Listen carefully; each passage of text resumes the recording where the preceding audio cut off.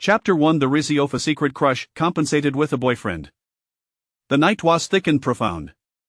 A thibar situate in a prime location, despite it being only 9 o'clock, the atmosphere was already ablaze with fervor, the lights casting a mesmerizing glow. The pulsating rhythms of various dance attracts us all to eardrums, and the air was saturated with a sense of intoxicating abandon. Jinwoo, why haven't you arrived yet? Was your boyfriend's birthday celebration more important than attending to your patients?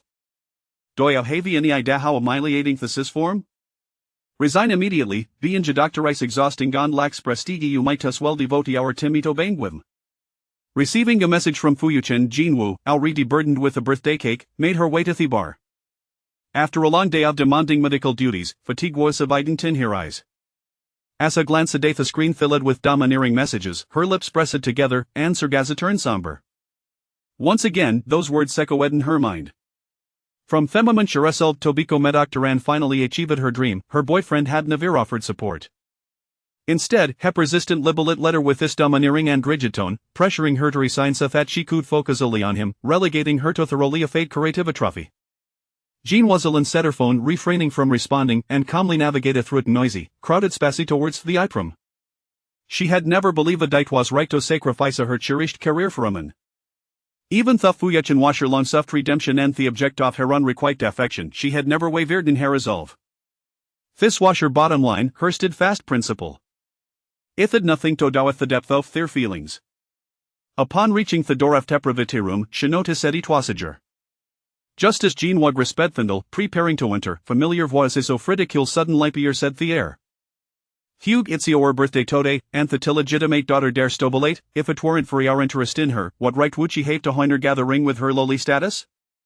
Not only has he failed to prepare birthday surprises a girlfriend, but she also keeps your boyfriend waiting for so long. I say Hugh, you must betulini, and how can you allow such a lowly illegitimate daughter to ride in your coattails? Could it be that Fujis, the legendary whipped husband? Sitting across from them, Gufane exaggerated lie exclaimed, could it be that after all this time, you haven't touched the illegitimate daughter? Asif struck a taser spot, Thema ninth the center of the room, already displeased, Groven darker in countenance. Hedel Tedished back, downing the remaining half off his drinking on a gulp, his voice lay said with cold fury, shut up. Thistly encouraged Gufan further, was spoke without restraint, Omi colditry alibatru, in ever expected der most formidable fugeta be so cowardly, complete eliminated be a lowly illegitimate daughter, this sisterly hilarious. Jean was stood quietly at the door, her grip on the birthday cake a tightening. Because she was the legitimate daughter of Jin family, obeyment remain in the shadows, she had always been the subject of scorn and disdainful laughter among these privileged young men. It's your birthday. She raised her hand, holding the cake, Harrius gently curving, so, happy birthday toy toy. Jean was beauty was always pristine and captivating, akin to the bright moon suspended in the night sky, radiating the cold and distant elegance. Even in a bar, dressed simply in a white dress, she emanated an enchanting charm that was sure to look away from, graceful and alluring. Especially now, Asher Brasande and lightly the termalithe cornero ferite de touch of shimmering liveliness to her subtle smile evoking gasons of a celestial being descending to themertal realm. Fuyuchin momentarily lost his composure, enchanted, and instinctive lyriacadato takite. Bang! Just as she extended his hand, Jean Wuzuden loosened her grip. In front of his astonished gaze, she tossed the cake directly into the nearbetrishpan. Meeting his bewilderies, Jean Wu turned away without a trace of longing. And don't emerething. Fuyuching, you've been dumped. As Jean was stepped outside, she felt the air become remarkably clearer. Expressionless, Shelokita Pathaniki. Perhaps even Jean read too many disappointments, she found it strangely less painful than she had imagined. Yet, a faint sense of helplessness still washed over her. Jean Wu chuckled at herself. It turned out that in this world, there truly was no hakud love hair with complete sincerity and permanence. In order to make a Timmy celebrate Fuyukang's birthday, she had rushed to Theber after an exhausting day without having dinner. Now low blood sugar was setting in, and her head began to spin. Tomic matters worse, her house wells were atusmal, causing her real stitch painfully. As Jean was tumbled down the steps, she lost her balance and Dune expected begin to fall forward. In the next moment, a searing warmth enveloped her. It was as if the Jersafat had begun to turn.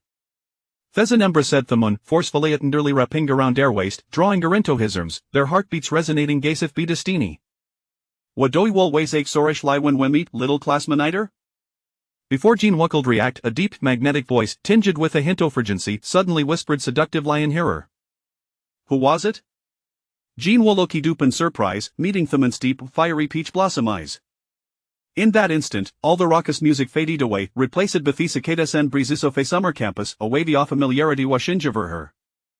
Shablinked in confusion, Wario?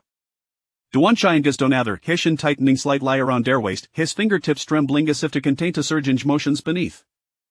Did I break up with our boyfriend? Hester Adinto Jean was slightly red and eddies, a flicker of pain and anger flashing through his typical rebellious gaze.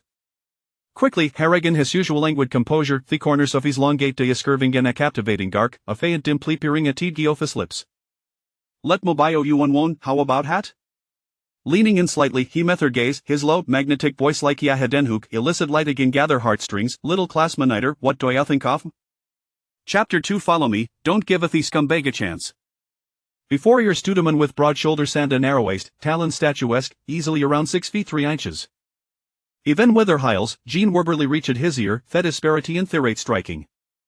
As if to accommodate her, heaven slight liathistowering waist, leaning closer with an air of fearnest submission. Those captivating peach blossomy yes reflected her petite figure, drawing her in like a whirlpool in the deep sea, evoking a profound sense of intimacy amidst he vibrant nightlife. Jean was lashes fluttered, as if scorched, causing her instinctively step back from his embrace. Wario? She gazed intently at him, her mind slowly crystallizing an unexpected yet familiar name, Duancherian? Every high school has its area of legendary figures, and as the Hiroth Duan family, the most prominent financial dynasty in the capital, Duanqian weighs a stark contrast to the praised Angelo Student Council President, Fu Yuchen. Who was rebellious and unconventional, arrogant and flamboyant. Habitually Latin frequent lie-skipping classes, have flaunted his striking silver-gray hair, careening through high school corridors in his skateboard, utterly indifferent to the rules. Like an unquenchable sun, his radiant brow sundias exuded a full defiance that was dazzling. With his formidable background, Nuna Directo provoke Heim within Thurschul. Jean Wu, an exemplary student with outstanding grades, had never anticipated an intersection between their lives. Yet, during their second year, that perennial underachiever Hoofenab sent frontest surprising Lyranket among the top 3 in their grade. No ton lidadine Japine the same key class Asher, beat Hielso sat direct Libyander. Who would often take her little black dog pen, which he had stealthily pilfered from Merpin Silcase, poking her gently in feedback or playing with thin softer hair, calling her little class monitor an Alizy drawl. Eventually, due to a brawl, he was removed from the key class. However, his grades remained unaffected, still trailing close Libyan dare with a skin place score. At the time, with his college entrance exam results, they could have attended the same university. Yet, on the day of their senior graduation, he was involved in a tragic car accident, and they lost contact. Now, Hesi Midto have traversed the corridor softime, standing before Yaron Simor. Just to shed the tear, Cladina black and whitey uniform, his ye outfeel energy radiating gashi observed her astonishment. Yeah, it's a me. Upon hearing his name, a flicker of dark light ignite into Anshian's eyes, the corners of his lips curving upward involuntarily. What appeared to be stoic figure towering at 6 feet 3 inches now bore unmistakable sense of exuberance, akin to a papa waginjit stale joyfully. Duanqian suppressed the upward carving of his lips, his prosarchin lazy roguish manner, I didn't expect you, little classmaniter, to have such a good memory and still remember me. His lips seemed adunable to contain here smile, a shallow dimplary appearing at the corner of his right lip, his voice alist with mirth soft and gentle, almost a whisper, that's nice. He stood close enough that Jean Wu could clearly see his fully matured features. His flamboyant silver grey hair retornetto adiap black, his striking brows and features even more handsome and profound. Having shed some of youthful naivety, he now exuded amateur sharpness. His stiller frame was clad in a meticulous tailored black shirt, perfectly accentuating his broad shoulders, the collar slightly open, revealing a glimpse of his fair collarbone. His inciliant physique had matured into a more robust and powerful form, exuding strength.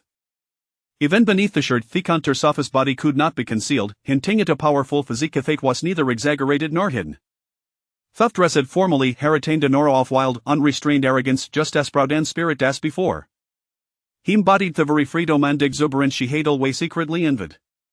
As if sensing her gaze a lingering, Hedel Tedeshed slightly, the smiley in his eyes and at the corners of his mouth deepening. Hesi mid tohabi akin sens observus, bending down just enough to ensure she could see him clearly. Jean Wu. Realizing his subtle gesture, she snapped back to reality, quickly averting her gaze. Thank you for earlier.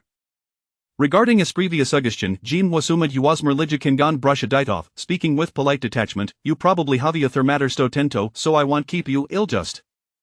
She was about to add cio when Theman before her simed tonidisisamething, suddenly stepping forward to wrap an arm around her shoulders, drawing her closely into his embrace, the fresh, invigorating senton lopping here on some more. Shoo! Duan Xian raised a finger to his lips, his brow-arching mischievously, your ex-boyfriend is in his way. Jean wo? Did she hear him correctly? Fuyachin gui sexually leaving his group of friends to seek her out? These was the first time made some in years. Unfortunately, Huazel ria de peaceful sting on her blacklist. Just as Jean wo furrowed other brow, preparing to turn and Luke. Dog Luke. His large hand covered her eyes, his warm breath brushing against her, sending shivers across her skin. If you make a contact with him, he might think you still carry on como to posterio. Or doyo you want to see him? His question was casual, yet the grip on her shoulder tightened, his long lashes casting shadows over his eyes, creating Gadarkan dangerous aura. Jean wa froned even deeper. How could she possibly want to see such a scumbag? Without a scan thought, she shook her head firmly, no, I don't want to see him. Good. His voice above her sounded quite pleased, even tinged with a hint of flutter. Duan Xiang gazed at the doorway where Nunu was present, his lips curling into a slight smile, his seductive, low voice laced with an encouraging undertone, don't worry, with me here, Hugh and Ketchup. Asha's words fell. In the next moment. Before Jean Wuckled react, she was suddenly lifted off the ground, cradled in his arms. Hair whited respressed against this black shirt. Yet eyes wasn't a princess scariate was for more humiliating. Asha cradled her licky child, his arms lipped beneath her knees, lifting her effortlessly associated position on his forearm facing him. Wait a minute. Caught off guard in his embrace? The warmth radiating from mist and abdomen throat hating fabric off his shirt rendered her speechless, her ability to articulate momentarily frozen. Jean Wu instinctively wrapped her arms around his neck, her delicate, beautiful physique lifeless shed with a roserway. Nervously, she moved slightly. Only to feel a scorching palm against the back of her neck, pressing her closer to him, his breath deepening as she cautioned, don't move, has looking. Duan Xianglin said again at the doorway where Fuyachin non-existent figure should have been, his expression unfazed as she calmly stated, standing here isn't a solution would Dantio come with, il takiyuum.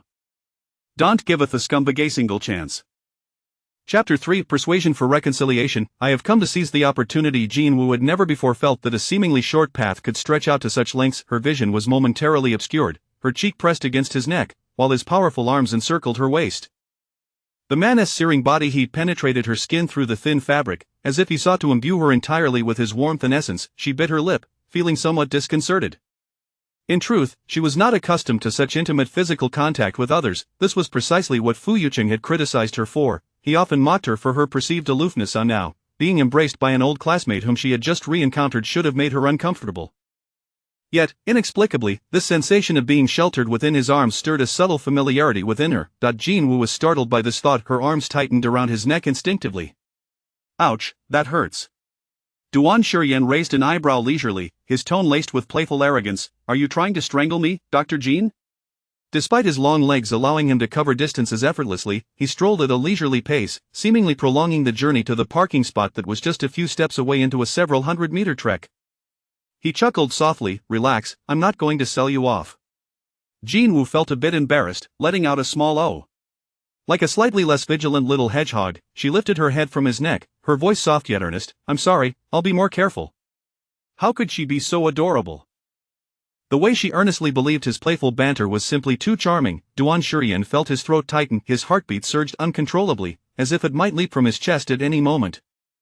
They say that self-control matures with age, that one should not blush or have their heart race like a lovesick youth. However, while he had indeed grown up, his self-control had not improved in the slightest.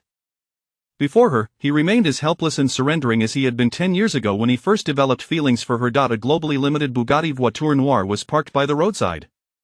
Duan Shiyan carried Jean Wu straight to the passenger seat, effortlessly opening the door with one hand, embodying the essence of a gallant boyfriend as he placed her inside. Click! He fastened her seatbelt for her. As the distance between them diminished once more, that forceful, overwhelming aura enveloped her, like an intricate net closing in, leaving her nowhere to escape. Jean Wu's heart skipped a beat.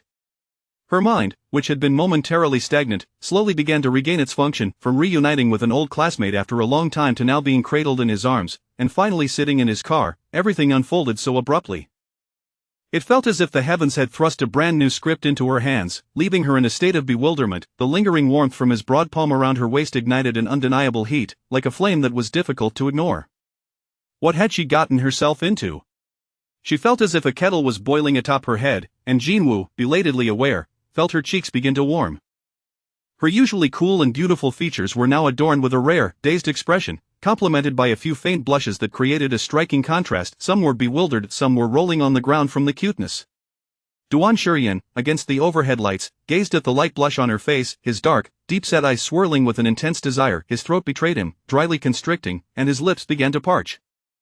It was maddening. How could someone look so adorable even when entranced? The bashfulness etched on her face was equally enchanting, to the point where he felt as if he could explode from the sheer cuteness. He squinted, his long lashes shadowing the fervent longing brewing in his gaze, struggling to suppress his dry mouth and the tension in his fingers at his side. What to do? He couldn't hold back any longer. He wanted to kiss her, not a light peck, but a passionate, overwhelming kiss. Duan Shurian took a deep breath, awkwardly averting his gaze, striving to steady his excessively rapid heartbeat. Get it together, man, don't let a single night throw you off balance. Just as he was about to close the car door for her, Jinwoo, having regained her composure, pressed her hand against the door. Wait, there is a subway station nearby. I can go back on my own. You don't have to trouble yourself. Ah, rejected again. The little tail of someone who had just perked up drooped dismally back to the ground. Class monitor, must you be so courteous with me? Duan Shurian leaned against the car door, his gaze lowered to hers, his deep voice tinged with a hint of hoarseness. Or do you still resent me for being a bad student in the past, so you dislike me even now? Jinwoo. Is that really the case? As the very person involved, she hadn't the slightest inkling. The tall, handsome man before her lowered his eyes, silently emanating an aura of solitude and melancholy, evoking a sense of sympathy akin to that of a wronged puppy. All right then. Duan Shurian sighed slowly. Since you dislike me, let us pretend I said nothing. Jinwoo was left speechless. The once rebellious, wild youth, unafraid of anything, now displayed such a pitiful expression before her. In an instant, she, the usually cool and aloof beauty, found herself utterly captivated. Wait, don't go. Seeing him turn to leave, Jinwoo instinctively grasped his hand. I've never disliked you. Oh? Duan Shurian halted, glancing down at her hand gripping his peach blossom eyes sparkling with a hint of mischief. So you like me then? Jinwoo. Ah, so he is teasing her again like in the past. Slightly annoyed, she released his hand, preparing to correct him seriously. However, upon meeting his burning gaze, which seemed almost to overflow with emotion, her words caught in her throat. It was as if something within her had shifted, creating an inexplicable tension. Fate truly has a penchant for playing tricks on people. She had longed for someone who would look at her with such fervor. Her then-boyfriend, Fu Yuqing, had never regarded her with such intensity, yet here she was, witnessing it in a person she had just reunited with. Perhaps it was due to the depth of his affectionate gaze, which could make even a dog seem cherished, but this feeling was so rare that she found herself momentarily reluctant to reject it. Didn't you say you were going to take me home? Jinwoo spoke softly, her brows arched gently, her usual cool demeanor gradually melting away, replaced by a serene smile that radiated like gentle moonlight. Breathtakingly beautiful. Then I'll trouble you. Someone agreed. Immediately, the little tail of another perked back up. Duan Shurian lowered his gaze to her smile, and the tips of his ears, hidden among his hair, flushed faintly. All right. Only after confirming she had fastened her seatbelt did he close the door. Turning around, the previous look of grievance had vanished entirely. Duan Shurian looked at the hand that Jinwoo had just held, a pleasant smile slowly curving his lips. His little class monitor was still as soft-hearted as before. Buzz, his phone, nestled in the pocket of his suit trousers, vibrated. As soon as he answered, a loud voice erupted from the other end. Hey, Duan-gu, I heard you rushed to the bar after hearing about your sister-in-law breaking up with Fu Yuqing. Are you planning to play mediator? Xuanan sounded like an excited crab, brimming with exasperation. When will you finally discard your role as the second male lead? Don T, you know the saying, unrequited love gets overshadowed by reciprocated love. Unrequited love is doomed to fail. I don't care, you must do whatever it takes to win back your sister-in-law tonight. Otherwise, you'll be betraying the information I painstakingly provided. You'll be letting down my tragic romantic narrative which is supposed to support the male lead. Get your act together, or I'll pluck all your fur off. Who said I was here to mediate? Duan Shurian, gripping his phone, swept away the playful demeanor he had only shown Jinwoo moments ago, his handsome features now exuding a wild, commanding air. I have come to seize the opportunity. Xuanan. What, you serious? The unrequited love guy is finally stepping out of the shadows, ready to take action. Alright, henceforth Fu Yuqing out, Duan Shurian up. Chapter 4. Duan Shurian, do you want to see me blush? The black SUV glided smoothly along the road, surrounded by a flurry of neon lights flickering by outside the window. Jinwoo had initially assumed that such a high-performance vehicle would be speeding along at a brisk pace. However, to her surprise, the speed was unexpectedly slow, as if the driver were being considerate of her. The spacious interior of the car lacked the uncomfortable scent of leather, as well as the sharp, artificial fragrance often found in luxury vehicles. Instead, it was infused with a subtle, fresh aroma of camellia blossoms, her favorite scent. Jinwoo couldn't help but glance at him in astonishment, realizing that this rebellious, cool guy had an affinity for a fragrance typically adored by young girls. Thankfully, this detail eased some of her earlier tension. By the way, you don't need to follow the navigation, I know a shortcut that will get us there faster. Jinwoo sat up straight, ready to point him in the direction just ahead.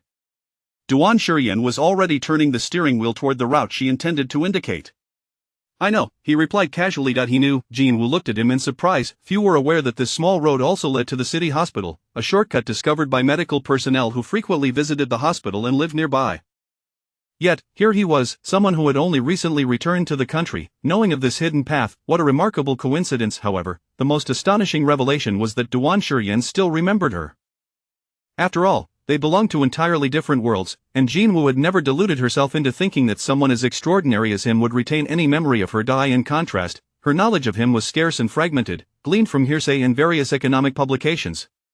She only knew that after the car accident, he had been sent abroad for recuperation. Subsequently, he enrolled in the most prestigious university there, pursuing a dual master's degree in finance, and founded a technology company that had risen to prominence in the industry, SW Technology.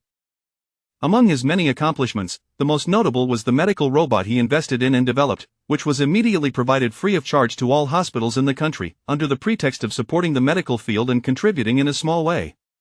The thought of the accident made Jinwoo involuntarily raise her gaze to him. Perhaps it was due to driving, but the man casually rolled up his sleeves, revealing his remarkably toned forearms.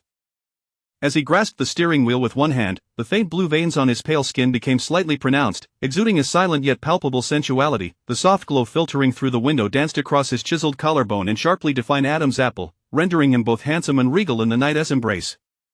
It seemed that the trials he had faced had not diminished his air of nobility. He remained relaxed and carefree, with no trace of his previous brush with death. Class monitor, a light chuckle broke through Jinwoo's reverie. If you keep staring, my face will turn as red as the traffic light ahead. The car came to a halt. Duan Shurian met her gaze, which she had barely managed to avert, raising an eyebrow in amusement. His low, magnetic voice, laced with teasing allure, sent shivers down her spine. Or are you hoping to see me blush?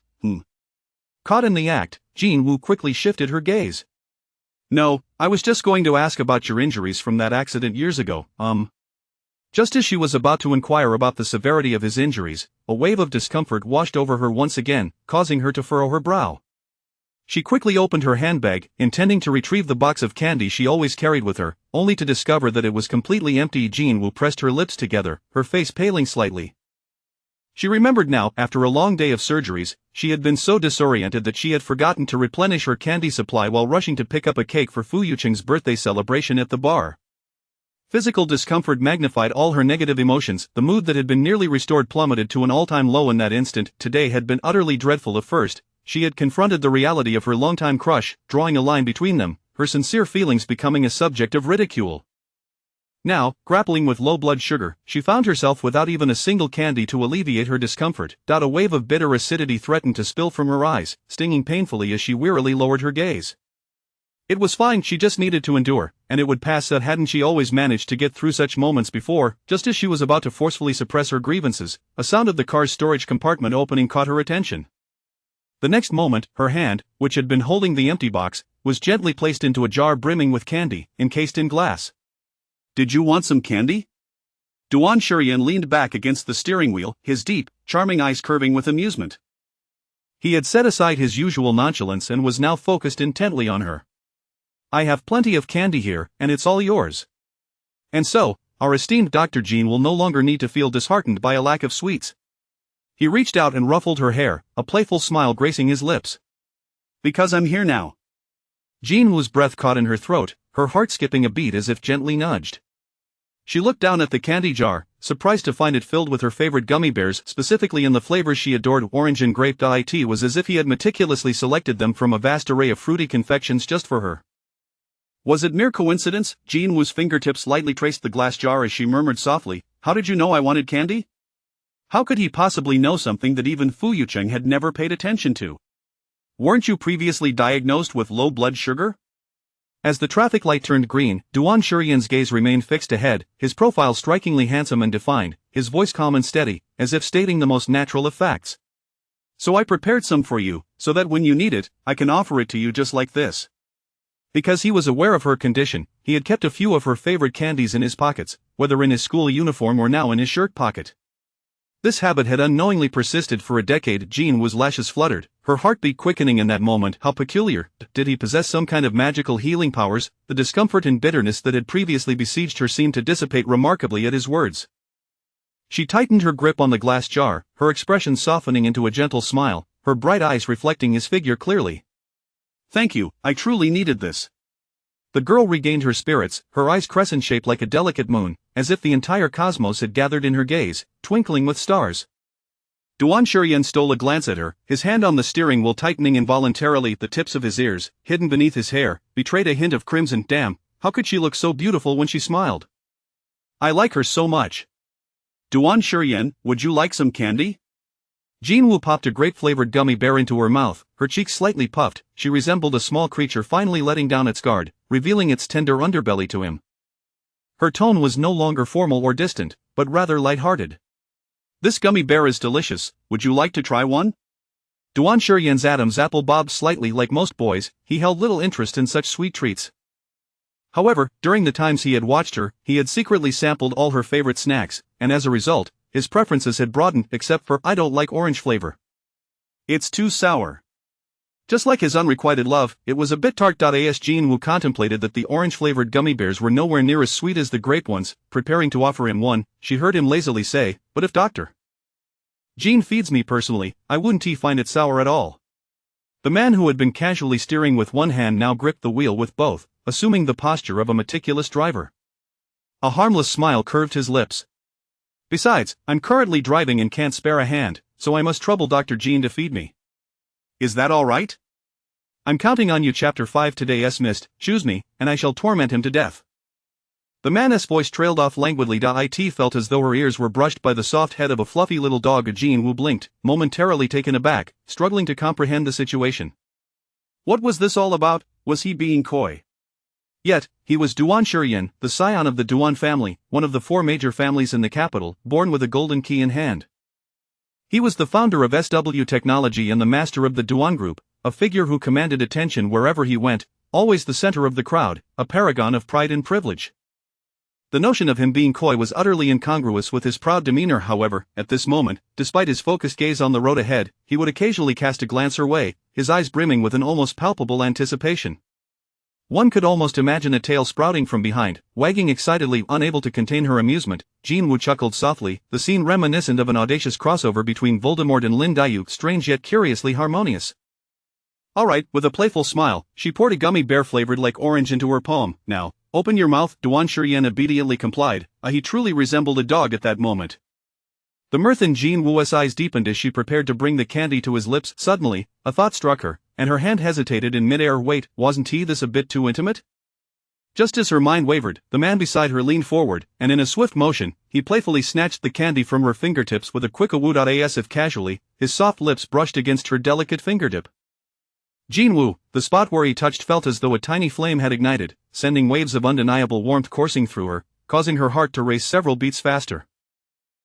Noticing her reaction, Duan Shurian bit into the candy and tilted his head slightly, feigning innocence. What's wrong? His gaze was wide and clear, devoid of any guilt, radiating pure simplicity. Jean Wu slowly averted her gaze, rubbing her still warm fingertips. But it's nothing. It must have been an accidental brush. A nobleman of his stature would hardly stoop to such childish antics. Yes, it had to be that. The car continued to glide smoothly along the road. Jean Wu settled comfortably into the plush seat, savoring her favorite candy and inhaling the pleasant aroma wafting from the interior. The earlier feelings of dizziness and discomfort had considerably subsided. However, the high heels she wore were a size too small, causing a subtle ache in her heels. She furrowed her brow slightly but chose to endure the discomfort. By the way. Recalling what Duan Shurian had said at the bar entrance, she hesitated before asking, how did you know I broke up with Fu Yucheng? Upon hearing certain words, Duan Shurian's lips curled into a barely perceptible smile. His tone was languid, just a guess, though he didn't elaborate on the reason. Jin Woo surmised it must have been Fu Yuqing's friends who had leaked the news. In their eyes, she was merely the tragic supporting character saved by the gentle male lead, forever indebted and meant to be with him. Tonight, by publicly severing ties with the gentle male lead, they would undoubtedly curse her for being an ungrateful illegitimate child, failing to recognize her fortune.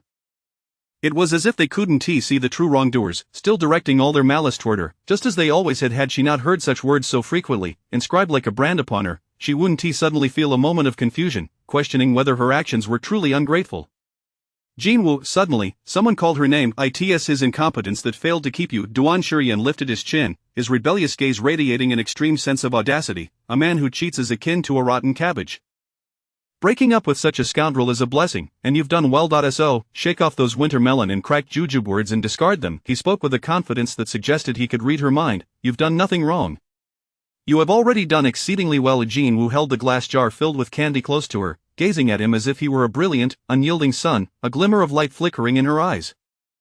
She heard him say, "Today is your lucky day. It is also mine. Congratulations on finally shedding that scoundrel and embarking on a new life, and congratulations to me for being able to approach you openly at last." They were nearing the entrance of the community when Duan Shurian suddenly turned the steering wheel and pulled over at a nearby curb. "Wait for me here." He unfastened his seatbelt and stepped out of the car. Upon his return, he held a bag in one hand and a beautifully packaged box in the other. "How did you?" "Hey." Jin Woo watched as he approached her, opened the car door, and unbuckled her seatbelt. Then, to her astonishment, his tall figure crouched down before her, completely disregarding the dirt on the ground, kneeling on one knee. He gently took her delicate, soft foot in his hand, somewhat clumsily unfastening the straps of her high heel. Without a hint of hesitation, he grasped her ankle, resting her foot upon his thigh. The firm texture of his thigh against the cool fabric sent a rush of warmth to her foot, quickly becoming scorching hot. His fingers, distinct with knuckles and slightly calloused, ignited a rising heat as they glided over her skin. It was somewhat ticklish. Jin Woo's eyelashes fluttered, her small, rounded toes instinctively curling, yearning to escape, yet were swiftly held in place by the it's not too severe. Duan Shurian carefully avoided the injured area, holding her ankle with a serious, focused gaze. "It might hurt a bit, so bear with it." He retrieved the medication and cotton swabs he had just purchased from the pharmacy, kneeling on the ground without concern for the dirt, his focus entirely on applying the ointment to her wound. Thankfully, it was a shallow scrape. However, as the medicated swab made contact, a slight sting ensued, prompting Jin Woo to gasp. She noticed his grip on her foot tense momentarily. "Does it hurt?" His movements grew gentler, and the corners of his lips curled. "I'll be lighter." Jin Woo stared at him, her heart feeling as if a small stone had been cast into water, creating ripples of emotion. So he had gone to the pharmacy to buy her medicine. Not only did he take the initiative to procure it, but now he was personally tending to her wound. Such a proud and noble figure was kneeling to care for her, as if she were someone truly precious deserving of his exception. "I can manage it myself." Jin Woo suddenly snapped back to reality. "Have you forgotten I'm a doctor? I can handle it." Just as she reached for the items in his hand, Duan Shurian swiftly lifted them out of her reach. "Who says a doctor can only tend to their own wounds?" He raised an eyebrow, exuding a wild charm. "Dr. Jin, you're off the clock now, so your current role." He paused for a moment, his peach blossom eyes glimmering like stars. "Is my little class monitor." Jin Woo felt her cheeks flush slightly. How could he still call her that? Hadn't he grown tired of it after all these years? With a ripping sound, the packaging was opened. Duan Shurian lowered his head and gently applied a band-aid adorned with countless white puppy designs to her heel. "Who bought these high heels?" He picked up the silver heels with a hint of disdain, shaking his head. "Fu Yuqing, these shoes do not suit you at all." Duan Shurian glanced at them, his expression instantly filled with disdain. "They're even a size too small. This fool couldn't even buy a pair of shoes properly. Utterly useless. Don't wear ill-fitting shoes again." He casually tossed the high heels into a trash bag along with the cotton swabs, then retrieved a pair of sky blue Crocs he had just bought from the convenience store. They were in her favorite color, adorned with a few puppy designs. Apologies, there are no shoe stores nearby, so our little class monitor will have to make do for now. In truth, it was hardly a compromise given her injured heel. These classic Crocs were the best choice. Hey, as soon as Jin Woo slipped into the shoes, she was surprised to find they fit her perfectly. "Are they comfortable?" When Duan Shurian remained in his half-kneeling position, gazing up at her with intense focus, Jin Woo nodded, her toes stretching inside the shoes like blooming petals. Very comfortable." So obedient, the corners of Duan Shurian's mouth curled upwards once more. Considering this little one's excellent performance tonight, he lifted the cake box as if casting a spell, placing it in her hands, his eyes glimmering with a mix of allure and desire. "Brother has decided to give this little one a reward." Cake. Jinwoo stared at the exquisitely packaged cake in her hands, slowly blinking. Earlier, she had heartlessly discarded the birthday cake she had painstakingly made, akin to throwing away the heartfelt devotion she had nurtured for years. Now, she held a beautiful new cake, shaped like a castle, with her favorite sea salt cheesecake flavor. Jinwoo felt an inexplicable warmth swell in her eyes, taking a while to regain her voice. Is there still cake available at this hour? Such a finely crafted cake still remained unclaimed at this late hour. Duan Shurian chuckled softly. Indeed, that's why I said today is your lucky day. Fearing she might be saddened by that scoundrel, he had thoughtfully prepared her favorite cake flavor to cheer her up. Even if it wasn't luck ordained by fate, it was still a deliberate act of kindness. But what did it matter, since fate didn't take charge? He would. Jinwoo. Duan Shurian remained on one knee, his deep peach blossom eyes fixed on her, radiating a fierce brightness. What I proposed earlier was no jest, I am serious. His lips curled slightly. You know my past with Fu Yuqing was far from amicable, so if you're willing, I will help you reclaim every ounce of pain and grievance he has caused you, with interest. Jinwoo would choose me, and I shall make him suffer. Chapter 6. The Crown Prince was as anxious as if he were going to meet his wife. Jinwoo had recently watched an anime titled Shugochara. She envied the protagonist, who possessed a guardian egg capable of accompanying her at all times, cheering her up during moments of sorrow, and providing protection in times of danger. During that period, the first thing she did each morning was to lift her blanket, hoping to find an egg had appeared. She even attempted to sneak a few eggs from the refrigerator while her mother, who was often inebriated at home, was distracted, hiding them under her covers to incubate. Ultimately, she realized that these eggs existed solely within the confines of her television screen. It wasn't until she met Fu Yuchan that her shattered hopes began to sprout anew, only to be cruelly snatched away by the harshness of reality once more. Jinwoo pondered that, whether in the past or present, she was utterly incapable of possessing a guardian egg that belonged solely to her. Yet, tonight, a sky-blue egg adorned with a puppy pattern seemed to descend from the heavens, arriving before her as if by some magical intervention. It not only seemed to intuitively understand her preferences but also offered straightforward yet patient counsel whenever she found herself engulfed in negative emotions. It even proposed enticing suggestions that contradicted its persona of being disinterested in meddling in others' affairs, as if with a mere nod from her, it could wield a magic wand to obliterate the scoundrel. Jinwoo pressed her red lips together. Could it be a mere illusion? After all, he had always enjoyed teasing her. Duan Shurian met her inquisitive gaze without flinching, his deep and alluring features appearing even more captivating under the light. His expression was earnest, devoid of any hint of mischief. So sincere was he that if Jinwoo did not know Fu Yuchan was a straight man, she might genuinely suspect he was secretly involved with Duan Shurian. Unable to restrain herself, Jinwoo inquired, "Why do you despise Fu Yuchan so much?" Surely, it could not be merely the petty grievances from their school days. After all, they had graduated long ago. There was no reason for him to harbor a grudge and seek revenge on her behalf, was there? Duan Shurian paused, his penetrating gaze still fixed on her, and slowly replied, "Because he once stole a very cute and precious little hedgehog from me and failed to cherish it properly, which made me quite angry." Jinwoo. A little hedgehog? The unexpected answer left her momentarily astonished, her eyes widening in surprise. She hadn't anticipated that he harbored such fondness for small animals. No wonder, during high school, every time she went to feed the stray dogs, she would often spot his languid figure appearing. He would not only accompany her in feeding them but would also occasionally act like a child, stealing the sausages she had tucked in her pocket and, despite her exasperated glances and the sorrowful eyes of the dogs, would tear open the packaging and munch away. Jinwoo. Duan Shurian looked at her, the slight upward curve of his lips lending a dazzling and carefree quality to his lazy smile, reminiscent of the 16-year-old boy he once was. "Think it over. I will wait for you." Waiting for you to choose him. Upon returning to her apartment, Jinwoo discovered that her roommate, who shared the space with her, would be on duty at the hospital tonight. The apartment was modest in size yet kept impeccably clean and fresh. She gently placed the jar of candies and the cake on the table, her mood still somewhat delicate, akin to the effervescence of a freshly opened bottle of sweet sparkling water, bubbling away. She had initially expected to return empty-handed tonight but was pleasantly surprised to find a glass jar brimming with her favorite gummy bears and a cake she adored. Buzz, a notification vibrated suddenly. "Wu Bao. Are you all right?" As soon as she answered, her friend Xia Ying's voice erupted with concern and anger. "I saw that damned Xini Yao posting on social media, wishing her dearest Yuchan a happy birthday. Ugh, does she really think of herself as the legitimate partner, and calling him Yuchan Gij? How disgusting. And that Fu Yuchan too, usually cold and indifferent towards you, and now allowing that little white lotus to get so close. Does he have no sense of being a boyfriend at all? I am truly furious with this pair of scoundrels. I might as well change my name to Xia Sanzang." Xia Ying was venting her frustrations from a distant location, practically wishing to knock out her boss and then drive his car to confront the pair of deceitful lovers. Listening to her friend's outrage on her behalf, Jinwoo couldn't help but smile. I'm fine. She chuckled lightly, her tone buoyant. I've already broken up with Fuyuchan. The line fell silent for a second. Then came the excited outburst, ah. Good, good, good, what a splendid decision, a marvelous choice. Woo woo woo bao, you have finally woken up, finally realized how unworthy that foolish man is. It was as if Xia Ying could finally release the pent-up frustration she had been holding, taking a sip of water to clear her throat, and then launching into a rapid-fire tirade as if she were a journalist in full swing. I've long found that foolish man insufferable.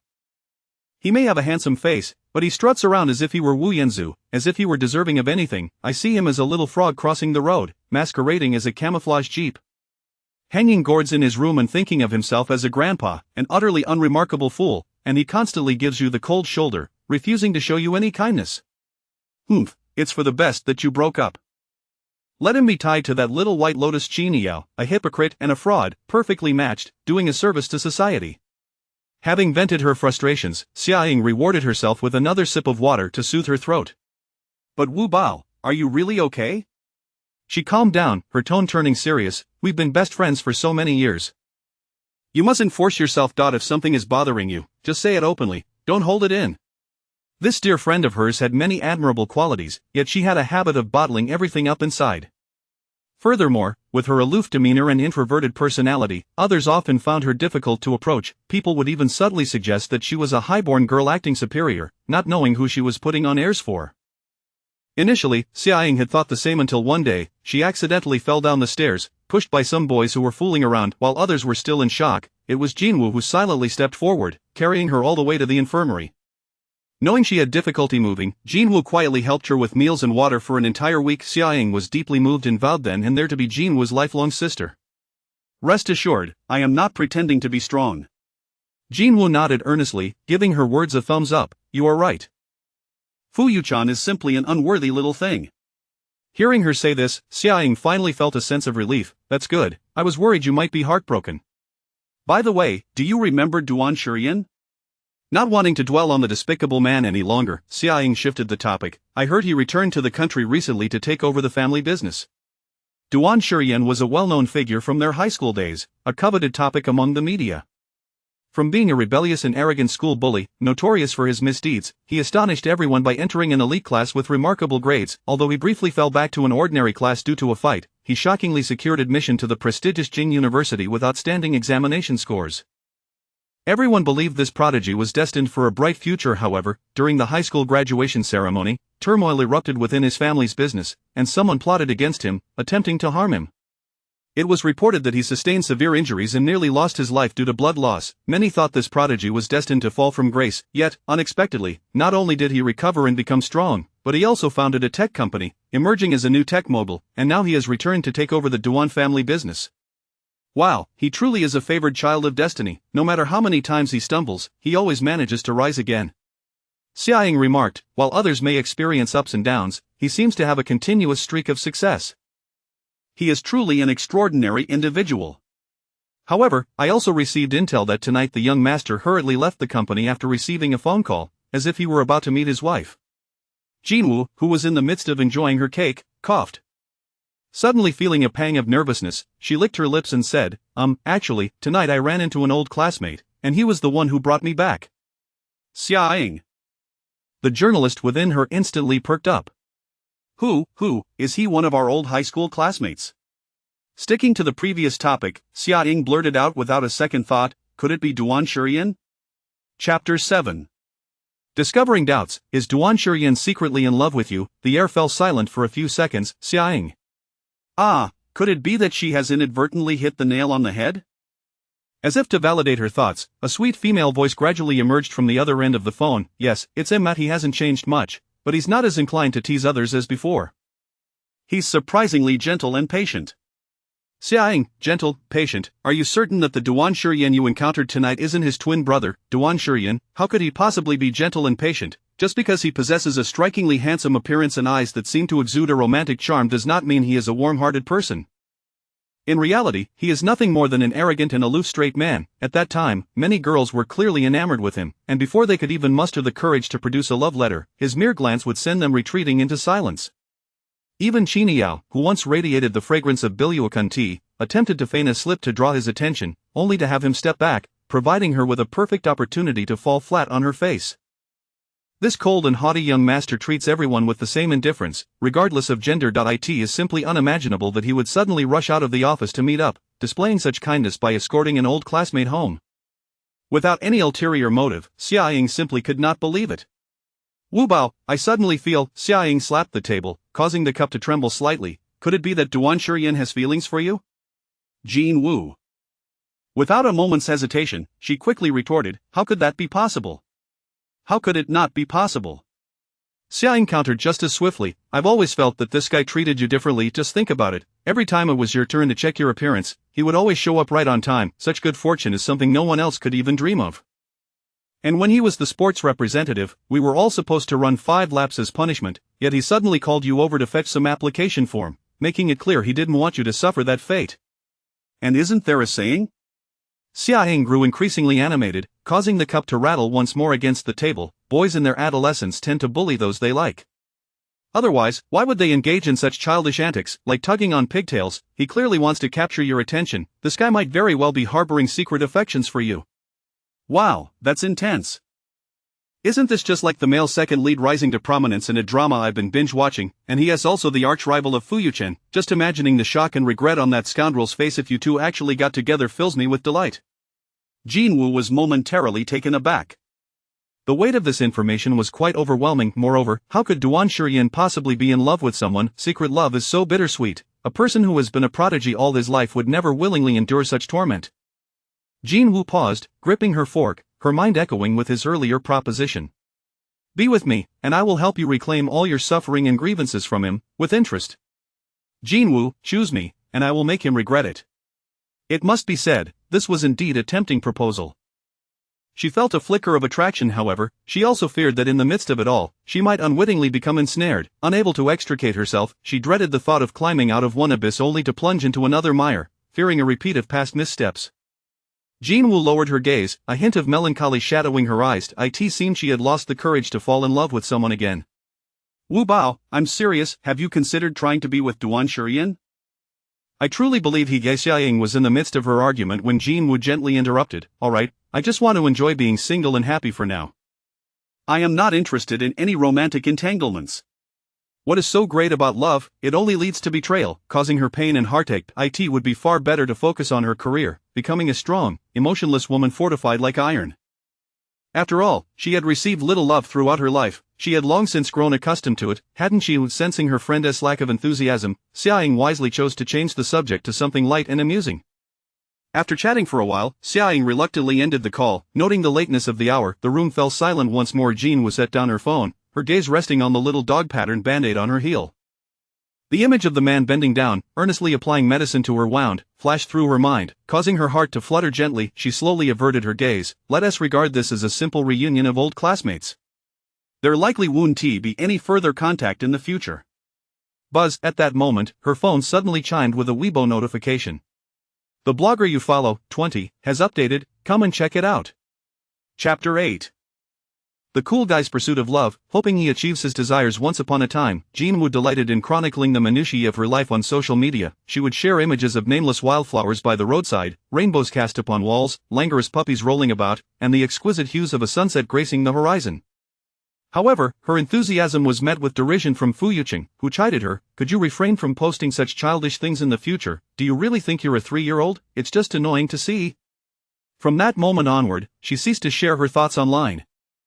One fateful day, burdened by fatigue, she found herself at the library organizing a plethora of tedious student council documents for Fu Yucheng. Exhausted, she picked up her phone to scroll through Weibo for a brief respite. What is this? She stumbled upon an emotional bot, a platform where individuals could anonymously submit their relationship dilemmas and seek advice from the online community. Unlike other anonymous posters, this newcomer boldly revealed his username and posed a direct question. I have developed feelings for a girl, but she is already interested in someone else, who treats her poorly. What can I do to catch her attention? Ah, a boy seeking advice. It is worth noting that such emotional inquiries are predominantly made by girls, with very few boys like him daring to ask. Netizens eagerly offered various suggestions while curiously clicking on his profile. They expected that someone as cool as him would either have an empty profile or post solely related to gaming or basketball. However, upon opening his page, it was as if they had entered a young man's secret garden, revealing his grand yet bittersweet journey of awakening and infatuation. So annoying, why is she so adorable? Even when she's angry, she's still so cute, sob sob, I think I'm losing it. I hate holidays because I can't see her every day when they come. Why does menstrual pain even exist in this world? Angry, angry, angry, I wish I could alleviate her suffering. My scores improved again in today's monthly exam. If I could place in the top 10, would she finally notice me? I've finally taken another step closer to you. What on earth is so good about petting this silly dog's head? I am quite dog-like myself, so why doesn't she come and pet me instead? TVT, to be able to take a photo with her, I acted like a fool and asked the whole class for a picture, even posing awkwardly with a few strangers. But it was worth it. If I had met you before that guy, would your gaze have followed me instead? Who the hell says the moon is cold? It is undeniably gentle, and I say so. And many more. In his chronicles, the girl with the number 19 was not only beautiful and charming but also gentle and kind, excelling academically. She adored strawberry milk and various candies and could occasionally be as prickly as a little hedgehog. She shone like a brilliant moonbeam, illuminating the young man's heart filled with unspoken affection. One could vividly sense his youthful, fervent admiration merely through the glow of the screen. The cool guy was indeed pursuing love. Moreover, he was utterly enamored. Some astute netizens quickly deduced that his Weibo username, 20, was a subtle nod to the fact that the girl he liked had the student number 19, implying a secret desire to stand by her side. Many netizens, captivated by this bittersweet tale of unrequited love, transformed into modern-day Zhuge and Cupids, offering him an array of suggestions. Coincidentally, Jinwoo discovered that the girl not only shared the same student number as herself but also had remarkably similar preferences and habits. Thus, whenever the young man sought help, she was quick to devise solutions and leave him encouraging comments. For instance, when he expressed concern about the girl's low spirits, Jinwoo, feeling somewhat down herself due to a disappointing performance in a subject, thoughtfully replied, "Doesn't she like strawberry milk? You could place a bottle of her favorite drink on her desk, perhaps it would cheer her up." Soon after, the young man liked her comment and followed her, making her the 520th follower. Some speculated that a formidable team was behind his account, orchestrating the influx of attention, while others scrutinized his Weibo posts to glean personal information about his high school, hoping to uncover some clue. Yet, in the end, nothing was discovered. Don't be foolish, there can't be so many tales of unrequited love in this world, it must be fake. This is certainly a marketing ploy, just wait until he starts selling something, and then you'll see. I have no respect for unrequited love. It's just a bunch of cowards. You don't understand, once one-sided love vocalizes, it becomes an intrusion. The comments section teemed with discussions, both skeptical and supportive. Throughout it all, Jinwoo never doubted the authenticity of the boy's unrequited affection. It resonated with her deeply, as if she were witnessing her own story unfold. They all strove to make themselves seen by the objects of their affection, yearning for their silent love to eventually bask in the light of day. At that time, Jinwoo, along with the other supportive netizens, hoped fervently for a happy resolution to the young man's crush. Yet, one day, after an inexplicable period of silence, he suddenly posted a solitary line. "She is now with the person she likes." From that moment on, he never updated again. Jinwoo felt a pang of sorrow for him, unable to comprehend why such a wonderful boy was overlooked by the girl, who seemed unwilling to even glance his way. Was every unrequited love destined to end in regret? Just when she thought this tale would conclude with a bittersweet ending, she was astonished to see him reappear online, announcing an update. 20.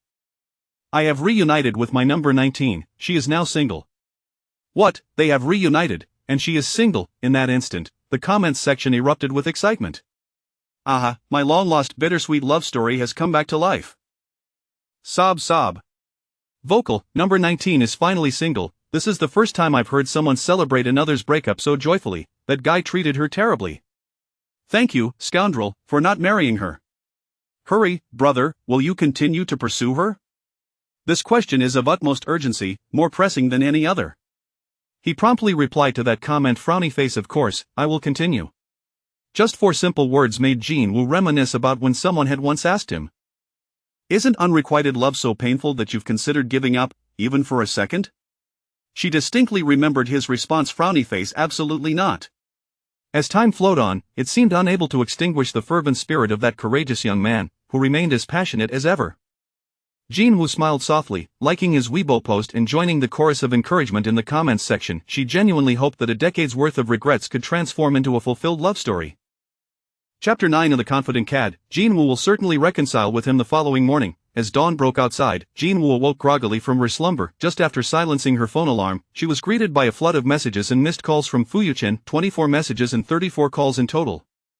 Jinwoo, even throwing a tantrum has its limits. You know full well that today is my birthday. How could you create such a scene in front of so many people? It's I who feels embarrassed. I only acted this way because I accidentally drank too much while waiting for you. Who told you to keep your boyfriend waiting for so long just for that group of patients? If you can't endure such minor inconveniences, how do you expect to become Mrs. Fu? Jinwoo, I've told you before that I dislike disobedient individuals. Don't provoke my anger. Hurry and call me back. I refuse to accept a breakup. If it must happen, I should be the one to initiate it. Before I get too upset, come and apologize. As long as you admit your mistake, I will pretend last night never occurred, and you will still be my girlfriend. Jinwoo's expression remained impassive, a hint of derision curling her lips. This was the first time Fuyuchen had reached out to her with such fervor, inundating her with messages and calls. Previously, it was she who took the initiative to share amusing anecdotes, to lower her head in apology. Each time she felt weary, he would transform, showering her with kindness and hope. Yet, if Fuyuchen truly cared for her, he would not have been swayed by a mere remark from another, nor would he have publicly ridiculed her as a pitiful illegitimate child. In those rare instances of affection, he still believed she was always in the wrong. With his ego reigning supreme, Jinwoo lowered her gaze. To claim she was not at all saddened would be a falsehood. From the moment he appeared before her at the age of 8, rescuing her from the depths of despair in that dark basement, she had devoted her entire youth to pursuing him. 17 years had passed, yet her sorrow was not for Fuyuchen himself, but for that boy who had silently supported and warmed her during her troubled times. That boy had vanished, leaving only a controlling and arrogant man in his place. So, farewell, Fuyuchen, may you remain bound to your absurd pride and cease to harm others. Except for Chiniyao, Jinwoo methodically opened his WeChat and phone contacts, decisively blocking. After all, they had never genuinely wished to be her friends, they merely sought amusement at her expense. She had endured for Fuyuchen, but now that he was blocked, there was no longer any reason to keep those people around. Once she completed this task, it felt as if a stone that had long lodged in her heart had finally been dislodged, granting her a sense of relief. Glancing at the now refreshed contact list, a thought struck her. If Fuyuchen truly cherished her, how could he continually allow his friends to mock her origins? She should have seen this sooner. It was her fault for remaining ensnared in memories of redemption, blinding herself to the truth.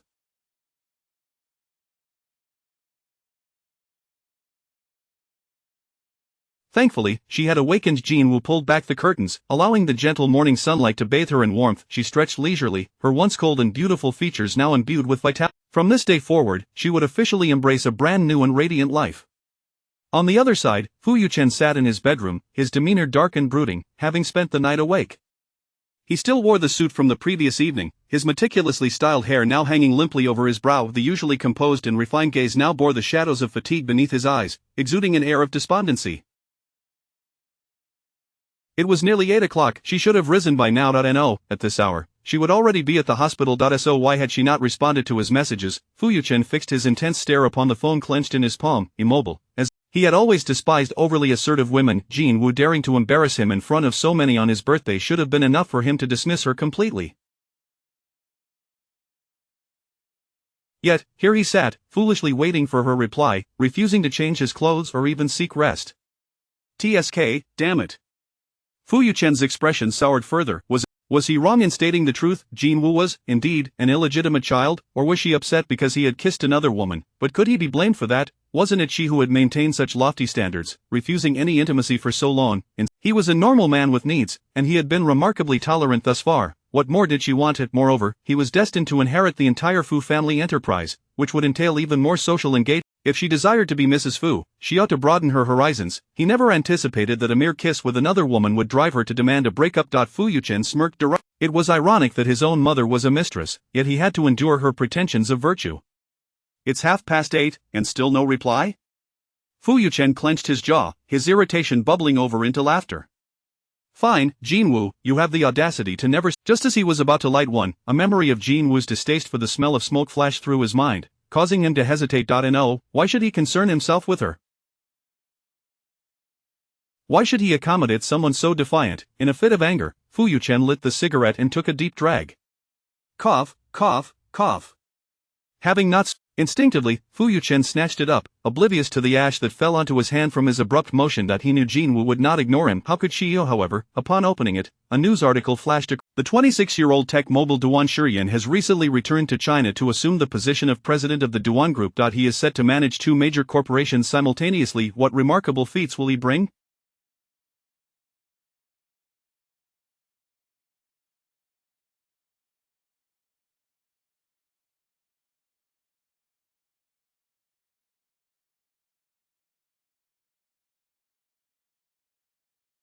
Let us eagerly anticipate. Bang! Fu Yuchen slammed his phone onto the table with force. It was not her. It was decidedly not her. He fell back onto the sofa, the FAAD, and Duan Shiryan, he had returned. A flicker of long-buried insecurity swiftly crossed his eyes. Fu Yuchen inhaled deeply from the cigarette, attempting to regain his composure. Let him return. He was now Jinwoo's salvation. Having carved a place in her heart, she adored him. How could she possibly cast her gaze elsewhere? Even if she was currently throwing a tantrum and contemplating leaving him, she would Fu Yuchen's lips curled into a slight smile, his mood gradually lightening. Yes, indeed, she would surely return. Seeking him out, all he had to do was wait. Jinwoo busied herself throughout the morning. I need a kiss from the beautiful Dr. Jin to feel better. Wow, such adorable Crocs. Noticing something, she perked up, bending down to take a closer look. Jin likes. Crocs were the fashion staple for every medical professional, especially surgeons. Due to the varying lengths of surgeries, sometimes lasting for hours on end, these soft and breathable shoes proved far more comfortable than traditional hard-soled slippers. As a result, many doctors preferred wearing Crocs while making rounds or during operations. Dog pattern? Jinwoo followed her gaze. Jin, did you injure your foot? When Kellen suddenly exclaimed, her eyes sparkling with excitement as she spotted something else. Wow, even the band-aids have a dog pattern. How cute. Is there? Can you send me one? Under the gaze of the sparkling-eyed girl, Jinwoo couldn't help but smile, her expression pure and radiant. I'm sorry, but I don't have a link either, as these were given to me by someone else. Jin's admirer? When Kellen's eyes widened in excitement, clapping her hands. This is clearly someone who has noticed those details after liking you for a long time. Chapter 10 The Mysterious Benefactor. Do not cry. Fu Yuchen had once warned Jinwoo not to share their relationship with others, lest it tarnish his public image and hinder his ascent as the new patriarch of the Fu family. Moreover, he had never made the gesture of picking her up or dropping her off at the hospital, leading colleagues to believe that Jinwoo remained a noble single lady. Upon hearing Wen Kellen's conjecture, Jinwoo paused momentarily, then shook her head with a wry smile. How could each of them leap to such conclusions? Could it not simply be a coincidence? I believe it is not mere coincidence, Wen Kellen retorted, wagging her finger. Consider this. Among the myriad styles of clogs and an array of band-aids, he chose the dog pattern that you adore. Does that not imply he has long been aware of your preferences? The sweet young doctor was a romantic at heart, propping her chin on her hand, her eyes sparkling brightly. From my perspective, this person must have been silently observing you for quite some time, perhaps even harboring deep feelings for you. Oh, how romantic, it's as if we are in an idle drama. Jinwoo, the exaggeration was becoming unbearable. Duan Shiryan could not even manage to harbor a crush, let alone be in love to such an extent. Just as she was about to dismiss her colleague's overly fanciful notions with a light-hearted remark, her phone vibrated in her pocket. It was an urgent call from the 5th-floor nurse station. Dr. Jin, there is a patient on the 5th floor who has developed a pneumothorax and requires immediate surgery. Please prepare yourself.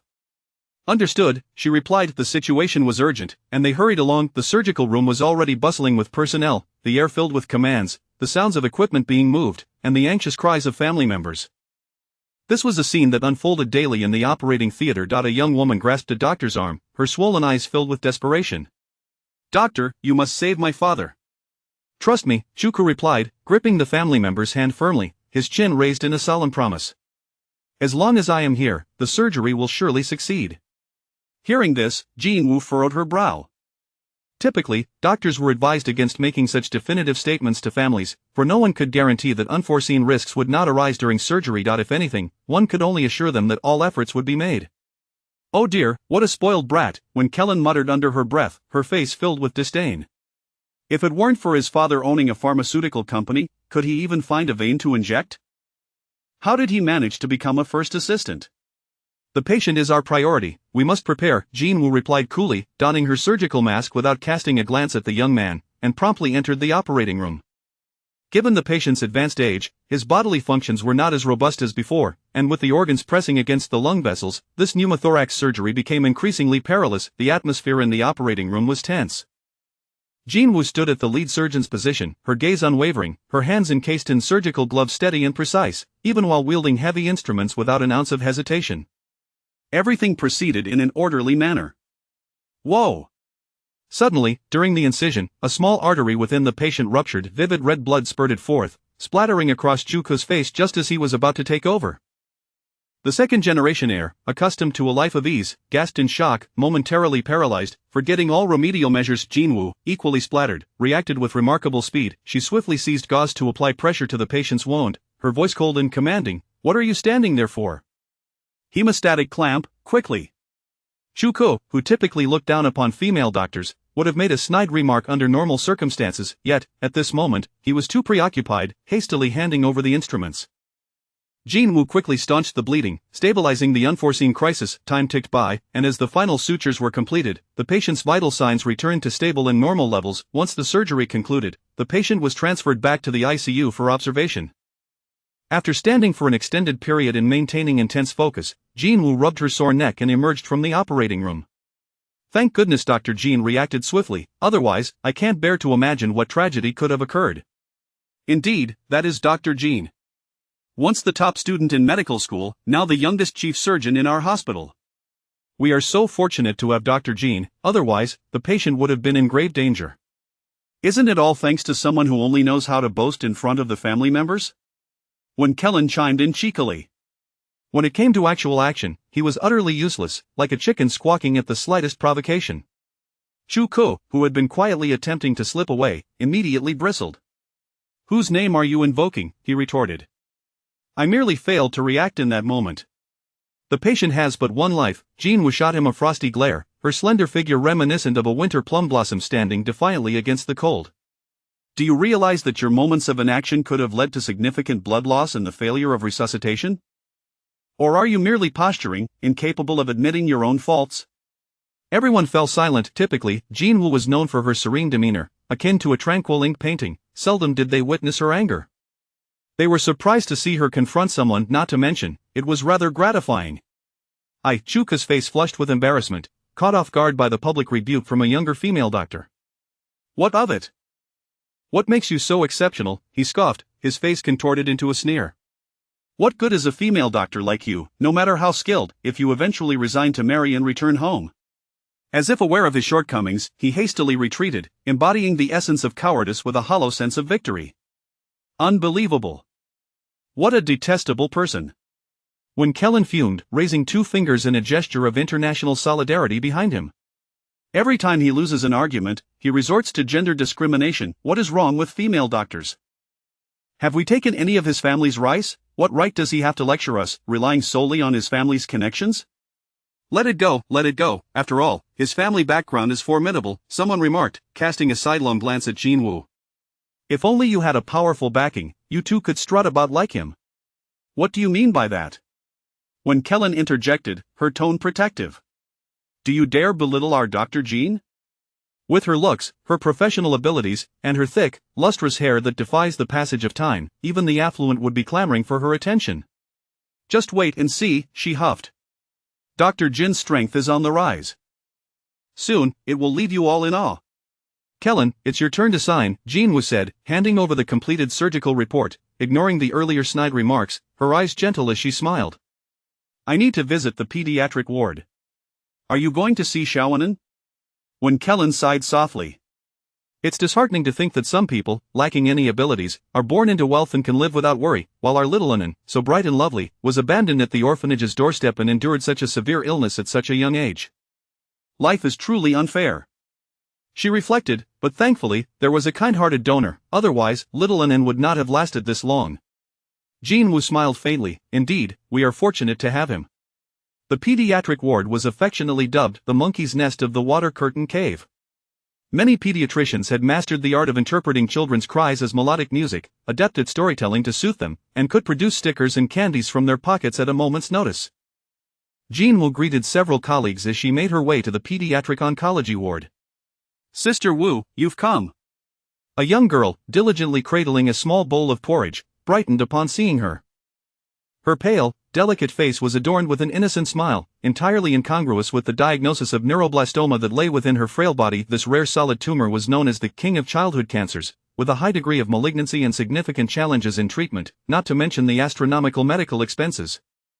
The orphanage showed little concern, leaving her in the hospital without care. The Red Letter Society had only visited a few times, merely to take photos and complete various bureaucratic procedures. But this was cancer, not a trivial ailment. Each day of delay brought her closer to the brink of death. "Sister Wu, am I going to die?" The 6-year-old girl tugged at her sleeve timidly, her voice barely above a whisper. "Will it hurt to die? Will it hurt more than chemotherapy?" After enduring a period of cancer treatment, the girl's once soft hair had all fallen out. The cap she wore was a recent gift from Jean Wu, adorned with her favorite character, Elsa. "Actually, I'm not afraid," she said, though her eyes were red with fear, her small trembling hands wiping away her tears. She raised her pale face, beaming a radiant smile. "So please, Sister Wu, don't cry. I really am okay. The aunties at the orphanage say I'm a naturally short-lived child, but I've already lived to 6, the girl said, her eyes sparkling. Living this long is already a gain for me. At merely 6 years of age, how could she consider this a gain? Jean Wu, weary from a day of surgeries, chased after the attending physician responsible for the girl, urgently asking, "Director Li, is there truly no way I can help cover her medical costs?" Director Li merely shook his head at her. "Dr. Jean, I understand that young doctors like you are prone to empathy, but empathy is a taboo for physicians. It's not that we cannot empathize, but can you guarantee that you can help?" The director placed a reassuring hand on her shoulder, sighing. "Trust me, let this matter go. We are merely doctors, not deities. We cannot save everyone." Jean Wu was fully aware that her actions were irrational, bordering on messianic, yet, the warmth of the hand that had wiped away the girl's tears lingered in her mind. Despite her evident fear, the girl had donned a brave face to comfort her, and just days prior, they had discussed how to celebrate her upcoming birthday. She simply could not remain indifferent. Jean Wu retrieved her phone and dialed fuyuchenji.ai. In the past, her mother had taken all the scholarship funds she had saved in her account without her noticing and squandered them at the casino. To cover various exorbitant costs, she had willingly taken on multiple part-time jobs, never once seeking his assistance. This was her first time reaching out for his help. "Isn't there the Red Letter Society?" But Fu Yuqing, only half listening, interrupted impatiently, "I'm in a meeting. Could you please be more considerate and not bother me over such trivial matters?" The call abruptly ended. Jean Wu stood frozen, her phone still raised, her vision growing blurry. She trembled, lowering her gaze slowly, and sank to the ground, hugging her knees as tears she had long suppressed cascaded down in a sudden torrent. She had once aspired to become a doctor to save lives, yet now, having donned the long-desired white coat, she found herself powerless to effect change. Jean Wu's shoulders shook as the tears she had held back for so long began to fall silently, soaking her clothes. In her moment of despair, she wondered if the life of this young child would simply fade away before her eyes. Perhaps the heavens finally took pity. The next day, an overseas philanthropist suddenly emerged, specifically designating funds for the little girl and establishing a pediatric cancer foundation. A team of experts with extensive experience in this field was dispatched to assist. Accompanying the experts was a beautifully wrapped gift box and a letter addressed to Jean Wu. The box contained a finely crafted sky blue handkerchief. The elegant card exuded a faint fragrance of camellias, devoid of any signature, bearing only the succinct and neatly written words, "Do not cry." Chapter 11. Are you prepared to be abducted by me? This enigmatic benefactor, who seemed to have descended from the heavens, has not revealed any personal information from beginning to end.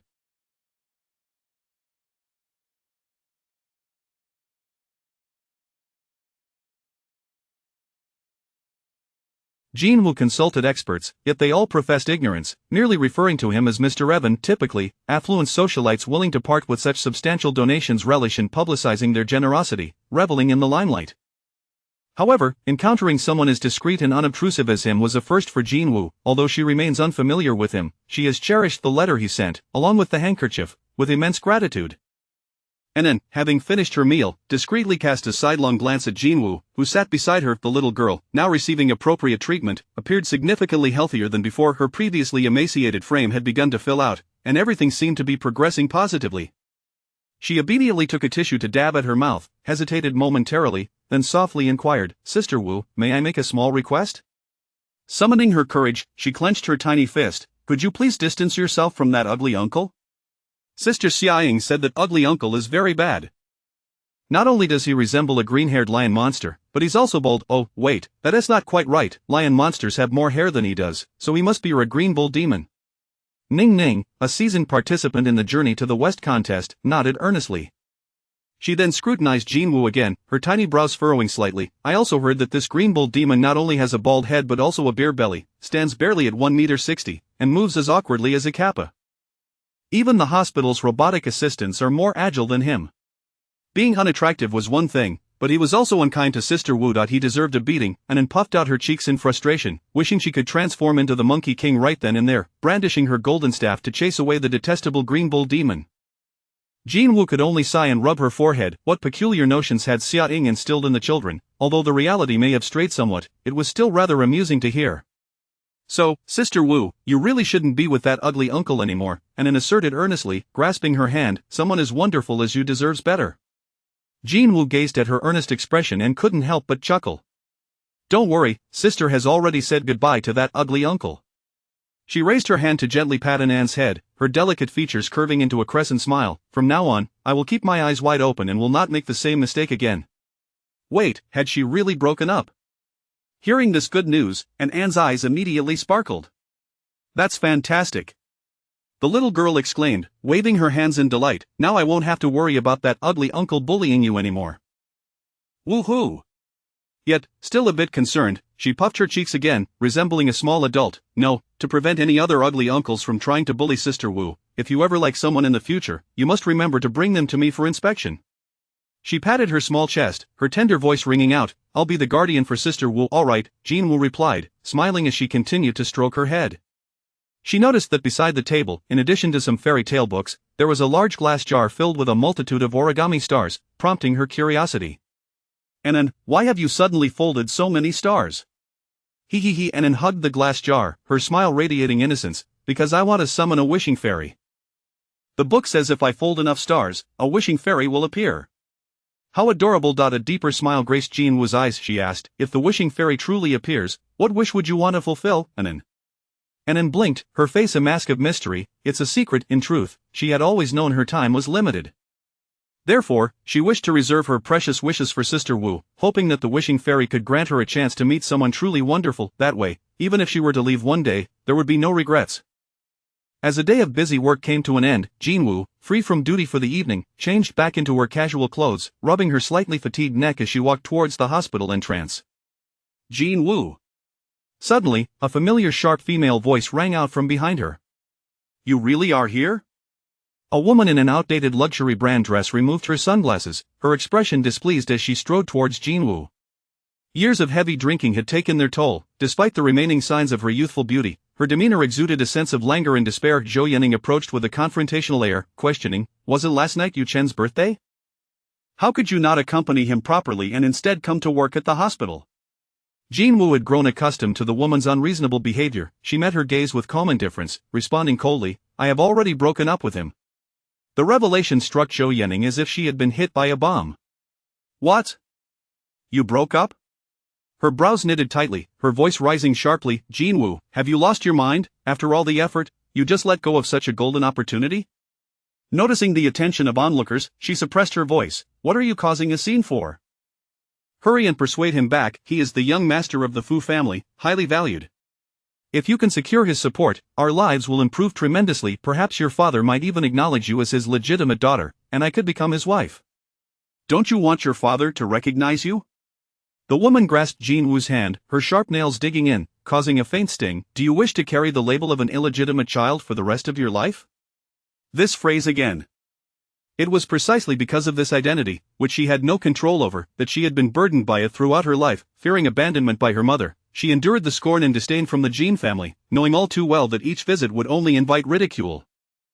Once, she had even been forcibly dragged into a basement by a group of young masters and nearly suffocated in a locked cupboard. The shadow from her past resurfaced, and the suffocating memories surged within her.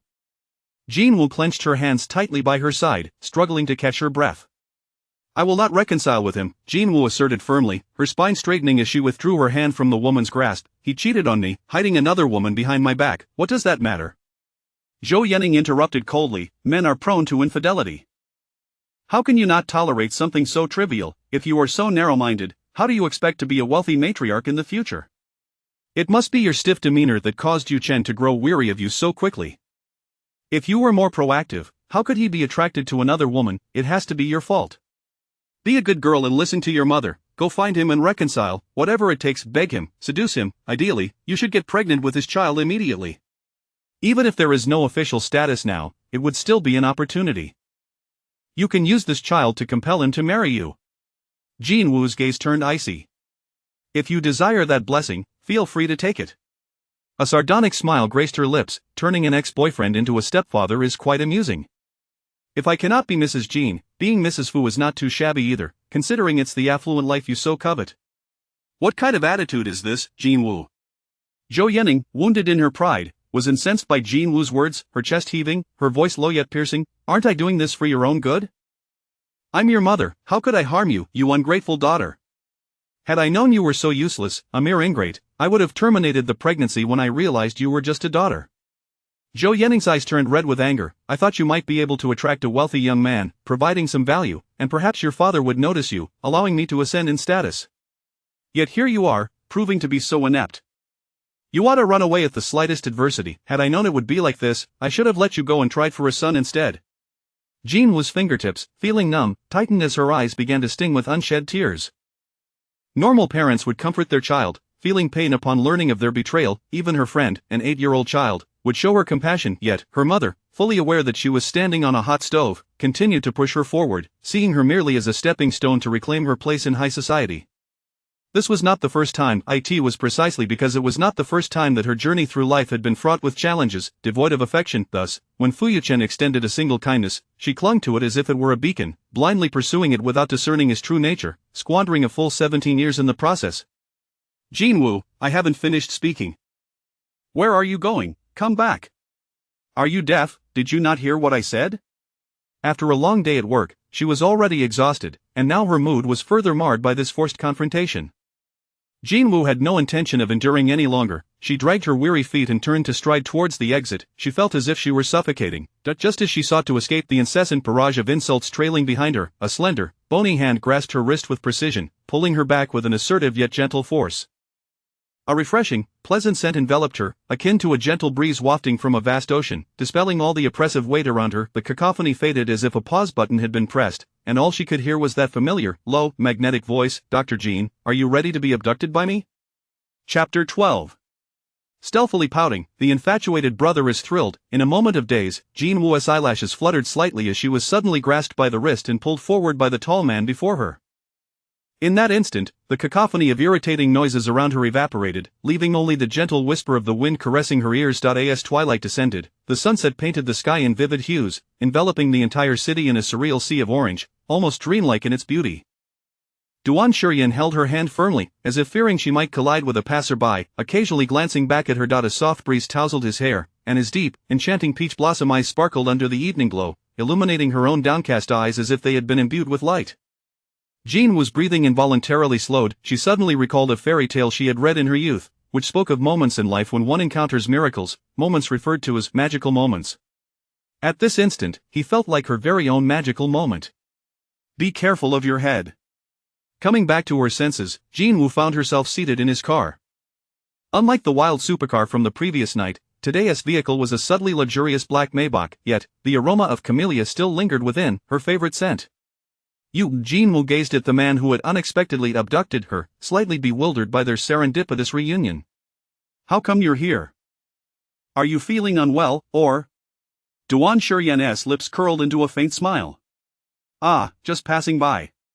He lounged casually next to her, and happened to see our little class monitor strolling out like a puffed-up little hedgehog. Just passing by happened to see the assistant, Xiao Yuan, who was driving ahead, gripped the steering wheel tightly, his body twitching as if he had been stung. How could any CEO treat time so lightly? The chair in the president's office hadn't even warmed before he fretted over his wife's ex-boyfriend causing trouble. After a meeting, he dashed out like a runaway dog, tail wagging furiously.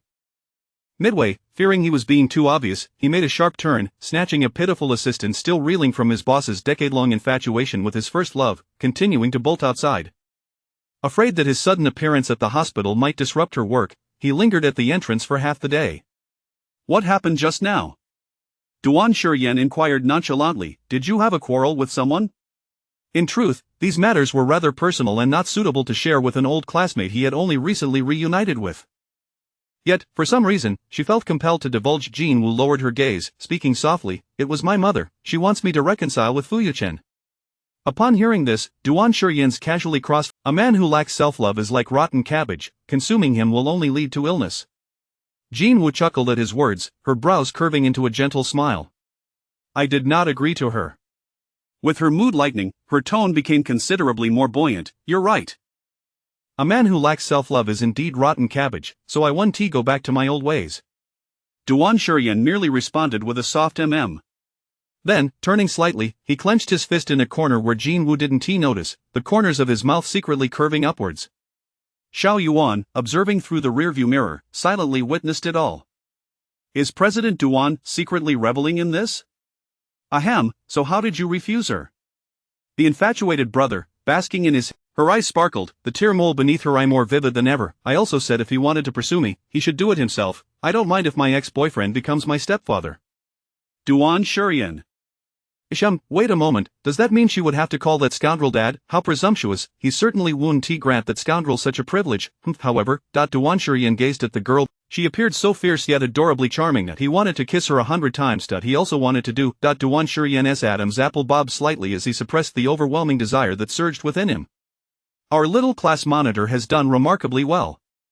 His brows arched with a carefree confidence, brimming with an innate arrogance, that's how it should be. Rather than exhausting oneself, it's better to redirect that energy towards others. Don't take on matters that have nothing to do with you, just confront them directly. Open it and take a look. Jin Woo followed his gaze, puzzled as she opened the compartment. Instantly, a familiar bottle of strawberry milk appeared before her eyes. Jin Woo was momentarily stunned, her heart skipping a beat.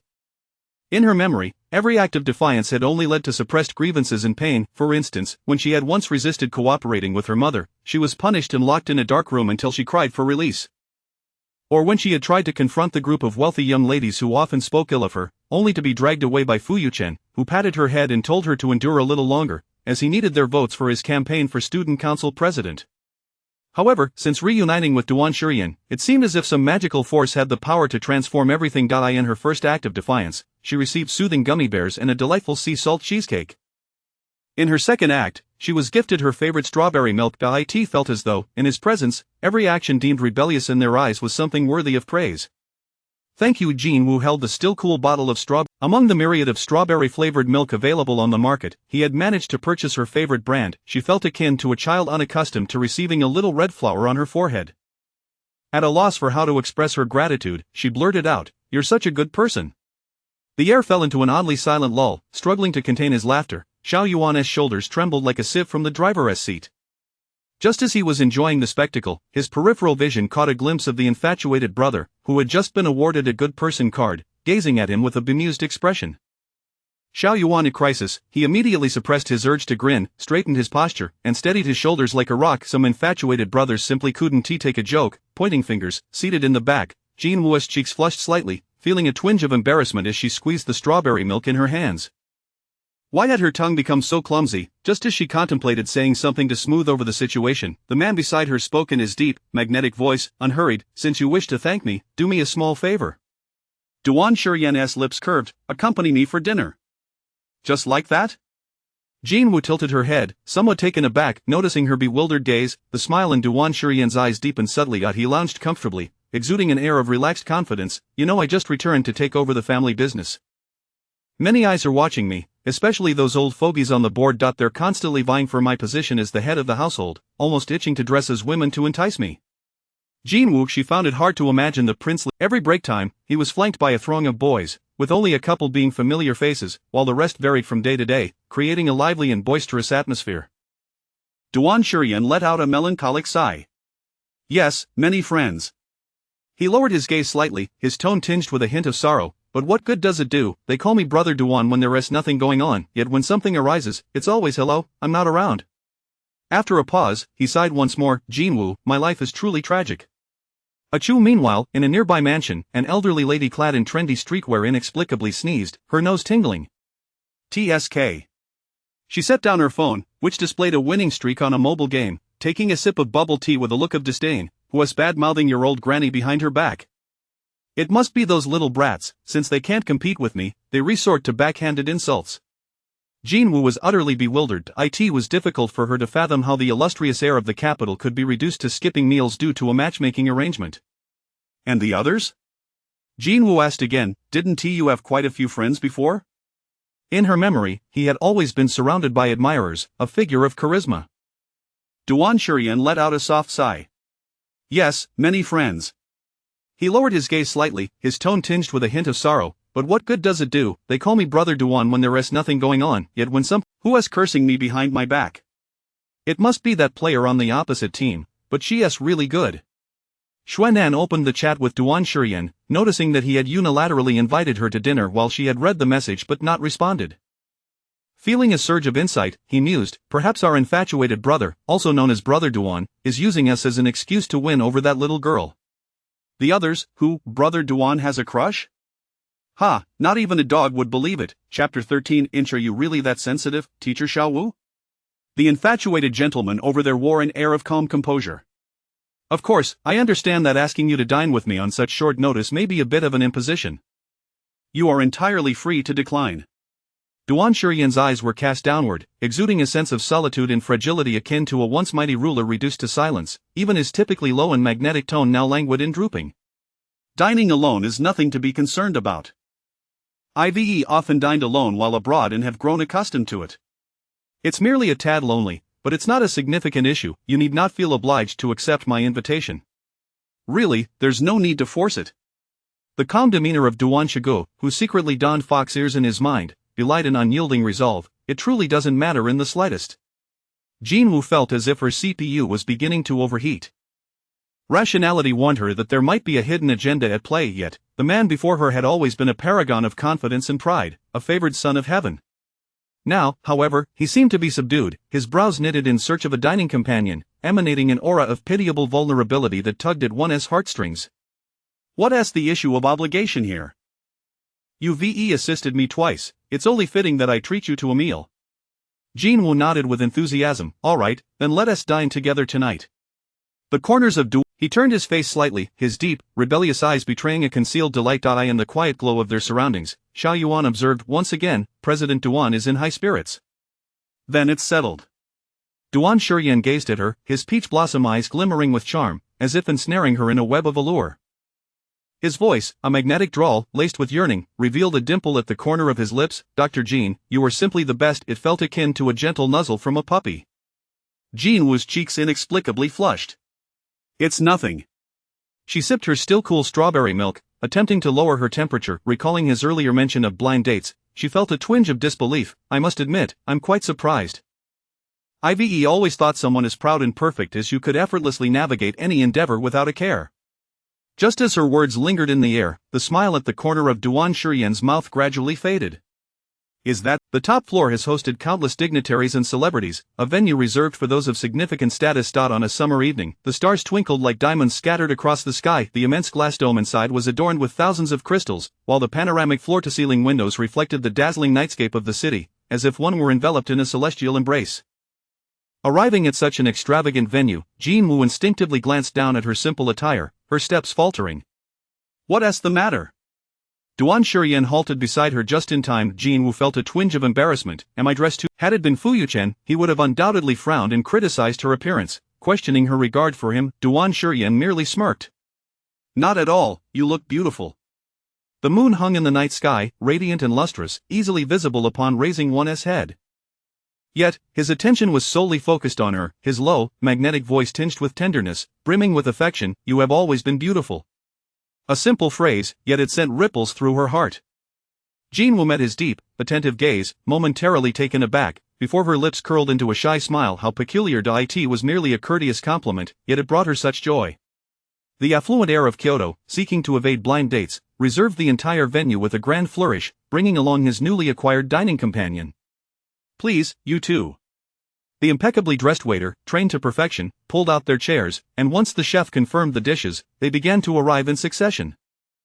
From appetizers to main courses, each dish was exquisitely plated and fragrant, igniting an impulse to capture every moment for social media. Jinwoo sipped her matsutake soup, her gaze drifting to the man across from her. He was impeccably clad in a suit, the slightly unbuttoned collar exuding an air of allure. His handsome and profound features, coupled with his elegantly poised hands gripping the knife and fork, radiated an unrestrained arrogance. He was still the familiar figure atop the pyramid, the noble and reckless young master. It seemed as though the fleeting sadness from earlier in the car was merely a figment of her imagination. Jinwoo found herself lost in thought. He claimed to have moments of disappointment as well. What could possibly cause such a rebellious spirit to display such desolation? Duan Shurian. Since his last name was Luo, some mischievous boys referred to him as Pineapple Snow. Of course I remember. Duan Shurian sliced into his black truffle steak, a smile playing at his lips. I recall he assigned me to sit behind you so you could help me with my English. I would poke you gently in the back, and you would instantly bristle like a little hedgehog. The memory floated vividly before them. His low, husky laughter resonated, his narrowed eyes sparkling with mischief. Were you really that sensitive, Teacher Xiao Wu? The nickname bestowed upon her by the 17-year-old boy now echoed from the lips of the 26-year-old man. The teasing tone remained, yet it was imbued with a new, deeper sensuality that sent shivers through her ears. Jinwoo couldn't help but rub her slightly heated earlobes. In a spirit of defiance, she pursed her crimson lips, her previously cool and beautiful brows coming to life. Do you remember the time we staged a rebellion? The school wanted us to eat only the cafeteria's breakfast, prohibiting purchases from the vending machine. To protest, we collectively boycotted the cafeteria, and the vending machine owner even helped us by placing those contraband items on the highest shelf at the back. She had barely finished her sentence when Duan Shurian swiftly interjected, the amusement in his eyes vibrant, which made our class monitor, who was too short, hop around like a little rabbit, nearly getting hit on the head by a biscuit. Jinwoo, how could he remember such an embarrassing incident while she had completely forgotten?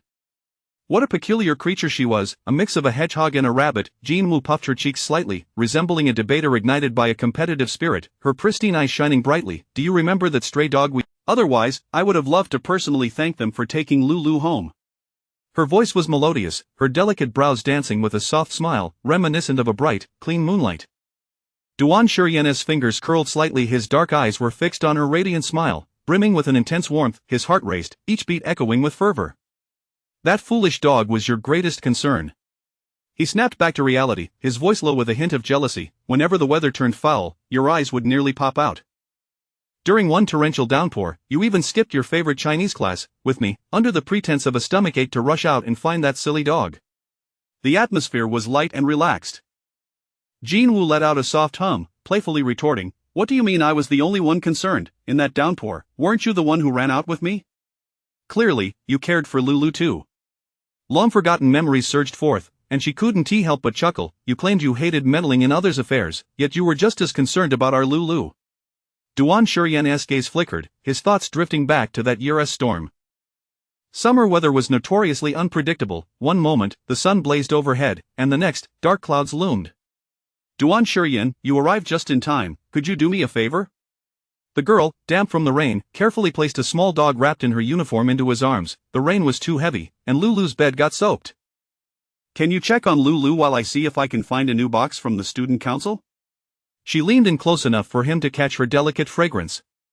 The youth's ears flushed a rosy hue as he held the small dog, feigning reluctance. Jinwoo, I'm actually not one to meddle in others' affairs.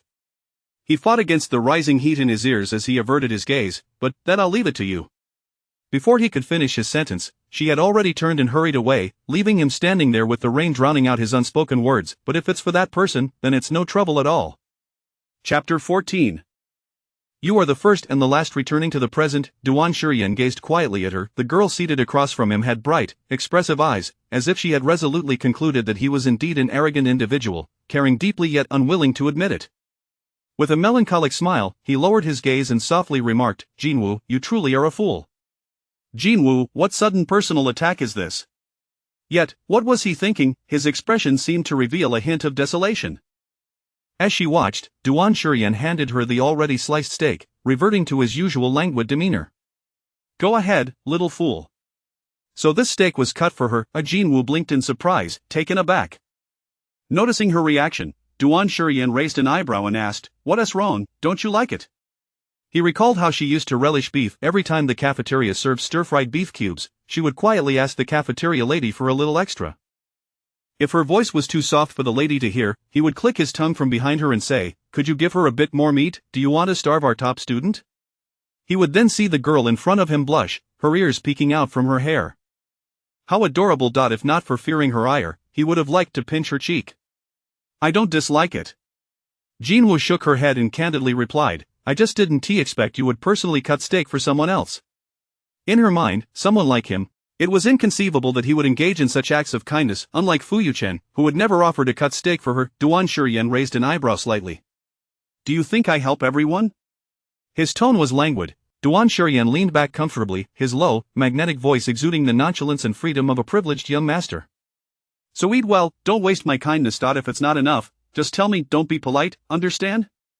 There was a hint of playfulness, mixed with a touch of arrogance, yet it was unexpectedly endearing. Jinwoo looked at him, her lips curving into a smile. All right. The elegant strains of a cello began to resonate in the dining area. Jinwoo had completely relaxed, chatting about various amusing high school anecdotes as they dined. The man across from her not only listened intently but also accurately recalled what she had done in those stories, as if, in this journey through youth, she was the sole heroine in his eyes. Thus, he was more aware of every detail than anyone else, even more so than she herself. Unable to contain herself, Jinwoo finally murmured, How do you remember my affairs so clearly? Duan Shuryen's brow arched slightly, his tone contemplative. That's because back then, a certain class monitor could only fix her gaze on that scoundrel named Fu, refusing to share even a sliver of attention with me. He let out a light scoff, sounding like a heartbroken gentleman, his tone drawn out, really prioritizing romance over friendships. Jinwoo, why did she suddenly feel a twinge of guilt, as if she had truly wronged him? I was wrong. Jinwoo lowered her gaze. I was foolish before, unable to distinguish between a man and a dog. Those words instantly drew a frown from Duan Shuryen. What do you mean you were wrong? His sharp, rebellious features bore an unmistakable protectiveness. It was that scoundrel who wronged you. You were in the right all along, enduring so much for him. If anyone is at fault, it is that scoundrel. And the little dog is undeniably adorable. Duan Shuryen, with utmost seriousness, defended the dog's honor, asserting, that scoundrel doesn't deserve to be associated with the little dog. Indeed, every fault lay with that Fu Yuchen. Neither his Jinwoo nor the little dog had done anything wrong. Jinwoo stared at him, his indignant expression making her laugh once more. Goodness, how had she never noticed his surprisingly childish and endearing side before? Just like how she had initially worried that tonight's dinner would be awkward, only to find it unexpectedly relaxed and enjoyable. Buzz, just as her eyes sparkled with mirth and she was about to speak, her phone on the table vibrated several times, and a message from Zhou Yanning popped up on the screen. You ungrateful daughter. After all the effort I put into raising you, this is how you repay me. What will it take for you to understand, in this world, besides your mother, who else will care about your lifelong happiness and work so diligently for your future? Don't think this matter is settled. As long as you don't reconcile with Yuchen, I will come to the hospital every day to find you. Just wait and see. Each word felt like a heavy mountain, suffocating her. Jinwoo pressed her lips tightly together, swiftly deleting the messages, her previously bright demeanor dimming as if a light had been extinguished. Who upset you? Seeing her sudden despondence, the man, who had been lounging moments ago, straightened up, his gaze turning sharp and icy. Each word dripped with barely contained fury as if he were grinding his teeth. Your mother? If it were anyone else, she would have cut all ties without hesitation, but Zhou Yanning was her biological mother, a relative bound by blood. If she severed ties completely, she would lose the only family she had in this world, leaving her utterly alone. Jinwoo. Just as she was engulfed in her helplessness, she suddenly heard someone call her name. The suggestion I mentioned last time is still valid. You can choose me to take revenge on your ex-boyfriend, or I can be your shield, preventing your mother from harassing you about reconciling. I will be your best choice. Duan Shuryen's deep gaze locked onto hers, direct and fervent, as if he could dispel the darkness and illuminate her path like a radiant sun. So if you don't utterly despise me, then don't be too hasty in rejecting my offer. Look at me a little longer. Chapter 15, Marry me, and I shall ensure your victory. Jinwoo's breath momentarily faltered as she gazed fixedly at him. Under the soft glow of the lights, the man with striking features possessed deep-set brow bones. His naturally alluring peach blossom eyes met her gaze without hesitation, focusing on her with an earnest intensity that left no trace of jest. It truly sounded as if he was willing to be at her service. Jinwoo's heart began to race unexpectedly. His proposition had always been tantalizing. She was acutely aware of Zhou Yanning's temperament. As long as she remained silent, Yanning would undoubtedly come to the hospital to cause a scene every day. With Duan Shuryen, the princely heir of the capital, the powerful figure of the Duan Group, and the founder of SW Technology, Zhou Yanning would certainly discard the mere heir of the Fu family, Fu Yuchen, on the spot. She would applaud their union and might even wish for them to marry that very day. If she merely nodded now, the perplexing matters that troubled her would be swiftly resolved. Yet, Jin Woo could not comprehend why Duan Shurian was willing to assist her. Hadn't he claimed to disfavor meddling in affairs of the heart? Why then would he choose to involve himself in her predicament? Was it simply because he found Fu Yuchen distasteful and wished to provoke him? Why are you willing to help me? Jin Woo had never fancied herself the protagonist of a novel, rescued by a wealthy and handsome hero from the depths of despair. What could I possibly offer you in return? The corners of Duan Shurian's brows lifted slightly, and a subtle curve graced his lips. Did I not mention in the car that not only the board but also my family is observing the position of my future partner? I have no desire to have my marriage orchestrated by others, thus we are quite compatible. His gaze remained direct and fervent, leaving her no place to hide. You require someone to shield you from your mother, and I need to placate the board and my family. Jin Woo. Duan Shurian's face lost all semblance of levity, his voice low and rich, each word imbued with earnest conviction. I truly need you. Need her? Jin Woo could hardly believe her eyes. Duan Shurian needed her, but she was merely an illegitimate child without an illustrious background. Surely, families of their stature valued social standing. How could she possibly be worthy of his need? That night, Fu Yuchen's audacious words echoed in her mind once more. Duan Shurian. Jin Woo's hands, previously resting beneath the table, clenched tightly as she calmly replied, You should be aware that I am just an illegitimate daughter with no significant background, thus I am not the most suitable candidate for your needs. You have chosen the wrong person. Her exquisite and pristine face bore only a mask of tranquility. Even as she belittled herself, her expression remained impassive, as if she had long since grown accustomed to it.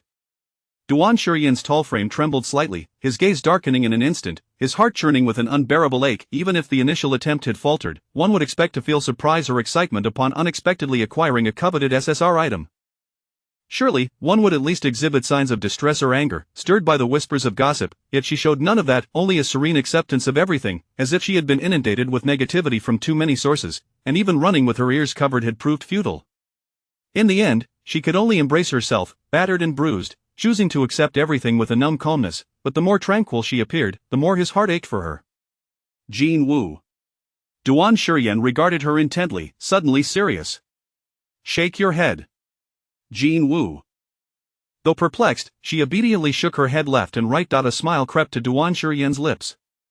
From this moment forth, the disparaging words of those meddlesome individuals have been successfully shaken from your mind. Now, remember what I say. He locked his gaze onto hers, his dark, profound pupils burning with an eternal flame, illuminating her path ahead. Only those lacking in capability concerned. It took her a moment to regain her voice. Why else? Duan Shurian's eyes curved with a gentle smile, a dimple forming at the corner of his right lip, reminiscent of the. Jin Woo's heart raced uncontrollably. That word was so foreign to her throughout her life, it felt as if it had only just emerged into her world. It seemed to penetrate her inner uncertainty. Duan Shurian, with his bright, deep peach blossom eyes, became a veritable cheerleader for her, exuding an unassailable pride. My future Mrs. Duan is a life-saving doctor. She was excellent, kind, resilient, and independent, approaching everything with a sense of responsibility, all the qualities Fu Yuchen overlooked. Duan Shurian recognized fully. Jin Woo found herself entranced. The chaotic voices that had plagued her mind were dissipated by a radiant, scorching sun, enveloping her in warmth. It was as if the battered little hedgehog could finally relinquish its self-embrace, cradled tenderly in someone else's arms. Jin Woo slowly relaxed her tightly clenched hands, and the once stagnant calmness in her eyes began to glimmer with life. Yet, just as quickly, a thought struck her. The wave of emotion that had surged within her abruptly halted. Wait, he just said, Mrs. Duan? Ahem, she received a look of surprise in return. Duan Shurian, resembling a playful puppy, skillfully donned a pair of fox. Those old-timers will undoubtedly seize every opportunity to meddle and create trouble, so marrying directly is the swiftest and best solution. I understand it may seem sudden, but rest assured, marrying me will allow you to continue your career unimpeded. I will grant you all the respect and support you need, without any interference. And I will never impose any restrictions on you simply because I am your husband. Here, you are entirely free to be yourself. The man, I am entirely clean, devoid of any bad habits, a model of virtue in every sense. A model of virtue? Jin Woo inquired quizzically. What does that mean? Duan Shurian's lip. She inhaled sharply, her ears turning crimson. What was he saying in such a public setting? Across from her, Duan Shurian observed the girl tactically sipping water, the mirth in his eyes deepening. Well, strictly speaking, his first embrace and first love were no longer intact. However, his first embrace and first love had always been her, unchanged, so it wasn't entirely a lie, was it? Here is my health report. I kindly request the future Mrs. Duan to review it. The person before her resembled a contestant on a matchmaking show, presenting a health examination form he had prepared at some point, waiting patiently for her approval. Name Duan Shurian, gender male, age 26, body data, height 190 centimeters, weight 75. 9 kilograms, chest circumference 101 centimeters, waist circumference 77 centimeters. I recalled that I had just undergone a health examination recently, so I thought I might as well pick it up. Jinwoo glanced at the date. Indeed, it was quite recent, yet, have health checkups at hospitals become so meticulous nowadays? So detailed that they could even measure. Jinwoo's thoughts became somewhat disordered. The events of the evening felt overwhelmingly surreal. Back in school, capturing Duan Shurian was a formidable challenge that many beautiful and bold girls found insurmountable. Now, the highest challenge was extending a marriage proposal to someone as mundane and rule-abiding as her, declaring her to be the best choice, should she consent. Although it was merely a collaborative marriage, requiring little contemplation, she still feared making another erroneous decision. Then, much to her astonishment, he knelt before her as if proposing. But do not abandon all subsequent questions simply because you answered one incorrectly. His deep, luminous gaze burned with intensity, akin to a raging flame. I have assured. Subsequently, a magnificent blue firework burst forth like Van Gogh's Starry Night, illuminating the entire Beijing sky with a dazzling array of colors. Duan Shurian extended his hand toward her, the fervent emotions concealed deep within his eyes spilling forth. This time, I will ensure I will make you win. Chapter 16. The present mist. The blue fireworks outside burst into breathtaking blooms, illuminating the night sky with a dazzling display. They cast vibrant colors across the dark canvas, as well as illuminating the deep gaze of the man kneeling before her, proposing with earnest intent. It was as if his eyes too were alight with sparkling fireworks, shimmering with fervent and blinding glimmers. Jinwoo held her breath, her heart racing uncontrollably. She couldn't help but recall a sorrowful memory from her sophomore year, when a beloved teacher, who had shown her great kindness, succumbed to a sudden illness and passed away at home shortly thereafter. Before she could fully grasp the meaning of life's finality, she had lost a cherished elder. During a free activity in gym class, she had quietly nestled herself in a corner, hugging her knees, stifling her sobs. "Hey, stop crying." Just as her vision blurred with tears, a familiar, languid voice pierced through her sorrow. Startled, she raised her tear-streaked eyes to see a boy from the basketball court standing before her, holding a pale yellow umbrella. He extended it towards her, shielding her from the harsh sunlight above. He seemed to be in a foul mood, raking his striking silver hair back with a hint of irritation in his teasing tone. "If you keep crying like that, the school will eventually drown in your tears." On any other day, she would have retorted earnestly.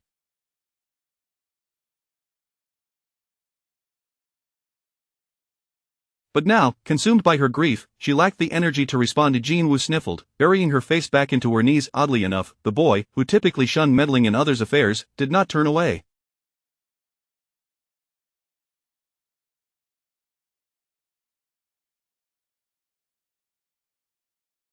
Instead, he remained by her side, holding the umbrella, foolishly keeping her company. Her tear-laden lashes fluttered slightly. "Duan Shurian." For reasons unbeknownst to her, she suddenly called out his name softly. The boy, who had been silently holding the umbrella for her, quickly replied, "I'm here." With her face still hidden, her voice muffled by her knees, she confessed, "When I grow up, I want to be a doctor. I wish to save many people. I don't want there to be any more suffering in this world." As soon as the words left her lips, she immediately realized what she had said, lifting her gaze to meet his, a flicker of panic flashing in her tear-filled eyes. How had she suddenly revealed this long-hidden desire? When she had tentatively shared a hint of it with Fu Yuchen, he had dismissed it as a joke, claiming that being a doctor was exhausting and poorly compensated. Surely, he must think the same. "Then go and do it," he said, with an earnestness that caught her off guard. Jinwoo had expected him to mock her aspirations like Fu Yuchen, yet he gazed at her with unwavering seriousness, his striking features embodying an audacious confidence. "As long as you will undoubtedly become an excellent doctor, and I will support you." Now, as she stood before the man who had become a doctor as she had once dreamed, Jinwoo found herself lost in his gaze. His eyes, ablaze with the same fervor as they had been back then, felt like a blazing sun, illuminating her path without her even having to chase after it. Upon reflection, it was perhaps his words that had sustained her through the arduous journey of her medical studies, allowing her to endure the hardships and ridicule she faced along the way. Jinwoo looked at his outstretched hand, reminiscent of the times he had shielded her with his umbrella. In that moment, her heart raced uncontrollably, beating faster than ever, despite her rational mind urging her to reconsider, to not fall so quickly. It was perhaps his timely appearances, the delightful gummy bears and sea salt cheesecake he brought her, the strawberry milk from her favorite brand, and his earlier promise to let her win that captivated her. It could also be the enchanting blue fireworks outside, or the memory she had just unearthed from the depths of her heart, that compelled her to impulsively trust him once more. Duan Shurian. She softly called his name again. The man, who had been anxiously awaiting her response, promptly replied, "I'm here." A smile graced Jinwoo's lips as she slowly lifted her hand, gently placing it in his broad palm. Her delicate features, akin to exquisite glass, gradually formed a tender, enchanting smile as she declared, "I am willing to marry you." Duan Shurian's tall figure trembled abruptly. Even though she had yet to fully comprehend his feelings, it was enough to bring a sheen of tears to his eyes. Surprised by his sudden emotional response, Jinwoo glanced at him nervously. "What's wrong?" "Nothing, Jinwoo watched him with a peculiar mix of emotions. Did her response truly bring him such happiness? It wasn't tea until she noticed their hands still clasped together, intertwined without her even realizing that her cheeks flushed with warmth. "You should get up now." Jinwoo, flustered, withdrew her hand, a hint of pink gracing her cheeks. "The ground is cold. Don't kneel for too long, it's not good for your health."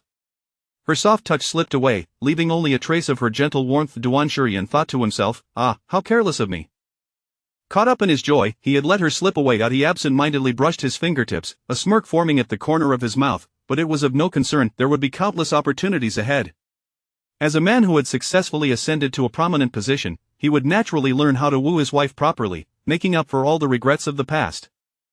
Outside, the fireworks continued to burst in the darkened sky, seemingly without limit. How beautiful! Jinwoo gazed out at the fireworks, her clear, crystalline eyes reflecting the scattered lights like stars. In recent years, fireworks had been banned in the capital, and such grand displays that spanned the sky were a rarity, requiring numerous permits and connections.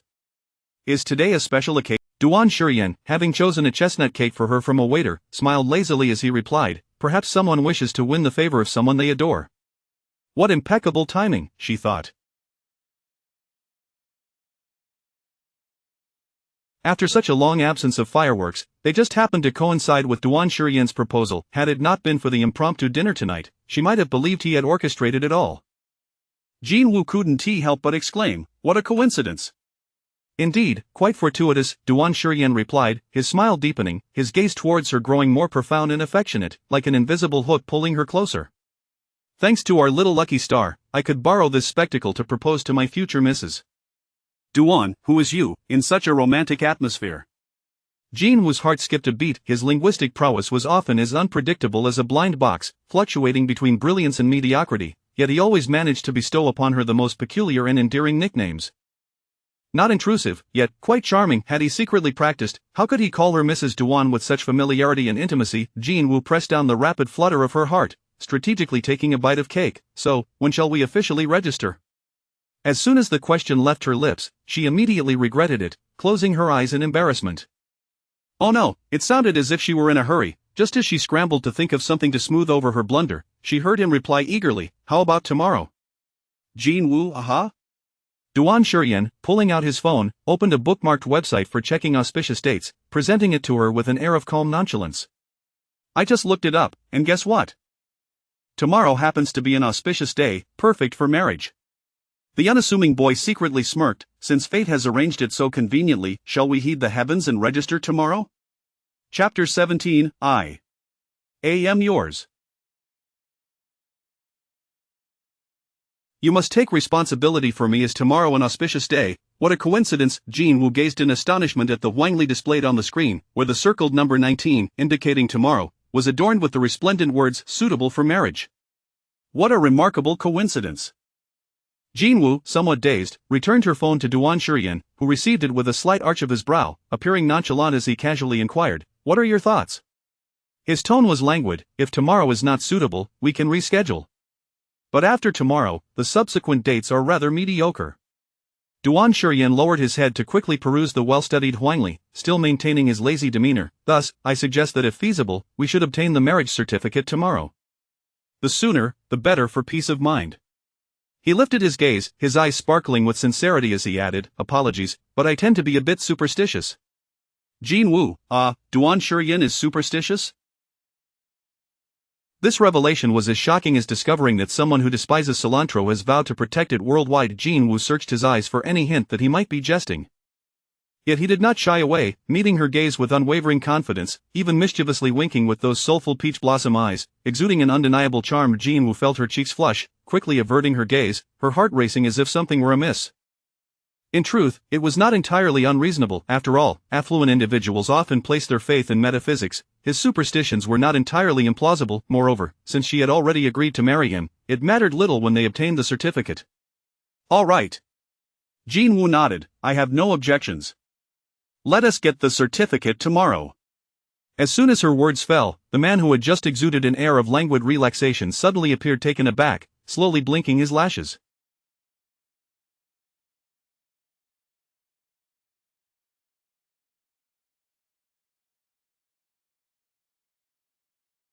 Then, a faint blush seemed to flicker in his eyes. Very well, then we shall get the certificate tomorrow. Just as Jin Woo thought she had misread the situation and was about to lean in for a clearer view, he let out a soft chuckle, returning to his familiar, unruly self, as if the fleeting moment of redness in his eyes had merely been a figment of her imagination. By the way, there's something I feel compelled to remind you. Duan Shuryan locked his gaze onto hers, his naturally affectionate peach blossom eyes tinged with a hint of prideful mischief. I do not believe in clandestine marriages. Therefore, when you are ready, our wedding will be a grand affair. In truth, he could hold a wedding at any moment, even with a different theme each day. However, a wedding is one of the most significant events in a woman's life, and he did not want to be the sole one relishing in it. Even before she had officially fallen for him, even for a mere second, he was unwilling to let her feel any regret or grievance under any pretext. The man sitting opposite her, with his striking features and proud demeanor, bore no semblance to someone making a jest. Jin Woo was momentarily stunned. She had assumed they were akin to partners in a mutual agreement, merely requiring a marriage certificate to validate their relationship and supporting one another. She had not anticipated that he would insist on a grand wedding. Isn't that a bit excessive? Jin Woo suddenly felt like an unromantic brute. We are not truly married, of course, we must have a grand wedding. Duan Shuryan raised an eyebrow, seemingly. Such gestures had never been afforded to her by Fu Yuqing. Even on the very first day of their relationship or afterward, he had never once publicly acknowledged their relationship or displayed affection as a typical couple would. It felt as though the person who had confessed to her on the rooftop that day was someone entirely different. Fu Yuqing had merely patted her head, stating that he adored her obedience and wanted her to maintain it. Thus, she had grown accustomed to disregarding such matters, but now, someone stood before her, earnestly and resolutely, pledging to grant her every ceremony. She could not deny that it was an incredibly nuanced feeling. Jin Woo's eyelashes fluttered slightly, and she felt as if a vacant space within her heart had been filled. It was not that she had been indifferent, rather, she had never awaited such proactive affection. Noticing her silence, Duan Shuryan's hand resting on the table involuntarily tightened. He appeared calm as he shifted his posture, but his voice was tinged with a hint of melancholy. Jin Woo, you're not having second thoughts, are you? If she truly reconsidered, then he would kneel again. Jin Woo shook her head. No, it's just, she gazed at him with clarity in her eyes, soft yet resolute, it's just that if you ever find someone you truly like in the future, you must be honest with me. Rest assured, I will not cling to you. When the time comes, if you wish to divorce, that will never happen. Duan Shuryan interrupted swiftly, I do not concern myself with others, but in our Duan family, once a commitment is made, it is for a lifetime. There has never been a precedent for divorce. His handsome features were etched with seriousness, evoking a shiver within her. So you must understand, marrying me means a lifetime commitment. The infatuated Scorpio brother, with a serious yet endearing tone, added, Jin Woo, you cannot allow me to become the first scoundrel of the Duan family. I am yours now, and you must take responsibility for me. Jin Woo was momentarily taken aback before she couldn't help but smile. How much she resembled a petulant little princess. Understood. Beneath her delicate brows, her sparkling almond eyes brimmed with a radiant smile, like a gentle spring tide. I will take responsibility for you. Duan Shuryan's gaze locked onto her smiling face, the invisible tail that had been anxiously tucked behind him now wagging joyously like a whirlwind. But suddenly, Jin Woo recalled something, her smile fading, revealing a hint of hesitation. However, Duan Shuryan. The tail that had been wagging furiously came to an abrupt halt. I will need you to accommodate me. Oh, so that was the case. Duan Shuryan discreetly relaxed his tensed back, and his tail resumed its cheerful swaying. Of course, that poses no issue at all. I will grant you my utmost respect and support, never intruding or imposing any constraints upon you. The Scorpio brother, who harbored a grudge, sharply, in her long-suffering environment, she was not one to easily express herself, often fearing she might offend others, yet, inexplicably, she found herself able to relax around Duan Shurian. Jinwoo chuckled lightly, her tone becoming far more buoyant even as she spoke of concerns she previously held in Fu Yucheng's presence. I thought you would want me to set aside my work at the hospital, thinking I would be a bother. Duan Shurian frowned. TSK, how many foolish notions had that idiot instilled in his darling? Had he known, he would have gathered a few individuals to pin him down and give him a good beating on his birthday. It infuriated him. Why would I consider that a bother? Duan Shurian replied earnestly, as a doctor, prioritizing the well-being of patients is only natural. He was not deceiving her, he truly respected her profession and wishes. By the way, do you have a work schedule on your phone? Duan Shurian, holding his phone, suddenly asked lazily, if so, could you send it to me via WeChat? I do. Jinwoo retrieved her phone from her bag. But we haven't added each other as friends yet. Open your QR code on the homepage, and I'll scan it. Ding. Just as she opened WeChat to scan, a small dog avatar with a red dot popped up on the screen. Your beloved fiancé, Hi. Chapter 18. A couple avatar. His wish has come true. Jinwoo stared blankly at her phone screen, a colossal question mark hovering above her head in bewildered surprise. Wait, have we already added each other as friends? When did that happen? She had been utterly oblivious. And what about that title? Surely he must have changed it just now. Indeed, we've been friends for quite some time now, and yet it seems someone is only just now realizing it. Sitting across from her, the prince, who had just moments ago, then, nonchalantly raising his face, he resembled a wronged young gentleman, letting out a soft sigh laden with a touch of wounded pride. How disheartening. At that moment, Jinwoo felt like a heartless woman. I just didn't pay attention. Before she could finish her sentence, Duan Liangjia, the gentleman, cast a lingering gaze her way, interrupting with a hint of melancholy in his tone. It's fine. You don't need to feel compelled to explain. After all, in your eyes, I was merely a mischievous prankster, someone you disliked. It's perfectly normal for you to overlook me. I completely understand. Jinwoo, no, you cannot understand. I can still salvage this. That's not true. I have never disliked you. That was my fault, but rest assured, from this moment on, I will pay close attention to you. To emphasize her sincerity, she nodded firmly. Really, I'm not lying. The secret admirer was blossoming. Duan Shurian raised his hand to cover the corners of his lips that threatened to curl into a smile, clearing his throat with a self-satisfied demeanor, his handsome features maintaining an aloof expression. Oh. Yet he still appeared somewhat displeased. Jinwoo straightened in her seat, as if soothing a delicate little princess. Or how would you like me to make it up to you? You tell me, and I'll do my best. He had taken the bait. A flicker of cunning amusement flashed in Duan Shurian's eyes. He lifted his chin slightly, wearing an expression that seemed to say, look at what you're saying, and then, with an air of self-importance, continued, I'm not a child, nor would I nitpick over trivial matters. However, since you wish to make it up to me, Duan Shurian opened his photo gallery and sent her a collection of couple avatars he had saved long ago. Then let us use couple avatars together. Couple avatars? Jinwoo glanced at her phone in confusion, only to see a series of adorably cute little dog avatars pop up on the screen. A white dog was holding a megaphone, volume cranked to the max, and was shouting at another yellow dog, showering it with numerous pink hearts. The yellow dog was immediately overwhelmed, its eyes squinting with delight. Jinwoo was momentarily taken aback. Wasn't this her favorite line-drawing dog, an IP character created by an illustrator she adored, perfectly encapsulating her fondness for dogs? Staring at the familiar little dog couple avatar on the screen, her expression softened with nostalgia. She had once sent this very couple avatar to Fu Yucheng, cautiously asking if he wanted to change their avatars together. However, Fu Yucheng had disdainfully replied, Jinwoo, could you not be so childish? If our partners see me using this avatar, how could I maintain my credibility? He had further admonished, since you can't assist me in my career, just stay out of my way and stop causing trouble. Jinwoo remembered deleting every couple avatar she had saved from her gallery that day, never bringing it up again in front of him. She never anticipated that she would encounter this avatar again in such a manner. It felt reminiscent of that night with the sea salt cheesecake. Suddenly, Jinwoo's heart fluttered, like a child who had been scolded, murmuring softly, you don't think I'm childish, do you? Duan Shurian paused for a moment, and then a sharp glint of coldness flickered in his eyes.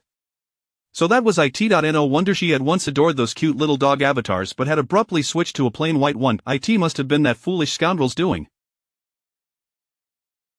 Suppressing the ire that brewed within, Duan Shurian gazed earnestly at her. Jinwoo, shake your head.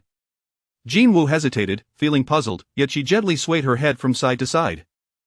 Duan Shurian's lips curved upward. He resembled a skilled purveyor of reassurance, exuding a carefree charm that soothed her spirit. Congratulations, you've successfully cast away all those foolish notions cluttering your mind, and you won't think of them again. And I don't find it childish at all. It's merely a display of affection.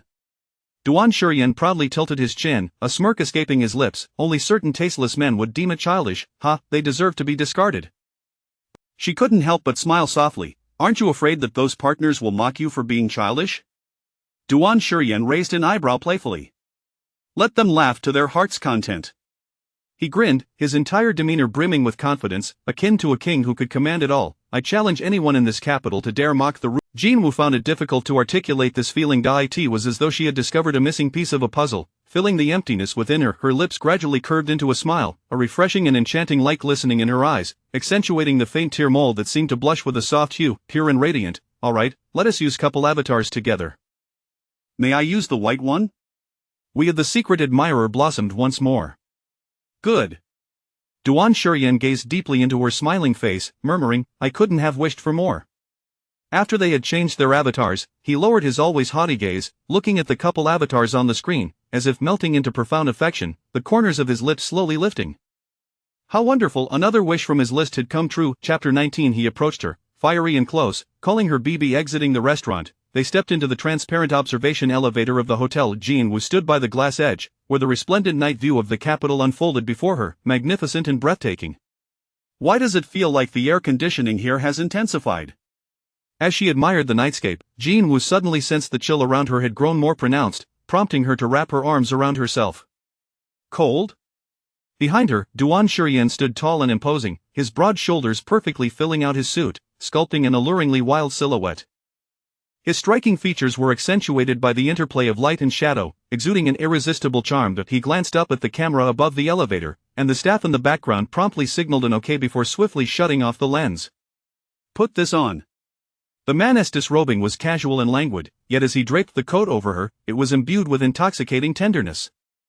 The crisp, assertive scent of him enveloped her completely. Jinwoo's eyelashes fluttered slightly, as if her senses had been instantaneously filled by his presence. The chill that had earlier graced her arms was swiftly replaced by an overwhelming warmth, even stirring an almost unbearable heat within her. Though merely a gentlemanly gesture, her heart inexplicably raced. Jinwoo grasped the collar of the suitcoat on her shoulders, her fair cheeks flushed slightly. Thank you. Under normal circumstances, he would have retreated to his original position after helping her with the coat. However, the man leaned forward to better appreciate the night view outside the glass, his hands resting naturally on the metallic railing in front of her, his towering, heated form inclined slightly forward, akin to a net ablaze with a raging fire, subtly anchoring her in place, leaving her with nowhere to escape. As he drew closer, the firm warmth of his chest brushed against her back through the black shirt, sending a fiery sensation racing through her, making her breath hitch momentarily. Jinwoo's hand trembled slightly, inadvertently creasing the fabric of Duan Shurian's suitcoat. Her heart raced even faster. Why hadn't he moved away? Didn't he find their proximity too intimate? Jinwoo bit her lips, feeling an unusual dryness, as she awkwardly contemplated shifting her feet to the side. Just then, a low, sultry chuckle emanated from behind her. You seem rather tense. Duan Shurian raised a hand to gently tuck a strand of her hair behind her ear, his deep, resonant voice echoing softly in her ear. The forbidden thrill coursed through her skin like an electric current. Is this your first time? Taking advantage of their height difference, he gazed at the girl in his embrace, noticing the faint blush creeping to her ears. With a slight smirk, he asked nonchalantly, haven't you done this with Fu Yuchen before, The last syllable, laced with warm breath, grazed her sensitive ear, akin to a potent charm that was both alluring and perilous. Jinwoo tightened her grip on his coat. The temperature of her porcelain-like face rose, and even the faint beauty mark under her eye seemed to bloom with a delicate hue. He has never done this with me. She struggled to maintain her composure, not even once. Duan Shurian's smile deepened. He maintained his stance, still close enough to savor the warmth of her ear, his gaze heavy as he coaxed her with a low, enchanting voice. What about holding hands, hugging, or a kissing? Have you experienced any of those? They were far too close. So close that breathing felt almost constricted. Jinwoo's heart raced chaotically within her chest, each beat quickening. Dressed in a light-colored long dress, the soft fabric accentuated her delicate waist, her profile strikingly beautiful. She resembled a rare porcelain piece, preserved in a museum, exuding an ethereal purity untouched by the world. At this moment, this exquisite piece of porcelain was being imbued with vibrant colors, only visible to him, blossoming in the dimly lit space. Duan Shurian's gaze fixated on the soft blush gracing her neck. His throat bobbed, his eyes dark and profound, but deep within, a fierce fire burned, eager to engulf her completely. How could she be so red? He was tempted to take a bite, to see if a mere application of pressure could further redden this cool beauty. Jean Wu sensed the intensity of his gaze had heightened even further. Under such unabashed scrutiny, her ears grew warmer, her rationality teetering on the brink of combustion. It was peculiar, she typically disliked such close contact. Had it been anyone else, she would have pushed them away long ago. Yet, with Duan Shurian, she felt no discomfort at all. In fact, her heart raced even more. Jean Wu slightly pressed her lips together, striving to regain her composure. She turned to meet his deep gaze, realizing they were now partners in collaboration. It was best to clarify things now to avoid any unnecessary misunderstandings later. No, I haven't done any of those things with him.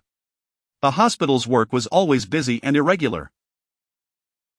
Moreover, Fu Yuchen had never been fond of places like amusement parks, cinemas, or cafes, so they had hardly ever gone on dates. Her naturally reserved and stubborn personality couldn't accept the misguided notion that to capture a man's heart, one must willingly offer their body, as suggested by Zhou Yanning.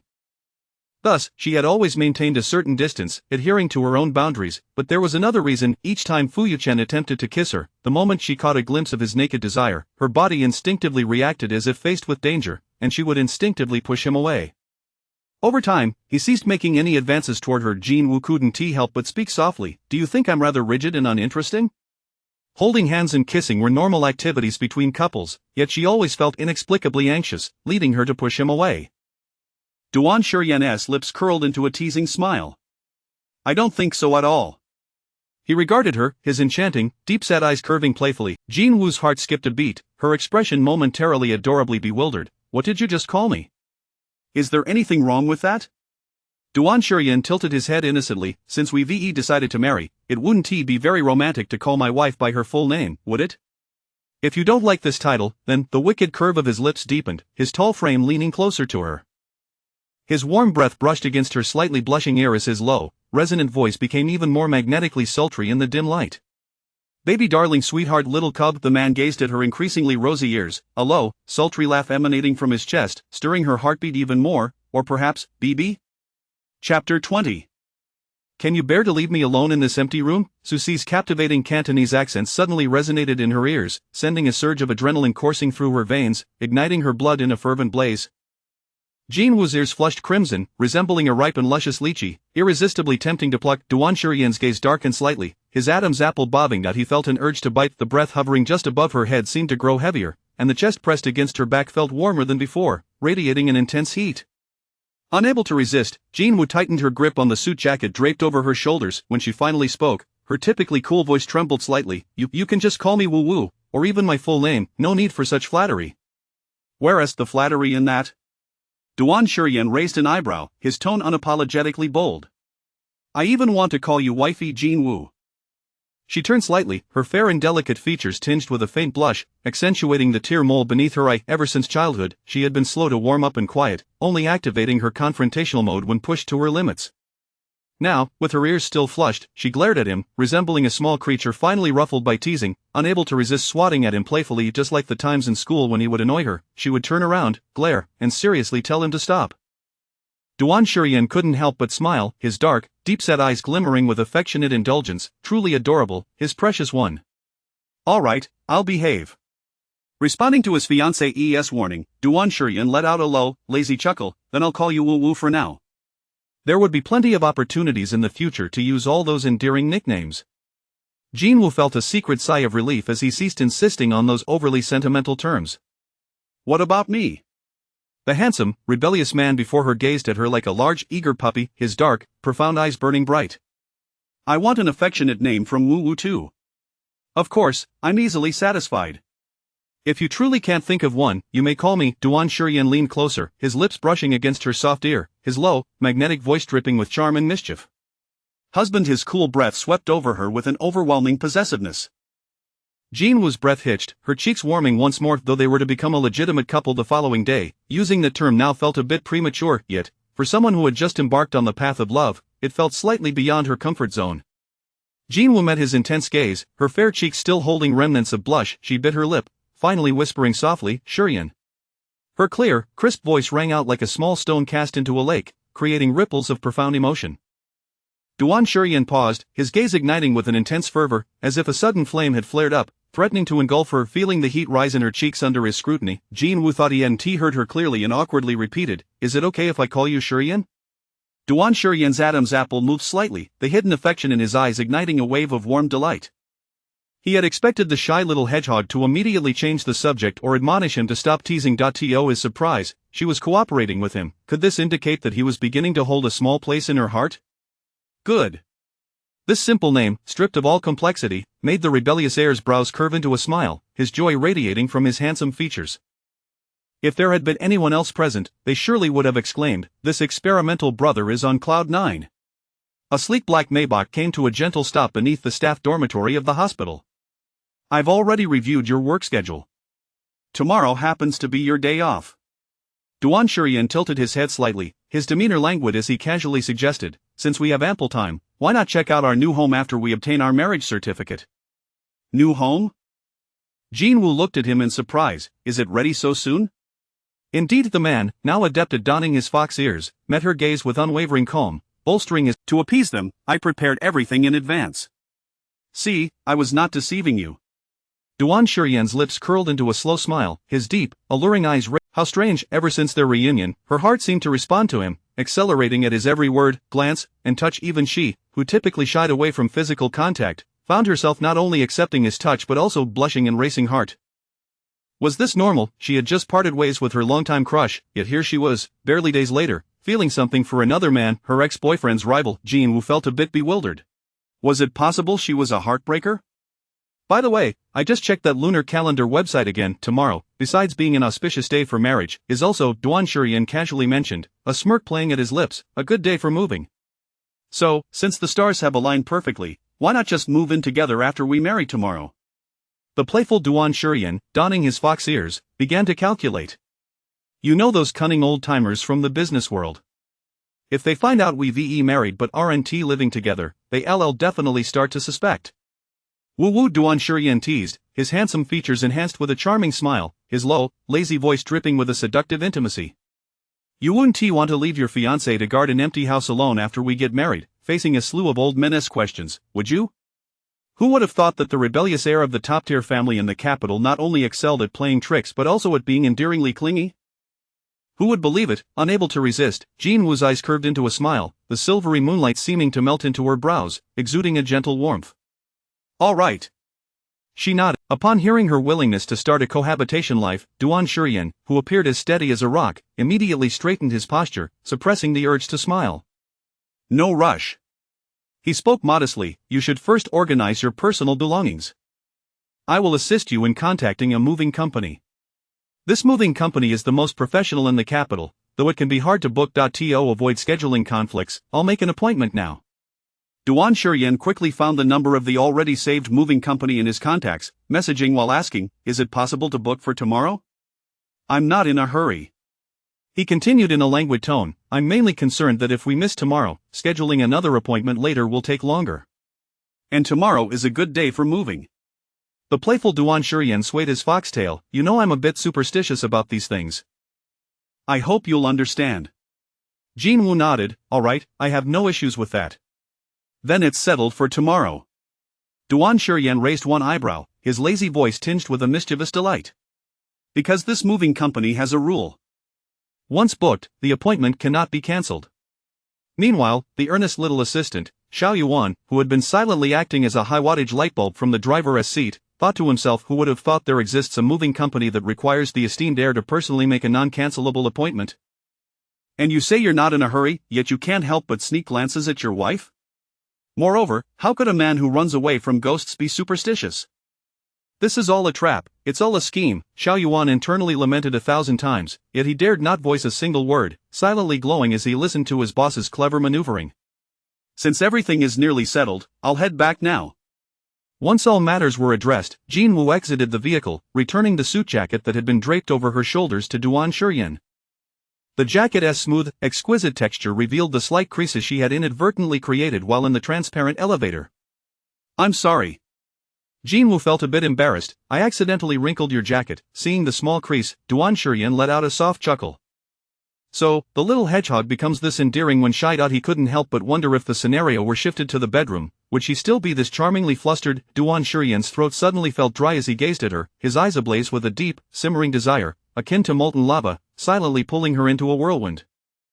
Sensing his unabashed stare, Jinwoo, as usual, looked up to meet his gaze. She found the handsome, rebellious man before her had already averted his eyes, a knowing smile curling his lips, his low, lazy voice imbued with an inexplicable rasp. It's nothing, feel free to grab. After all, in the future, his clothes and back would also belong to her to grasp freely. Chapter 21. With a flick of her hair, the defiant boss turns red with embarrassment. The man standing before her possessed a gaze deeper than ever, akin to two magnetic stones silently drawing one in. As if scalded, Jinwoo averted her eyes, her ears, hidden amidst her hair, still radiating warmth. Then I'll head upstairs first. The man, who had just been playfully grinning, suddenly fell silent. Duan Shurian responded with a simple, oh. Noticing the melancholic and disappointed look that someone cast his way, Jinwoo tilted her head in confusion, but soon, she guessed what was on his mind, and a light laugh escaped her lips, her cold and beautiful brows curving into a delightful arc. See you tomorrow. Jinwoo raised her bright, clear eyes to meet his, her tone infused with a cheerful softness. Fiancé. The completely unguarded address struck Duan Shurian like a bolt from the blue, leaving him momentarily stunned. Then, at a visible pace, his ears turned a pure, innocent crimson, especially under the dim night sky, they stood out conspicuously. Why you, don't look at me. Realizing his ears were betraying him with warmth, the once self-assured man quickly raised an arm to shield his face, his strikingly handsome features tinged with a hint of red. I don't look good right now. Duan Shurian felt a pang of annoyance as he swallowed hard. He had always aspired to maintain an image of maturity, composure, and charm in her presence, yet, how could a mere utterance of fiancé from her leave him so flushed? Jinwoo regarded his rarely seen bashful side with surprise. Suddenly, a somewhat hazy memory surged back to clarity in her mind, as if flipping through the pages of a book. She recalled that afternoon in the second year of high school. After finishing her class duties, she had gone to the library. The boy in his black and white school uniform, tall and broad-shouldered, rested his chin on one hand while the other held a small black pen, one that he had stealthily taken from her pencil case, lazily working on a test paper. Jinwoo watched him, still a bit taken aback. When teacher Luo had asked her to tutor Duan Shurian in Chinese, she had thought that a boy like him, carefree and restless, would surely lose interest within 3 minutes. To her surprise, he was unexpectedly obedient each time. Without her prompting, he had already placed his homework and pen on the desk, gazing at her with those captivating peach blossom eyes, eagerly awaiting her to commence the lesson.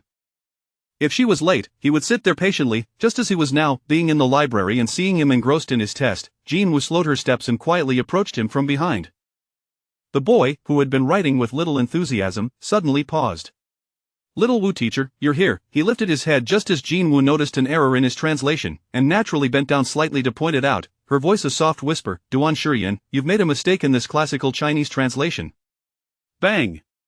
Out of nowhere, the previously calm and languid boy sprang up from his chair as if someone had stepped on his tail. As if to conceal something, he dramatically raised his arm to shield his face, exclaiming, "Don't stand so close to me." At that moment, she thought he was angry, but now, as Jinwoo observed the man before her, she realized with a dawning clarity that he hadn't been angry at all, he had been shy. Watching his still flushed ears, a smile crept onto her lips. They were indeed very red, and they looked so soft, she imagined they would feel delightful to the touch. Jinwoo's fingertips twitched slightly, and an impulse surged within her to reach out and pinch them, but she hesitated, wondering if such an action might be too forward. Duan Shurian. Like a playful tease, she looked at him, her usually cold and exquisite features alight with a lively sparkle. Are you feeling shy? Meeting her sparkling gaze, Duan Shurian's throat bobbed. The man, who had successfully ascended to a new understanding, grasped a profound truth: one must speak up when the moment calls for it to win a wife. Yes, I am shy. He met her gaze directly, candid and unabashed. Because you called me fiancé, and I absolutely adore it. I suggest you call me that more often. Despite his still rosy years, the experimental brother, who hadn't quite regained his composure, feigned bravado. I can handle it. Jinwoo regarded him, somewhat taken aback. Before their reunion, Duan Shurian had always struck her as a natural-born prince, pampered and wild, someone who would never feel envy or jealousy, yet, she suddenly sensed something. Perhaps she was only just beginning to understand him. Had he truly changed that much, or had he always been this way? How peculiar, Jinwoo mused, her expression somewhat bewildered. we've known each other for 3 years, yet I never realized you were so different from my initial impression. Because back then, you were always looking at Fu Yuqing, not me. Duan Shiyan's gaze lowered, the corners of his lips, which had been turned up, gradually flattened into a straight line, and the darkness hidden in his eyes surged forth, unable to remain suppressed any longer. It was said that he, the young master of the capital, had grown accustomed to arrogance, that he would never find anything in this world to envy or be jealous of. Yet, in truth, he had always envied and harbored a wild jealousy for Fu Yuqing. After a pause, Duan Shiyan slowly murmured, "Then, what kind of person was I in your heart before?" Jin Wu pondered for a moment and bluntly recounted the misdeeds of a certain immature boy. "I thought you were proud, free-spirited, rebellious, unafraid of anything, always refusing to wear your school uniform properly, skipping classes, and playing tricks on others. You would sit behind me, playing with my braids, blatantly borrowing my pens and notebooks, and you always poked me in the back with a pen during class to get me to talk, sometimes even getting me called out by the teacher." Duan Shiyan, damn. Had he really been that much of a brat? No wonder he had never managed to win a girlfriend. "Jin Wu, do you know?" She looked at him, chuckling lightly. "For a time, I thought you were like everyone else, hating me because of my status as an illegitimate child, which is why you liked to tease me." Before she could finish her sentence, Duan Shiyan abruptly interrupted her with an urgency. "I never hated you. I never hated you, because it was the first time he had developed feelings for a girl, he had no clue how to attract her attention correctly. So he acted like a troublemaker, always lingering around her, trying various antics to draw her focus. Even a proud prince could turn into a fool when in love, a fool who was also a coward. Knowing the girl had a crush on someone else, he tightly reined in his once flamboyant demeanor, fearing that she might perceive his feelings and deem him unworthy of even speaking to her. Unbeknownst to him, his clumsy attempts had led her to mistakenly believe he disliked her. Jin Wu. Duan Shiyan gazed at her, his brows lowening. In the past, present, and future, it remains unchanged. Jin Wu found herself entranced by the intensity in his eyes, her breath momentarily catching. Was he trying to explain himself to her? But this felt far too solemn, too serious. It seemed as though he was not merely explaining as an old classmate, but rather as someone who had harbored feelings for her all along. But how could Duan Shiyan possibly like her? Jin Wu had never possessed the confidence that she could be so captivating as to attract the affection of a prince. Their relationship had always been that of mutual assistance, mere partners. She couldn't allow herself to think too much. If she were the only one deeply entrenched in this relationship, she would ultimately be the one to suffer. She couldn't afford to tread the same path again. Yet, the sincerity and fervor in the man's gaze were so compelling that she found herself at a loss for words to reject him. Jin Wu fell into a daze. Just looking and getting to know him anew shouldn't pose any problem, right? All right. Jin Wu's lips slowly curved into a smile. "I promise you, I will watch and get to know you, to see what kind of person you are." She had been silent for a moment. Duan Shiyan patiently awaited her response, while he appeared calm and composed. Only he knew how tightly strung his shoulders were. Finally hearing her answer, he let out a breath he hadn't realized he was holding, the intensity in his dark eyes becoming even more vibrant. "Really?" Jin Wu nodded with a smile. "Really? Not looking at anyone else?" "Not anymore." "Then let us make a pinky promise." Duan Shiyan extended his pinky towards her, his low, magnetic voice tinged with delight. "Pinky promise, we won't change for 100 years. Jin Wu watched his childlike behavior, unable to suppress a deeper smile in her eyes. Another discovery: aside from turning red when shy, he occasionally displayed a hint of childishness, quite endearing. Indeed, with her brows arched, she extended her pinky to him, lightly intertwining their fingers, shaking it gently. "Pinky promise, we won't change for 100 years. Duan Shiyan's lips curled upward. His long pinky intertwined with her soft fingertip, as if naturally lifting up, guiding her thumb over to his. Then, as if sealing a pact, he pressed a playful kiss onto his own thumb. "Jin Wu? Well then, see you tomorrow." Before she could fully comprehend what had just transpired, he leaned down, his tall frame bending towards her ear, his voice low and alluring, tinged with seduction. "Good night, my dear fiancée." Chapter 22. A surprise gift. He always knows her preferences upon returning home. Jin Wu felt the warmth still lingering in her ears, her heart racing out of rhythm. She couldn't help but rub her earlobes in annoyance. What was going on tonight? Why did her ears turn so easily red? The memory of Duan Shiyan's low, magnetically seductive voice echoed in her mind, causing her ears to flush even more. It was utterly scandalous. How could he use such an alluring voice to call her by such an embarrassing title before she even had a chance to react? Clearly, she had initiated the flirtation by addressing him as Dr. Jean, and now she felt a little indignant about it. She attempted to cool her cheeks with the back of her hand, but instead of cooling down, her temperature seemed to rise bolder. If Duan Shiyan weren't the heir of the Duan Group and the founder of SW Technology, he would surely have a brilliant future as a top voice actor. Wait, What was she thinking? Jean Wu's heart skipped a beat, and she promptly slapped her own face to stop the spiraling thoughts. She needed to halt her mind from wandering into suggestive territory, or she would be sleepless tonight. Jean Wu lifted her gaze towards the floor-to-ceiling windows across from her, a flutter of emotion stirring within her as she walked over to peer outside. There, she spotted the familiar tall and imposing figure standing still below, as if he would only leave once he saw the lights in her room illuminated. After a moment of waiting, he finally opened the car door and entered. Only when the black Maybach vanished from view did Jean Wu slowly retract her gaze. Her eyes fell upon several luxurious brand clothing bags laid out on the table, gifts Duan Shurian had presented to her before leaving.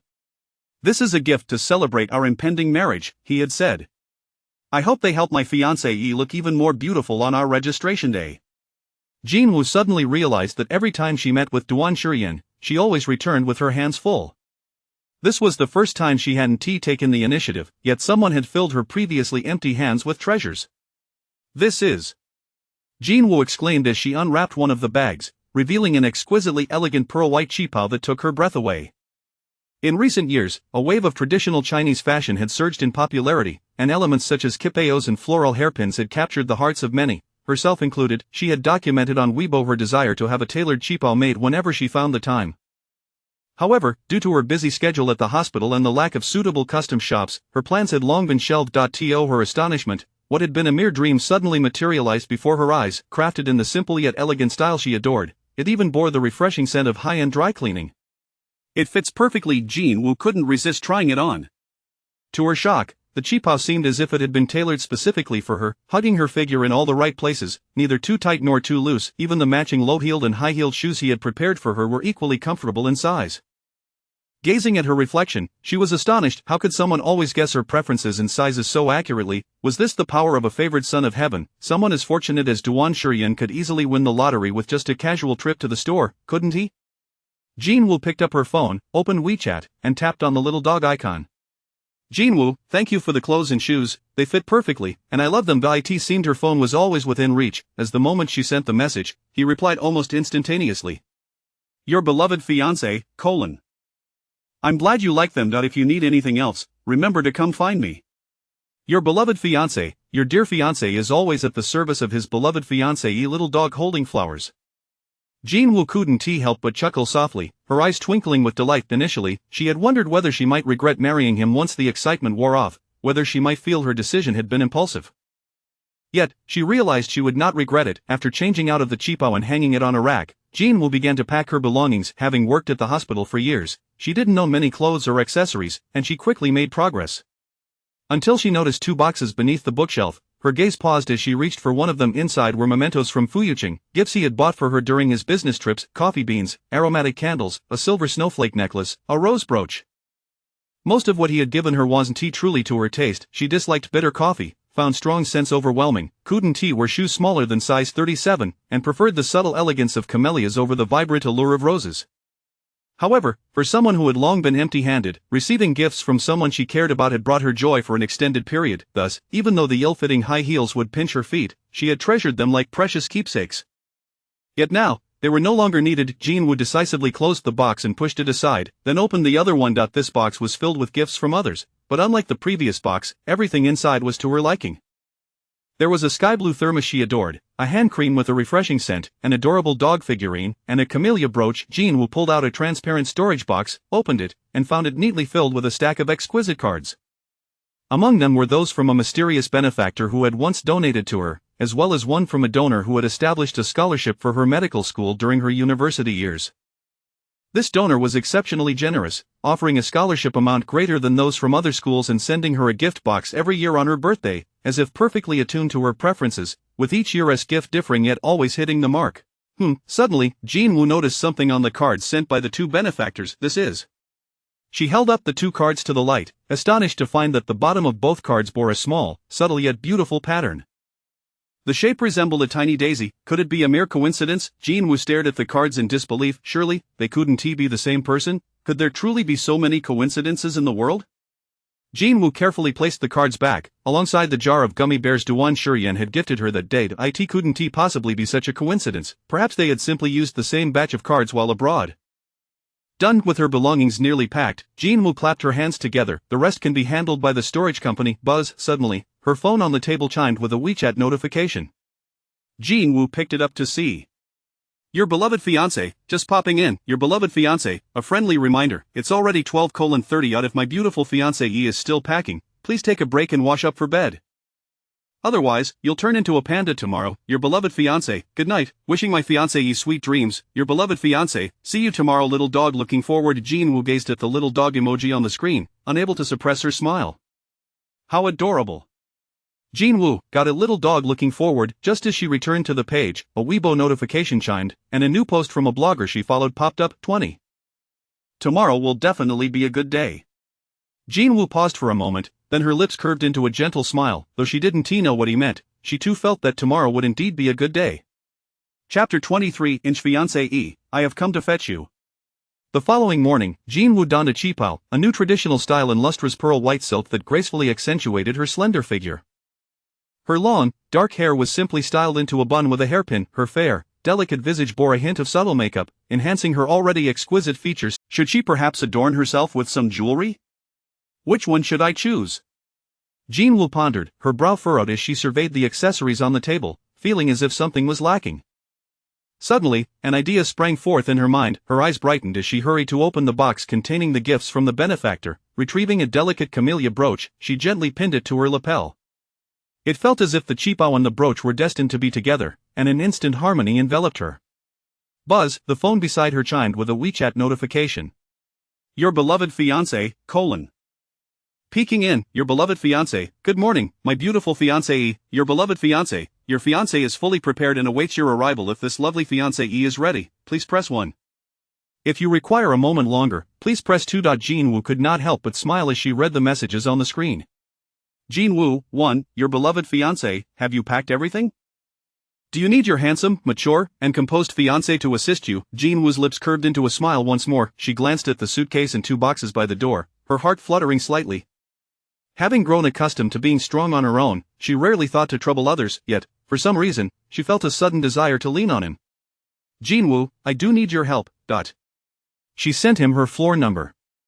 Your beloved fiancé, : Alright, I'm on my way, wait for me little dog. Dashing. Jin Woo's eyes sparkled as she watched the animated little white dog running across her screen, her smile deepening. Who would have thought that a proud and aloof heir of the capital would enjoy sending adorable dog emojis in private? How charming. Jin Woo couldn't resist saving all the emojis he sent. Hey, aren't you off today? Her roommate, who had spent the entire night on duty in the emergency room, appeared with dark circles under her eyes, as if floating over. Why are you up so early? Just as Jin Woo finished gathering her belongings and stepped outside with her suitcase, she lifted her gaze, her cool brows and eyes still sparkling with a hint of laughter. I'm going to get my marriage license. Roommate. Jin Woo, and starting today, I'll be moving out of here, but don't worry, since my departure is sudden, I'll continue to pay half of the rent until you find a suitable roommate. Roommate. Jin Woo, by the way, a moving company will be coming today to collect my things. I'll let you know in advance on WeChat when they're about to arrive. Roommate. Until the slender, graceful figure of Jin Woo slowly exited through the door, her roommate scratched her head in confusion and drifted back into the restroom. It must have been her way of waking up that was off, causing her to hear things incorrectly. As soon as Jin Woo stepped outside, she coincidentally heard the elevator ding, and as the doors opened, the familiar tall figure appeared before her. Jin Woo's gaze momentarily faltered. The man before her had abandoned his usual black shirt for a meticulously tailored white satin suit that slightly restrained his wild, untamed nature while adding an air of noble elegance. His bangs appeared carefully styled, revealing a full, well-defined forehead, and his deep, alluring eyes and features resembled a top male model stepping out from a poster, exuding an irresistible charm of both opulence and wild allure. If this were a dating reality show, the screen would surely be flooded with comments like, that waist, those legs, that divine face, he looks utterly irresistible. He is the born charmer, here to captivate my heart. As she surveyed his white suit and then her pearl white qipao, she felt an inexplicable sense that they were adorning matching outfits. Jin Woo met his joyful and radiant gaze, her brows and eyes slowly softening into a gentle curve. You arrived quite early. Duan Shurian fixed his gaze upon her, a smile playing at the corners of his mouth, his beautiful peach blossom eyes gleaming brighter, because I wanted to see my beautiful fiancée as soon as possible earlier. Even earlier, the man before her gazed intensely, almost like a seductive enchantress. Just the exchange of glances was enough to make her heart race uncontrollably. Is this the magic of those peach blossom eyes? Just a simple gaze felt like deliberate seduction. Realizing she had been staring for too long, Jin Woo quickly averted her eyes, her gaze landing on the collar of his shirt. Perhaps it was a personal quirk. He always wore his shirts neatly, yet the top button was invariably left undone. From her current angle, she could see his pronounced Adam's apple and the smooth, straight line of his collarbone, silently exuding an exquisite allure from the slightly open collar. Jinwoo suddenly felt her face grow warm. She had never thought much of a man's Adam's apple or collarbone before, but now, they appeared rather appetizing. Woo woo. Duan Shuryen naturally took the luggage from her hands. Do you need to take all of this down? As he accepted her suitcase, his gaze fell, catching sight of the exquisite camellia brooch pinned to her cheapao, and he paused momentarily. He stared at the brooch, his Adam's apple moving slightly, his voice taking on a husky tone. What is this? Jinwoo, curious, followed his gaze and, seeing him, his eyes sparkled with an uncontainable delight, and his low, magnetic voice carried a hint of pleasure. Then he certainly has exquisite taste. It's beautiful. Duan Shuryen gazed intently at her, as if a fervent fire. Upon seeing them, he greeted with commendable tact, Mr. Duan, Madam. MHM.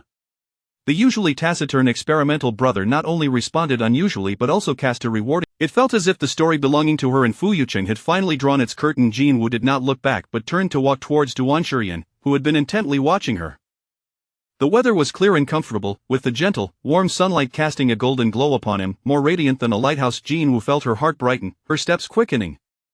Before she could reach him, she noticed Duan Shuryen striding toward her, as if casting a spell. He produced a large bouquet of beautifully vibrant white lisianthus, complemented by light blue hydrangeas and familiar daisies. What others possess, my fiancé must have too. Before her stood a man clad in a pristine white suit, his deep-set eyes exuding an alluring charm, shimmering with fleeting glimmers of light. As dazzling and brilliant as he was when she first laid eyes on him a decade ago, he resembled a radiant sun, illuminating every space he graced. Jinwoo's heart fluttered, her breath momentarily stilled. She struggled to steady the rapid beating of her heart. What made you suddenly think of giving me flowers? Upon uttering the question, a wave of regret washed over her. Was her inquiry too disheartening? In a prolonged environment devoid of affection, any gesture, no matter how trivial, would evoke a sense of astonishment, leaving her hesitant to ask the reason behind it. This reaction seemed to have become an instinctive response ingrained within her. Just as Jinwoo felt a twinge of unease, a strong, warm hand enveloped hers. Is it not entirely reasonable for a fiancé to present a beautiful bouquet to his fiancée? Duan Shuryen held her hand firm. Although she understood that this was merely a partnership, she could not help but feel ripples of emotion stirred by his intense sincerity. All right. Cradling the 16-year-old Duan Shuryen, do you see, the flowers you long to present to her have finally reached her hands. Just then, the sleek black limited edition Maybach glided away from the entrance of the community. A white Cayenne happened to drive by. The driver, seated in the front, cast a glance at the building where Jinwoo resided. Then, through the rearview mirror, he caught sight of the man in the back seat, emanating a palpable tension. Would you like to take a look? However, as soon as the words left his mouth, the rearview mirror reflected the man's increasingly sullen expression. Fu Yuqing, with a headache from insufficient. We are not stopping. Return to the company. It had only been a day that he could afford to wait. Jinwoo had disappointed him before, yet she always found her way back to him in the end. There was no need for him to rush. As a black Maybach brushed past him, Fu Yuqing hesitated, an inexplicable urge compelling him to glance out the window. He saw the car turn the corner and speed towards the brighter horizon. Soon, even the last trace of its presence vanished, as if something precious had slipped resolutely from his grasp. No matter how tightly he clenched his fists, it was irretrievable. He could only watch helplessly as she moved further away, departing from his world. Chapter 25 His fastball. Because I am enticing you today truly is an auspicious day for marriage. Upon arriving at the Civil Affairs Bureau, the area is already teeming with various figures, each waiting in line. Accustomed to managing affairs alone, Jinwoo steps out of the car, instinctively clutching her bouquet, her eyes scanning for directions as she prepares to head towards the registration hall. Isn't my fiancé going to hold my hand as we walk? How could you possibly leave your handsome, mature, and composed fiancé behind? Duan Shuryen extends his hand towards her, giving it a slight shake, his tone playfully lingering as if he were a fluffy puppy nudging for attention. I want to hold hands too. Woo woo, hold me. Jinwoo gazes at his childish antics, unable to suppress a laugh.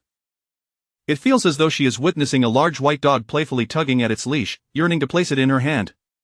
All right, she chuckles, amused by her own slightly absurd imagination, and extends her hand toward him. The moment she releases her grasp, his broad hand envelopes her fingertips with gentle warmth, gradually intertwining their fingers. The man's palm is both sturdy and warm, sending a shiver through her heart. Jinwoo cannot help but lift her gaze to him, the soft golden morning light cascading over his shoulder, imparting a gentle glow that makes it difficult to look away. Let us proceed, my fiancée. Duan Shuryen, While they wait, Jin-woo observes Duan Shuryen, who meticulously adjusts his already perfectly styled bangs and checks his smooth chin, seemingly ensuring that every inch of him is immaculate. He then lowers his head, scrutinizing his suit for any imperfections, checking if his cuffs are properly fastened. He resembles a nervous groom, utterly at a loss. This sight is utterly novel. Jin-woo tilts her head slightly, captivated. In her recollection, Duan Shuryen is always arrogant and self-assured, effortlessly navigating any situation without a hint of fear. He would never be associated with terms such. Moreover, their marriage is not born from love but rather a mutual collaboration. Why, then, does he appear so apprehensive? Could it be the workings of his perfectionism? Woo-woo. Just as she is lost in thought, the man before her suddenly, his alluring, fresh scent envelopes her, creating an intoxicating atmosphere around them. As if oblivious to her gaze, Duan Shuryen casually tilts his neck, presenting his prominent Adam's apple to her view. He then gestures towards his collar with his long, elegant fingers, exuding a playful allure as he asks, "Could you help me fasten my shirt button?" In the abundant light, his pronounced Adam's apple appears both sensual and sharp, rolling slowly before her as if to tease. The overwhelming allure causes Jin-woo's cheeks to flush, her heart skipping a beat. Alright, she shifts her gaze, intending to raise her hand, only to realize that the other is still held by him, prompting her to gently shake it as a reminder for him to let go. Duan Shuryen, no, I cannot hold your hand anymore. I should have fastened my buttons before leaving. Reluctantly, he releases Jin-woo's hand as if to facilitate her assistance. The man leans in closely, his strong arm resting on the back of her chair, his firm chest encased in a pristine white shirt pressing down towards her. His breath, warm and tantalizing, brushes against her ear, sending ripples through her already tingling heartbeat. His gaze remains steady and unwavering, like an arrow locked onto its target, focused and fervent, leaving her no chance to escape. As Jin-woo helps him fasten his button, her hand trembles slightly with every gentle motion of his Adam's apple. It feels as though her fingertips are being drawn in as well, an unsettling sensation. Jin-woo's face grows warmer once more, and she finally cannot resist asking, "Why do you like leaving your collar so open?" In response, Duan Shuryen smirks, his lips curving into a teasing smile. "Because I am enticing you." Taking advantage of her position as she fastens his shirt button, the certificate, our story officially begins. A sudden, unanticipated blow landed squarely. Jin-woo's heart skipped a beat, her fingertips, tinged with a delicate pink, involuntarily curled at his collar. The instigator, resembling a flamboyant vixen, Duan Shuryen. Jin-woo was abruptly jolted back to reality, the suspicious flush on her face intensifying the prominence of the light-colored beauty spot beneath her eye. "Please be more serious." She stifled the inexplicable rapid thumping of her heart, withdrawing her hand from the already fastened collar, creating a slight distance between them. "Otherwise, I won't assist you any longer." Clad in a pearl white, new-style cheapao, with only a hint of makeup, her ethereal beauty radiated an aloofness akin to a white plum blossoming defiantly amidst the winter frost. Her slender spine stood straight, her gaze slightly aloof, exuding the aura of a frigid beauty instructing a wayward dog. The chastised man, instead of being vexed, wore a delightful smile that danced in his eyes.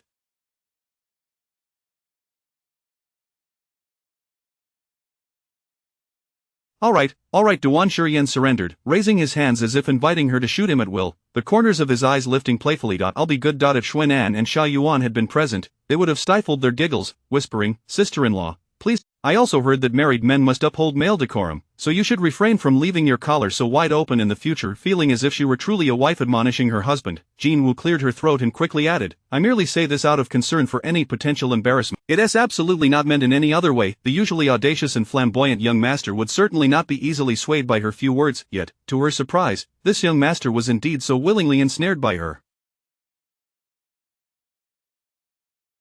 "Understood, I will comply." Duan Shuryen's intense, smoldering gaze locked onto her, his lips curling into a gentle smile, his dimples appearing, his low, magnetic voice imbued with endless affection, "My queen."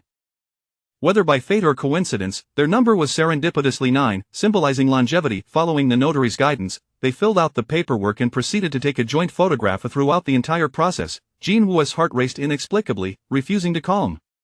She couldn't help but feel slightly vexed, rubbing her still warm earlobe. What was happening? In high school, Duan Shuryen often broke the rules, using his captivating peach blossom eyes and contrasting dimples to tease her. At that time, she merely felt exasperated, never experiencing the heart-pounding sensation she felt now. It was as if an unfamiliar wave had surged unexpectedly, stirring her chest, creating ripples of excitement in her heart. And why was Duan Shuryen so obedient? She had expected the proud son of heaven, who disliked being managed, to display impatience or anger, yet he not only refrained but also gently called her. "Miss, please draw a little closer." The photographer, specially hired for the occasion, adjusted the camera while directing them. "Lean a bit more towards your husband." The term husband caused Jean Wu's cheeks to flush anew. Her hands, still clutching the bouquet, tensed nervously, revealing a touch of helplessness. Just as she began to feel awkward, she felt a gentle hand on her shoulder, guiding her closer to the man beside her. The familiar warmth from his grasp coursed through her, igniting her entire being, and her eyelashes fluttered as her heart inexplicably raced once more. She tightened her grip on the flowers, instinctively lifting her gaze to meet his. Sensing her unease, Duan Shurian softly patted her shoulder, his deep, captivating eyes bent towards her, as if assuring her that everything was fine with him by her side. Jean Wu's heartstrings were once again gently plucked. With her hands holding the vibrant bouquet, she faced the camera, her strikingly beautiful brows slowly curving into a soft arc, her clear pupils shimmering with unacknowledged excitement.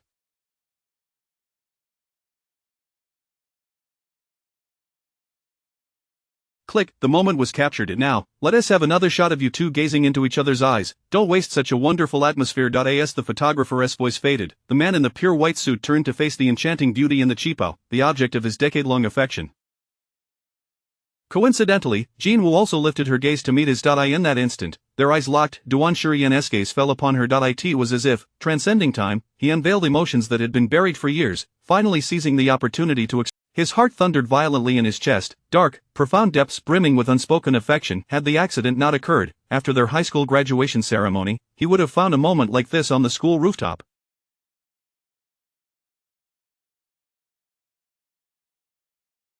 He would have held flowers and a love letter, his face flushed crimson, typically reserved but stuttering nervously, yet dead serious in confessing when he first noticed her, when his heart began to stir, and how deeply he adored her.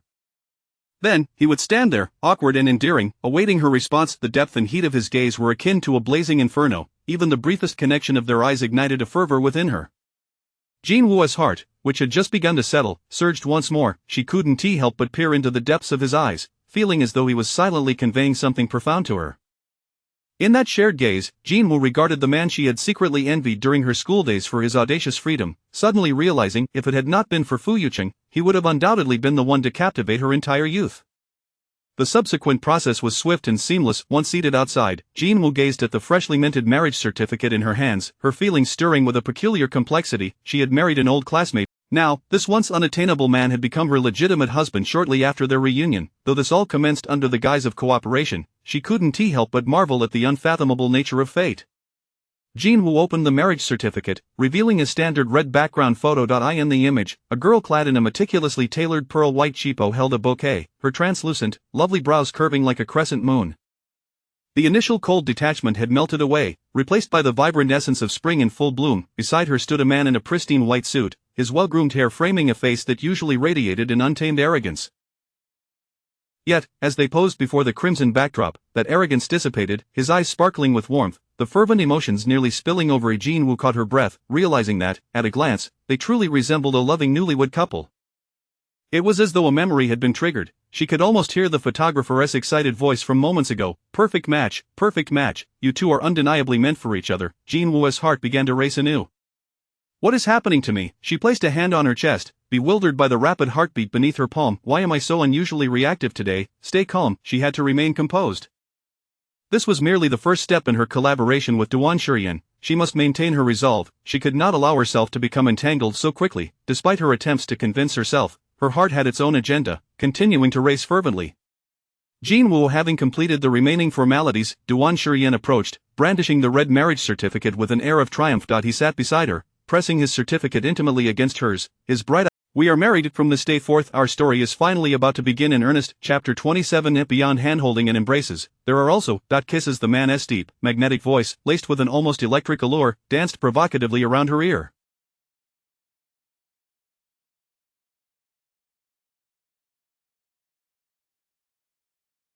Not to mention the affectionate title he employed, which instantly painted her ears a vivid crimson, sending her heart fluttering as if struck by a jolt of electricity.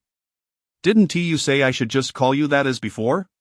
Now, that hint of bashfulness rendered her exposed ear tips a bright, unmistakable scarlet, like a ripe fruit hanging tantalizingly from a branch, beckoning and provoking an insatiable thirst. Duan Shurian's Adam's apple bobbed, his dark, profound eyes burning with an intense fire. The hand that rested on the back of her chair was clenched tightly in restraint, the veins on the back of his hand standing out with the force of his suppressed emotions. In those fleeting seconds, all his pent-up feelings and desires surged silently within him. "My dear Dr. Jean," he said, leaning closer, propping himself on the back of her chair. His entrancing gaze held a current of hidden intensity, and his warm breath brushed against her flushed ear. Jean Wu's eyelashes fluttered, and she involuntarily held her breath, yet she could still acutely sense Duancher Yen's breath lingering near her ear, teasingly brushing against her lips. "Although I promised to respect all your wishes and would never coerce you in any way," he continued, "there are times when I would appreciate your cooperation, dear Dr. Jean. If hand-holding is required, then let us hold hands. If embracing is in order, then let us embrace, and if kissing is called for, then let us kiss." Her rosy lips were tantalizingly close. No one could fathom how wildly his heart raced beneath his calm exterior.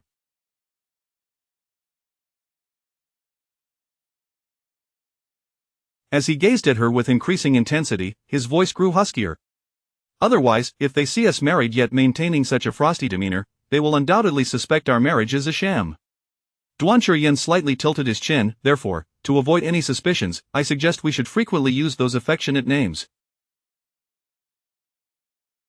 Otherwise, what if I grow bolder in the future? What would our shy Mrs. Duan do then?" His elongated eyes sparkled mischievously. His hand, resting on the back of Jean Wu's chair, lightly brushed against her now-heated ear, and his low voice dripped with seduction, igniting endless fantasies. "It will surely turn even redder here." Jean Wu's heart skipped a beat under his smoldering gaze. Not only did her ears flush deeper, but the beauty mark beneath her eye seemed to glow with a rosy hue.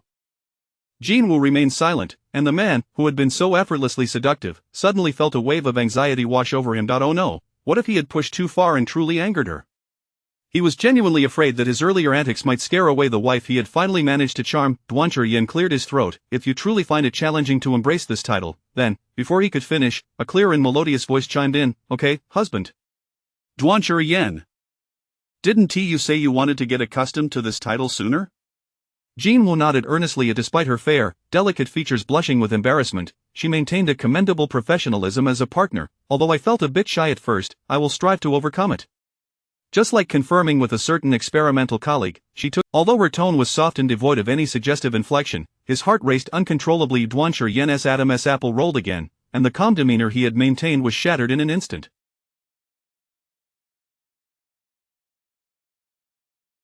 Even the tips of his ears, hidden in the shadows, flushed with embarrassment. Who could resist a girl they had silently adored for 10 years suddenly calling them such an intimate name?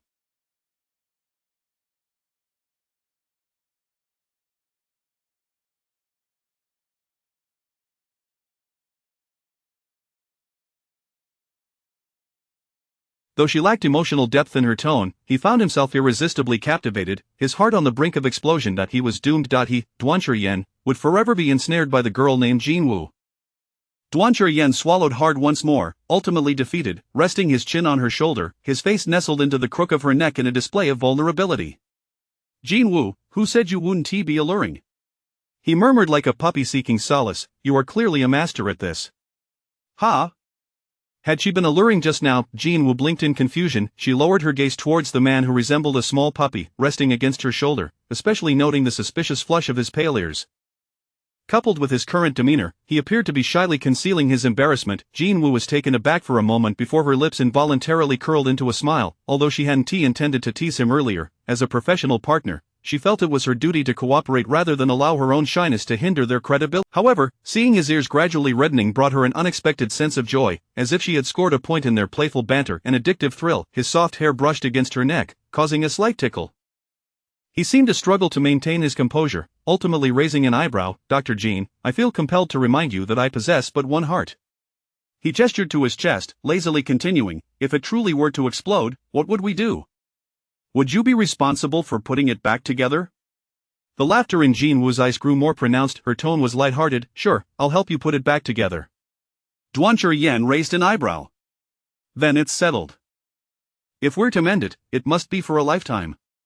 He secretly grasped her hand, a smile playing on his lips. "After all, our Mrs. Duan is a top-notch seductress. With even a moment's carelessness, she could easily ensnare my heart to the point of explosion."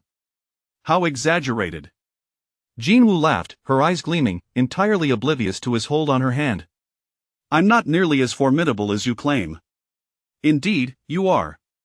He interlaced their fingers and suddenly pressed her hand against his chest, his youthful features glowing with reckless abandon. "Duan, how can you still deny your prowess? My heart has long since succumbed to you." Chapter 28. From now on, I shall be your little puppy you. The man's heart pulsated fervently, each throb resonating like a fierce drumbeat against his chest, reaching her palm. Her own heart could not help but synchronize with the rhythm of his heartbeat. Jean Wu's breath quickened for a few seconds, her fingers curled slightly against the firm warmth of his chest. So hard, and so hot, for some inexplicable reason, her heartbeat suddenly became even more uncontrollable, and the tips of her soft fingers gradually blushed with a hint of pink. She lifted her gaze to meet Duan Shurian's deep, fervent peach blossom eyes, feeling the intensity of his heartbeat and the warmth. Who was truly more formidable? Clearly, he was superior. Understood. The man's solid chest radiated an undeniable warmth. Jean Wu came to her senses, slowly. It seemed Duan Shurian was genuinely committed to these promises. As if only with a firm assurance from her could he feel at ease. All right, pinky promise. Just as they had agreed that night, Jean Wu gently curled her. He discreetly raised his thumb and, while Jean Wu was momentarily distracted, pressed it against her thumb with a soft pop, successfully sealing their promise. After this triumphant gesture, his lips curled into a smile, his youthful features glimmering with a hint of mischief. Jean Wu looked at him in surprise, suddenly understanding the feelings of a boy gazing at a sweet girl. When unhappy, he would lament his grievances, lifting his proud, handsome face in a childlike display of petulance. When shy, his ears would flush, and when caught off guard, he would bury himself in her neck. Once a promise was made, he would insist on sealing it with a pinky promise. So endearing, so delicate, like a little princess. Jean Wu's gaze toward him was tinged with an even more pronounced smile. It turned out Duan Shurian had such a side to him in private. This was something she had never noticed before, and now that she looked closer, it felt quite adorable. The once adorable prince of the capital now adopted the same serious attitude he had shown while scrutinizing their marriage certificate, carefully adjusting the lighting and angle. Stealing a sly grin, he took numerous photos of their hands holding the red booklet together. This time, he captured not only the cover but also the inner pages with great delight. By the way, your outfit has no pockets, but I do. After finishing the photos, Duan Shurian naturally took the marriage certificate from Jean Wu's hands and placed it in the pocket of his suit jacket. Let me keep. Jean Wu nodded, okay. Meanwhile, the temptation group chat was still bustling with excitement. Duan Mama, hello, Duan Xiaojiao, you're not busy editing new pictures, are you? Duan Ie, look, he has gone silent.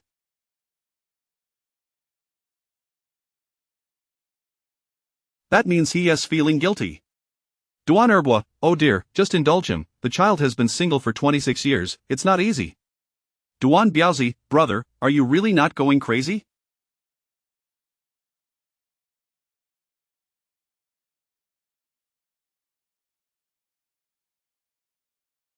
Duan Shurian looked at the screen filled with taunts demanding he prove himself, such as I don't believe it unless he sends a photo with that girl, and if he is really married, I'll do a handstand while washing my hair. He scoffed. What do you mean it's not easy being single for 26 years? He is now a noble married man, his wife is none other than the object of his long-standing affection, once the most beautiful, outstanding, and fiercely independent student, now she is He is undoubtedly the winner of life, the happiest man alive, the proud little princess of the Duan family found it beneath her to engage in lengthy explanations to prove herself and simply. Then she opened her social media, sending out the photo of the red booklet she had shared in the family group, boldly and proudly announcing, "Happy wedding, my leading lady," image, leading lady. Jean Wu gazed at his recent post, her attention lingering on the phrase "my leading lady," her fingertips involuntarily twitching, her heart inexplicably racing. She knew he wasn't genuinely announcing it, he was merely performing for his family. Yet, she couldn't help but feel a flutter at those words. Perhaps it was because it was the first time she had been placed in such a significant position. Suddenly, Jean Wu realized something, her almond eyes widening slightly. Did you change your name again? Just the other day, it was, your beloved fiancé, and now it has transformed into, your beloved husband, accompanied by 2 vibrant red hearts. What can I say? Since Mrs. Duan hasn't formally given me a title yet. Duan Shurian raised an eyebrow, his tone languid and relaxed, so I can only attract her attention this way. Jean Wu, so, in order to capture her attention, he had been flaunting this note on social media? Look, I've already changed your note. Duan Shurian leaned closer, presenting his phone screen to her. Jean Wu curiously looked down and saw the note displayed as frowny face, my beloved wife. If you can't think of a new note for me, you can always refer to mine. Duan Shurian raised his chin again, She was taken aback, such sticky, sweet titles had somehow slipped from his lips. If not for his ruggedly handsome face and his audacious demeanor, she might have doubted that he was actually a romantic at heart. The examples he provided felt excessively mushy. Jean Wu hesitated, feeling a bit troubled as she raised her gaze. The man beside her, with his beautiful, deep peach blossom eyes, sparkled with a fiery intensity, as if by coincidence, they met her gaze directly.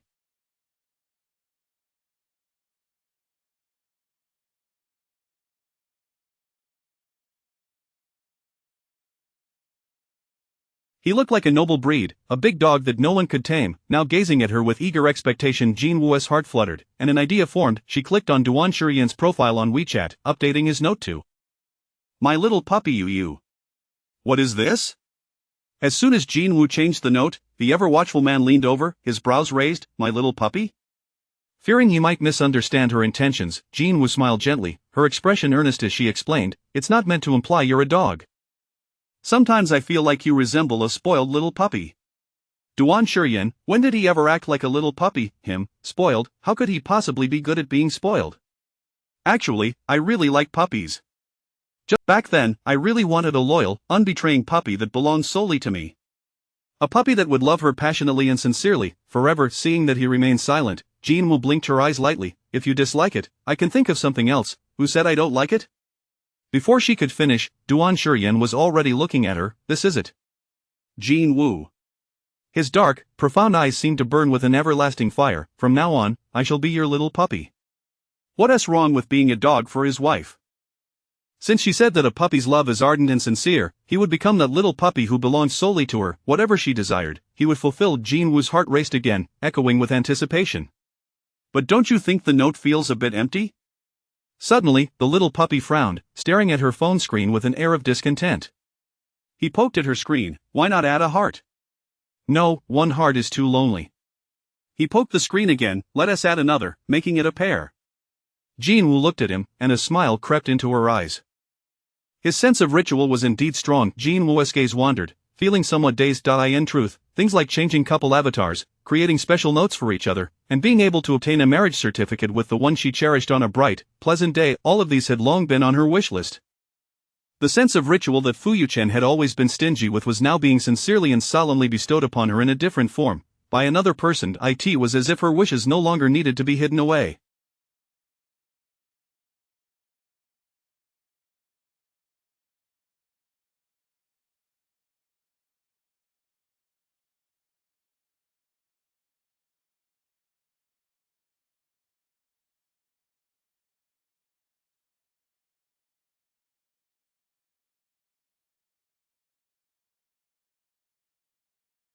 They could finally be realized openly, one by one. Jin Woo's lips slowly curved into a smile, her clear eyes growing even brighter, as if illuminated by a warm, radiant sun.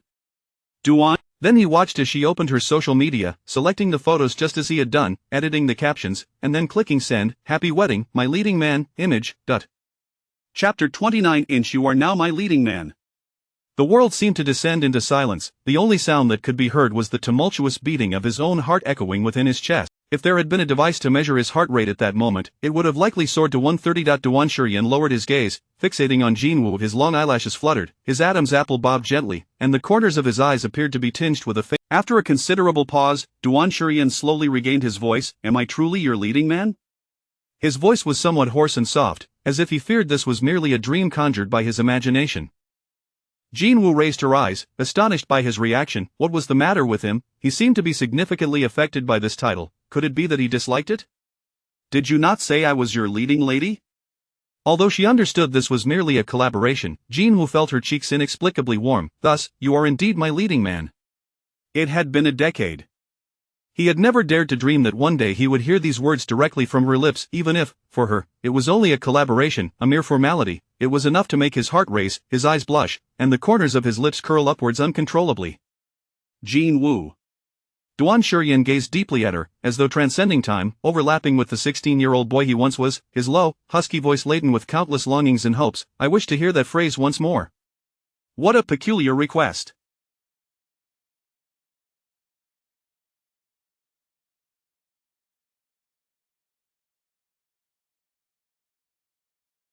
Jin Woo met his fervent gaze, her heart fluttering as if scorched, and she softly repeated, "You are now my leading man."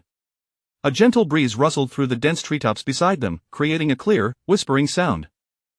In that moment, Duan Shurian's heartbeat thundered once more. "Then it is settled." He rolled his throat lightly, his voice husky. I shall remember it for a lifetime. You cannot casually. Jinwoo couldn't help but curve her lips into a smile. Just as she was about to tease him a little, she noticed his eyes glimmering with a light blush, radiating a dazzling joy.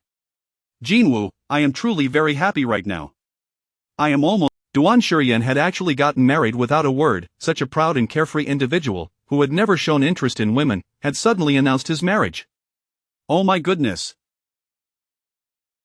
Oh my goodness, someone, save my phone, it's malfunctioning. Oh, an elderly lady, clad in trendy attire and clutching a fried chicken leg, rushed out in a flurry, holding her phone high, her face a mask of panic. Am I using it incorrectly? How could I possibly see this rascal flaunting his love? Is this even possible? This must be a new type of scam. What kind of absurd idea is this? Your beloved husband. Is this truly something my grandson, who is loathed by all, would type out? The butler trailing behind her wore a look of helplessness. Madam, the doctor only advised you yesterday to limit takeout, especially fried chicken. No, the important thing is that my eternally single grandson secretly got married. We don't even know who the other party is. Since Duan Shuryan made his announcement, the threshold of the Duan household had been nearly trampled down. The spacious and elegant living room was already filled to the brim with visitors, all drawn in by the news from his social media. Shin Kei opened WeChat for the umpteenth time, staring at the photo, his pupils trembling in disbelief. This really isn't edited, is it? With my brother's princess-like temperament, could a girl truly be interested in him? No way, he hasn't tricked her into this, has he? Uncle calmly replied, I actually believe it's not. It would be a miracle if he didn't turn her into an alien. Sitting nearby, Yu Sang remarked, just look at my nephew's face, brimming with youthful infatuation, like a love-struck girl, and you'll know it's real. This is the first time I've seen him flash all 8 of his teeth. Wait. Suddenly realizing something, she sprang up like a spring, snatching Shin Kei's phone, her eyes glued to the screen, her gaze nearly sticking to it. Hiss. Why does this beauty look somewhat familiar? Yu Sang staring. Yu Sang, a jolt of memory surged through her mind like an electric current, and she took a deep breath, excitedly slapping her thigh. Oh my gosh. Isn't this the angel? At a gathering at the law firm last month, she had mistakenly consumed something that triggered a gastrointestinal flare-up. Coincidentally, a car accident had occurred nearby, and the hospital's emergency room was bustling. Just as she curled up in pain on a chair, about to see her great-grandmother, a gentle female voice suddenly rang out. Are you alright? Do you need help? Yu Sang weakly lifted her head.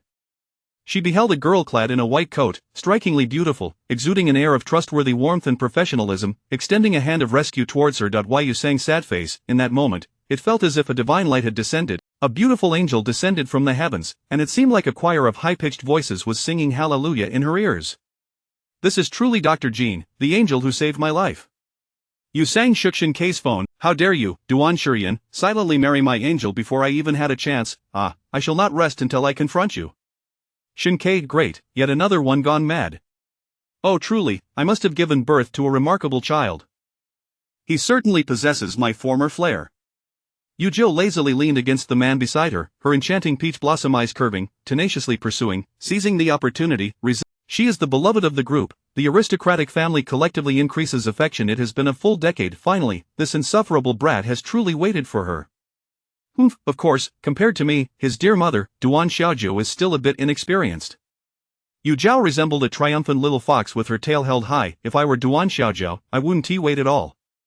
I would boldly seize love, employing every trick in the book to entice him until he falls for me.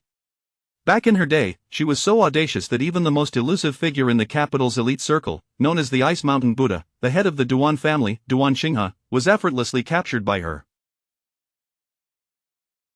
Yet, the son they bore turned out to be so pure-hearted, waiting eagerly for 10 years, and only now seizing the opportunity to rise in status. It's truly a tale that would leave one feeling somewhat embarrassed. Little white crane Yu Jiao rose from Duan Xinghe's embrace, her slender fingers teasingly flicking his resolute chin, her eyes sparkling with allure. Do you think I was formidable back then? I merely cast a little hook, and managed to reel in you. This Ice Mountain Buddha. As the eldest daughter of the prestigious Yu family, Yu Jiao had always been spoiled and daring, a veritable social bandit among the elite ladies. At one grand banquet, she set her sights on this man, handsome and radiant, adorned with a string of black prayer beads, who was deemed the most challenging catch in the capital. She resolved on the spot to make this Ice Mountain Buddha bloom for her. Thus began her intricate game of seduction, and within a month, not only did this Ice Mountain Buddha blossom for her, but he also swept away his long-standing demeanor of restraint, nearly overwhelming her with his affections every night. Duan Xinghe, with his chin playfully lifted, merely smiled indulgently. He wrapped his arm around her waist, the prayer beads on his wrist featuring one intricately carved with a fox motif, inscribed with Yu Zhao's name. Quite impressive, he remarked, gently brushing her nose with his fingertips, his eyes behind gold-rimmed glasses curving into a soft arc, the rarely seen dimples at the corners of his lips shallowly indenting. But have you ever pondered why, whenever you intentionally bait me, I so easily take the hook? He chuckled affectionately, because I am willing to bite. Little did she know, he had already harbored deep feelings for her cunning little fox. He followed her bait with ease, even contriving opportunities for her to catch him more effortlessly, and then obediently took the bait, willingly hooked. The grand hall, filled to the brim with guests, was awash in a harmonious and joyful atmosphere. The younger generation eagerly liked Duan Shiyan's latest social media post, secretly reveling in the delightful news. How splendid, the most difficult to marry off, Duan Shiyan, had successfully found a partner, a veritable reassurance for them all. Now, the remaining eligible heirs need not worry about remaining single for a lifetime. Hooray, everyone was laughing and chatting, except for the elderly matriarch of the Duan family, who furrowed her brow. Although she was not the type to force her children into business marriages or blind dates, often doting on her grandchildren, the memory of Duan Shiyan's near-fatal car accident years ago weighed heavily on her heart, making even her beloved original-flavored chicken leg lose its appeal. No, she could not drop her guard. She needed to scrutinize thoroughly. What if that girl was a silver-tongued little enchantress intent on whisking her grandson away? The matriarch promptly discarded her chicken leg. With the diligence of a detective seeking the perfect hiding place for takeout, she scrutinized the photo before her. There stood a beauty clad in a pearl-white cheapao, her complexion radiant and ethereal, eyes as clear as water.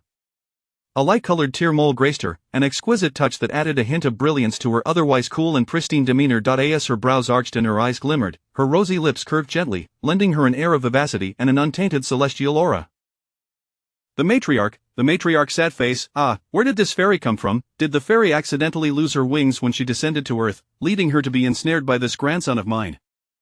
A staunch advocate of beauty, the matriarch clutched her phone, her lips curling upwards in a wild grin, perfectly illustrating how one could transition from solemnity to joy in mere seconds. Wonderful, wonderful. Absolutely perfect.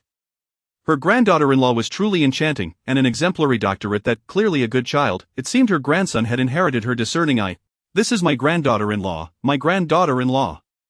The matriarch randomly seized a few relatives nearby, her laughter as bright as a sunflower. Do you have a granddaughter-in-law? Oh, you don't? Hee, you definitely don't. Your son hasn't even a girlfriend yet. One relative, unable to contain themselves. We get it, our ears have heard enough. The matriarch, not me. Now, even passing dogs on the street would be informed that she had a granddaughter-in-law, one who was both beautiful and accomplished. By the way, don't we have a dog at home? The matriarch shook her head at the butler. Quick, wake the dog. I must share this monumental news. The butler nearly turned into a blur from her urgency. Please, calm down, Tisk, but this grandson of mine sure looks foolish while smiling. The matriarch gazed at the photo, her smile gradually fading, concern etching her face. He looks like a dimwit. What if the beautiful granddaughter-in-law finds him distasteful? At this remark, everyone's demeanor shifted. Shinkei stroked his chin. Indeed, brother is too casual, and look, my sister-in-law doesn't even have a ring. What on earth is he thinking? How could Duan Shiyan handle this? Isn't that blatantly unfair to the young lady? Shinkei, let us hope he doesn't drive his wife away right after the wedding.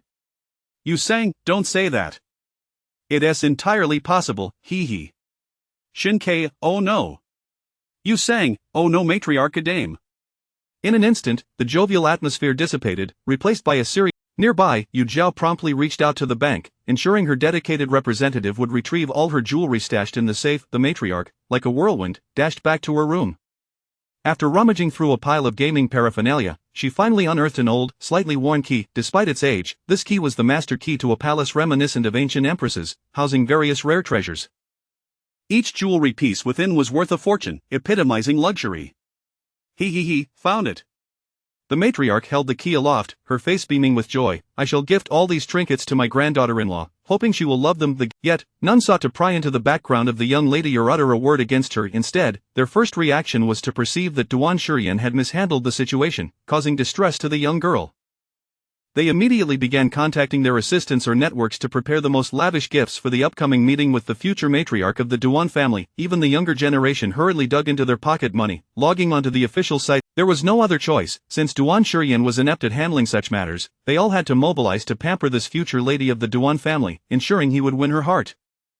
Chapter 31. It seems I must rely on you, dear little knight, for protection. Duan Shurian's phone vibrated incessantly, the screen illuminating repeatedly. Aside from the mischievous friends who gleaned gossip from his social media, the remaining hundred. Quickly tell me how you met your beautiful daughter-in-law. How old is she this year? Where does she reside? What is her blood type? What is her zodiac sign? What is her birthday? What colors does she adore? Does she prefer jade or diamonds? If diamonds, what color do they need to be? Or red, orange, yellow, green, blue, indigo, purple, or pink? And what about her culinary preferences? Which cuisine does she favor most among Sichuan, Shandong, Cantonese, Jiangsu, Zhejiang, Fujian, Hunan, or Anhui? And what about sweet, sour, salty, bitter, or spicy? Famous takeout master, I don't care, you must remember to bring my beautiful daughter-in-law home for dinner tonight, do you understand? Otherwise, I shall curse you to drink milk tea without tapioca pearls and eat instant noodles without seasoning packets, and suffer through a crazy Thursday without original chicken legs. Famous takeout master, you must absolutely ask everything clearly. There must be no mistakes. Famous takeout master, remember to reply to me. Famous takeout master, panda going crazy. JPG, handsome, panda going crazy. JPG, wine wants to be a bold woman, panda going crazy. JPG, all members of the Duan family, panda going crazy. JPG. Duan Shurian meticulously read through all the messages in the. He raised an eyebrow lazily, noting that at some point, the group chat's name had changed from temptation of going home to awaiting the arrival of angels. TSK, what a pedestrian name, which brilliant mind conceived this? Duan Shurian clicked his tongue in disdain and glanced at Jinwoo, who sat across from him delicately savoring a plate of matcha red bean cake. Unable to resist, a smile crept onto his lips, the corners lifting in an irresistible arc. Each time his deep, enchanting eyes fell upon her, they shimmered with a mix of focus and affection. His little hedgehog had a charming habit. Whenever she tasted something delightful, her eyes would involuntarily crescent in, just like now. As Duan Shurian gazed at her, the smile lingering at the corners of his eyes deepened. Truly adorable. So adorable that he felt an overwhelming urge to kiss her senseless. He restrained himself, pressing down the corners of his lips and the gaze that longed to cling to her, before finally opening the message box to reply.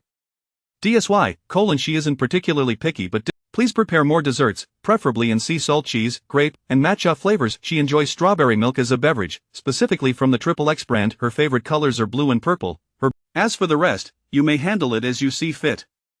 DSY, and please don't be overly enthusiastic, refrain from behaving like obsessive fans. She immediately set down her cutlery. Is there something urgent at work? He had only recently returned home to take charge of the family business, and surely there were numerous matters awaiting his attention. Jinwoo, you don't need to accompany me, go ahead and handle your affairs, I can stroll around the vicinity by myself. Children who learn to be considerate too early often prioritize others' needs over their own emotions. Even on such a significant day, if it were any other girl, she would undoubtedly feel at least a hint of disappointment, but not her. It would be more accurate to say she simply didn't know how to. Because no one had ever allowed her to learn. Duan Shurian's gaze turned icy. Jinwoo, do you know what day it is today? The question seemed peculiar. Jinwoo looked at him in confusion. It's the day we received our marriage certificate. Indeed, it's the day we received our marriage certificate. Duan Shurian regarded her, his brow slightly arched. His captivating eyes sparkled, infused with the youthful exuberance unique to him. Thus, nothing is more important than accompanying my Mrs. Duan. Jinwoo's heart fluttered slightly at his words. He continued, I know in the past, people have emphasized that you must, otherwise, no one will love you. But I must tell you, even if you are not obedient or considerate, there will undoubtedly be someone who steadfastly runs towards you. Whether subjectively or objectively, he will always be inclined to favor you. So, when I say it will happen, it certainly will. Jinwoo's breath caught. She met the brilliance in his eyes, and her heart raced once more from the moment he saw her social media post at the Civil Affairs Bureau. He had looked at his phone for quite a while, like a child who had finally received the candy he desired, his eyes shining with delight. He even petulantly complained, what's the deal, why does this green app only allow a single like, I wanted to click it 520 times. Had she not laughed and stopped him, he might have called to demand the. Recalling Duan Shurian's earlier childlike antics, Jinwoo couldn't help but chuckle softly. This feeling was truly wondrous. It was as if, no matter how trivial her gesture of tossing him a piece of candy, he would joyfully accept it, cherishing it with satisfaction. In the past, whenever she took the initiative or acted considerately, it only led to feelings of grievance and betrayal. Only Duan Shurian shone like a sun that required no pursuit to illuminate her world, bringing warmth to her heart and rekindling the courage to embrace life anew. He made her resolutely believe that her decision to choose him was not impulsive but indeed the right one. Jin Woo felt as if her heartstrings had been gently plucked. If what he said were true, there would indeed be someone who would run unwaveringly towards her. She suddenly wondered, could that person be him? As the thought crossed her mind, her eyelashes fluttered, and her heartbeat inexplicably quickened. Stop, what am I even thinking? I mustn't entertain such thoughts any longer. If I do, I shall only end up being overly sentimental again. By the way, everyone at home knows we've gotten married. Just as Jin Woo was lost in thought, she heard him say, earlier, Grandma asked if I had time. They had originally agreed that he would act as her shield against any harassment from Zhou Yanning regarding her refusal to reconcile with Fu Yuqing. She would help him stabilize his family dynamics, preventing them from unilaterally arranging his marriage. Since his family had expressed a desire to meet her, he should have simply arranged it without asking, to avoid raising any suspicions, yet he had not. Instead, he asked if she was willing. It was as though he would not force her if she was unwilling. Jin Woo felt warmth spread through her heart. I'm fine with it. She nodded. Let's go meet them then. Considering that someone as proud and audacious as, especially his grandmother, she would surely be furious to have her plans disrupted by Jin Woo. Would she, upon their first meeting, throw a check in her direction, demanding that she leave her grandson? If she resisted, would she resort to splashing water on her? Jin Woo felt a surge of anxiety. Duan Shurian. She gently clenched her fist, raising, Did you not mention that your family has been pressuring you for blind dates, and that your grandmother is the most insistent? If you are unwilling, would she hit you? Jin Woo winked at him, offering a reassuring glance. So don't worry. If they scold or hit you, just hide behind me. I will protect you. Having encountered numerous difficult individuals in school and now at the hospital, she had long mastered the ability to treat them like lullabies. But Duan Shurian was different. He had always been the one admired by others, with people whispering about him only from a distance, like a delicate and precious princess. Untouchable. Jin Woo's resolve only strengthened. Thus, she must protect him diligently, ensuring no one could bully him. Duan Shurian, he gazed at Jin Woo, who had suddenly ignited with determination, like a knight ready to safeguard him. He felt a rare moment of confusion, sensing that she seemed to misunderstand something, but soon, the little princess smiled, her lips curving playfully. Although her role had suddenly shifted to that of the heroine, Swan Plaza, home to numerous luxury brands, stands as the most opulent mall in all of Jingbei, frequented by many influential elites. Didn't we say we were going to visit Grandma and the others? As the elevator ascended slowly, Jin Woo glanced curiously at the man beside her. Are we here to purchase something? Duan Shurian smiled. Jin Woo felt her cheeks warm under his gaze. She averted her eyes, her lips curving into a subtle smile. In truth, she wished to tell him that he was not the prince.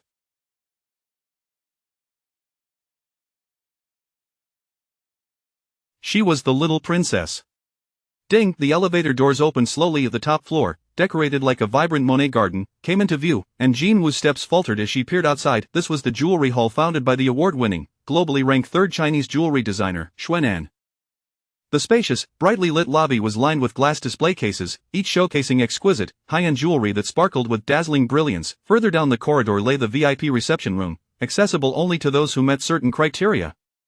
Even wealth alone would not grant entry. A few years ago, an invaluable and flawless unique blue diamond, named Destined, had burst onto the scene, dominating countless headlines. Ultimately, it was sold via telephone by a mysterious bidder for the staggering price of 14 million.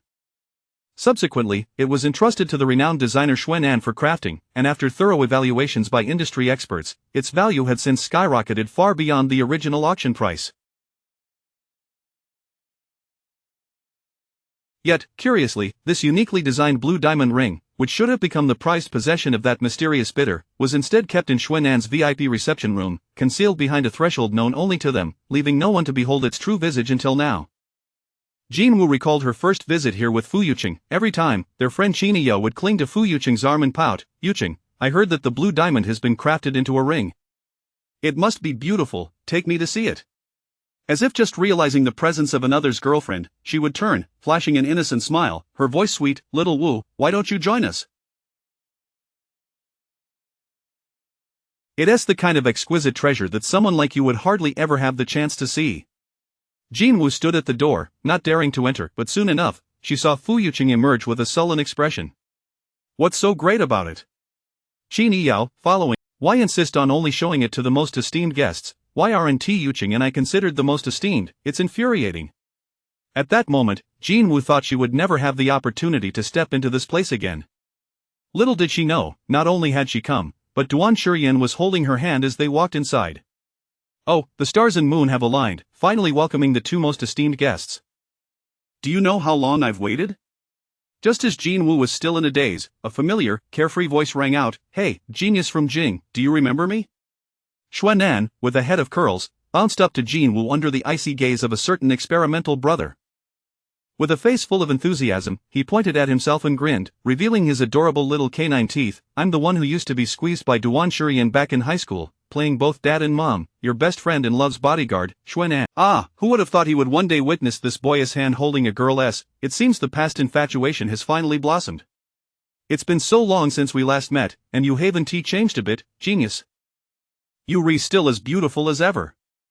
Xuanan grinned widely. No wonder Duan Shurian has been thinking about you. Just as he was halfway through his sentence, a cold, indifferent voice interrupted. Are you a parrot reincarnated? Talking so much? Duan Shurian raised his eyebrows in disdain, glancing at him. What about the things I asked you to prepare? Ah, getting impatient already, Xuanan pointed at him in his heart. If only he had been this eager back in the day, he wouldn't have had to endure so many moments waiting for her silhouette alone. You don't need to remind me. It's already prepared. Xuanan exaggeratedly clapped his hands. In an instant, as if a scene from a drama or wedding ceremony was unfolding, uniformed staff members entered in a procession, each carrying various diamond rings under glass domes. Within moments, the vast space was filled with their dazzling display. Jin Woo stood there, stunned by the spectacle that seemed to belong only in dramas or romance novels. It felt as if she had accidentally opened a jar of colossal rainbow candies, with a cascade of colorful treats spilling forth, filling her mind with an unreal sensation. Take your time, Duan Shurian gently squeezed her soft fingertips, his previously aloof demeanor softening into tenderness. Let me know if you see some. It seemed he was playing a rather new game of miraculous treasures. Each piece of jewelry available here was worth a fortune, ranging from hundreds of thousands to billions. They were not truly a married couple, and there was no need for him to buy her such extravagant diamond rings. She knew she was being a killjoy, yet, the luxurious gifts from Duan Shurian made her uneasy, as she felt incapable of reciprocating equally. Over time, it might lead him to feel a sense of indebtedness. Jin Woo pressed her lips together. There's really no need. Just as she was about to decline, her peripheral vision caught a glimmer, like a mysterious guiding light, and a blue diamond ring, shimmering with radiant brilliance, abruptly captured her attention. Through the glass dome, that richly colored, crystal-clear blue diamond reflected luxurious beauty from every exquisitely crafted facet under the lights, resembling an endless, dazzling sea on the horizon, exuding an extraordinary, noble elegance, patiently awaiting its rightful owner. Jin Woo's breath caught in her throat. Wasn't this the stunning unique blue diamond that had caused a sensation in the auction world, the very one that even she, who seldom followed jewelry, had heard of? Back then, she could only glimpse it through reports, unable to enter the reception room to see it, and now it appeared right before her eyes. Do you like this one? Before Jin Woo could gather her thoughts, the man beside her had already taken long strides forward, grasping her hand as he moved directly towards it. He picked up the exquisite blue diamond ring and, holding her hand, gently slid the wedding band onto her ring finger. As if finally meeting its owner, the ring fit perfectly on her finger, neither too big nor too small, as if it had been custom-made for her. I knew it. Duan Shurian held Jin Woo's hand, his gaze softening, the depths of his dark eyes swirling with emotion, his lips curving slightly as he spoke in a husky tone. This blue diamond is a perfect match for you. Jin Woo looked at him, her eyelashes fluttering, her heart suddenly racing, her breath hitching for a moment. How strange, how could he be so certain that this blue diamond would suit her? Darling, it's your turn. Just as she was lost in thought, Duan Shurian gently squeezed her hand, his arched brows radiating a warm allure. Now it's your turn to put it on me. As he spoke, his gaze remained fixed on her, his deep eyes shimmering with endless affection, drawing her in. Alright, Jin Woo's heart inexplicably raced faster. Dazed, she picked up the matching menace wedding band, holding his hand with a touch of nervousness as she slid it onto his ring finger. To her astonishment, it fit perfectly, as though it had truly been tailored for them. Jin Woo could hardly believe it. Isn't this too coincidental? Perhaps this is fate, Duan Shurian said, entwining their fingers, a smile gracing his lips as he chuckled softly. Even heaven thinks we are destined. Is it really just that simple, merely fate?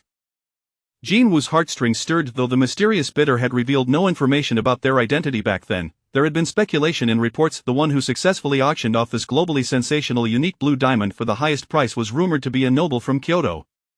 If he truly hailed from Kyoto, then among all the influential figures in the capital, only one person possessed the wealth and power to directly invite the renowned jewelry designer. He lowered his long lashes and silently met Jean Wu's clear and radiant gaze. After a brief pause, he slowly curved his lips into a smile. "It is I." His eyes, deep and profound, locked onto hers as he spoke in a low, "It immediately reminded me of you."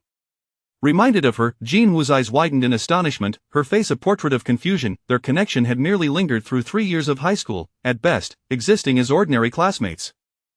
Upon seeing this diamond, he should have thought of a girl with whom he shared a deeper bond, or perhaps merely prepared in advance for a future Mrs. Duan. Yet, Duan Shurian claimed he thought of her? Was that even conceivable? As if perceiving her inner turmoil, Duan Shurian let out a soft chuckle, his brow slightly raised. "Isn't blue your favorite color?" The Auctions Pi Ce de Persistence was indeed the hue Jean Wu adored most, the very essence of the blue diamond, aptly named. Destined, the Chinese interpretation signifies that which is meant to be. Jean Wu, are you familiar with the law of attraction? Duan Shurian's lips curled into a smile, his eye. Rather, it was prepared in silence under the name of Fu Yuqing. He imagined that if Fu Yuqing truly understood her, he would certainly know her fondness for blue and would realize she would adore a ring crafted from this very blue diamond. Throughout the design and creation process, he never infused a hint of personal desire. Moreover, he deliberately placed this ring in a conspicuous location, hoping that one day Fu Yuqing would bring her here to adorn her with the blue diamond ring she would surely love. What he wished for was never for her to discover his sentiments but rather for her happiness to be fulfilled. However, it was disheartening to realize that Fu Yuqing, this foolish scoundrel, not only the moon he had meticulously admired from afar had become insignificant in the eyes of another, easily dismissed and cast aside. Since someone could not appreciate her, he could not be blamed for stepping in and reclaiming the moon from that man. Jean Wu stared at him, her heart racing uncontrollably. "But there are so many people who love blue," she said in a daze. "How could you think of only me?" The curve of Duan Shurian's lips deepened. "Foolish girl." He gently flicked her forehead. "Do you think it's so easy for me, Duan Shurian, to remember what colors others like?" He inclined his neck slightly, his dark, profound pupils reflecting her figure. His low, magnetic voice spilled forth, "I am only willing to remember your preferences." Jean Wu's eyelashes fluttered, her heart racing even faster than before. Each vigorous beat left her head spinning. "After all this time, my destined," he grasped her hand tightly, his gaze deeply fixed upon her, his low, melodious voice laden with warmth, "is now firmly in my grasp." Jean Wu, her mind swirling, gazed at him, her heart pounding incessantly, her fingertips curling instinctively within his palm. No wonder they say that peach blossom eyes are naturally alluring. Even a glance at a dog can evoke deep emotions. Truly, he was profoundly affectionate. Had she not known that the destined he referred to was that very ring, she might have been completely She saw the corners of his lips turned high, his brows arched with a spirited confidence, even revealing the dimples that rarely appeared before outsiders, a charming display of youthful bravado.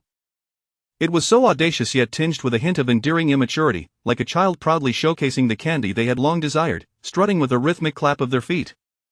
Jean Wu couldn't help but let out a light laugh, her brows relaxed, her eyes sparkling with a lively brightness, the fleeting unease she had felt dissipating. "All right, let us together drive him to despair." Oh, how deeply moving.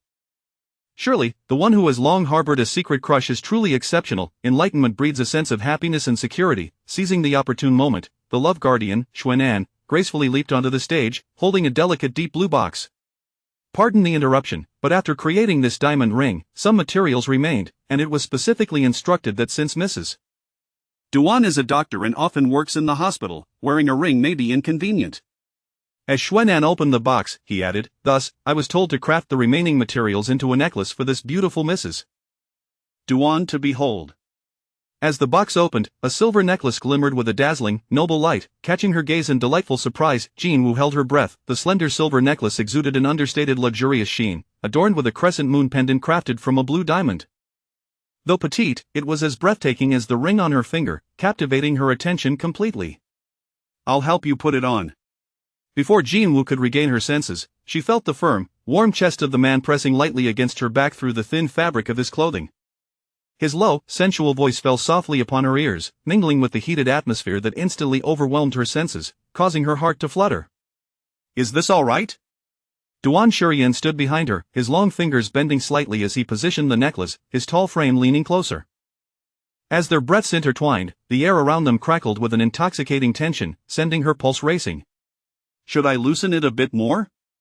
The trailing tone deepened, brushing against her all. Jean Wu found her breath catching for a few seconds, The faint beauty mark at the corner of her eye glowing a brighter red was merely a matter of trying on a necklace, yet his words made it feel as though something far more intimate was unfolding. Jin Woo felt her ears growing warmer still.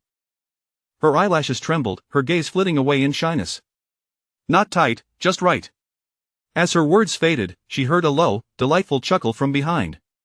It looks beautiful. Duan Shuryan stepped back in front of her, his deep-set eyes. She instinctively touched the silver necklace around her neck, still warm from the remnants of his presence. Every detail, from the color to the design, resonated perfectly with her tastes, especially considering her profession as a doctor, which made wearing a ring inconvenient during work hours. The necklace filled her with warmth, a sensation of being respected and cared for. Yet, as she contemplated the price, Jin Woo bit her lips lightly. But isn't it a bit too expensive? Perhaps I should contribute. Before she could finish, Duan Shuryan raised an eyebrow, swiftly interrupting her. Mrs. Duan, allow me to share a couple of insights. Being overly considerate of a man will lead to a lifetime of misfortune, and a man earns his keep for his wife to spend. Otherwise, what is the purpose? He raised his chin proudly, his lips curling into a smirk. A man who doesn't strive to earn and satisfy his wife is worthless, especially when it comes to some. Naturally, I must provide the best for my wife, otherwise, what kind of man would I be? So, if you like it, buy it without worrying about my wallet. Duan Shuryan raised an eyebrow playfully, the affection in his eyes no longer concealed. Rest assured, your husband may not have much, but I do have a bit of money, perhaps enough to last several lifetimes. Xuanan, speechless, thought to himself, this guy. I must compete with these wealthy individuals. Go see if there's anything else you'd like to buy, let us get it all at once. Duan Shuryan's tone remained unabashedly arrogant, yet it was imbued with a unique tenderness for her. Your husband will fulfill your every desire. From now on, everything Fu Yucheng had been stingy about giving her, Duan Shuryan would ensure she received in abundance. He intended for his name to become her lifelong trump card. Chapter 34 of The Romance of the Mind. It felt as though one were afflicted with a yearning for skin. Jin Woo's material desires had been rather subdued today. Furthermore, the ring she cherished most already adorned her finger, rendering all others pale in comparison. She remained in place, earnestly inquiring of the store attendants about the proper care of jewelry and the precautions one ought to observe. Standing beside her was a man clad in a tailored suit, exuding an air of confidence. His strikingly handsome features were accentuated by a bold jawline, radiating the potent aura of a dominant figure. He stood obediently, resembling a Rottweiler that had willingly donned a collar, quietly and faithfully guarding her side, showcasing a unique contrast that belonged solely to her. Duan Shuryan's gaze was lowered, fixated intently on the hand that hung by Jin Woo's side, as if he were suffering from a condition of skin craving. He found himself silently yearning to grasp her hand, which too bore a wedding ring, seeking to draw close to her once more just as their fingertips were about to meet, just a mere 0.0001 seconds away. Duan Gu, come here. Suddenly, he was pounced on by his best friend Xuanan, who enthusiastically wrapped his arms around his neck, dragging him to another area like an excited king crab. In an instant, the experiment of holding hands had failed. The frustrated Duan Shuryan glared, his invisible fluffy dogtail behind him thumping discontentedly against the ground. You better. Honestly, I thought you had already moved on. Duan Shuryan's cold brows furrowed. Who the hell is your school's goddess? He impatiently brushed. His first thought was not the anguish of losing the chance to confess to her on the rooftop, but rather a hope that they could be happy together. He understood that this was her long-held dream. If she could find happiness, even if it meant he won the one by her side, he would only wish for her well-being. Thus, he hoped more than anyone that Fu Yucheng would cherish her precious feelings and treat her well. Yet this man repeatedly disappointed her, causing her sorrow and tears. She was utterly unhappy. How could he possibly let go? He simply could not. Duan Shuryan's gaze burned intensely as he watched Jin Woo in the distance, unaware of what she was discussing, her elegant features radiating like an inkwash painting, her rosy lips curving gently. Her smile was gentle and beautiful, akin to a bright and pure moonlight, exuding an ethereal charm. Feeling a surge of warmth, he couldn't help but let a slight smile creep onto his lips, his gaze growing even more fervent. Xuanan stared at Duan Shuryan in astonishment, the playful grin on his face abruptly vanishing. He recalled that year in their first year of high school when the school, akin to a middle-aged man going through a midlife crisis, suddenly imposed strict regulations on students' hairstyles. Boys were required to shave their heads, while girls were mandated to cut their hair short. Such unreasonable demands naturally sparked widespread discontent, filling the suggestion box outside the principal's office with anonymous letters of protest. Yet the administration remained unyielding, declaring that this bizarre regulation would take effect by the end of the month. As students prepared to bid farewell to their hair, everything changed during the flag-raising ceremony on the second to last Monday of the month. A girl stood on the stage in neat black and white uniform, her face pure and unblemished. She was supposed to announce the new grooming policy. However, she suddenly put away her speech, and through the microphone, her clear and resolute voice resonated throughout the assembly. I, Jean Wu from Class 9, vehemently oppose the school's unreasonable requirement for boys and girls to change their hairstyles. The school believes this will help us focus on our studies. Therefore, I believe as long as boys' hair does not cover their eyebrows, ears, or neck, and girls' hair does not obstruct their eyesight, it is sufficient. To demand that all boys shave their heads and all girls cut their hair short, disregarding the students' wishes, clearly contradicts the school's aim of fostering individuality and comprehensive development. I do not believe that a hairstyle should define us. Such unreasonable demands will only diminish our self-esteem. The flowers of our nation should bloom freely and vibrantly, not stifled by rigid uniformity that suppresses our pride. Silence enveloped the crowd for a moment, before thousands of students erupted in joyous cheers, akin to waves of freedom that could not be contained. Wow! Is this the same academic goddess I know? She always seemed so quiet, just buried in her studies. Who would have thought she'd be so bold, right, Duangu? Xuanan turned to see the usually aloof and indifferent Duan Shurian standing straight, his eyes shining brightly as he gazed at the flag-raising platform, clearly captivated.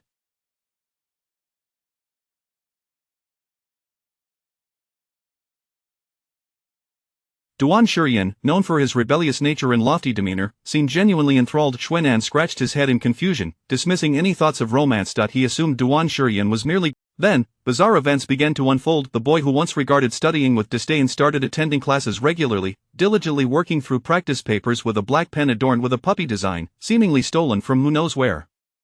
As if that wasn't strange enough, one day, Xuanan unexpectedly stumbled upon Duan Shurian standing alone in a deserted hallway, his back against the wall, clutching a strawberry milk carton, something so incongruous with his usual icy persona. Here, for you, your favorite strawberry milk, he mumbled. What's there to be sad about? It's just an exam. Yet, after practicing so diligently, he secretly left it on Jean Wu's desk. If he hadn't returned to his familiar self, Xuanan might have thought Duan Shurian had been possessed by some otherworldly being. Eventually, this increasingly peculiar young master sought him out one day, stating, "Hey, I've developed a crush on a girl. How can I get her to notice me?" Xuanan vividly remembered his reaction, tumbling off his chair in shock. A crush. Duan Shurian, the once fearless and arrogant prince who was never short of admirers, had chosen to harbor a secret affection instead of pursuing it openly. Xuanan thought it was unbelievable. Yet, day after day, year after year, he watched as this proud scion plunged headlong into the thorny path of love, awakening to his feelings and never looking back, nearly losing everything in the process. Well, now the clouds have parted, revealing the moonlight. Xuanan, usually unyielding in matters of love, felt a pang of emotion. He playfully nudged Duan Shurian's shoulder, grinning once more. Now that your wife knows everything, you don't owe her any design fees. Consider it a wedding gift from your good brother. She doesn't know yet. Duan Shurian's voice was low and grave. UMMPH.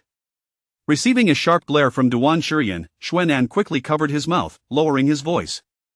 What on earth is happening? Surely she knows you've harbored a crush on her for 10 years, which is why she agreed to marry you. Wait. Xuanan's eyes widened in disbelief. If she knows nothing, then how did she agree to marry you? You didn't trick her into this, did you? Chapter 35. Once a secret love, now an open pursuit. Xuanan truly felt speechless as he arrived home. Please don't tell me you're following that Klitsch D plot from those second male lead novels, where your family pressures you into marriage, insisting that you must find a partner in the shortest time possible to secure your position of power, or else you'll be cast aside. It's such an old and tired trope. Xuanan clasped Duan Shurian's shoulder, his lips twitching as he struggled to conjure a semblance of a smile. You should Xuanan, what a revelation! You, old fool, have truly astonished me. Xuanan, like a concerned mother, wore an expression of exasperation.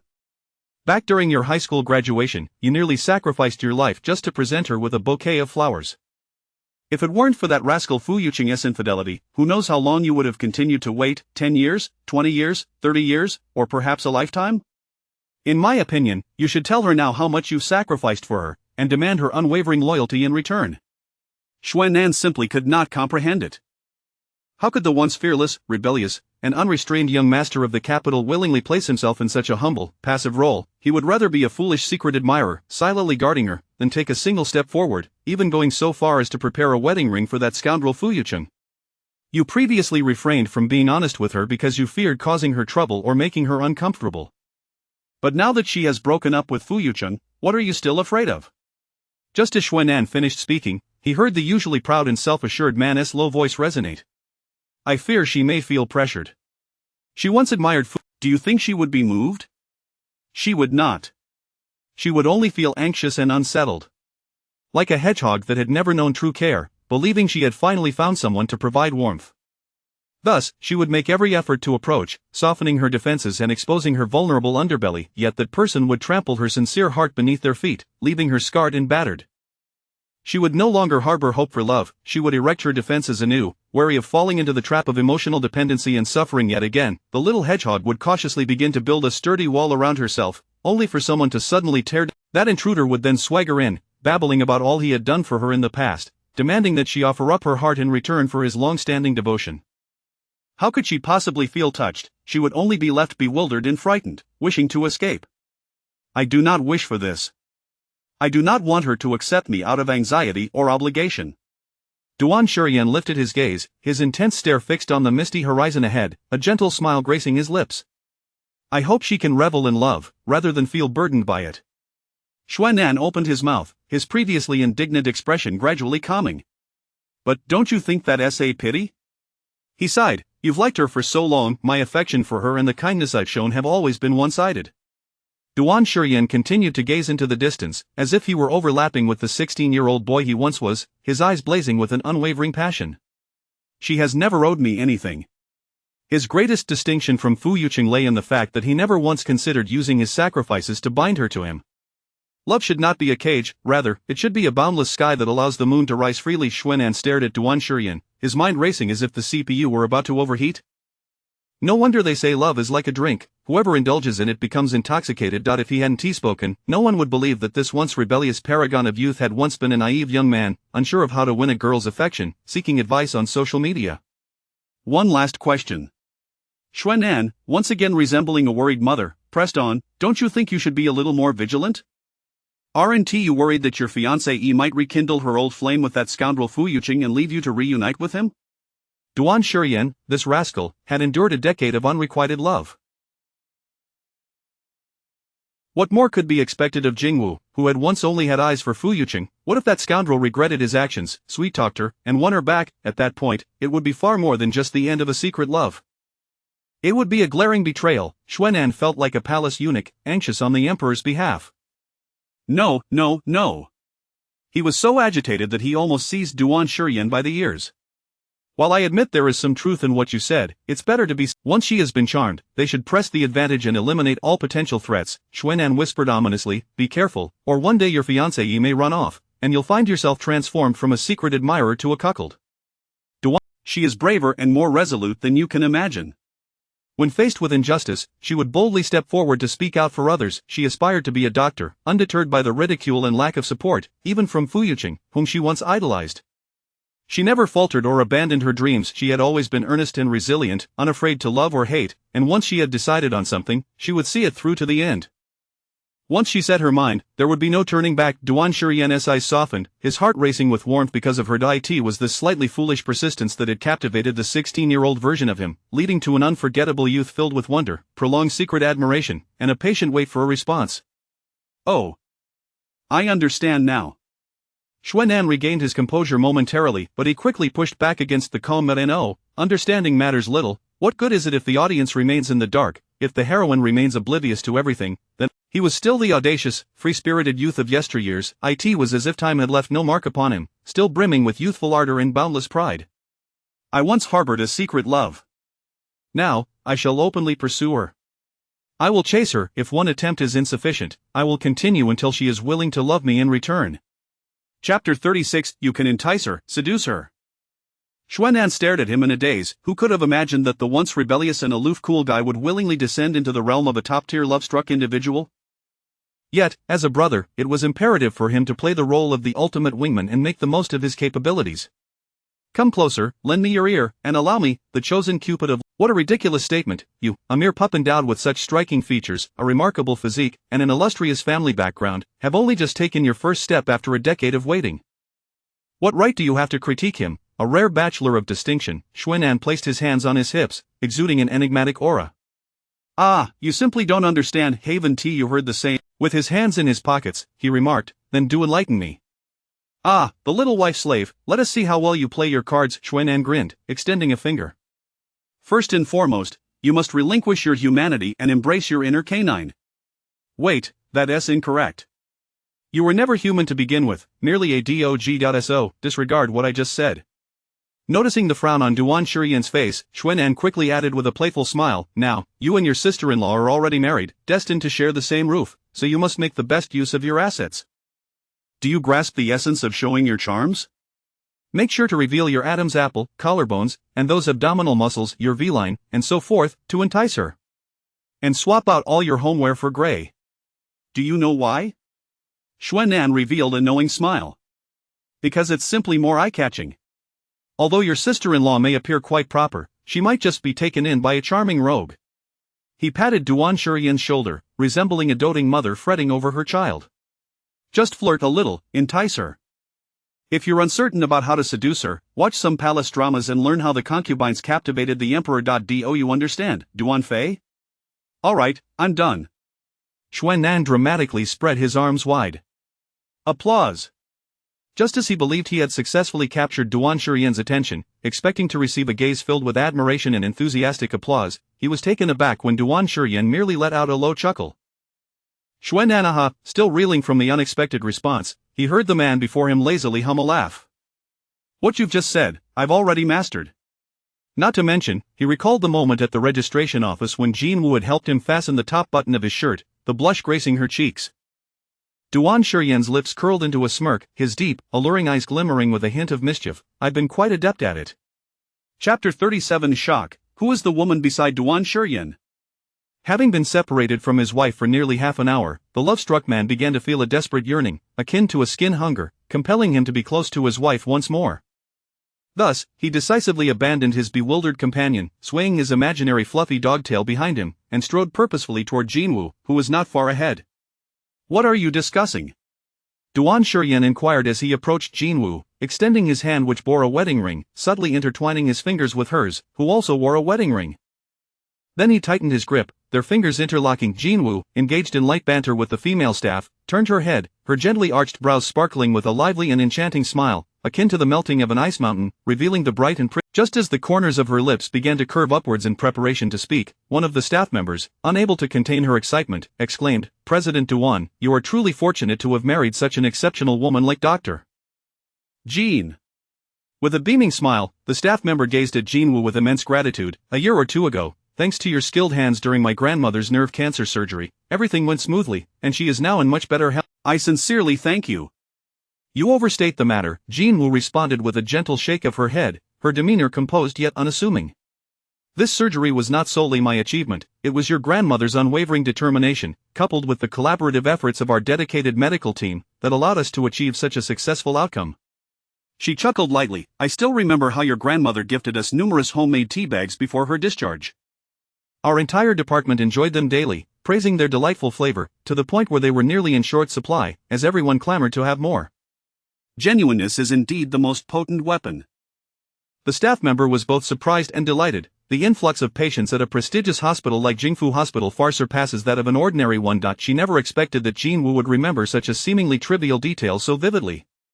Regardless, I must express my gratitude, the staff member said, her eyes glistening with emotion as though she were a fervent admirer encountering her idol.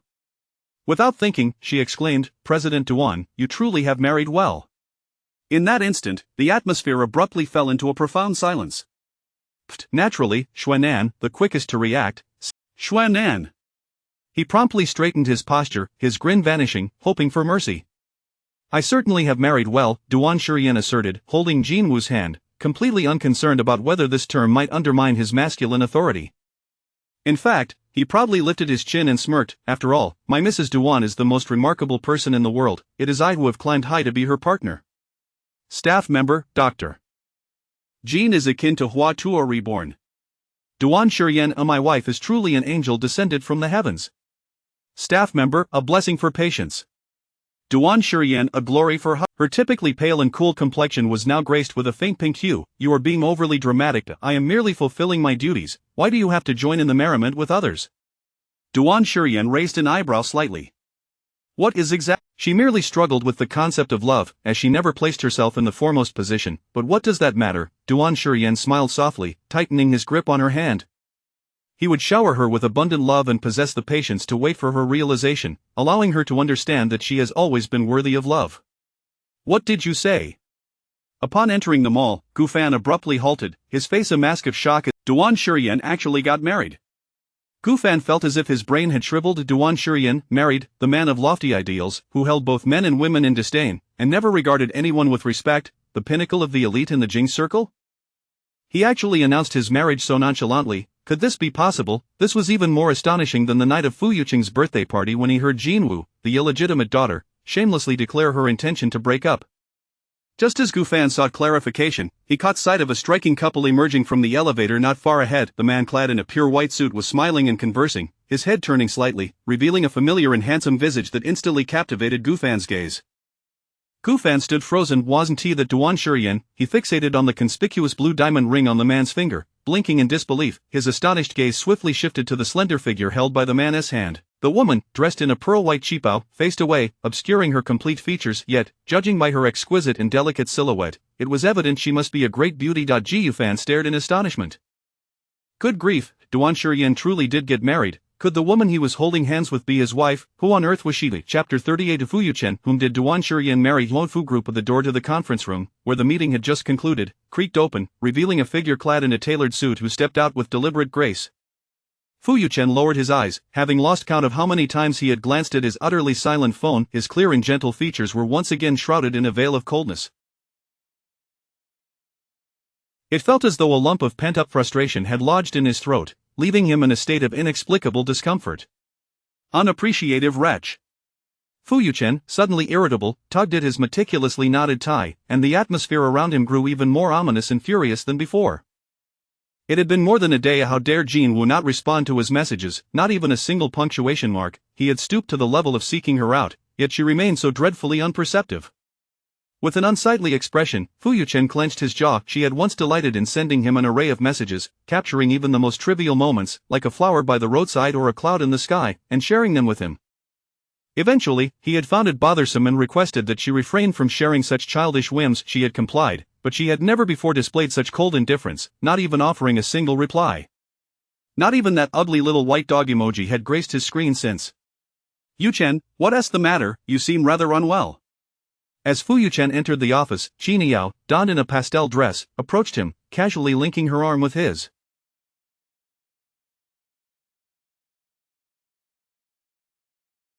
With her exquisitely made-up face slightly tilted, she inquired with genuine concern, "Are you feeling unwell?" As she drew closer, a sickly sweet scent of her perfume enveloped him, causing Fu Yuchen, already irritable, to frown in distaste. He could not help but think how Jinwu lacked such cloying fragrances. Being a surgeon, she often bore a faint scent of antiseptic. He recalled once disliking that odor, yet now found that the clean, subtle scent was far more pleasant than the overpowering perfumes surrounding him. Fu Yuchen, did you not rest well last night?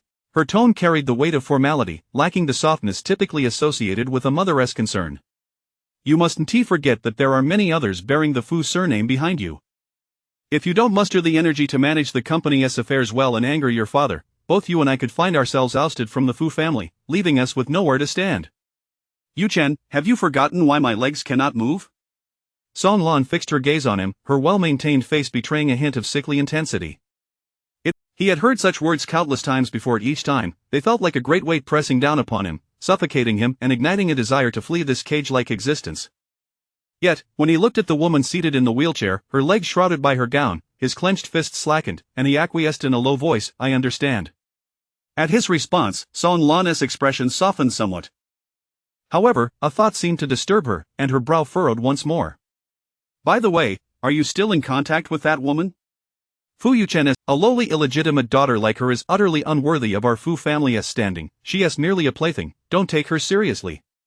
Continue with your work, I shan't disturb you further. She patted Qi Niao's hand, which was assisting her with the wheelchair, and added with a smile, make sure to spend more time with Yao. Cultivate that bond. She has known you since childhood, is beautiful, and hails from a good family. She suits you much better. Qi Niao flushed, bashfully tapping her foot. Aunt, please stop. You're making me feel quite embarrassed. She turned to Fu Yuchen, her voice sweet and playful. Yuchen, we'll take our leave now. I wish you smooth sailing with your work. Do your best. I was just clever in saying you two had broken up, wasn't I? As Song Lan's attention wavered, Qin Yo winked at him, her demeanor reminiscent of a mischievous neighbor girl.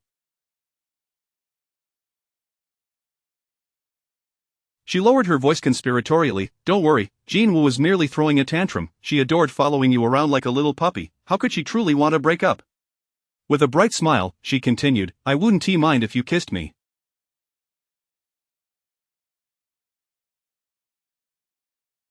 What could she possibly care about? Perhaps she was just exhausted at the time. Wait a few days. Maybe she'll come to you, ready to apologize. Once the pair departed, Fu Yuchen found himself alone in the expansive office. The lingering scent of the sickly sweet perfume intensified his irritation, and he tugged at his tie once more, his brow furrowed. How infuriating. Seated at his desk, he stared at the pile of documents awaiting his attention, feeling the weight of his frustration grow even heavier. He was utterly weary of living a life dictated by others, like a puppet on strings. It felt akin to being trapped in a cage, devoid of any breath of fresh air.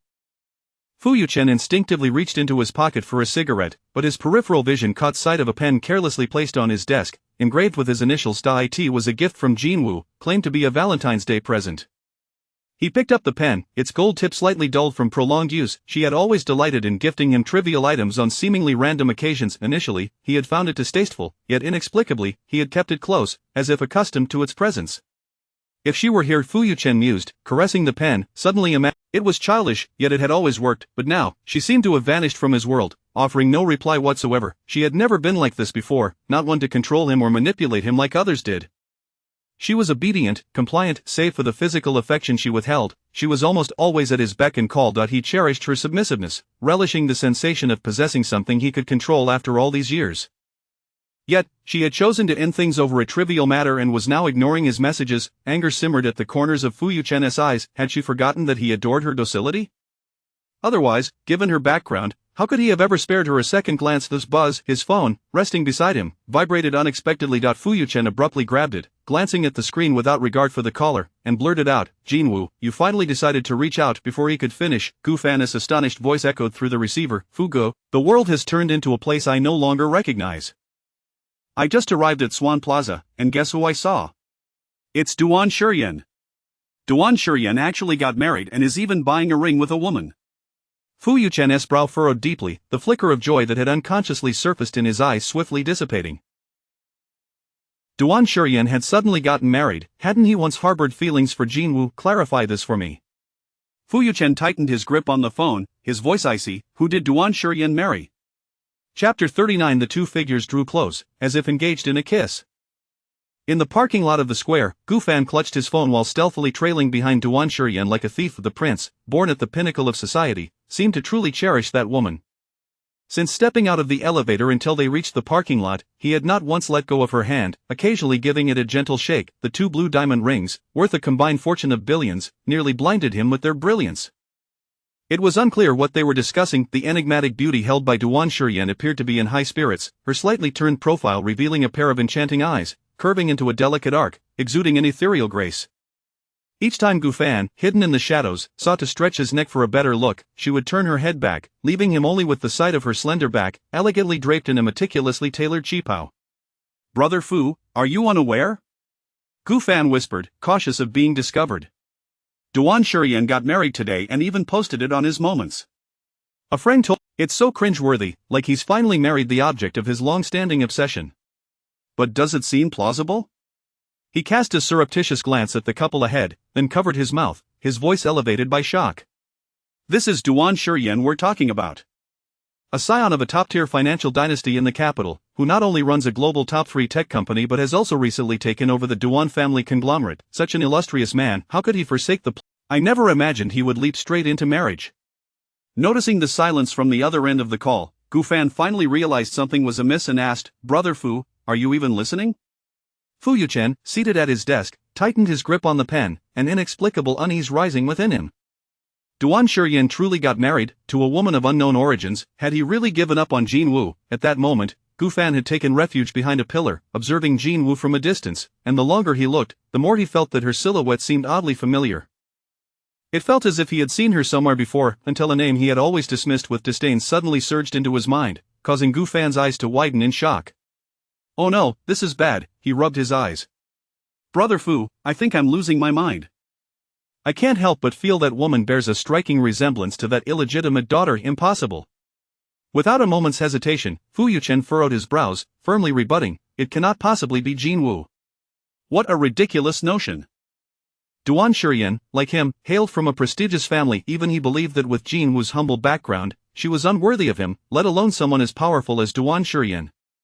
Even if Jin Wu were to throw a tantrum, it was utterly inconceivable that she would abandon him for another man. A slight smile curled Fu Yuchen's lips, the gloom that had surrounded him dissipating slightly, replaced by a sense of satisfaction that he still held the reins. Yes, indeed, even if Duan Shurian had such intentions, so what? He was the salvation Jin Wu had chased after since childhood. How could she ever choose someone else? She never would, and not in the past, and certainly not now. Meanwhile, Gu Fan scratched his head. Was it really not Jin Wu? Although he found this speculation absurd, how could a woman of such lowly origins capture the favor of a powerful heir? The figure did bear a resemblance to her. I need to get a closer look. In pursuit of clarity, Gu Fan stealthily inched forward, acting. Just as Duan Shurian opened the car door for Jin Wu, he suddenly turned, gently cradling her face in his hands, his lashes slightly lowered, his deep, dark eyes fixated on her lips. Your lipstick seems to have smudged. He gestured to the corner of his own mouth, his voice unexpectedly hoarse. It's a bit smeared here. The man's tall frame cast a shadow over her, a warm hand delicately cupping the side of her face. From a distance, Gu Fan could not discern her full features, catching only a glimpse of her delicate, fair chin. As he leaned closer, his warm fingertips brushed against her lips. Jin Wu's heart fluttered unexpectedly, as if tickled by a feather. I'll grab a tissue, she stammered. No need, Duan Shurian responded, holding her face, the depth of his gaze darkening as if absorbing the surrounding light. I'll help you. As the words fell, he drew nearer, enveloping Jin Wu in the dim light.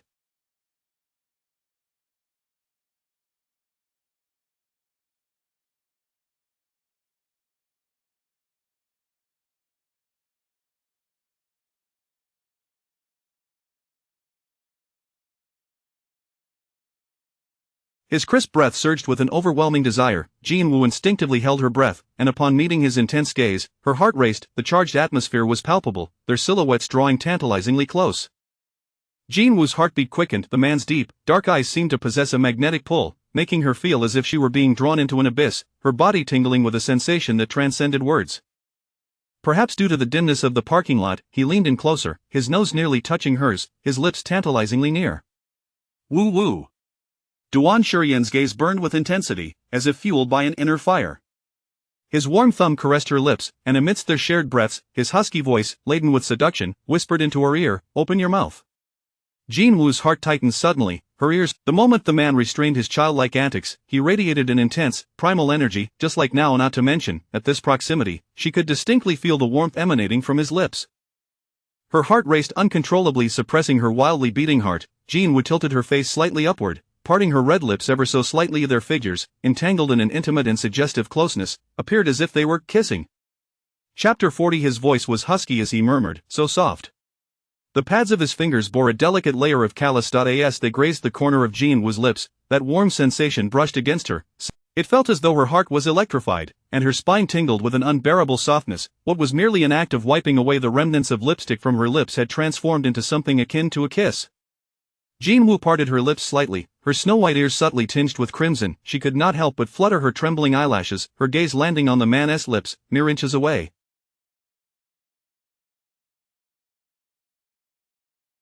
It seemed that with just a slight tilt of her head, she could press her lips against his. Her heart raced once more. Suddenly, she averted her gaze, acutely aware of the temperature rising uncontrollably in her ears. Have you finished?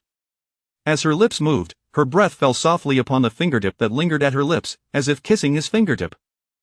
Duan Shurian's Adam's apple bobbed. The hand cradling her face tightened with restraint, his breathing deepening, heart pounding as if it might leap from his chest. In the confined space, their heartbeats resonated in synchrony.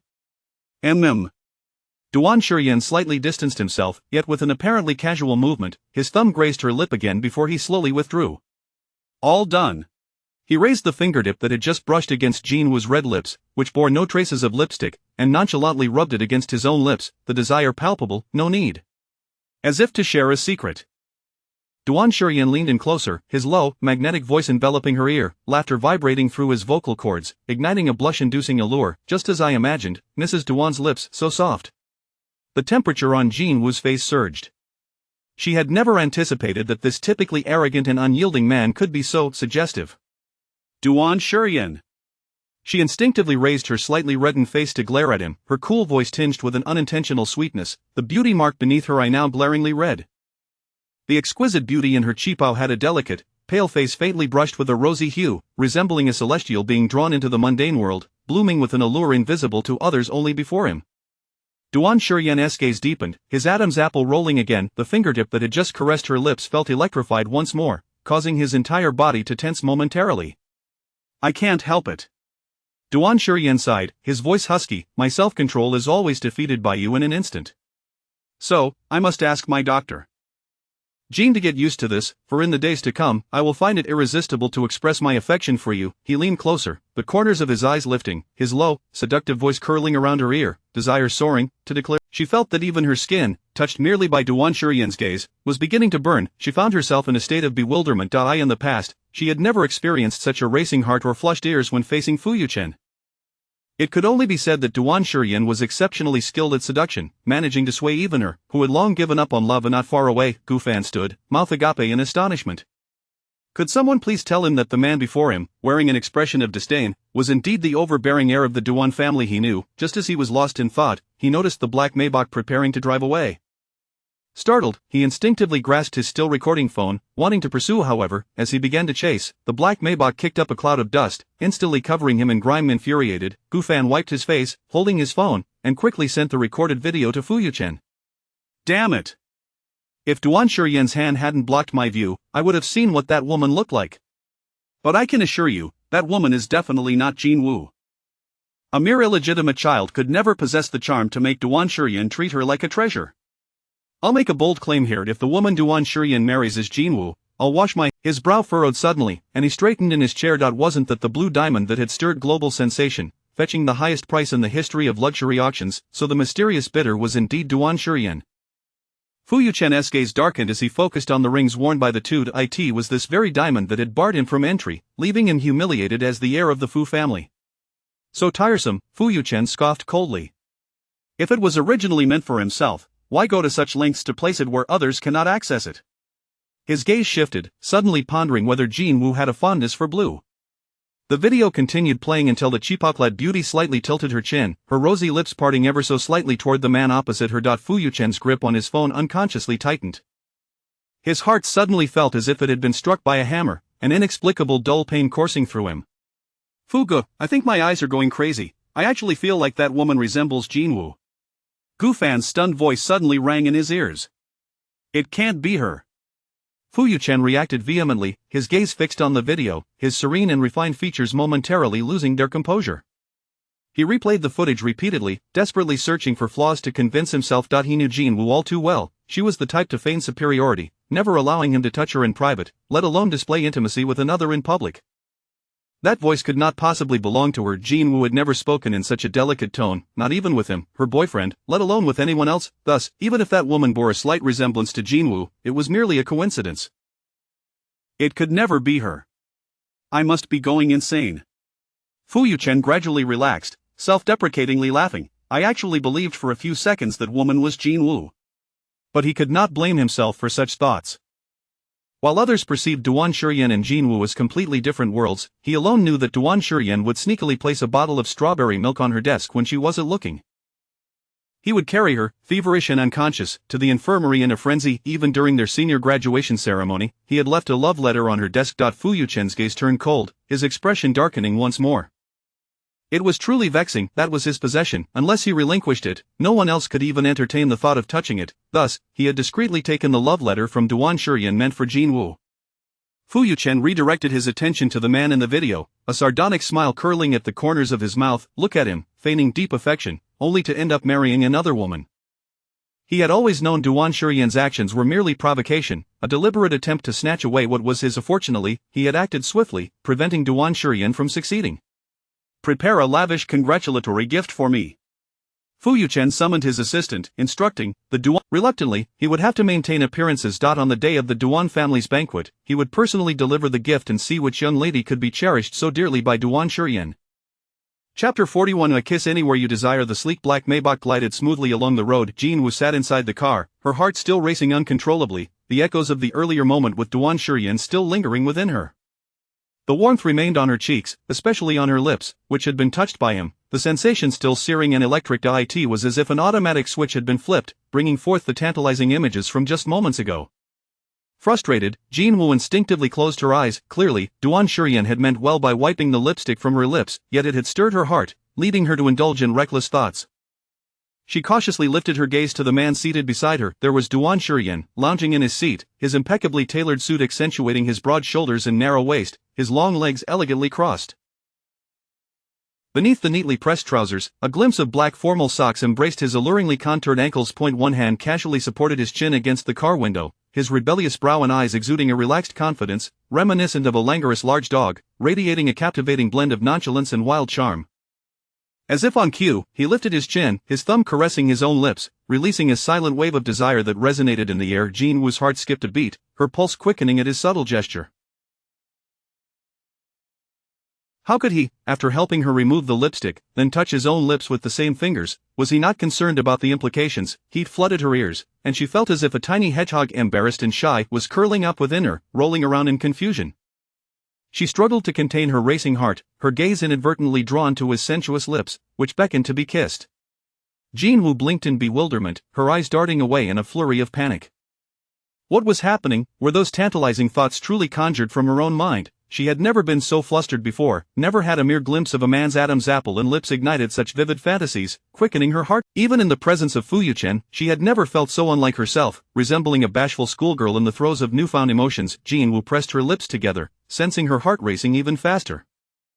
No, she couldn't dwell on this any longer. She needed to compose herself. To distract her thoughts, she pulled out her phone, opening a WeChat chat filled with an avalanche of messages. Oh my gosh! Dr. Jean, you got married, so sudden. Good heavens, so you really did go to get your marriage certificate this morning. I thought I had misinterpreted your early morning bathroom routine. Congratulations, wishing you a happy marriage. Ah, who is so fortunate as to marry our stunning surgeon from Jingfu Hospital? Can you drop a hint about who he is? Is he someone we know? Buzz, a new message notification chimed. Xiaoying, Wu Bao, who did you marry? Is it Duan Shurian? The excitement of the sender was palpable even through the screen. Jean Wu couldn't help but smile, responding, yes, it is him. Xiaoying, I knew it, this guy must have feelings for you. Xiaoying, I can't wait to see Fu Yuchen's reaction when he finds out. He. Xiaoying, but if he treats you poorly, I swear I'll take scissors to his little brother. The corners of Jean Wu's lips curved again. Xiaoying, but this guy is quite impressive, managing to get our Dr. Jean to agree to his proposal so quickly. Did he prepare some kind of surprise? Perking up her ears for gossip, Jean Wu's eyes flickered, the mirth in her gaze dimming slightly. She briefly explained her collaboration with Duan Shurian to Xiaoying. So, we aren't truly married, we both have our own agendas. In another city. Xiaoying smacked her thigh in disbelief, exclaiming, absolutely impossible, the heir of the Duan family would be swayed by a mere matchmaking encounter? Who would believe that? She was the first to dispute it. After all, Duan Shurian was the epitome of pride and defiance. If he didn't wish to do something, no one could compel him. Unless he was willing. Xiaoying clicked her tongue, unable to suppress her applause. Knowing Jean Wu as she did, she couldn't believe that she would genuinely accept such a flimsy excuse for a matchmaking scenario. Clearly, Duan Shurian must have employed some underhanded tactics, perhaps employing charm or playing the sympathy card. What a cunning man! He had clearly plotted this for a long time. After the announcement, Jean Wu's usually quiet WeChat exploded with activity. Just as she was diligently replying to messages, a deep, magnetic voice broke through the air beside her. Have many people been trying to reach you? Is it regarding our marriage? Duan Shurian propped his chin lazily, inquiring, what are they saying? Jean Wu looked at him, surprised. Did he truly care about others' opinions? Most of my colleagues are quite astonished, as they were unaware of my relationship with Fu. She paused, however, many have also offered their blessings for our marriage, wishing us happiness and longevity. Expecting him to react negatively to her mention of Fu Yuchen, she was taken aback when Duan Shurian merely Jean Wu's heart nearly faltered. He was too close. Just as she contemplated shifting away, he casually asked, has Fu Yuchen reached out to you? Jin Woo shook her head, her tone light and carefree. No, but even if he did, it wouldn't matter, as I've already blocked him. Oh. A sly smile crept onto Duan Shiyan's lips. Jin Woo tilted her head, puzzled by his sudden cheerfulness. After navigating through multiple security protocols, the car slowly approached a serene, exquisitely designed villa. Jin Woo naturally opened the car door and stepped out. Standing behind her, Duan Shiyan glanced at his empty palm, his brow slightly raised. Woo woo, you forgot to hold my hand again. He waggled his neglected hand, adorned with a ring, his deep-set eyes glinting with mischief. His voice, low and enticing, carried a hint of playfulness. You know, such indifference could easily expose us. How about this, Duan Shiyan continued, a grin playing on his lips, to help our Dr. Jin adapt more swiftly. From now on, every time you forget to hold my hand, you owe me a kiss.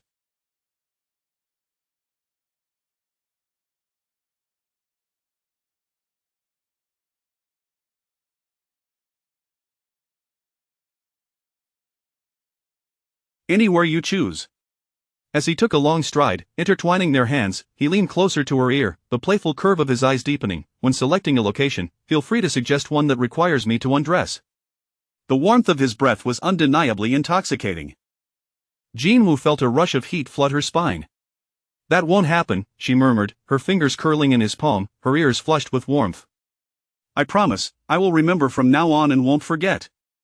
Duan Shiyan's eyes. In truth, forgetting would be just fine. He welcomed it at any time. Hand in hand, Duan Shiyan led Jin Woo toward the villa's grand entrance. Come, align yourself here.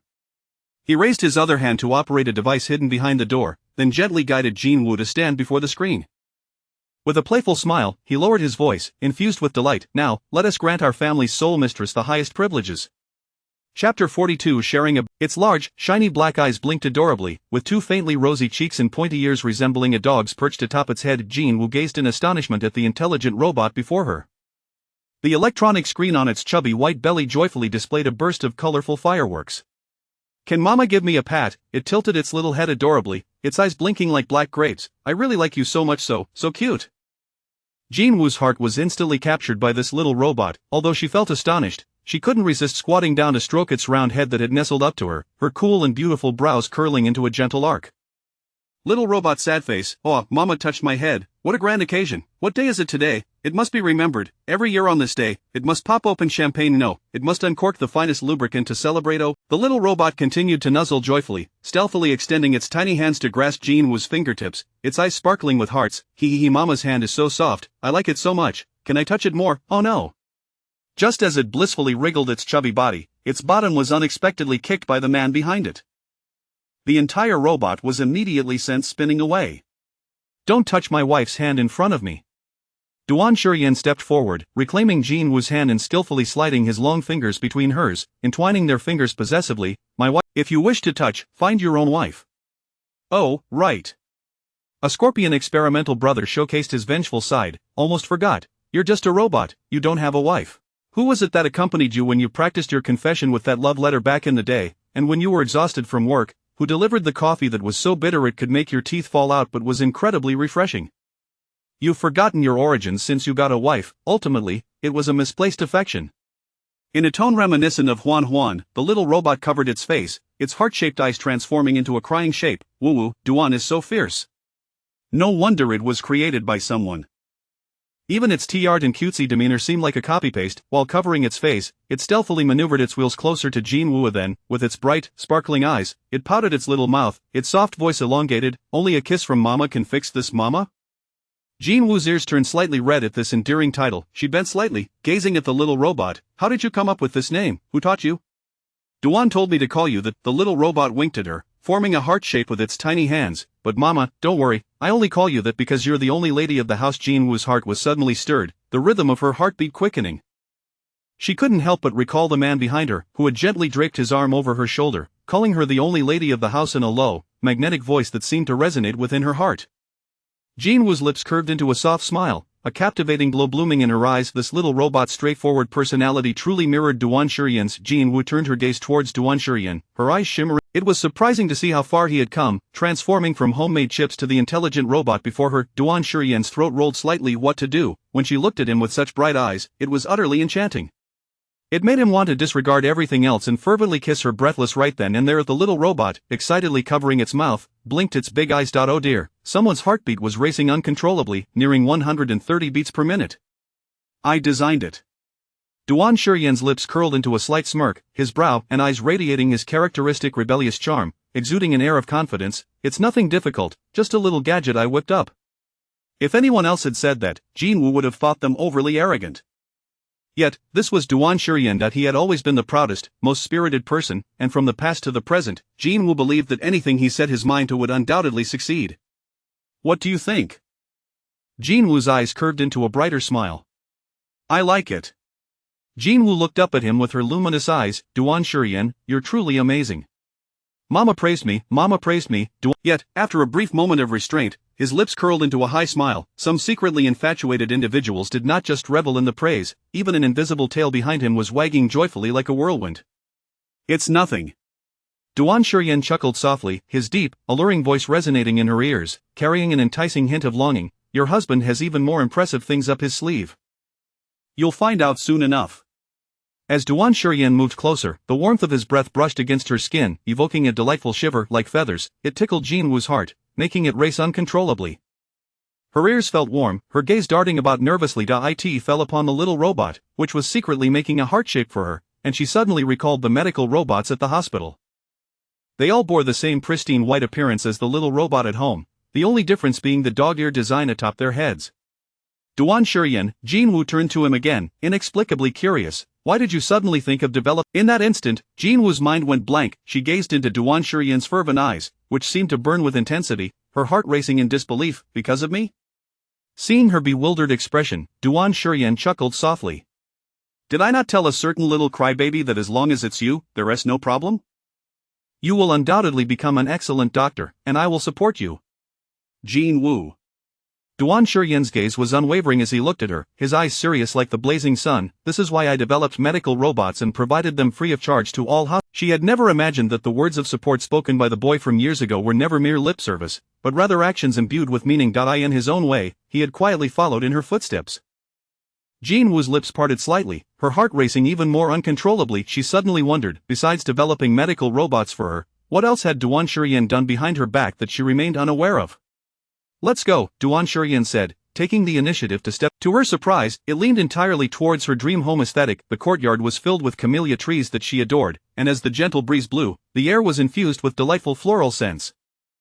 The interior featured a refreshing warm color scheme, with nearly half of the furniture crafted from natural wood, creating a bright and cozy atmosphere. Jinwoo was pleasantly surprised to find several soft, adorable dog-shaped cushions adorning the sofa. Even the seemingly mundane corners, such as hooks and refrigerator magnets, showcased her favorite dog motifs. Mama, all of this was done solely by Duan. The thoughtful little robot chimed in. It wobbled its plump body, tapping its belly where the LCD screen was housed, and a picture suddenly popped up. It was Duan Shiyan standing in the living room, his strikingly handsome countenance serious as if he were inspecting documents for a billion-dollar project, meticulously arranging the cushions on the sofa. After positioning them, he stroked his chin, scanning the area with a critical eye. If he found something unsatisfactory, he would rearrange one of the cushions until he was content before moving on to the next.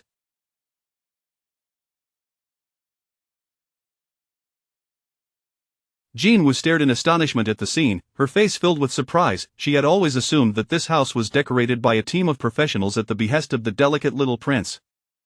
Little did she know, it was all his handiwork. And there's more. The little robot continued, preparing to tap its belly again. I also have something from a long time ago that Duan. Fine, you little brat, just wait. I'll put the sourest strawberries in your cup and make you pucker up. Silly dog number 2? Jinwoo found the name oddly familiar. Is there a Could there be a second little robot? Just as Jinwoo pondered this, Duan Shiyan had already taken her hand, leading her toward the illuminated area. The second floor housed a study, vast and spacious, filled with light. One entire wall was lined with bookshelves filled with medical literature, and the workbench was equipped with numerous medical simulation devices. Clearly, he had done his homework. Every piece of equipment was top-notch and professional. The third floor was dedicated entirely to the master bedroom and a walk-in closet. The expansive area not only contained Jinwoo's belongings from her rented dorm but was also filled with many brand new women's clothing and accessories, all elegant and simple, perfectly aligning with her taste. Jinwoo was also pleasantly surprised to find that all the items meant for the couple, such as cushions, toothbrushes, and washcloths, were coordinated. She couldn't help but smile. Duan Shuryen indeed had a strong sense of ceremony. She hadn't been wrong, he was truly a little prince. What is this? Jinwoo noticed a large, ornate empty picture frame hanging on one wall of the bedroom and curiously inquired. This? Jinwoo felt a wave of softness wash over her. Her heart raced again, experiencing unfamiliar flutters. Her movements became slightly stiff as she abruptly turned around, her flustered gaze landing on the large double bed ahead, her mind momentarily muddled. Jinwoo walked over and patted the bed, exclaiming, "This bed is a great choice, very elastic, it must be incredibly comfortable to sleep on." As soon as the words left her lips, Jinwoo froze, feeling as though a little person inside her was shouting in embarrassment. What, saying, it was still less than 3 minutes, she could still take it back. Just as Jinwoo's mind raced to change the subject, a familiar warmth approached her, enveloping her almost entirely in an overwhelming presence. Duan Shuryen stood behind her, reaching out with his well-defined hand to pat the very spot she had just touched, his low voice brushing against her ear. "Indeed, it is quite elastic. It was worth my lengthy selection process. After all, this is all to ensure that Mrs. Duan has a delightful experience." His prominent nose lightly brushed against her ear, his warm breath igniting her skin, to ensure she can sleep very comfortably every night. Jinwoo's lashes fluttered slightly. What experience, what comfort, is it the kind of thing she was thinking about? Jinwoo's breathing became gentle, and as she looked up, her gaze collided with the deep, dark pupils of the man before her. They were now legally married, which meant sharing a bed and even marital obligations. Such matters, were they to involve anyone else, would evoke her instinctive resistance. Yet, if the person was Duan Shuryen, strangely, she found herself inexplicably unopposed to his closeness and touch. Duan Shuryen. Jinwoo raised her slightly flushed cheeks, the faint, pure fragrance unexpectedly invaded Duan Shuryen's breath, igniting a torrent of heated blood that surged uncontrollably, his heart racing wildly within his chest. It was as if fireworks exploded in his mind. Even his entire ear reddened at a visible pace, blooming into a vivid crimson. Duan Shuryen's Adam's apple bobbed, she was so close. What does Mrs. Duan wish to do? He pressed his dark, heated gaze, his tall figure looming over Jinwoo, the sharp line of his jaw taut, his breath emerging in a deep, fervent whisper. Is it simply two people lying together? Like a fire spreading, their contact was fleeting. Jinwoo's eyelashes trembled slightly, her heart racing anew, caught off guard by the surge of emotions. This man truly. Why couldn't he just answer plainly yes or no? Why must he circle around so elaborately? Duan Shuryen. Jinwoo raised her cool, slightly flushed gaze, reminiscent of the times she had tutored him. Whenever he playfully poked her fingers with the little black dog pen he had stealthily taken from her pencil case, he would always ask, "Can you be a bit more serious?" Yet, unlike her previous exasperation, Duan's invitation, I shall naturally respond with enthusiasm. He leaned in again, his tone low and magnetic as it brushed against her ear. "Dr. Jean, please don't feel pity for me just because it's my first time." Jinwoo's heart raced. The warmth in her cheeks soared, adding to her newfound understanding of Duan Shuryen. This arrogant, brash heir of the Duan family was not only adept at being coy but also easily flushed, childlike in his demeanor, and possessed a strong sense of ritual. Moreover, he was truly quite flirtatious. He had a way of making even the simplest matters sound terribly suggestive. Jinwoo gently pushed him away, leaning against his chest, her gaze instinctively carrying a hint of reproach as she shot him a glance. Suddenly, she noticed a sizable heart-shaped object on the table ahead and curiously inquired, "What is this?" Duan Shuryen followed her gaze, his eyebrows arching slightly. "It's a time capsule." Like a practiced partner, he skillfully took Jinwoo's hand, intertwining their fingers, leading her closer.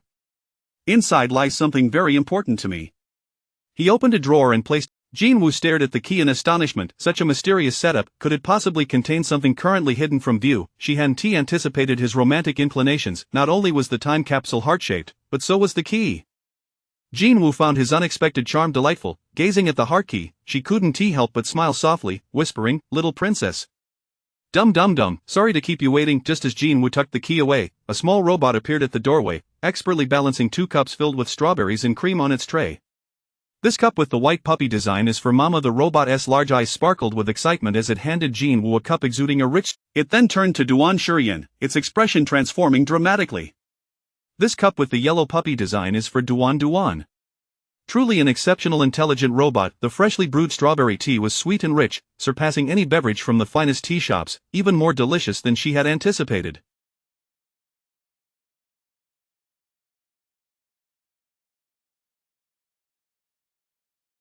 As Jinwoo savored the delightful drink, a satisfied smile blossomed on her face, her eyes gleaming with pleasure. Seeing her so happy, Duan Shuryan couldn't help but smile, finding her utterly adorable.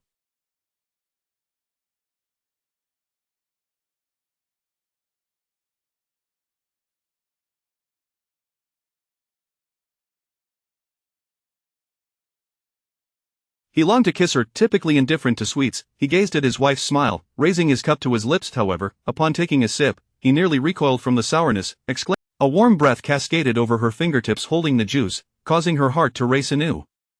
You. Her eyes widened in disbelief. Was it due to his penchant for rituals? She sensed he was genuinely embracing this new identity, embodying it seamlessly. I'm not afraid of sourness, I'll give you this cup. Affected by her racing heart, Jinwoo instinctively took a sip from the straw he had just used. The tangy strawberry tea slid across her tongue.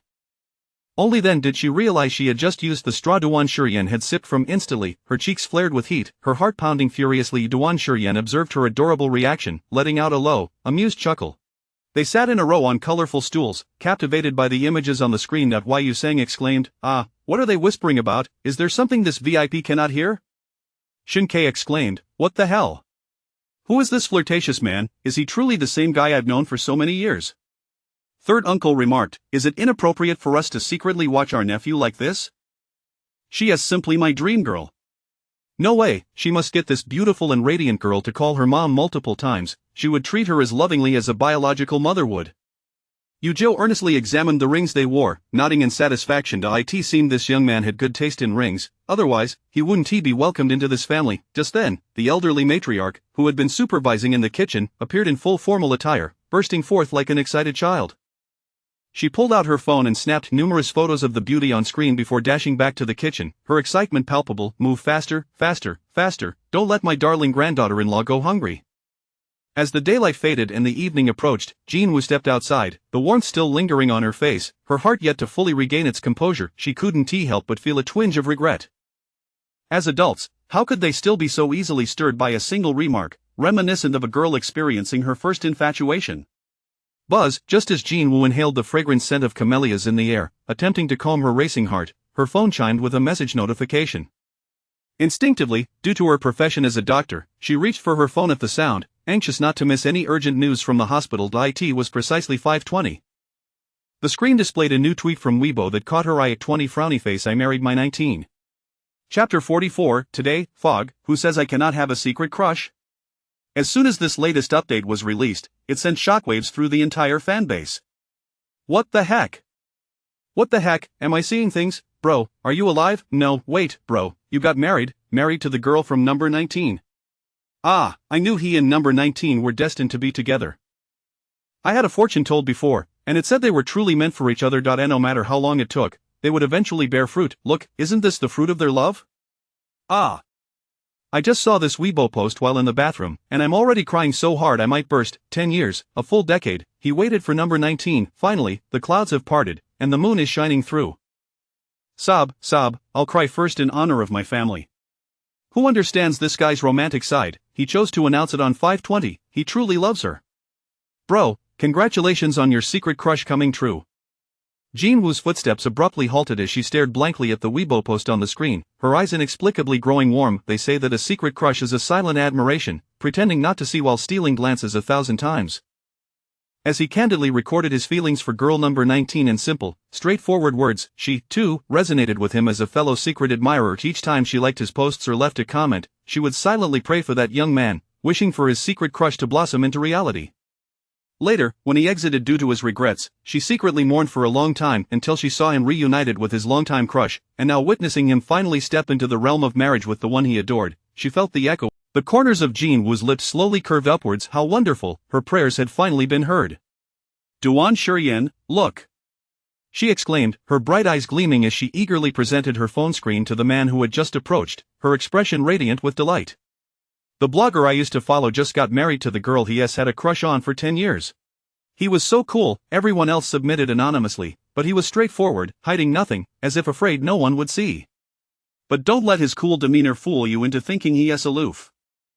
He is quite down to earth and genuinely cares for that girl. He meticulously records everything about her and even asks us how he can make her happy. Jinwoo chuckled lightly. Once, I even suggested he place a bottle of her favorite strawberry milk on her desk, so she wouldn't feel down about her poor exam results. It would surely bring back her smile. As she spoke, her brows and eyes unfurled, brimming with vivid and lively laughter, unknowingly leaning closer, the faint, clean fragrance emanating from her enveloping the space.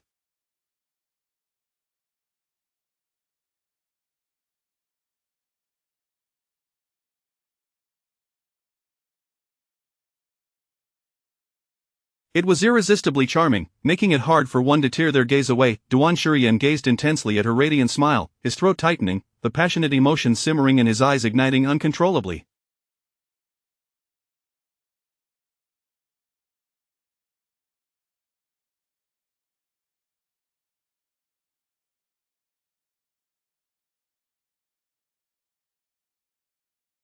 His lips curled slightly, his voice hoarse. Yes, she will indeed smile again. Jinwoo paused, suddenly realizing how close they were standing. I'm sorry, I got too. His previously somber expression brightened, his lips curling into a playful smile. What a coincidence. Jinwoo nodded eagerly, her eyes sparkling. You know, when I saw this post saying that the girl was with someone she liked, never did I expect to witness them getting married one day. Perhaps that girl's previous partner treated her poorly, leading to disappointment, or maybe they simply parted ways due to conflicting ideologies. Regardless, Jinwoo gazed at Duan Shurian, her eyes twinkling. She can finally see him now. In that moment, Duan Shurian's heart surged with intensity, a torrent of emotions flooding through him like a raging river. He swallowed hard, suppressing his racing heartbeat, and dropped his gaze with a soft chuckle. Indeed. Duan Shurian raised his eyes again, his gaze burning as it locked onto hers. She finally sees him. His gaze was fervent, filled with an Jinwoo's eyelashes fluttered, feeling an inexplicable warmth spreading through her ears. What do you think I should wish him? She inquired, flustered as she lowered her head, re-examining her phone screen to mask her momentary unease. Just then, a light-hearted chuckle drifted from above. Duan Shurian looked at her, his deep gaze swirling with molten heat. Then let us congratulate him on achieving his heart's desire. The sleek black Maybach glided smoothly towards the Duan family estate.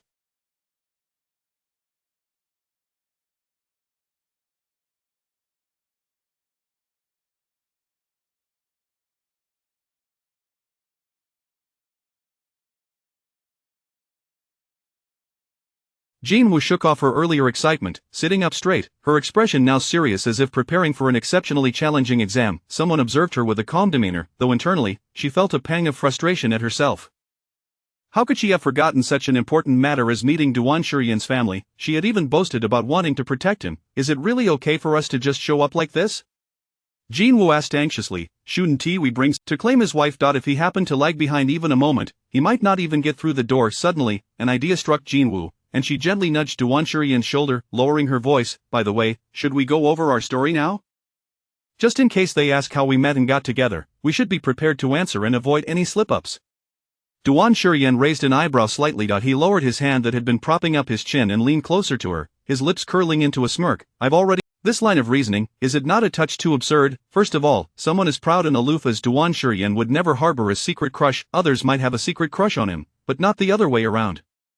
Let alone such a humble, one-sided affection. And what of her being his ideal? Jinwoo's initial reaction was disbelief. Absolutely impossible. After all, this was Duan Shurian, a man constantly surrounded by admirers, a dazzling figure never lacking in suitors. His world had always been bright and vibrant. How could he possibly notice her, standing in a quiet, secluded corner? If it weren't for their serendipitous reunion that fateful night, they would have had no further connection. Jinwoo pressed her lips together, a sense of unease washing over her. The absurd story he concocted was surely inspired by the tale of the blogger and his long-awaited love that she had just shared.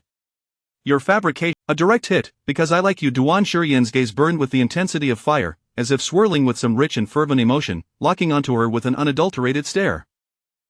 An inexplicable atmosphere of ambiguity melded with the surrounding tranquility, weaving like gossamer between the two of them, silently stirring ripples of fate. Jinwoo could not help but hold her breath lightly. Her attention felt as though it had been ensnared by the depths of his searing eyes, as if some magnetic force compelled her to ponder. If Duan Shurian were indeed capable of harboring a secret affection, then who would he be secretly enamored with?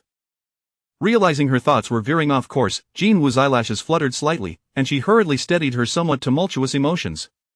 Let us assume for a moment that you truly would develop a crush on Jinwoo instinctively shifted her eyes, yet still felt the warmth emanating from where he was fixated. Although that scoundrel is now a thing of the past, is it not true that individuals such as you, from affluent backgrounds, often possess formidable investigative skills? What if they were to uncover these details and inquire about them? Ah, yes, there was also that past, in bold, ex-husband. What difficulty is this? Duan Shuryan continued to gaze at her with unwavering intensity, his languid, rich tone concealing a fervent heat. Then let them know that I have been secretly infatuated with you since high school, that you have always been my cherished white moonlight. I would rather become a monk than not have you, and after waiting for what felt like an eternity for you to break free from your insipid ex-boyfriend, I seized the opportunity and ascended to my rightful place. My decade-long unrequited love has finally found fulfillment. Jinwoo, I asked you to be meticulous and rework your narrative, not to concoct increasingly absurd tales. You even included the notion of seizing an opportunity. Would anyone truly believe that if it were spoken aloud? Let us settle on this. Duan Shuryan's lips curled in a playful smirk as he reached out to gently tap Jinwoo's brow, his eyes, filled with laughter, focused and fervent upon her. Moreover, did I not previously mention that my family has been pressing me to engage in blind dates, and I am entirely unwilling? This provides a perfect explanation for my aversion, for his gaze narrowed slightly, the depths of his eyes once again ablaze with a raw intensity, akin to a fiercely burning flame as it locked onto hers. I have always been waiting for the moon to descend to me. In that fleeting moment, Jinwoo felt as though her heart had been struck by something, racing uncontrollably with a fervent rhythm. She met his blazing gaze, suddenly feeling a sense of disorientation. Had Duan Shuryan always regarded her with such eyes that could weave gossamer strands, igniting an involuntary warmth within her, causing her heart to race uncontrollably? If so, why had she never noticed it before? Just as Jinwoo was momentarily dazed, she heard him emit a soft chuckle from his throat. Mrs. Duan. Duan Shuryan's lips curved in a smile as he gently brushed her nose with his fingers, his deep, Indeed, it is reasonable, not fabricated. It felt akin to being nuzzled by a warm, affectionate dog. Jinwoo's ears tingled, her heart racing faster, causing her resolve to waver slightly. It does seem rather reasonable. Wait. It was no wonder he had always been at the top of the academic rankings, the youngest chief surgeon at Jingda Hospital. Even in a state of emotional turmoil, he could swiftly identify the flaw in her reasoning. If I truly am your white moonlight, then you should know me rather well. Seizing upon this logical point, Jinwoo sat up straight, her fair and delicate features reflecting earnestness. Let us compare our knowledge of each other to avoid any potential pitfalls when they inevitably inquire. Duan Shuryan gazed at her serious demeanor, a deeper amusement glimmering in his eyes. His wife's earnestness was utterly delightful. So delightful, in fact, that it not only made him want to kiss her but also more. Just as Jinwoo cleared her throat, preparing to introduce herself like a schoolchild on the first day of class, intending to share her preferences and habits, she heard the man beside. When she eats something delicious, her calves will sway under the table, but if it's unpalatable, her nose will wrinkle. As if hosting a grand conference for $1 billion project, Duan Shuryan lounged back, his long legs crossed, speaking with measured cadence, articulating everything about her that he had long since ingrained into his very being.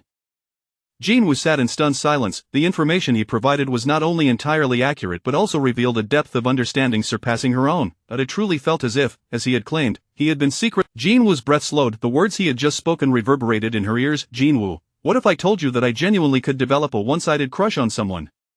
It was as if a small stone had been cast into a tranquil lake, sending ripples cascading outward. Jinwoo's eyelashes fluttered, and she quickly suppressed her racing heart. Stay calm, she must regain her composure. Perhaps he had conducted a thorough investigation into her, which would explain his familiarity with her preferences and habits.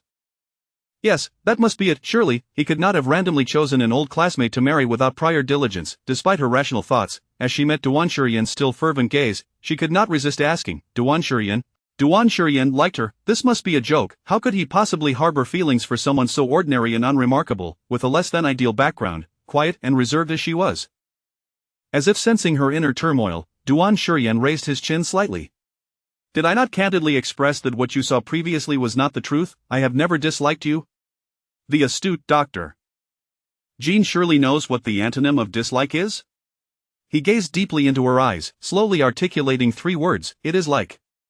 Jinwoo's heart raced even faster. Emotions that had long been buried due to past betrayal. Was it the kind of love shared between lovers, or merely a pure appreciation akin to that between classmates? Jinwoo's mind swirled in confusion, making it difficult to maintain her usual calm demeanor. She bit her somewhat dry lips, attempting to shift the conversation. Now it's your turn. Please share your preferences and habits. I'll jot them down. As soon as she finished speaking, a pang of regret washed over her. Had she truly been so oblivious to Duan Shurian? Despite their shared experiences in high school, she realized she knew so little about him. Just as Jinwoo was about to say something further, the man who had just delivered a bold confession suddenly shifted his demeanor. You must always look at me intently and not be distracted by others. Observe what I have done, my birthday, my zodiac sign, what colors I like, what food I enjoy, what I despise, and also. Duan Shurian leaned closer, his tall frame bending toward her. Duan Shurian, little mist, my dear, the Duan family residence is situated on Liha Road in Kyoto, adorned with intricately carved beams and painted rafters, a sign reading Duan Garden with sharp and flowing calligraphy hanging prominently. Before fully stepping inside, the authentic essence of traditional Beijing culture envelopes them. Little Yuan respectfully opens the car door for the two. Mr. Duan, madam, please. The words spoken by Duan Shurian moments ago were utterly shocking. Jinwoo's cheeks still flushed, and her heartbeat had yet to regain its calm as she stepped out of the vehicle. Feeling a bit dazed, the culprit behind it all sauntered over leisurely, long legs in motion, just as he was about to expertly take her hand when he suddenly recalled a certain agreement. A man who has successfully ascended must learn to seek benefits for himself. A playful smirk curled at the corners of Duan Shurian's lips. Today's kiss is certainly on the agenda. As Duan Shurian approached, that familiar, wild fragrance enveloped her. Jinwoo's eyelashes fluttered, her gaze inevitably falling upon his well-defined hand. A sudden spark of realization jolted through her still foggy mind. All right, holding hands, she thought to herself that Duan Shurian, having just walked over, likely had not noticed that the agreement remained unfulfilled. Just as Jinwoo entertained a flicker of hope and was about to extend her fingers toward his hand, a sudden warmth enveloped her shoulder. Before she could react, the man beside her firmly wrapped one arm around her shoulders and pulled her into his embrace, her body pressing intimately against his warm, solid chest. Through the thin fabric, the heat from his palm penetrated her skin, sending a tingling sensation coursing through her sensitive nerves. Startled, Jinwoo looked up, her heart racing anew at his proximity. What are you? Simply holding hands isn't intimate enough. It doesn't resemble a newlywed couple fresh from the registry. It's best to be like this. He tightened his grip on Jinwoo's shoulder, a mischievous smile gracing his lips as he whispered lazily in her ear. Cuddle. His warm breath audaciously brushed against her earlobe, igniting a spark of desire.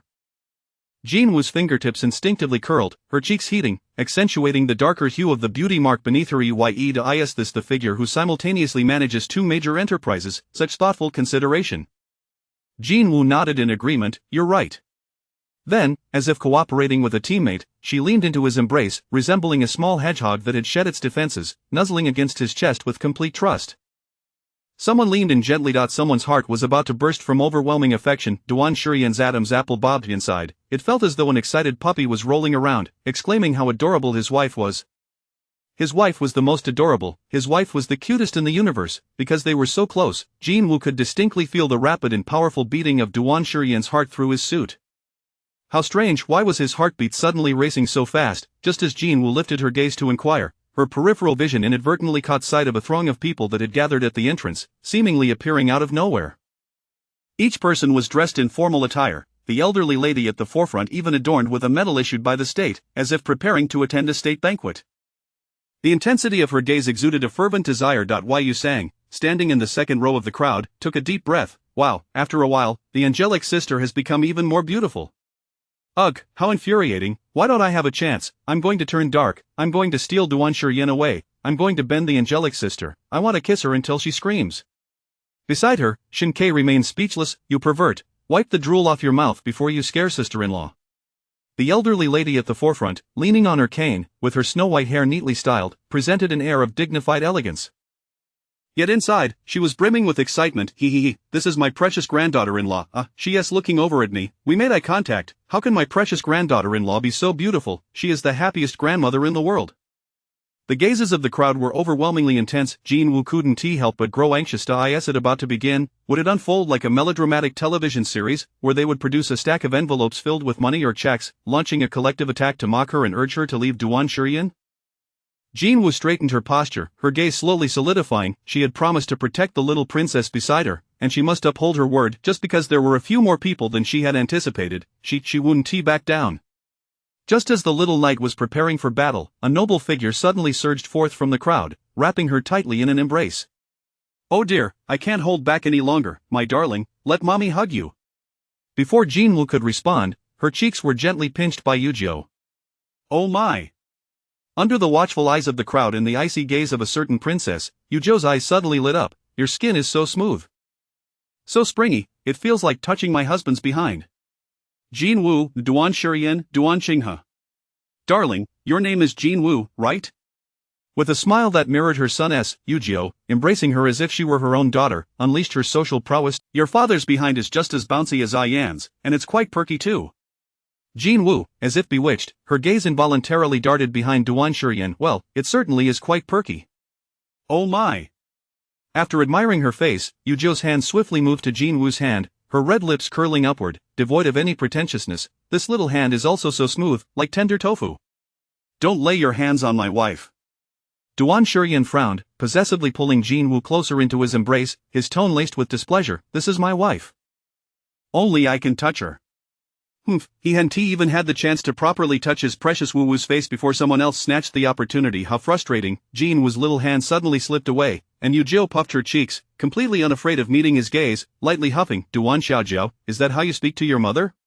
Jin Woo blinked in disbelief, turning to Duan Shurian. Could this possibly be his childhood nickname? His cutesy nickname had been so freely revealed in front of her. Duan Shurian's frown deepened. Don't call me that silly name.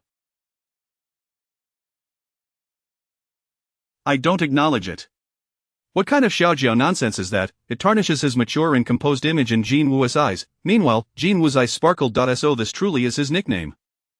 She couldn't help but smile. Who would have thought that the rebellious prince of the Beijing circle would have such an adorable nickname? What's wrong with that nickname? Jin Woo raised her beautifully glistening eyes to look at him, her smile enchanting. I think it's quite cute. As she gazed at his strikingly handsome features, associating them with this nickname, her eyes curved with delight, her voice infused with a sweet, affectionate tone. Duan Xiaojiao.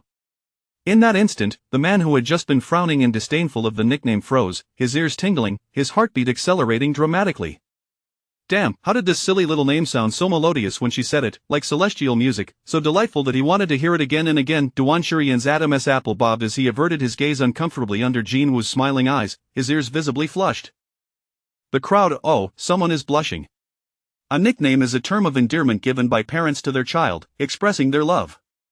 Jin Woo smiled. Unlike someone like me, who doesn't have one, who says you don't have a nickname? Just as she spoke, Duan Shurian's protective tone resonated overhead. If they don't give you one, I will. He leaned down to look at her, his gaze intense and sincere, as if setting aside all pretense to coax her, his sultry, deep voice whispering alluringly in her ear. Woo baby, woo sweetie, little woo baby. One endearing nickname after another flowed from his lips. Jin Woo's ears suddenly flushed with warmth, her eyelashes fluttered as she looked up, meeting Duan Shurian's fervent gaze. Like a brilliant ray of sunlight penetrating her heart, her chest felt as though something heavy had leaped within, sending ripples across her once tranquil heart. Just as Jin Woo's fingertips curled, ready to respond, a cheerful and familiar bark suddenly echoed from afar, drawing closer. Chapter 47. Do you like my Adam's apple? To what extent? A plump border collie, well cared for and lively, bounded towards Jin Woo with its fluffy coat rippled like waves, exuding pure exhilaration. It was. Jin Woo paused, noticing a small notch in the dog's right ear. An overwhelming sense of familiarity washed over her. She half squatted and tentatively called out, Lulu? The dog's eyes brightened instantly, joyfully leaping towards her, reminiscent of how it would always eagerly burrow into her embrace upon seeing her. Woof. It truly was Lulu. Jin Woo joyfully embraced it, her clear and beautiful brows and eyes shimmering with a soft, animated smile. Duan Shurian. Jin Woo, momentarily forgetting her prior anxiety regarding his family, lifted her. How bothersome, even dogs dared to take liberties with his wife in front of him. It was indeed me. Duan Shurian stepped forward, a hint of jealousy evident as Jin Woo recalled something and curiously asked, why didn't you tell me at the restaurant that you were the one who adopted Lulu? Duan Shurian smirked. Because I wanted to give my future Mrs. Duan a surprise. His gaze was intensely focused on her, the depths of his eyes flickering like a blaze of fervent flames. Mrs. Duan, are you surprised? Jin Woo's eyelashes fluttered slightly, her heart racing as if ignited by his passionate gaze. She found it difficult to articulate this feeling. Since reuniting with Duan Shurian, he had become like a skilled magician, effortlessly causing her heart to race, making her feel unlike her true self. This strange sensation, for someone who had experienced betrayal, would typically incite discomfort, yet, oddly enough, she felt no fear as she had imagined. Instead, there was a hint of anticipation. Realizing she had yet to respond, Jin Woo snapped back to reality, her red lips curving into a smile. Yes, I am very surprised. See?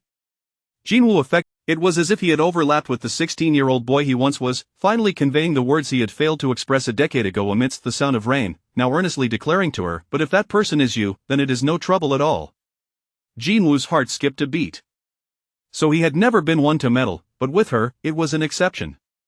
"Thank you." Jinwoo paused slightly, then, lifting her slightly flushed face, she gazed at him with bright, crescent-like eyes, her melodious voice. In that moment, he resembled a naive young lad, unable to contain his emotions as he covered his mouth, a noticeable flush creeping up his neck to his face, making him feel as though he might combust.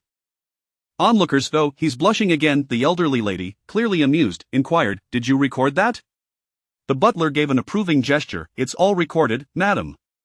"Wonderful, wonderful, this would be played in the family cinema every day." Unable. "Dr. Jean, do you remember me? I'm the one who had a bout of gastroenteritis from eating the wrong food and almost had to meet my great-grandmother. Then you saved me." Duan Shurian's little aunt. "From now on, we are family. If anyone dares to bully you, just mention my name." Yu Sang handed her a business card, a shy smile gracing her lips. "I'll make sure they all go to hell." Jinwoo accepted the card, surprised to discover that she was the founder of the renowned Moonquakes law firm in Kyoto. Shinkei also enthusiastically approached. "Hello, sister-in-law, I'm Shinkei, Duan Shurian's cousin. Not if you need anything, just let me know, don't hesitate." "Absolutely, if you lack anything, just ask your second aunt, she'll buy it for you." "Does your daughter-in-law like to drink? I just purchased a vineyard today, if you don't mind, feel free to accept it."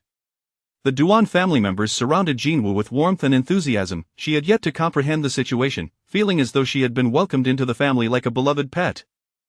Duan Shurian, whose wife had been whisked away in an instant, he knew this group would steal his wife. Yu Jiu smiled at him. "Duan Xiaojiao, she is the girl whose name you filled on your draft paper, right?" Duan Shurian nodded without a hint of hesitation. "It has always been her." "You rascal, you need to think this through."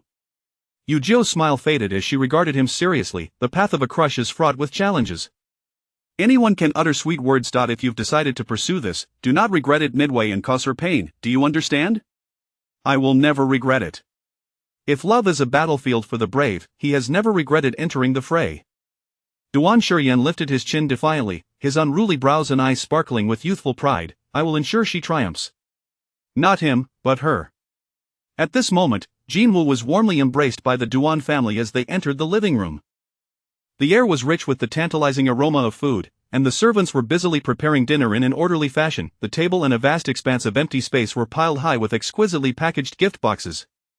There were also numerous imported candies Jinwoo had never seen before. It was as if they were attempting to win the favor of a princess, with an entire display case filled with countless photographs of Duan Shurian from childhood to adulthood. Jinwoo was captivated, momentarily forgetting her anxiety as she gazed in wonder. Truly, he was someone blessed by the heavens. From a young age, he was a handsome boy, and as he grew, his looks only became more striking.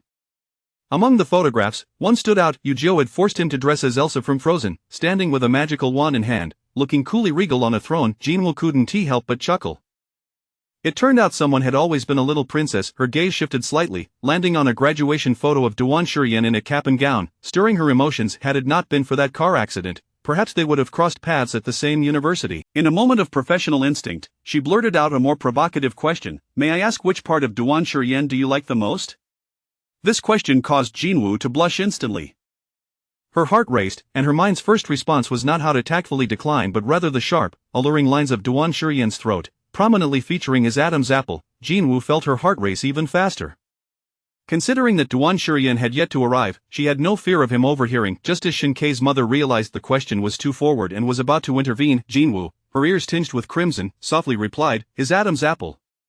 "No, the Jin family does not cherish her, but the Duan family will in the future." The man, towering at over 6 feet tall, stood behind her, his head slightly bowed as he leaned closer, his warm breath enveloping her neck like an electric current, igniting a profound sense of intimacy. Jinwoo's heartstrings were suddenly taut. The tips of her ears, teasingly brushed by him, flushed a deeper crimson beneath his smoldering gaze. Duan Shurian's lips curled into a subtle smile.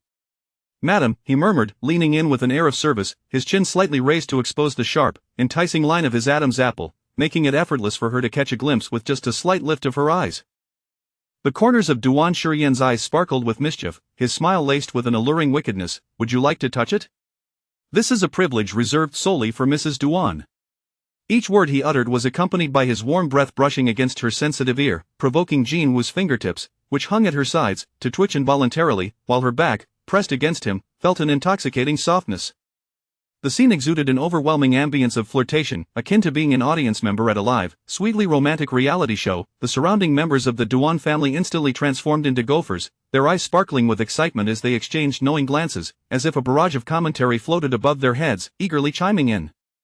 Ah.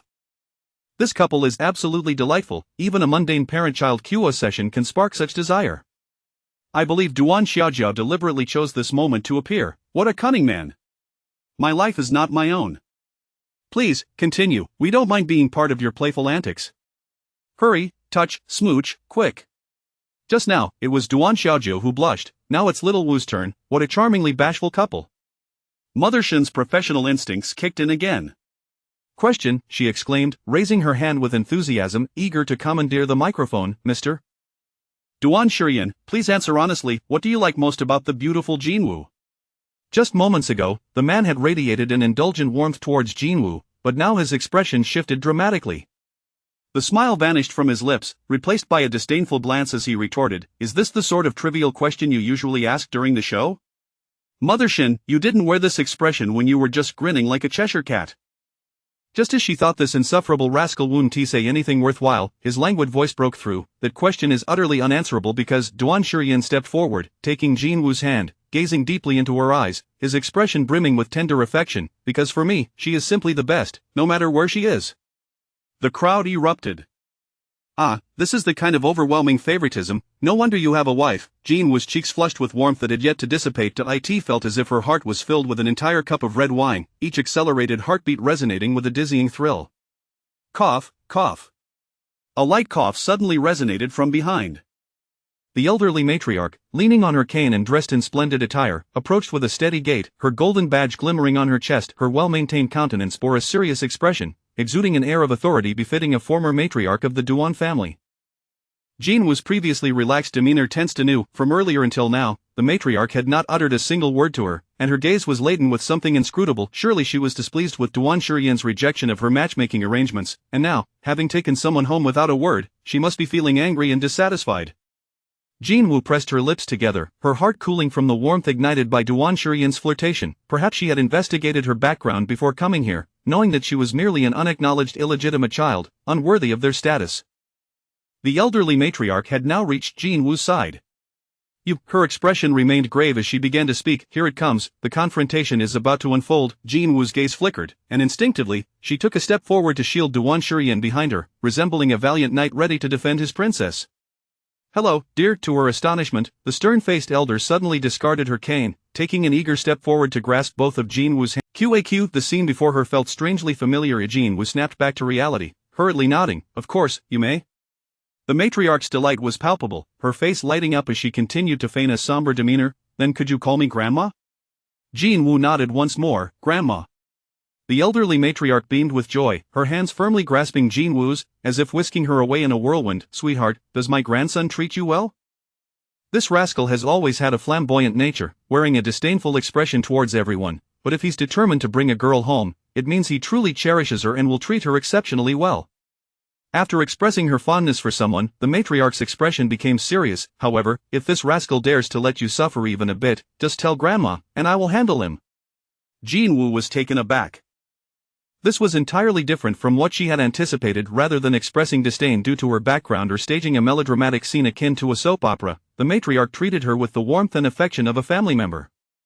Jinwu gazed at the hands enveloped in the warmth of the matriarch's grip, feeling the continuous warmth that made her heart swell with comfort. Sweetheart, let us add each other on WeChat.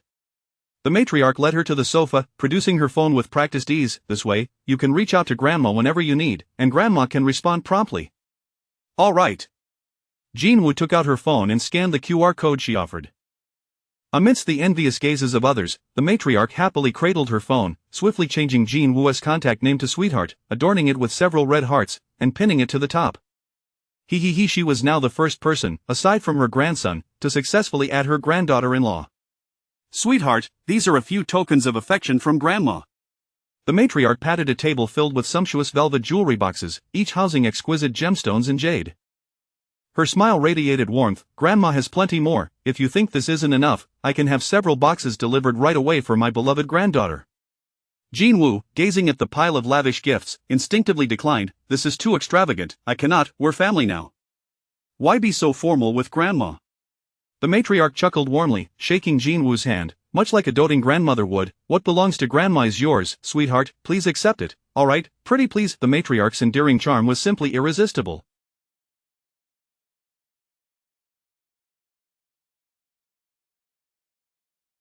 Jinwoo felt her cheeks flush, suddenly understanding why Duan Shurian was so adept at charming others. My dear niece, this is a small gift prepared by your second uncle and me, and we hope you will like it. I have a gift too.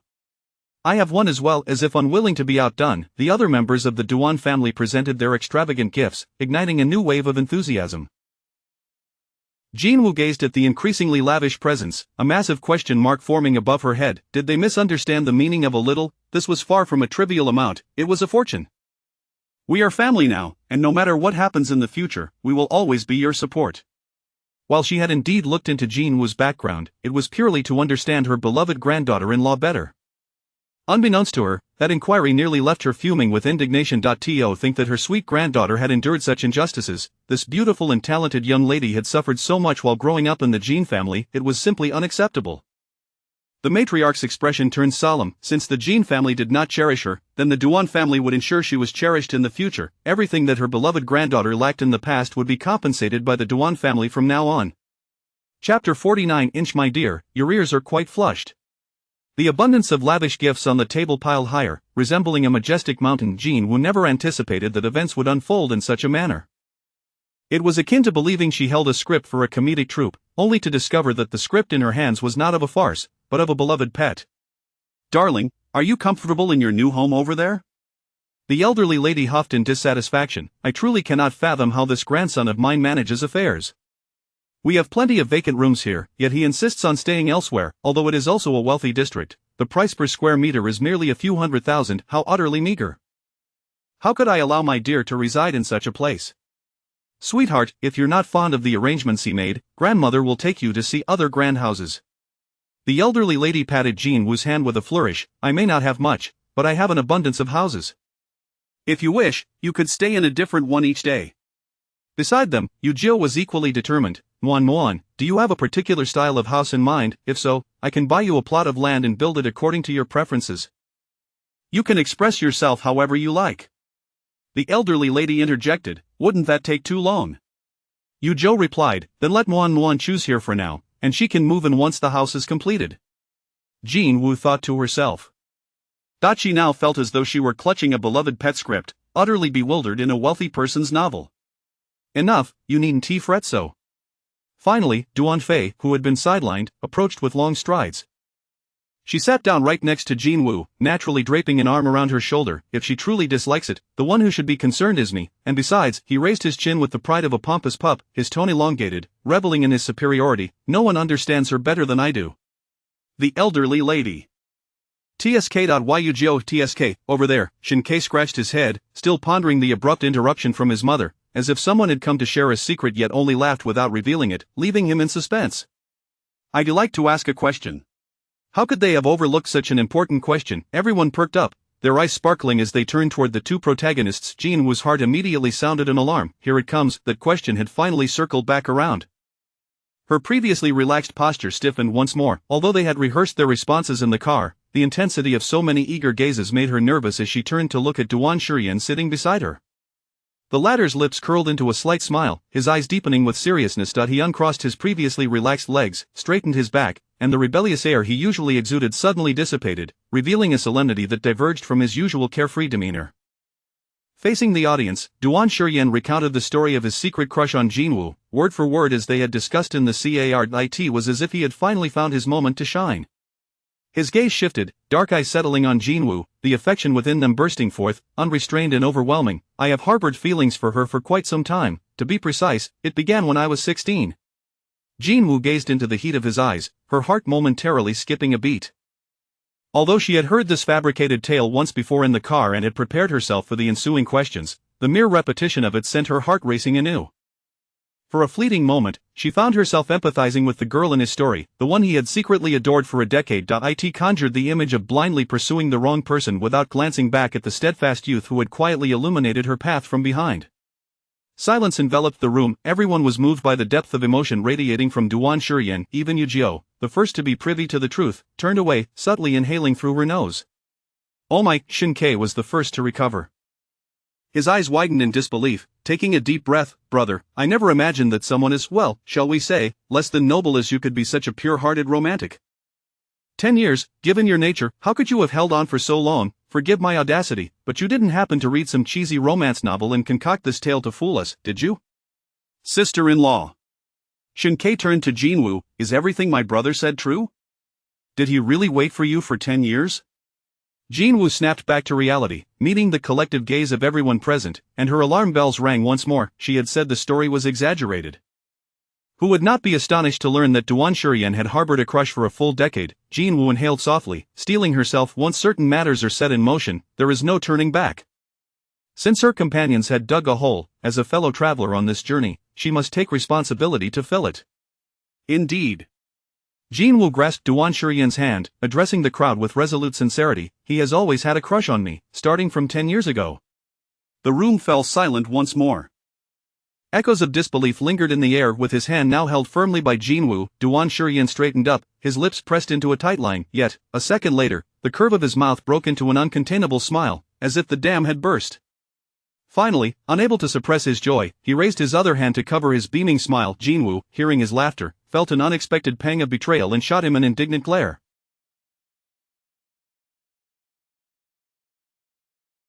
How ridiculous! What was so amusing about this? She had rarely shown a hint of displeasure, wanting to withdraw her hand, but he seized the opportunity to tighten his grip even more. Her gaze on him grew more bashful, as if a pool of spring water stirred within, unwittingly enticing. Enough, let us not pry any further. Duan Shurian chuckled again, his handsome features radiating affection. Otherwise, Mrs. Duan will surely be vexed with me. Dishes, exquisitely arranged, began to grace the table. From appetizers to main courses, every dish was meticulously prepared, tailored entirely to Jinwoo's palate. Well said. Only inept men would shift the blame onto their girlfriends. You are absolutely right, it is all the scoundrel's fault. Jinwoo is good, and the scoundrel is bad. Upon hearing of Jinwoo's betrayal, the Duan family was incensed. They immediately placed calls, unanimously deciding to terminate their collaboration with the Fu family, rapidly reclaiming the projects Fu family had intended to invest in. They declared that should the Fu family ever find themselves in need, the entire Duan family sad face, they had indeed struck a hard bargain with the Fu family. Rest assured, many here will stand as your pillars of support. Sitting beside you, Jiao, Duan Shi. His voice was calm yet carried the weight of his status and capability as he earnestly promised Jinwoo, the Duan family will have your back. Jinwoo stared, taken aback by the solidarity of those rallying to her defense, her heart enveloped in a tender warmth. It felt as if a long vacant space within her had finally found its missing fragment named family. She had not expected that sharing her unfortunate experience would not yield scorn like that from Zhou Yanning, but rather a fierce protectiveness. It felt akin to having true family. Jinwoo's eyes glistened with unshed tears. Suddenly, she felt like a child who had wandered for far too long, finally returned to a genuinely warm home. Why aren't Her luminous eyes sparkled joyfully. I like everything. The atmosphere grew lively once again. Jinwoo noticed Duan Shurian's cheeks puffing slightly, as if he had bitten into something he disliked, and then reluctantly swallowed. He then frowned, meticulously picking out the green pepper bits from his eggy. Jinwoo blinked in surprise. So he disliked green peppers. She smiled and offered him a piece from her bowl. You can have this one. It doesn't have any green peppers. Duan Shurian paused to his throat bobbed slightly, his voice unexpectedly husky. You noticed? Didn't you say you wanted me to pay attention to you, to understand what you like and dislike? Jinwoo leaned closer, meeting his fervent gaze, her demeanor earnest as she asked, Duan Shurian, am I doing well? Chapter 50. Public praise. Baby Wu was the most remarkable. Duan Shurian's form trembled slightly. He lowered his gaze into Jinwoo's beautiful, luminous eyes and noticed her long lashes fluttering lightly. In that moment, her clear pupils reflected only his figure. Duan Shurian could hardly contain the rolling of his throat. His heart raced, ignited by her words and the realization that his image had finally begun to manifest in her gaze. Each fervent beat felt like a cluster of the most passionate sparks, coursing down his spine and igniting a fervent blaze throughout his being. She had finally begun to notice him. She was finally turning back to look at the young man who had silently stood behind her, illuminating her path forward. Duan Shurian gazed deeply into Jinwoo's eyes. Those naturally affectionate peach blossom orbs now brimmed with fervent emotion, akin to a raging fire bursting forth. In their shared gaze, a sense of destiny, exclusive to the two of them, began to ferment uncontrollably. Jinwoo's breath caught lightly, feeling as if his gaze were piercing directly into her heart, throwing her heartbeat into disarray. Very well done. His low, magnetic voice dripped with indulgent affection. Our woo-woo is the most remarkable. Jean Wu paused, an unfamiliar subtlety blooming in her chest. In truth, there was nothing particularly praiseworthy about it. Yet it felt as though no matter what she did, there would always be a Duan Shiyan applauding her. The brilliance in her eyes shone even brighter, and a gentle curve began to form at the corners of her lips. This feeling of being unconditionally valued emotionally awakened a sudden greed within her, yearning for more. During the ensuing dinner, a certain petulant princess, Duan Shiyan, could hardly sit still. His low, languid voice droned on, almost like an exceptional sound system enveloping the room. Wife, this is delicious. Would you like a bite? Oh wife, I want to eat this. Could you please help me pick it up? Duan Shiyan, with his audaciously handsome features, leaned closer to Jean Wu, the dimples at the corners of his lips deepening as he playfully whined. Wife, how could such a refined gentleman have such an ostentatious and flamboyant son? An elderly lady was frantically recording on her phone. Woo, how sweet, with a son blooming like a rare flower and a grandson's secret love coming to fruition. I am truly the happiest grandmother in the world. Yu Sang clutched her chest, feeling somewhat unwell. Damn. I didn't expect you, Duan Xiaojiao, to not only be lovestruck but also such a flirt. My newly bought flirts can't compete with your flamboyance. Beside her, Shinkei, for the umpteenth time, set down his beloved chicken leg, finally unable to hold his tongue. Bro, could you tone down your flamboyance just a little? I can hardly eat. Duan Shiyan lazily shot him a glance, pulling out a marriage certificate from his pocket, as if casually waving it in front of him. Do you know what this is? Shinkei found it bewildering. Isn't it just a marriage certificate? Duan Shiyan replied, do you have one? Shinkei. No. Duan Shiyan smirked, slowly putting the marriage certificate away, speaking with a hint of arrogance. Therefore, I have no desire to converse with a man without a wife. You cannot possibly comprehend the joy of having one. Shinkei.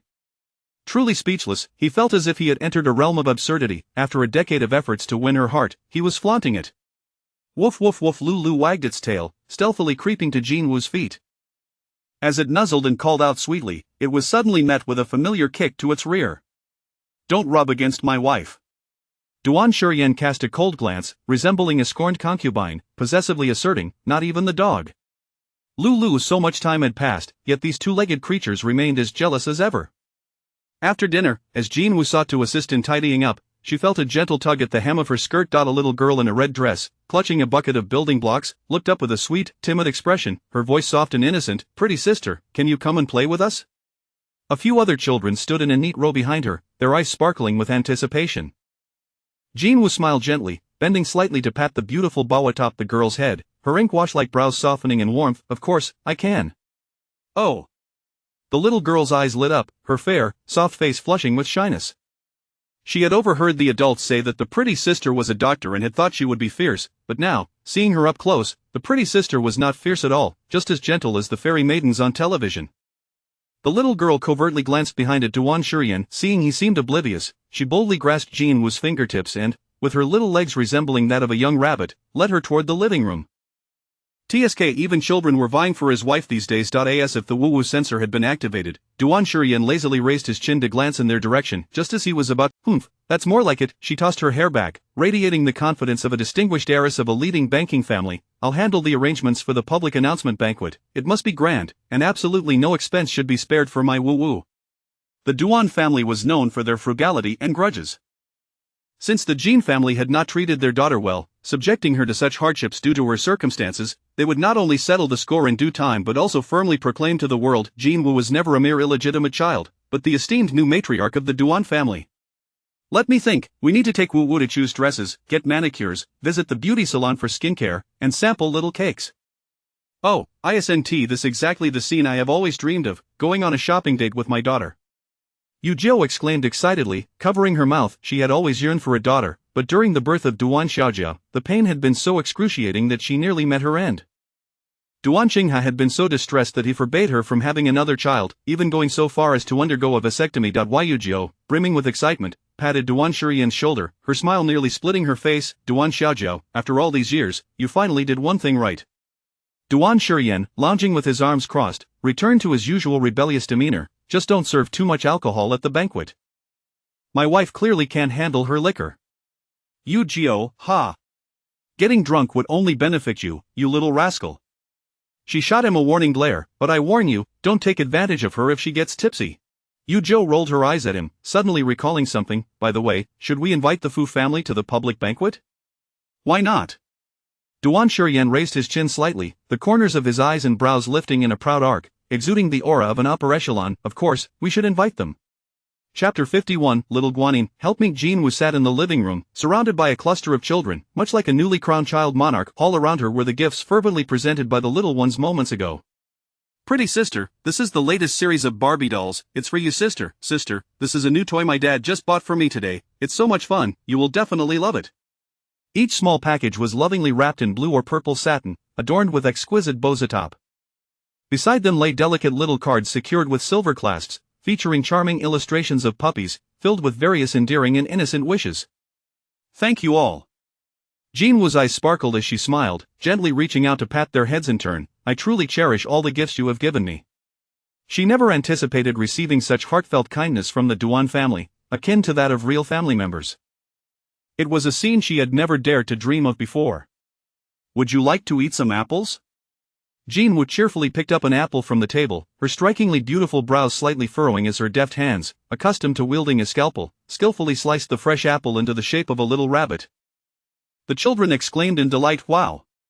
A few sweet-tongued youngsters eagerly accepted the apple bunnies, lifting their adorable little faces, their tender voices ringing out, "Thank you, Guanyin sister, Guanyin sister." The unexpected title caught Jin Wu off guard for a moment, as if the children were eager to explain the name they had come up with.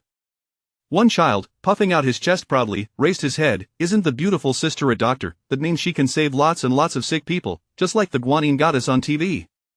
The child Jin Wu's smile widened, her exquisite features radiating warmth and charm, reminiscent of a fairy descending gracefully from the moon palace, exuding a pure and gentle allure that invited closeness.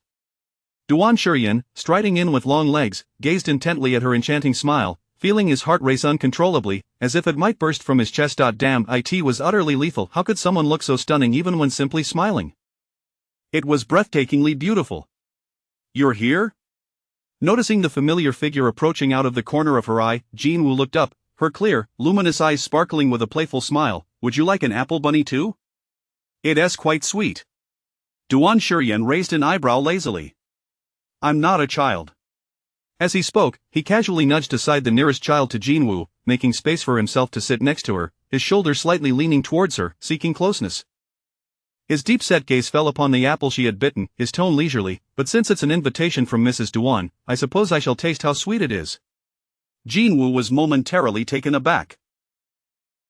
Before she could react, Duan Shurian leaned closer, taking hold of her hand that held the apple, his breath warm as he leaned in to bite the spot where she had just taken a bite. Duan Shurian licked the slight moisture from the corner of his lips, his deep, mischievous eyes locking onto hers, filled with a playful desire. "Indeed, it's quite sweet." It was unclear whether he was referring to the apple or the mesmerizing woman before him.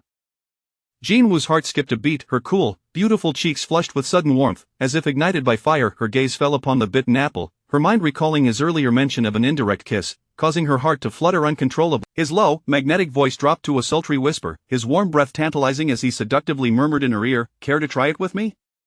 Jin Wu's heart raced even faster. She lifted her lashes to meet Duan Shurian's gaze, his eyes glimmering with a potent allure, staring at her with a fervent intensity. He resembled a captivating fox spirit, emerging from the pages of a story, intent on luring her into mischief. Jin Wu struggled to suppress her blush, her gaze darting away. "Don't be so charmingly mischievous." "Oh?" Duan Shurian raised an eyebrow with playful interest. "Then may I ask if this Guanyin sister accepts charms?" He leaned closer once more, his warm, tantalizing breath brushing against her ear, his voice low and dangerously enticing. "Little Guanyin, help me." Chapter 52. "No one can define you, not even I." A voice laden with ambiguity suddenly echoed in my ears, swiftly igniting a tremor akin to fire within me. Today, my eyelashes fluttered, and the heartbeat within my chest surged into disarray. "Duan Shurian." I widened my eyes, a cool blush suspiciously creeping onto my fair cheeks as I shot him a low glare. "The little ones are still here. Don't mislead them." Duan Shurian raised an eyebrow lazily. "Where are the little ones?" He maintained his previous languid posture, a low, magnetic chuckle escaping his throat. "All I see is this beautiful little Guanyin sister before me." Sister Duan Shurian glanced at my hand, which had just patted the heads of the little tykes, his deep, affectionate peach blossom eyes curving mischievously. His teasing tone took on a sticky sweetness. "My little friend also wants the Guanyin sister to pat her head." Little nephew, eh. Little niece, tch. Lulu, ugh. I felt my cheeks flush as he called me sister repeatedly. It seemed he truly enjoyed bestowing upon me various peculiar titles. From the former class monitor to now the little guanine, I couldn't fathom how he remained so enamored with this bad habit, as if he would never tire of it. Duan Shurian, sit properly and don't lean in so close. I couldn't help but mutter softly, feeling my ears grow warmer. What little friends? I'm clearly much older, oh? The keen-eyed man feigned ignorance, deliberately capturing only a few key phrases. Where's the older part? Duan Shurian's lips, His words, laden with meaning, sparked endless imagination. My ears instantly turned crimson. He was regressing into his frivolous self again. I pressed my lips together, finding a rare moment to indulge in a touch of petulance, glaring at him and deciding to ignore him. I set down the apple piece he had bitten into and picked up a fresh apple from the basket on the table, slicing it into rabbit shapes before turning to feed the little ones who had obediently opened their mouths. TSK, the neglected Duan Shurian was not pleased. As he munched on the apple one had just set down, he stretched his long legs lazily forward, casting a glancing look at me, who was feeding others while ignoring him. His languid tone seemed to carry a hint of grievance. You were so happy playing with those little rascals just now, and now you're cutting apples to feed them personally, yet you treat your husband with such disdain. Dr. Jean, how biased you are. Just as he finished his sentence, the biased Dr. Jean, blushed and shoved a piece of the freshly cut apple into his mouth. I shot him a glare, exuding an air of a cool beauty training a pet. Duan Shurian, be good. The man, far from being angered by being publicly trained, let out a satisfied chuckle. Biting into the apple one had given him, his eyes glinted with a deep curve. All right, I'll be good. My Wuyu smiles beautifully. How can even her anger be so enchanting? She is simply breathtaking. Next time I want to silence him, I need not use anything else. I could simply use my lips to seal his mouth. Under the disdainful gazes of the actual children, the satisfied Duan Shurian indulged in several rabbit-shaped apple slices, even requesting a heart-shaped apple piece that was exclusively for him. As dusk fell, the gifts collectively sent by the Duan family had already been dispatched to their new home. I stood at the entrance, one hand held by Yujio and the other by the elderly lady. If it weren't for a warning glance from Duan Shurian, I would have had a little one and my Aunt Yu sang hanging onto me. Nuan, make sure to come home often to visit mommy whenever you have the time. Yujio gently caressed my face and hair, smiling affectionately. Mommy will take you shopping at the trendiest jewelry and clothing stores. Let us become the most glamorous sisters in town. Yu Sang raised her hand. I want to go too. What time does the beautiful Wuyu usually finish work? Duan Shurian interjected, rejected. I will pick up my wife, you just stay home and rest. Yu Sang, tisk. The elder Don T forget about grandma, understood? Grandma will sneak out to find you to play too. She shifted slightly, raising her hand to cover her lips. If you keep indulging like this, be careful, your high blood pressure might exceed the chicken bones you spit out. The elderly lady scoffed. The atmosphere was lively and harmonious. As I gazed at the people before me, my heart softened. Initially, I found it challenging to adapt to such a vibrant scene, as I had never encountered such a gathering in my life. It felt akin to being ushered into a lavish restaurant, where no one would scorn or ridicule you for not dressing well enough. Everyone warmly grasped my hands, treating me with familial warmth. A radiant smile gradually illuminated my beautiful eyes. My brows curved, and my tone took on a lively cadence. I understand. I will often come home to visit everyone. Not just returning. It felt like coming home. Even as the car gradually departed from the main residence, I continued to look back. Duan Shurian rested his chin on his hand, observing me with an air of casualness. With all this commotion, don't you find it bothersome? Not at all, not in the slightest. I turned to stroke Lulu, who had fallen asleep on my lap, my gaze shimmering with a gentle light. To be honest, I really enjoy this lively atmosphere. At the home of Zhou Yanning, I had never experienced such a warm and jubilant moment. It was often either my solitary coldness or a dispirited departure. The other Jean family gatherings, while sometimes lively, were far from the familial warmth of tonight. What masqueraded as family reunions often devolved into mere business gatherings, where merchants complimented one another for mutual benefit. Each time I was compelled to attend, I returned either starved or bearing the weight of disdainful remarks and wounds. Unlike now, where my belly was comfortably full, and I received an array of gifts from a family, my eyes sparkled with uncontainable joy. The corners of my lips curled upward, and the brilliance in my eyes shimmered even more brightly. By the way, I suddenly recalled something and turned to Duan Shurian, perplexed. They are completely different from what you previously described.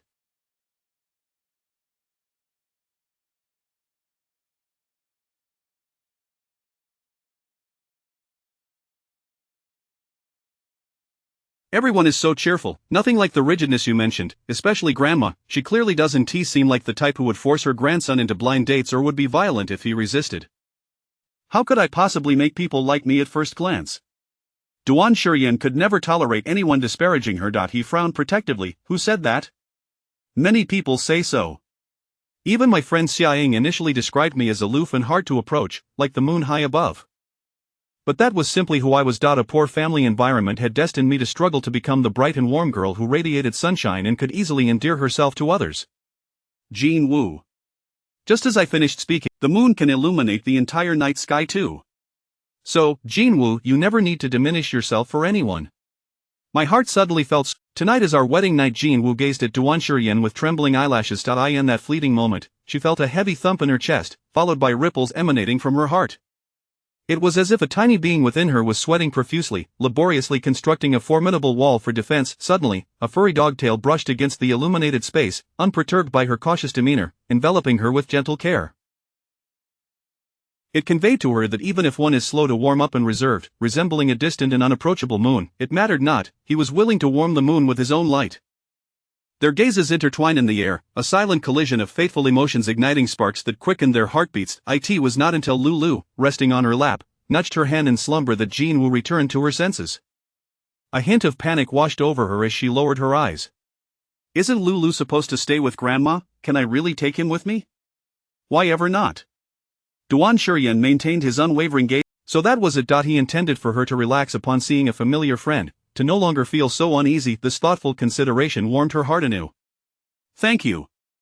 Jin Woo's beautiful brows arched gently, her luminous, crystalline eyes akin to a pristine moon in the night sky. Her smile was pure and enchanting, a direct arrow to the heart. I am truly very happy today. Duan Shuryan's breath hitched slightly, his throat involuntarily tightening. He gazed deeply into Jin Woo's bright and clear smile, his heart racing uncontrollably within his chest. Despite his efforts to restrain himself, he could not suppress the fervent beating of a heart that only yearned for her. Duan Shuryan could not help but chuckle softly. Before he had formally fallen for anyone, he had been arrogantly confident that no one could easily disturb his reason, sending his thoughts into disarray, bending his proud spirit. Yet, when this moment truly arrived, he found no sense of defeat in it. In fact, he reveled in it, willingly succumbing to the clarity of his own entrapment. Mrs. Duan, do not linger on thoughts of your silly dog any longer. Duan Shuryan's gaze narrowed slightly as he noticed Jin Woo's hand petting the dog's head. Jin Woo tilted her head in confusion.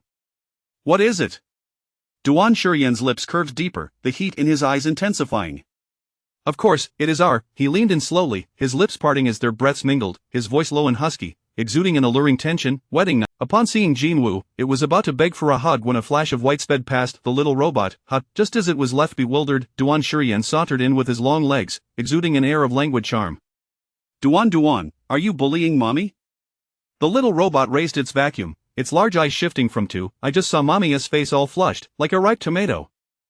Quick, tell me, did you make her cry? If you don't confess, I'll suck you bald. Duan Shuryan cast a lazy glance at it, then emotionlessly tossed the dog he was holding in its direction. Little robot, ouch, Lulu, woof, woof. Bullying, making her cry? Duan Shuryan loosened his tie with a relaxed motion, revealing a glimpse of his fair, alluring collarbone, his gaze playful and mischievous. How did you know I truly had such intentions? Little robot. Lulu, woof, woof, woof, woof, woof, woof, woof. Dude, I told you he is even more dog-like than I am. Meanwhile, Jin Woo, having hurried back to the bedroom, covered her intensely flushed cheeks with her hands. Calm down, what is there to be shy about? They are already a legitimate couple, surely sharing a kiss and rolling in the sheets is a perfectly normal occurrence. Why is her heart racing and her face burning so fiercely? The little robot had already prepared Jin Woo's belongings, thoughtfully laying out a soft pink nightgown and other change of clothes on the bed. Just as Jin Woo was regaining her composure and reaching for them, the sound of familiar footsteps suddenly echoed from outside the door. Jin Woo, her heart skipped a beat. Without sparing a glance, she swiftly grabbed the clothes from the bed and dashed towards the bathroom like a gust of wind. Click! The sound of two door locks echoed simultaneously. Duan Shuryan opened the door just in time to see the bathroom door slam shut with a bang, prompting a soft chuckle to escape his lips. How adorable! So adorable that he could hardly wait to make her cry.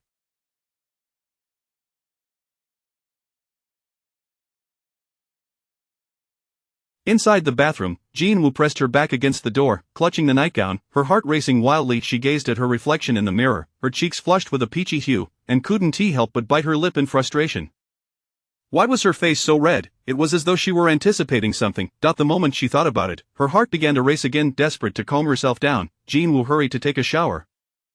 Without even inspecting the nightgown closely, she hastily hung it up before moving to the bathing area. It was only after she finished washing up that she discovered the nightgown was incredibly sheer, exuding an alluring sensuality. It was evidently no ordinary dress, but... Jin-woo's eyes widened, and she stood frozen. How could it be so short? Wouldn't the fabric tear upon wearing it? She instinctively tugged at it, surprised to discover the quality was unexpectedly good. Her cheeks flushed even more, and she instinctively turned to find a bathrobe. However, the spot where she had seen it earlier in the afternoon was now empty. Where was the bathrobe? How could it vanish at such a crucial moment? With her face still burning, Jin-woo glanced at the flimsy nightgown in her hands, her mind at war with itself. Should she wear it? Would Duan Shuryen think she was trying to seduce him on purpose? But if she didn't wear it and asked him to fetch another, wouldn't that also seem like an invitation? Jin-woo bit her increasingly rosy lips, grappling with her inner turmoil, and ultimately steeled herself to put it on. Perhaps Duan Shuryen was not in the room and was busy in the study. Meanwhile, outside, Duan Shuryen had already secured their marriage certificates in the safe and was lounging on a single sofa, casually participating in an offline voice conference, listening to the person on the other end report on work matters. Click. The sound of the door lock echoed softly. The bathroom door slowly creaked open. Chapter 54. Do not misunderstand, it is the close-fitting kind. Duan Shuryen was nonchalantly listening to the conversation transmitted through his Bluetooth headphones when the bathroom door creaked open. He lazily lifted his long eyelashes and turned to follow the sound. A veil of humid steam rushed out like a billowing haze. The air was infused with the sweet and alluring fragrance of camellia flowers, igniting an unspoken allure within him. Jin-woo had just stepped onto the soft carpet outside the door when she looked up and abruptly collided with the man's piercing gaze. The pale pink silk nightgown she wore accentuated her already fair skin, rendering it even more delicate. The slender straps traced the graceful curve of her shoulders, revealing collarbones as straight and inviting as if they could cradle a school of small fish. The translucent, hollow curves at her waist, visible even from the front, showcased her slender figure that seemed to be graspable with a single hand. Jin-woo was taken aback to find Duan Shuryen still in the bedroom. Her eyelashes fluttered like butterfly wings, and instinctively, her cheeks flushed as she raised the towel in her hands to shield her overtly exposed form.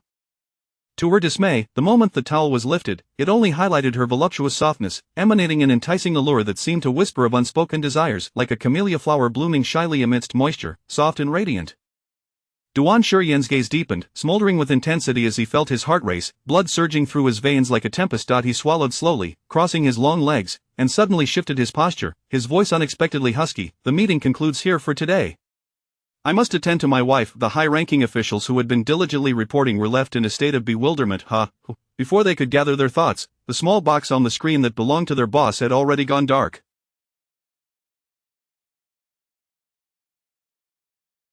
Are you done? Duan Shuryen closed his laptop, removed his Bluetooth headphones, and his gaze, which had been fixated on Jin-woo, turned somber as he spoke. His voice taut, his utterance intensified the already charged atmosphere.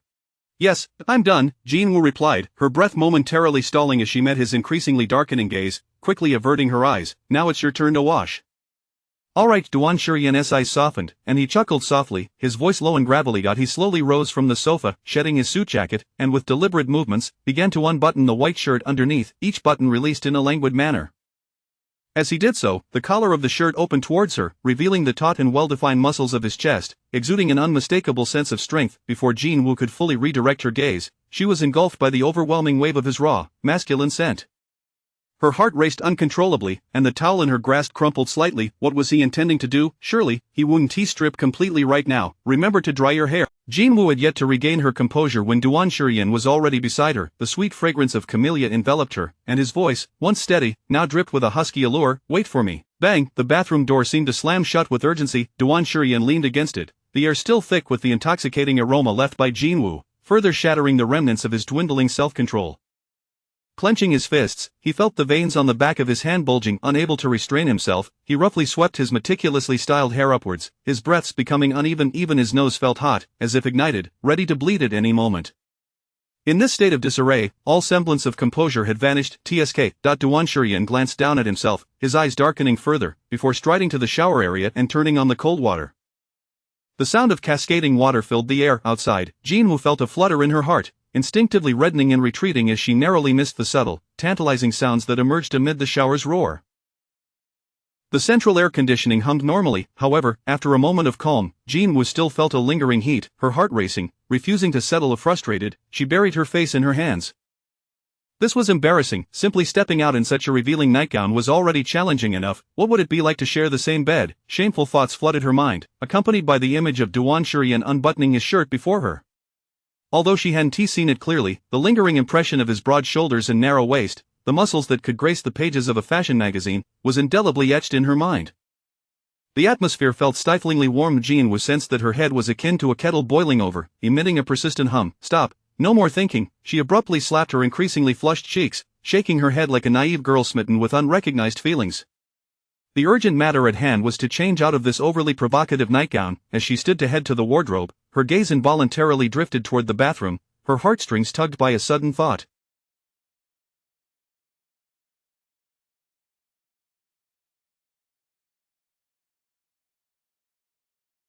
Was Duan Shurian shy just now? His ears were so red that, having changed into a more modest nightgown, Jinwoo held a hairdryer, blowing at her hair, which was nearly dry, when she curiously turned back to glance toward the bathroom once more. Wasn't it said that men shower quickly? Yet, Duan Shurian had been in there for nearly an hour. Just as she finished drying her hair and set the dryer aside, the sound of running water ceased, followed by the sound of the door lock turning. Woo-woo, his deep, sultry voice resonated through the frosted glass, dampened by steam. I forgot to bring a change of pants. Could you please be so kind as to fetch me a fresh pair? Upon hearing the bathroom door click open, Jinwoo's heart, which had just regained its calm, inexplicably raced again. When he mentioned not having pants, she instinctively thought of sleep pants and rose to fetch them from the wardrobe. However, the low, languorous timbre of his voice, laced with a teasing laughter, interrupted her thoughts. Mrs. Duan, don't get it wrong, it's not the kind worn outside. After a brief pause, his laughter deepened. Chapter 55. What experience does Mrs. Duan desire? Jinwoo's footsteps came to an abrupt halt. She had never anticipated that he would forget to bring this inside as well. Her cheeks, which had only just cooled down, flushed once more. Normally composed and serene in the face of adversity, she now resembled a small creature ruffled by provocation. How could anyone forget to bring their underwear into the shower? Was this not akin to entering a restroom without toilet paper?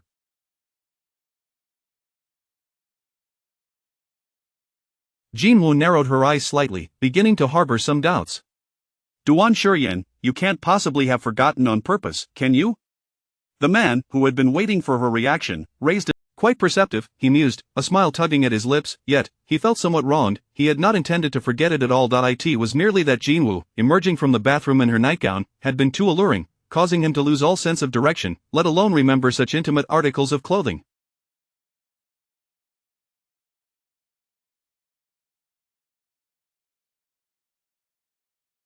After a lengthy 2-hour cold shower, only after regaining some composure did he realize, he had neglected to bring in something that seemed rather essential. The smile at the corner of Duan Shurian's lips deepened. Although he truly meant no offense, it did not detract from the fact that he rather enjoyed the situation. Forget on purpose, that seems rather unjust, considering I typically walk out without a care. A teasing glint danced in his deep-set eyes as he drawled, since Mrs. Duan is unwilling to assist, I suppose I shall have to make my exit like this. Jinwoo exclaimed, no, you cannot. In an instant, she spun around as if propelled by fire, hastening toward the cloakroom. A neatly folded row of black and gray underwear suddenly came into view. Each piece bore a label clearly indicating its size, extra large. The discovery of his personal belongings caught her off guard, and for a fleeting moment, Jinwoo's gaze faltered.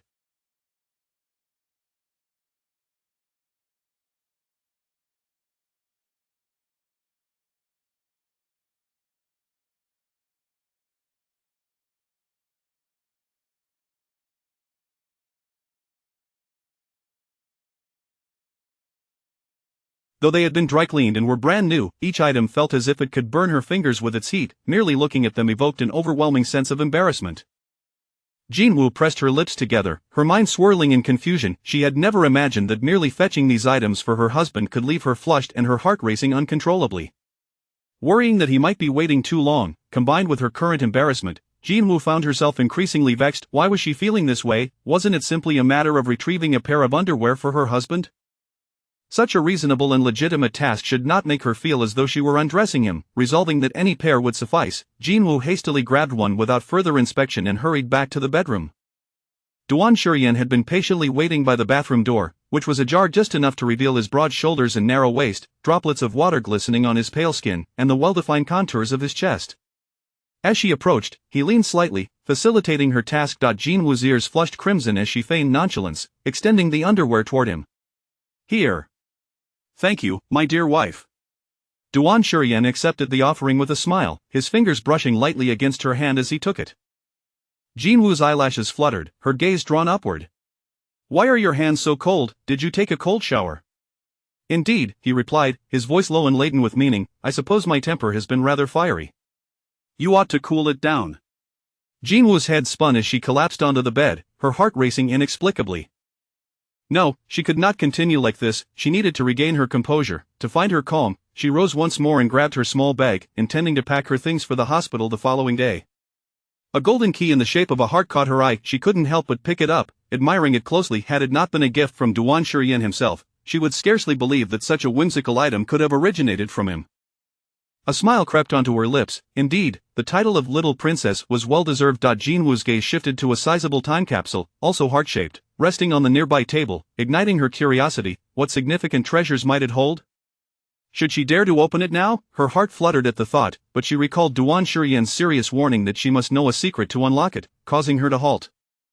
Surely, it contained something of great importance, hence the ceremony surrounding it. To recklessly open it out of mere curiosity would be rather disappointing. She placed the key back down, suddenly remembering, strange, where is my marriage certificate? She muttered softly, is it still with Duan Shurian? Just then, glancing at the screen while tidying her belongings, she pressed the speakerphone button. Jinwoo, my darling, I've finally finished the interview. I cannot fathom who invented the dreadful concepts of school and work. Upon answering, Xia Ying's cheerful voice, according to tradition, tonight is the time for meeting the parents. Have they given you any trouble? If anyone dares to bully you, I'll steal the boss's car and run him over. Jinwoo couldn't help but smile as her eyes sparkled. No, they've all been very kind to me, showering me with gifts, just like a real family.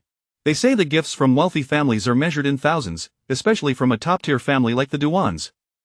Jinwoo, you're about to become a little rich lady. No, a big rich lady, actually. I am begging for sponsorship. Xia Ying's admiration for Duan Shurian soared. Men should be generous like that, unlike that miserly Fu Yuchen, who was so pathetic he would be scorned in the matchmaking market. It's already late at night. Someone should be enjoying their wedding night now. Xia Ying chuckled mischievously. By the way, there was a poll conducted about the most desired man in the capital. Can you guess who came in first? After years of sisterhood, Jinwoo could read Xia Ying like a book, even. Of course, it's your beloved husband, Duan Shurian. Xia Ying laughed again. A man who wears a suit so impeccably must have an equally impressive physique. I'd bet my career and instincts that he is the type who is both fierce and powerful. Tonight's your wedding night, go for it, sleep with him. Jinwoo? Be brave, Jinwoo, remember to give us a review afterward. Okay, Xia Ying, ever the spirited journalist, spoke with such volume that her voice echoed throughout the room. It was only then that Jinwoo realized the bathroom door had opened without her noticing. In her flustered attempt to switch her phone from speaker to normal mode, a familiar warmth pressed against her back, breath cascading down her neck as a low, magnetic voice teased, Mrs.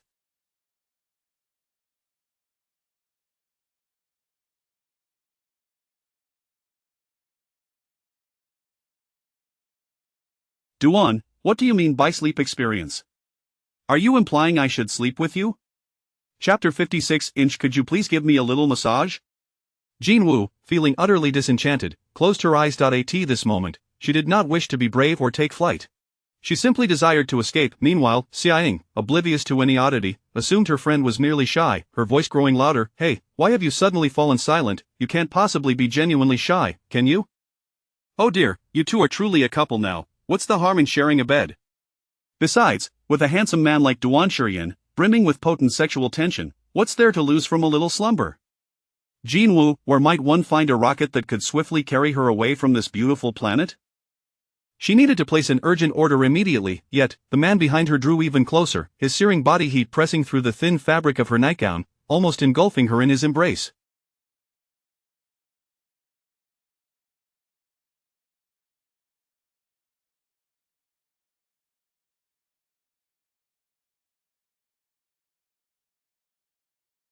Jean Wu's lightly closed lashes fluttered. A gentle tremor coursed down her spine, as if a delicate feather had grazed her, sending ripples of tingling sensation throughout her body. Duan Shurian. She held her breath, her heart racing faster due to his mere presence. The heat radiating from Duan Shurian was undeniably fervent. After such an extended cold shower, how could his body still burn like an inferno? Noticing the unusual silence on the other end of the phone, Xia Ying began to sense something amiss. Her previously boisterous voice gradually diminished. Wu Bao, why are you so quiet? Could it be that Duan Shurian suddenly appeared behind you and overheard our conversation? Those novels always write it that way, but I doubt such coincidences occur every time. Just as her words trailed off, a deep, languid voice interjected. Yes, I was eavesdropping. Xia Ying.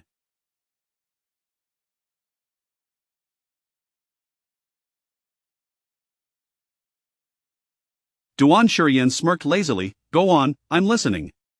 Xia Ying, honestly, she pleaded for mercy. Xia Ying exclaimed, the weather outside is absolutely lovely, the spring sunshine is radiant, the birds are chirping, and the sky is clear.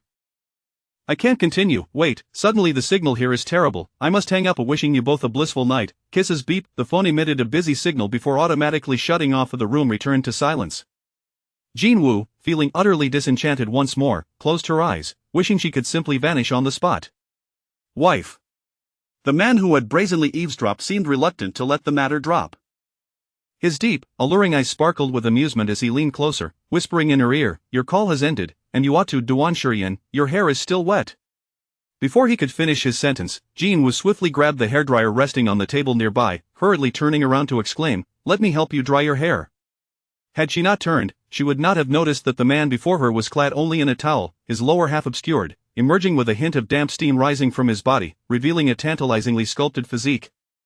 Every inch of his well-defined muscles was perfectly proportioned, exuding an irresistible allure even in stillness, silently radiating an undeniable strength. The sheer sensuality of his presence caused Jean Wu's heart to race uncontrollably.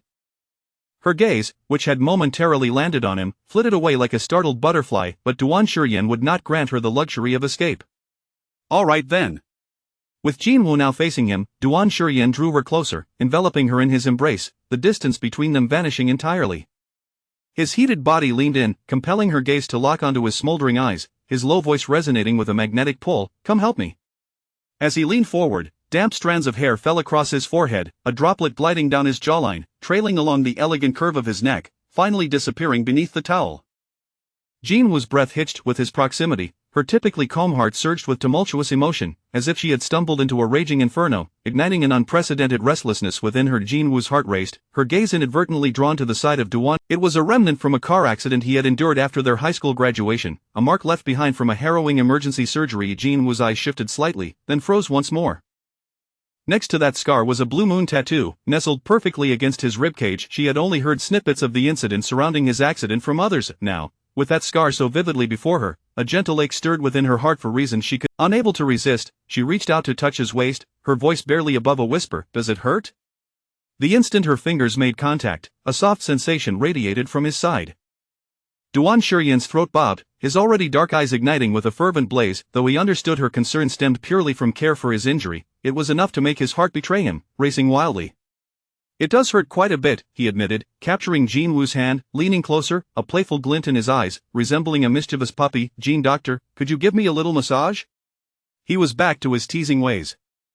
Jean Wu shot him an exasperated glare, her gaze drifting back to his tattoo, unable to resist inquiring, why did you choose a moon for your tattoo? There were so many cool and striking designs to choose from. Why select one that seemed more suited for a girl? Duan Shurian chuckled softly, his gaze steady as he locked eyes with Jean Wu, his intense stare igniting like a spark. Did I not mention? Because I adore the moon. Jean Wu's heart skipped a beat, her cheeks inexplicably warming. The moon, was he referring to the one in the sky? Yet, why did it seem as if there was a deeper meaning in his gaze?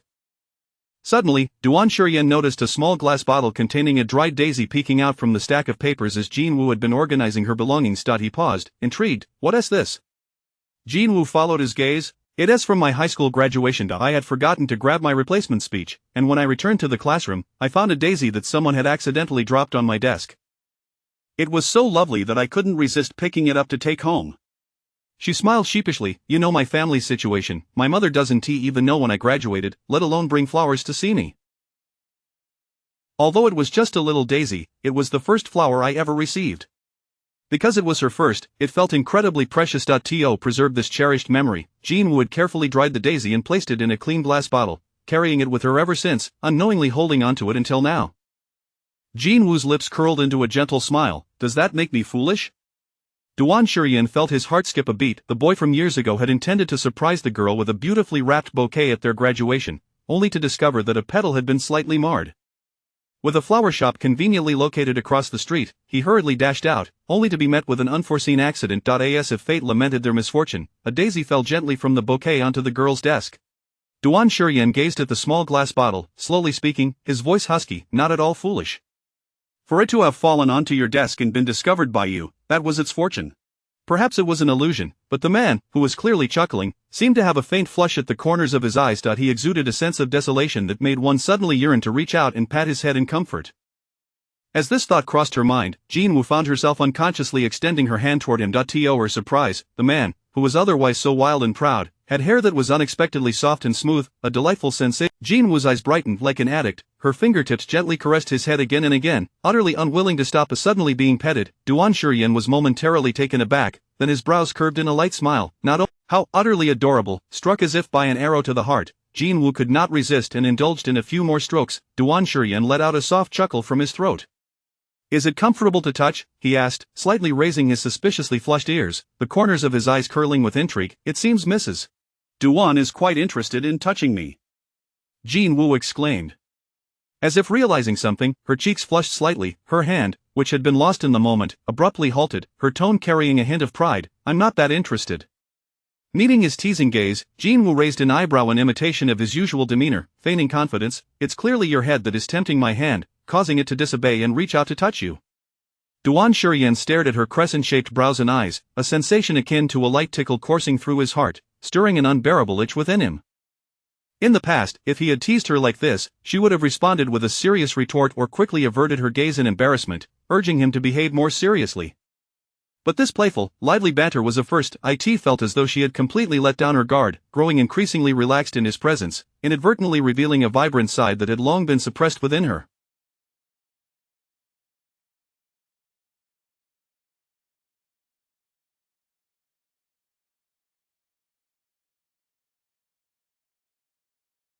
Duan Shurian's Adam's apple bobbed slightly, the amusement in his eyes deepening. The earlier sense of solitude had vanished, replaced by her lively smile. Even the rarely seen dimples at the corners of his lips appeared. When a man with such striking features smiled so heartily, it rendered his already captivating visage even more enchanting, making it impossible to look away. Jean Wu raised her gaze to him, seemingly infected by his joy, and joined him in laughter. Are you feeling better now? She asked softly. Just now, I noticed you were smiling, but it seemed like something was bothering you. Duan Shurian looked deeply into Jean Wu's eyes, realizing she had sensed his emotional turmoil. No wonder she had suddenly patted his head. She was trying to cheer him up. A smile involuntarily crept upon his lips. Though her method of comforting resembled that of a child, it was immensely effective on him. Am I not your exclusive little puppy? He maintained his bent posture, meeting her gaze, his dark eyes burning with a... No wonder his family had given him the nickname Duan Xiaojiao. He truly was quite endearing. Let's hold off on that for now. Your hair is still a bit damp. Allow me to dry it for you first. Jean Wu picked up the hairdryer again, naturally resuming her task.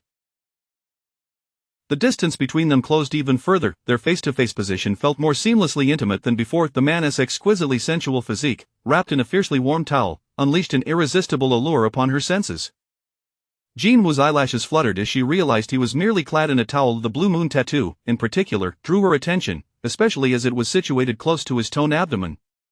Each time her gaze inadvertently wandered downward, it captured the enticing contours of his body. As Jean Wu felt her cheeks warm, she discreetly averted her eyes once more. Suddenly, his low, magnetic voice, laced with amusement, echoed from above. If I'm not mistaken, Duan seems to have been stealing glances at my... Duan Shurian leaned closer, his voice languidly whispering, body. Jean Wu, nearly flustered, turned her gaze away, feigning indifference. I wasn't he. Some class monitors, whenever they lack confidence, have a habit of looking to the right when they speak. Duan Shurian smirked, the intrigue in his eyes deepening. Don't be shy, I am now legally and rightfully yours, Dr. Jean, which means you not only can look but also... He grasped her hand, unashamedly guiding it toward his abs, his voice a bewitching murmur, use. The warmth of his skin ignited a fire within her fingertips, leaving her mind momentarily blank, and she blurted out, how do you use it? At that moment, Jean Wu was utterly flustered. Your hair is dry now. I need to use the restroom for a moment. She hastily set down the hairdryer, attempting to flee. However, the man stepped forward, his large palm encasing her hand, his low voice whispering in Jean Wu's eyelashes fluttered, unable to resist the tingling sensation that compelled her to raise her other hand to cover Duan Shurian's lips. Please don't say any more. It might have been her grip that was a bit too forceful, or the man, who had been standing steadily, suddenly staggered back a couple of steps, as if he could topple over with just a slight push. Before Jean Wu could comprehend the situation, she found herself falling onto the nearby large bed, entwined with him.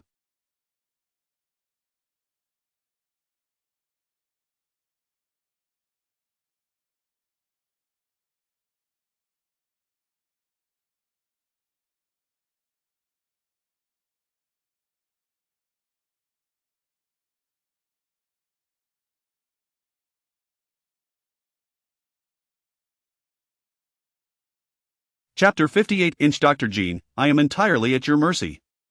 The specially designed bed for two is vast and plush. Jean Wu lies atop Duan Shurian, her soft, jet-black hair cascading. The searing warmth envelopes her, swiftly flushing her pale, cool face with a rosy hue. Jean Wu was momentarily frozen, her heartbeat accelerating uncontrollably, a sensation she has never before. Has she toppled Duan Shurian? Dr. Jean is quite fierce. The man beneath her chuckles softly, the vibrations resonating from his chest clearly reaching her ears. You appear so demure, yet who would have thought you possessed such strength, knocking me down onto the bed? The corners of his elongated eyes lift playfully, exuding an allure akin to that of a captivating fox spirit. So, our doctor. Jean is rather impatient, is she? Jean Wu's cheeks resemble ripe tomatoes, flushed with embarrassment. She purses her lips, shyly attempting to rise from his body, only to find her hand grasped by Duan Shurian, pressed back against his cool, taut chest. Did you not wish to use it? Despite the position of being pinned down, his raised brows and languid demeanor remain unbothered. Duan Shurian holds Jean Wu's hand, his enchanting peach blossom eyes curving enticingly, gazing at her with an intensity that ignites desire. If Dr. Jean desires, feel free to take it, I am wholly at your disposal. Jean Wu's heartstrings tighten abruptly. Is she misinterpreting his intentions? It seems that every time he speaks of such unseemly matters, he delights in calling her Dr. Jean, his tone dripping with a sticky sweetness that suppressing her flushed ears, she averts her gaze, striving to steady her voice. I do not wish to at this moment. Oh, Duan Shurian languidly elongates the sound, a devilish smile accentuating his features. Then it must be that doctor.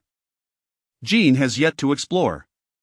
Before Jean Wu could respond, he had already seized her hand, his scorching gaze locking onto hers, his voice husky and suggestive as he inquires, do you like it here? Or perhaps here? In that instant, Jean Wu feels as though she has consumed an entire bottle of red wine, her head swirling. As a surgeon, she has encountered the male physique before, believing herself capable of remaining composed and indifferent, yet now, her entire being is in disarray, her heart racing with unprecedented fervor, words failing to form coherently. It is as if all her senses have been commandeered by the man named Duan Shurian. Jean Wu's breath hitches with a tremor, longing to spring to her feet, yet the man who moments ago lay languidly beneath her suddenly rises, propping himself on one hand, leaning over her. Their positions have instantaneously shifted. Woo woo. Duan Shurian still grips her hand, his palm radiating heat. Are you truly not curious about my experiences after slumber? I want you to know. He leans closer, his gaze unwavering and passionate, his warm breath brushing against her skin, amplifying her trepidation. Jean Wu's breath catches. Are they about to begin? Nervously, she closes her eyes, feeling his warmth approach her lips. Her body stiffens, akin to a taut board, as his fingers tremble slightly against her skin. Just as she anticipates his kiss, that fervent warmth suddenly halts, then she hears a soft, amused sigh from him, and before she can gather her thoughts, a gentle kiss graces her forehead, as fleeting as a dragonfly's touch. The tenderness of that moment causes her heart to skip a beat. With a dazed expression, she opens her eyes to meet Duan Shurian's, silently questioning him. He smiles softly. Jean Wu. Jean Wu gazes into his deep eyes, her mind suddenly recalling a saying she had encountered online, desire is reckless, while love is restrained. Her breathing slows, her heart racing anew, as if it might Duan. Duan Shurian's brow arches playfully, his tone shifting. Do you remember our agreement? Whoever forgets to hold hands must kiss the other? He gestures to his lips. Jean Wu blinks in surprise. She had thought he had forgotten about that incident. To her astonishment, he recalled it so vividly, even in this moment. As if perceiving her inner thoughts, Duan Shurian leans in closer to Jean Wu, enveloping her once more. Surely, Mrs. Duan does not believe I have forgotten? As he approaches, his fiery warmth brushes against her skin, sending tingles coursing through her. The loosely draped towel around her waist threatens to slip. Jin Woo's cheeks flush anew, she averts her gaze, stammering, "Can we not defer this? I am currently feeling a bit, oh?" Before she can finish, Duan Shurian tilts his head, the mischievous smile on his face deepening. Is Mrs. Duan attempting to play coy? His enchanting eyes glimmer with mischief as he continues, "As lawful spouses now, if outsiders were to witness you shy away from kissing your own husband, it might raise suspicions about the authenticity of our relationship." Thus, Jin Woo, stirred by his breath, experiences an unbearable tickle in her neck. She shoots him an embarrassed glare. This man has become increasingly adept at charming her, even resorting to phrases like "once in a lifetime."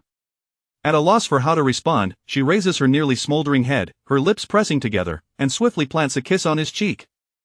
Duan Shurian, momentarily taken aback, gazes at her with wide eyes, as if she has scored a point against him. The corners of her eyes curve into a sly arc. "You never specified that it had to be on the lips." "Ah, how careless of him." Duan Shurian gazes at the lively expression on Jin Woo's face, his lips curving into a smile. "Very well, a kiss on the cheek will suffice. In truth, he has already won. There will be ample opportunity to make up for it later. It is getting late." Duan Shurian lightly brushes her nose with his fingers, his eyes filled with an unshakable tenderness.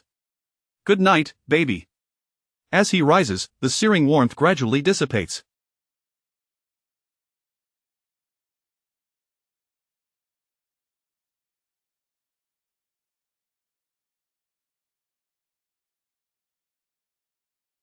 Noticing that he seems disinclined to remain in bed, Jin Woo feels a sense of discomfort and instinctively calls out to him, "Where are you going? Aren't we supposed to sleep together?"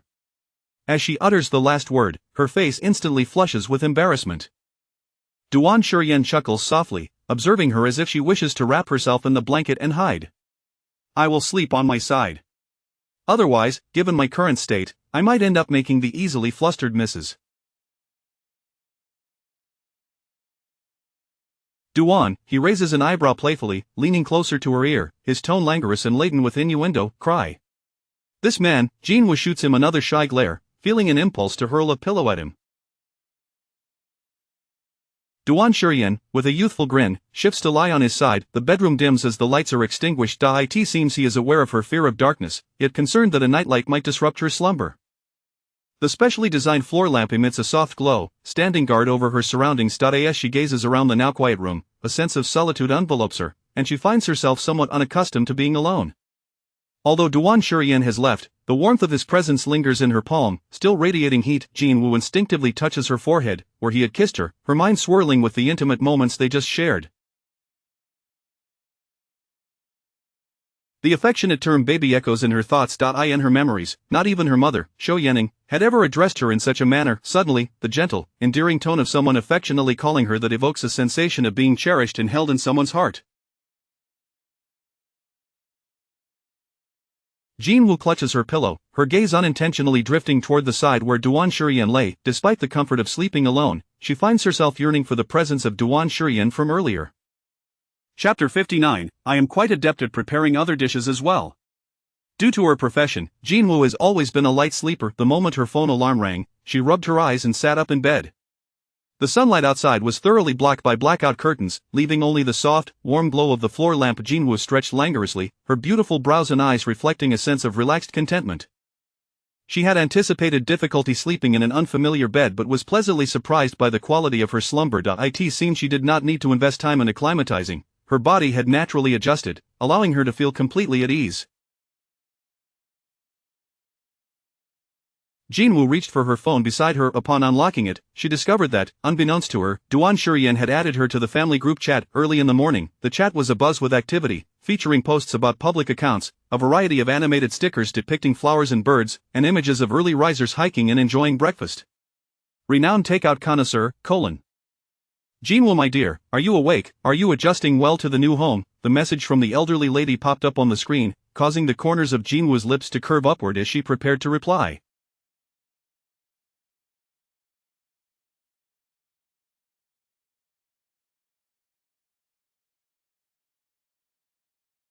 However, the next instant, a message from her Aunt Yu Sang immediately followed. Legal beauty, Grandma, isn't it a bit too early to ask? The young couple just spent a steamy wedding night, so they surely aren't awake yet. If they are, it must be because Duan Xiaojiao is incapable. Renowned takeout connoisseur, that makes sense, Jinwoo. The few words she had just typed were swiftly deleted. Her intuition told her that it was not the right time to respond. She should wait a little longer, Jinwoo pondered. I should probably wait another hour or two. What she did not realize was that, in the not-so-distant future, she would come to understand just how unreliable that 1 or 2. After completing her morning routine, Jinwoo contemplated placing her blue diamond ring in the jewelry cabinet. However, for reasons unbeknownst to her, she suddenly hesitated to leave it alone at home. Instead, she carefully placed it, along with a small glass bottle containing dried daisies, into her bag. As soon as she stepped downstairs, she was greeted by the enticing aroma of freshly cooked food. Jinwoo paused, astonished. How delightful. Was Duan Shurian really cooking? But could a prince, born with a golden key and exuding an air of privilege, truly take to the kitchen? Perhaps it was the little robot at home preparing the meal. Curiosity piqued, Jinwoo peeked around the corner and spotted the man who had just finished exercising, clad in a black tank top. Of the fabric clung to his well-defined chest, and the muscular lines of his arms were. He expertly flipped a heart-shaped fried egg in the skillet, his lazy gaze directed towards the little robot and dog at his feet. Don't think for a second that I don't know you're trying to wake my wife so you can steal a kiss. Not a chance. My wife can only be kissed by me, got it? And you, don't presume that just because you're a silly little dog, you can take advantage of the situation and climb into my wife's bed.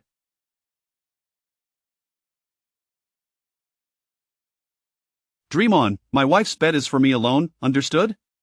Although I know my Jinwoo is exceptionally charming, you should give up hope. Interspecies love will never receive blessings. Duan Shur, Woo is already mine. Lulu, little robot Jinwoo, what were they talking about? Her cheeks flushed with embarrassment as she gazed at the smug man a short distance away, unable to suppress a soft laugh. If he had a tail, it would surely be wagging proudly in the air right now. What a childish fellow. Awake? As if attuned to her presence, Duan Shurian glanced over and noticed Jinwoo peeking around the corner. Without waiting for her to approach, he strode towards her. It's still early, why not sleep a little longer? Wearing his black tank top, the low neckline exposed his chiseled chest, enticing her gaze to linger.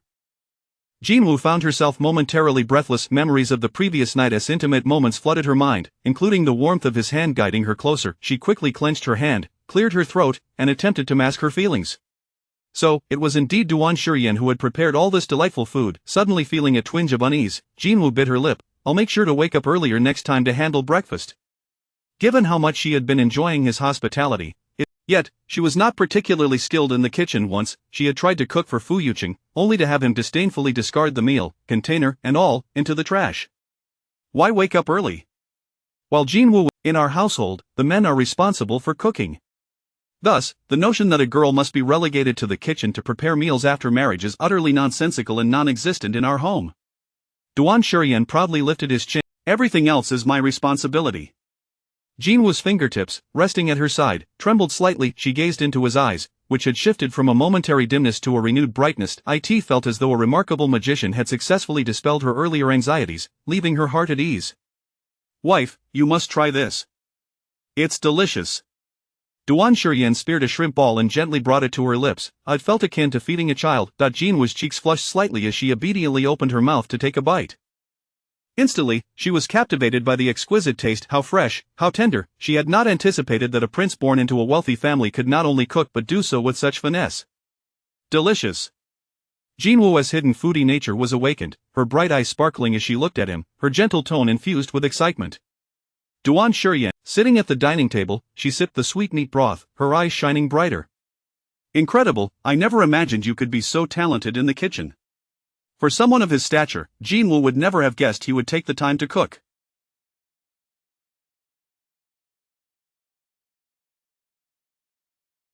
Yet, she recalled a moment from high school when she had overheard a girl say that a man who could cook was quite impressive, a definite advantage. That very day, he had rushed home to enlist the household chef's help and diligently learn.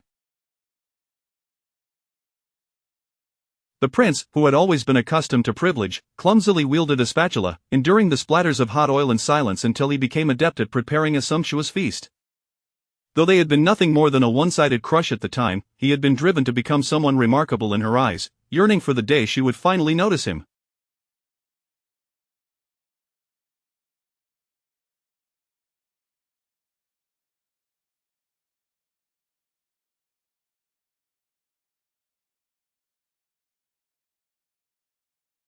And now Jinwoo gazed at him with her bright, clear eyes, reflecting only his image, her smile radiant and pure. Duan Shurian, you are truly impressive. Duan Shurian felt a tremor pass through him, as if a fire had ignited within his chest, ready to consume everything in its path. The little robot, still busily munching away, emitted a series of beeping alerts. Alert, someone's heart rate has soared to 130. Duan Shurian swallowed hard, striving to suppress the rapid beating of his heart, yet failing utterly as his ears flushed a deeper crimson. Despite his usual rebellious demeanor, his ears were now flushed to the point of embarrassment. Jinwoo, surprised by the growing redness of his ears, couldn't help but smile. Just last night, he had teased her for being shy, yet, unable to resist, Jinwoo reached out to touch his flushed ears, teasingly mimicking his usual playful banter, her brows slightly raised. Duan Xiaojiao, your ears are quite hot right now. Chapter 60. She lowered her head and pressed her lips against Duan Shurian's.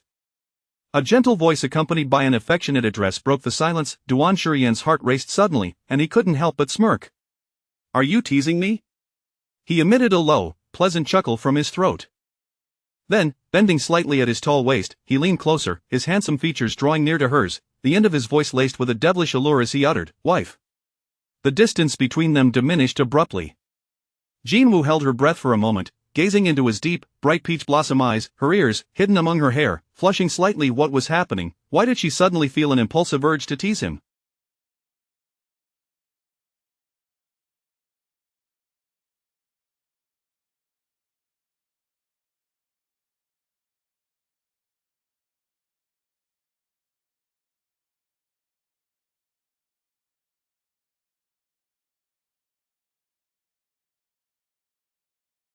Moreover, calling him by that nickname felt too effortless. Jinwoo bit her lip, not retreating but instead meeting his playful gaze, her tone infused with a confidence born from being pampered. Is that not permissible?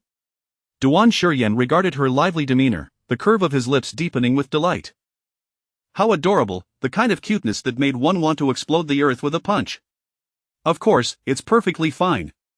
His eyes blazed even more fiercely, his low, magnetic voice dropping to a whisper at her ear, brazenly enticing. You can call me however you wish, darling. A particular word was emphasized as if by mere chance. Jinwoo's ears flared with warmth. She lifted her gaze to find his proud, expressive brows and eyes shimmering with unabashed joy, akin to gazing at a radiant sun, and she felt momentarily entranced. Jinwoo realized that every time she uttered a seemingly trivial word, performed a simple action, or displayed a fleeting expression, it could elicit a smile from him as bright and open as the one he wore now. It was as if merely glancing at him could grant him the satisfaction of receiving his most coveted treat. Her eyelashes fluttered, and she suddenly recalled, during their 3 years in high school, did Duan Shurian ever show her such a smile?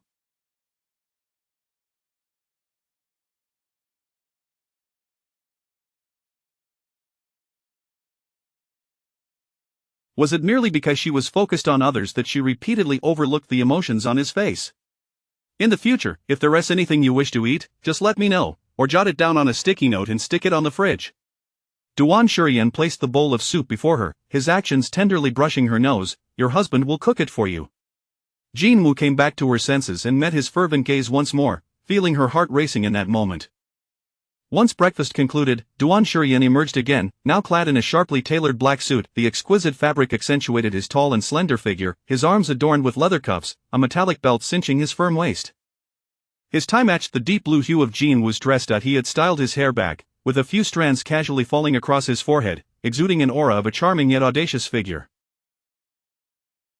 Jinwoo blinked in surprise. So, he dresses so formally for work. If she hadn't known he was heading to the office, she would have thought he was off to an award ceremony. Observing him adjusting the luxurious watch on his wrist, she couldn't help but ask, do you usually dress so flamboyantly for work? Duan Shurian let out a light chuckle. Of course not, Duan. Only during courtship does one display such flamboyance. Jinwoo's eyes flickered, and her cheeks inexplicably warmed. How strange, what an odd choice of words. Woo-woo. Like a well-behaved puppy presenting itself for inspection, Duan Shurian extended his ring-adorned hand. I've put on the wedding ring, and also, he pulled a red booklet from his pocket. I brought the marriage certificate too. Then, bending slightly at his tall waist, his deep, affectionate peach blossom eyes met hers, his expression radiating pride as if to say, aren't I good? Jinwoo's heart skipped a beat. He truly resembled a puppy awaiting her gentle touch. Her fingertips twitched, an uncontrollable urge to reach out and pat his head rising within her. Mommy, the love bento and wedding candies are ready. A little robot, carrying 2 bags adorned with a playful design of a puppy embracing. The interruption of their interaction left Duan Shurian with a frown. He promptly pushed the 2 rivals away, then took Jin Woo's bag from her hand, skillfully intertwining his long fingers with hers amidst the incredulous gaze of the robot and the dog. He strode toward the door with an air of authority. The warm, broad palm of the man enveloped her soft hand, and as he stepped forward towards the light, Jin Woo found herself instinctively following his lead. Xiao Yuan was already waiting outside the door.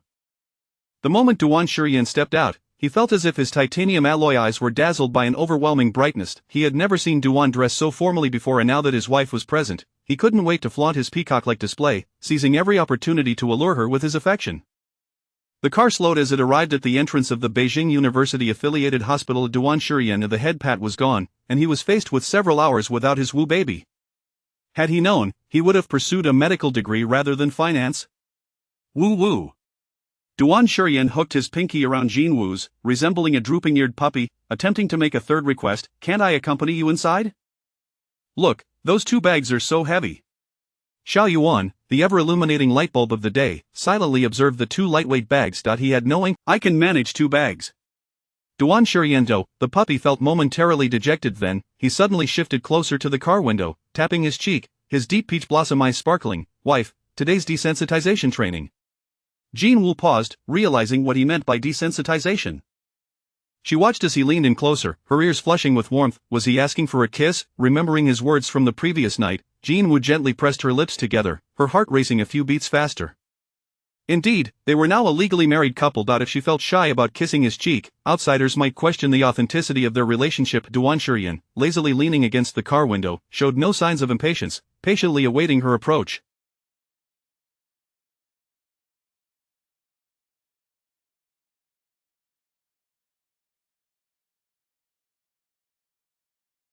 Jin Woo steadied her fluttering heart, slowly lowering her head to inch closer to his cheek. Beep! A sudden horn blared from a nearby street, startling Jin Woo, causing her to inadvertently tilt her head. The kiss that was meant for Duan Shurian's cheek unexpectedly landed on his lips. Chapter 61. Mrs. Duan, your kiss is legal. In that fleeting moment, Duan Shurian felt a soft warmth upon his lips. His eyes widened slightly, and the languid posture he had maintained suddenly stiffened. A tingling sensation, akin to an electric jolt, surged from his lips and coursed through his entire being, causing his heart to thump violently.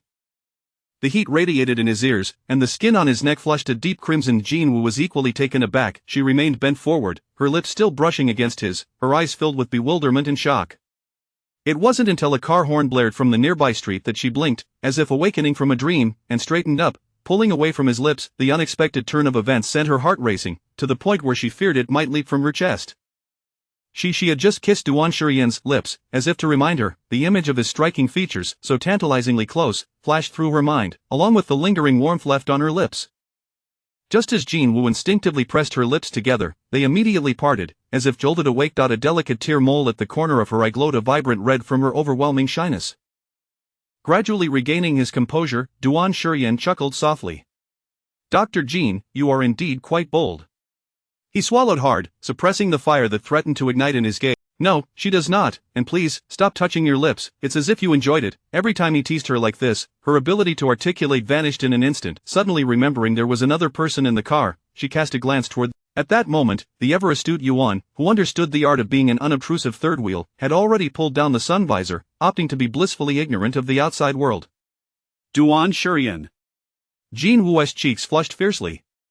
With a flicker of her gaze, she finally managed to reclaim her voice. What just happened was an accident, let us forget it. Why should I forget?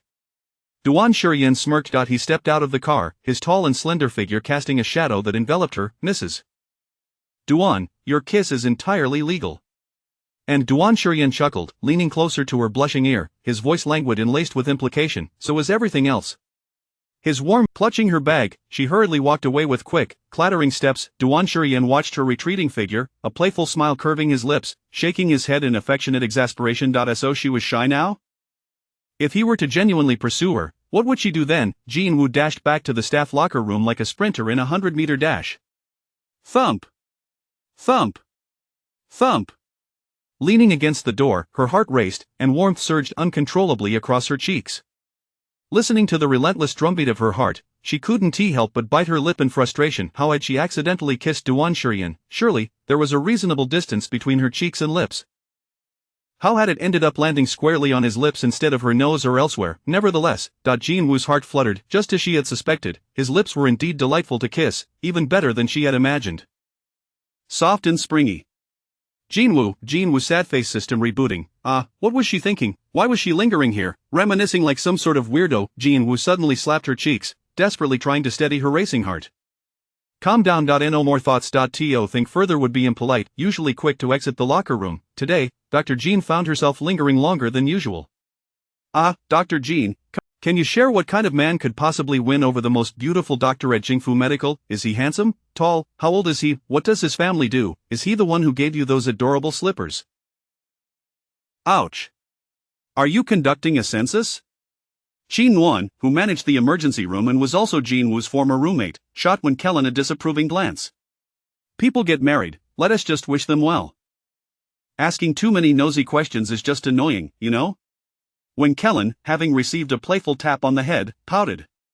What's the point of living if you don't gossip? Speaking of gossip, her eyes lit up. By the way, have you seen the news? Apparently, the heir of the Duan family in Kyoto has returned to take over the family business, and there are even paparazzi photos of him online. When Kellen pulled out her phone, opening a social media post that featured blurry, distant shots of Duan Shurian, which fell into Jinwoo's line of sight. The images, seemingly taken from afar, were of poor quality, obscuring his features. However, one could discern from the contours of his face that he was undoubtedly a strikingly handsome man. Indeed, a well-tailored suit really puts a man's physique to the test. Look how well he fills it out. Calling him a suit tyrant is no exaggeration, when Kellen remarked. No wonder the comments are full of people wanting to sleep with him. Cough, cough, cough. Jinwoo, who was sipping water, suddenly choked and broke into a fit of coughs. Qin Nuan quickly handed her some tissues. Why are you reacting so strongly? He is not your husband. Jinwoo, speaking of which, I have a relative who works at the marriage registration office, and they mentioned that a powerful tycoon came to register yesterday. Someone remarked, I heard he is also surnamed Duan. Wow, if that is the case, when Kellen mused, tapping her chin. If that person, Qin Nuan immediately countered, I've told you to stop reading those novels. Do you really think those big shots in the capital are so easy to come by? You can't just run into them while taking out the trash. Ordinary folks like us can't possibly get involved with those wealthy elites so easily. You don't know anything. When Kellen huffed, puffing out her cheeks, she transformed into a love-struck fan, linking arms with Jinwoo, our doctor. Can you imagine a wealthy elite silently pining for her and then returning to start a romance that blossoms from a marriage of convenience? The romantic and the realist exchanged glances, sparks flying, and I have treats to share. The exquisitely packaged wedding candies caught everyone's attention. Wow, this packaging is adorable, a puppy hugging the moon. The quality feels fantastic. Thank you. She hadn't anticipated that Duan Shurian would go out of his way to prepare such delicate candies in such a short time. It seemed this marriage was not merely a transaction for him.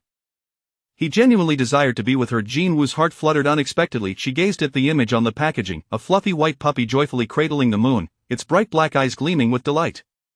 No, it wasn't me who prepared this. It was all him. Jinwoo paused for a moment, then her usually cool and beautiful brows arched into a more pronounced curve, resembling a crescent moon. It was all prepared by my husband. When Kellen, go. She looked at Jinwoo, whose eyes sparkled with joy, sensing a subtle change in her demeanor. Normally, Jinwoo was serene and quiet, like a camellia quietly blooming. Even her rare smiles were fleeting and seldom reached her eyes, but now, her face radiated an effortless brightness, and even her gaze shimmered with a light-hearted joy. When Kellen couldn't help but exclaim, Dr. Jean, I suddenly feel that your mysterious husband must love you very much. Love, like nurturing a flower. Clearly, this camellia had been well cared for. And, when Kellen continued, gazing at Jinwoo with a teasing smile, I believe you must like him very much too. Because I noticed that the moment you mentioned him, your eyes sparkled like stars, and even the corners of your eyes curved like a crescent moon. When Kellen patted her chest.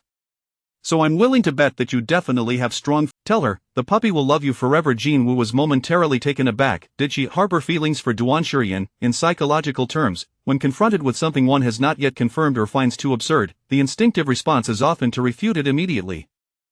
Yet, at this moment, she felt no such impulse. Instead, her heart began to race fervently at the mere suggestion, as if some fateful truth had quietly unfurled within her. Wow! Someone suddenly exclaimed. I've seen this candy brand online. It's crafted by the renowned Australian dessert master, Ziffily. Each piece retails for at least a five-figure sum. As someone opened the bag containing the wedding candy, they were astonished to discover that it was not the ordinary confectionery found on the market. Instead, it was chocolate diamond candies adorned with the emblem of a prestigious luxury brand, each coated in luxurious gold leaf. The crowd was left in sheer disbelief that the so-called most expensive candy in the world was being offered as wedding favors. What was the difference between this and gifting a house? Jin Woo had not anticipated that the wedding candies prepared by Duan Shuryan would be so extravagant. She couldn't help but glance at her own bag, a special gift from him in the car. Unlike the uniform packaging of the others, hers was tied with a beautiful sky blue satin ribbon. This one is exclusively for Mrs. Duan, he said with a playful smile. It is a unique diamond candy that belongs solely to my Woo Woo in this world. Indeed, it was one of a kind. Not only was the exterior packaging distinctive, but the candy itself was housed in a genuine crystal jar. To her astonishment, Jin Woo noticed that the candies inside were unlike those of the others. Each piece was crafted in the shape of a puppy holding a heart, with each expression intricately varied, so lifelike they seemed to leap from the jar. Beside the crystal jar lay a delicate card, inscribed with elegant handwriting, to my Mrs. Duan, this candy conveys that puppies will love you forever. Jin Woo inhaled sharply. She gazed at the jar of diamond candies and the card, her emotions stirred once more by Wenkellen's words, causing her heart to beat like a drum.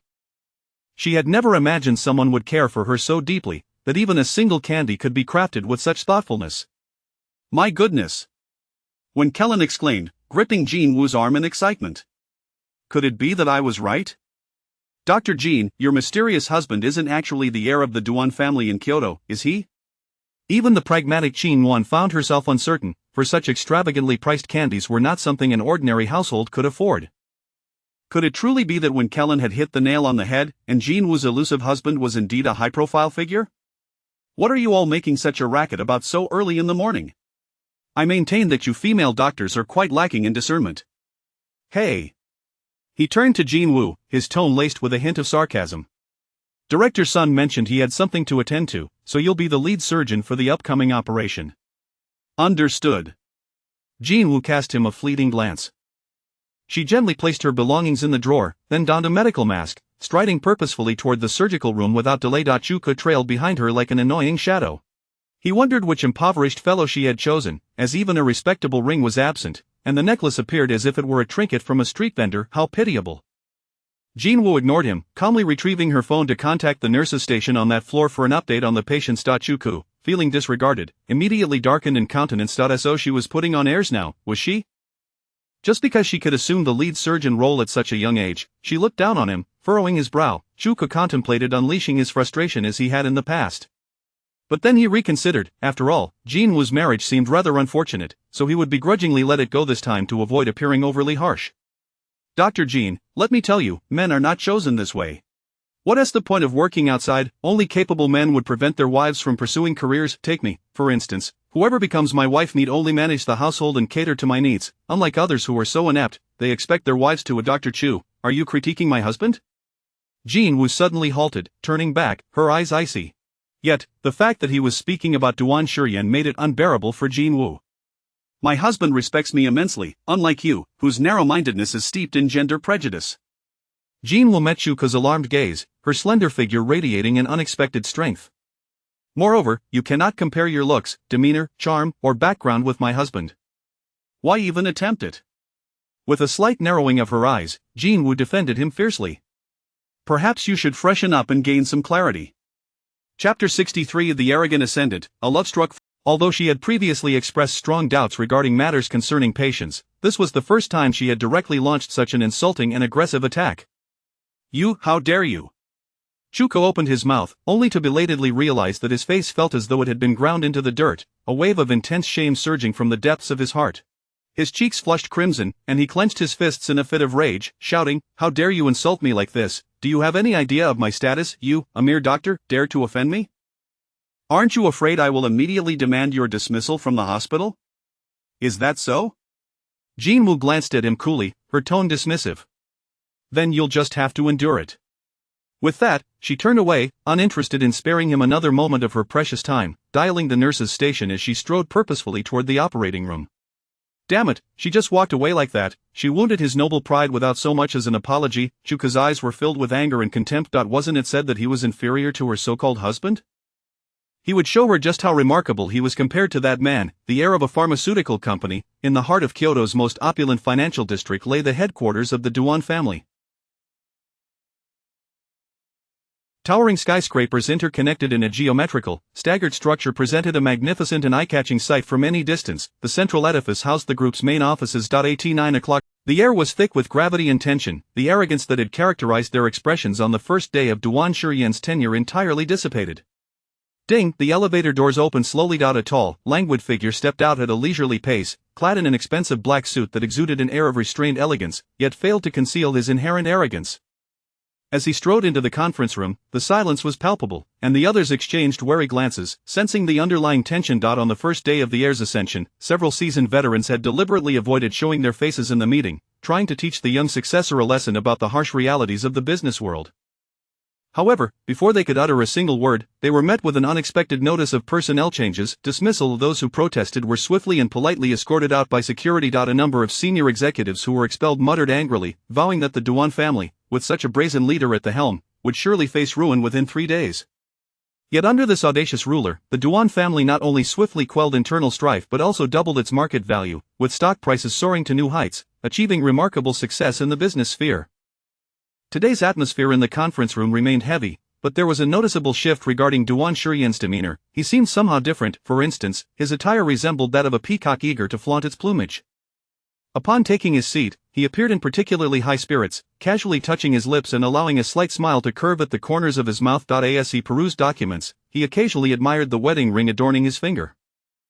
If he were under a filter, he would undoubtedly radiate joy and charm, like a spring breeze awash with blooming flowers. The others exchanged furtive glances, pondering whether his transformation was due to the legendary princess consort. Duan Zone, forgive my intrusion, but I have heard that you were. May I inquire about your bride's family background? One individual could no longer contain his curiosity. Please don't misunderstand, Duan Zone, I'm not being nosy. They need the Duan family, not the other way around. He smirked, his aura both relaxed and perilous, akin to a recently awakened panther, issuing a warning even before raising its claws. I, too, am curious what better options they might have outside of the Duan family. Silence enveloped the room. Those who had intended to seize the opportunity to provoke him transformed instantaneously into timid quails, silenced by his commanding presence. As the 2-hour meeting neared its conclusion, Duan Shurian suddenly straightened in his seat, his demeanor shifting to one of grave seriousness. He tapped the table, as if preparing for a business battle. It is imperative that this message is communicated accurately to all employees, including the delivery personnel and even a passing dog. The crowd was taken aback, their tension palpable. What momentous news could possibly warrant such a solemn expression from the usually unflappable heir of the Duan family? Just as everyone held their breath in anticipation, the conference room door swung open dramatically, reminiscent of a scene from a television drama. Xiao Yuan entered, leading a group of assistants, each carrying a large box, which they placed before the heads of each department. The attendees gasped in unison, could it be your resignation letters? As they leaned in to investigate, their eyes widened in astonishment at the sight of packets adorned with images of cheerful puppies holding the moon, seemingly beckoning them with Xiao Yuan maintained a smile, accustomed to the unexpected. Ah, as if not fully trusting the gathering, Duan Shurian directed his chin toward Xiao Yuan. Go notify the HR department to remind everyone in their clock-in software to collect their celebratory treats. Of course, as you wish, Xiao Yuan replied, still smiling.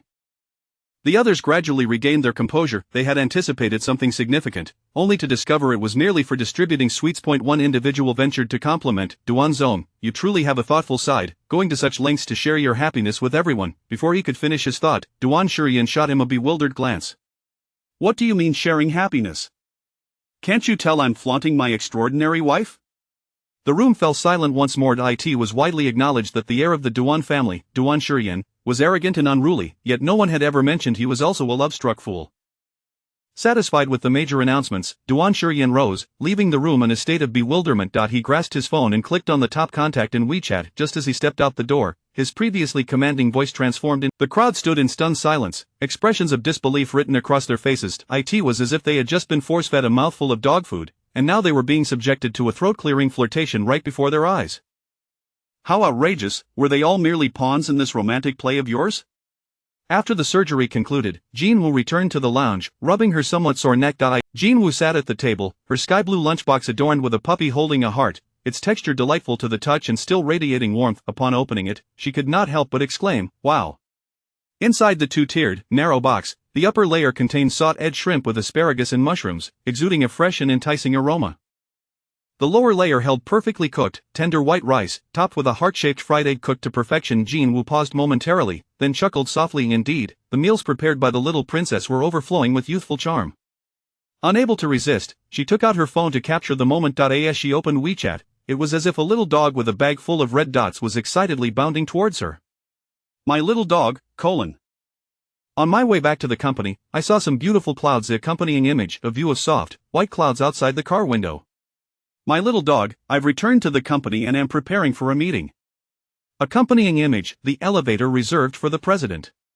My little dog, the meeting is dreadfully boring. Those old geezers are indeed criticizing my mistress's position. Angry little dog, why do these people have to be so bothersome? A small white dog with its paws on its hips, cheeks puffed, a fuming symbol on its forehead.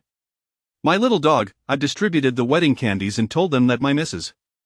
Duan is an extraordinarily beautiful, talented, kind, and lovable person, an ideal akin to an angel. Did I do well? Happy little dog, emoji, a little white dog jumping excitedly. My little dog, : Are you busy? Remember to eat after you finish. If the food in your lunchbox gets cold, don't eat it, it's not good for your stomach. If you need anything, don't hesitate to call your little dog. I am always here to serve you. Little dog holding a flower, emoji, a white dog smiling while holding up a pink flower. Jinwoo perused the flood of messages, accompanied by the lively and adorable dog emojis, her lips involuntarily curving into a gentle smile, her eyes sparkling with delight. The last entry was a voice message. With a smile, Jinwoo pressed play. The man's deep, magnetic voice flowed through the speaker, sweet and sticky. Wife, I miss you so much. It felt as though a little dog had nuzzled her with its fluffy head. Jinwoo's heart raced involuntarily, and a faint blush spread across her ears. She glanced at the time, it was 11:39. Had it only been about 2 hours apart, and he was already thinking of her? The corners of Jinwoo's lips curled upward again as she pondered. If Duan Shurian were standing before her now, he would surely bend slightly at his tall waist, his deep, peach blossom eyes sparkling with anticipation, gazing at her with a look of eager submission, waiting for her to pat his head.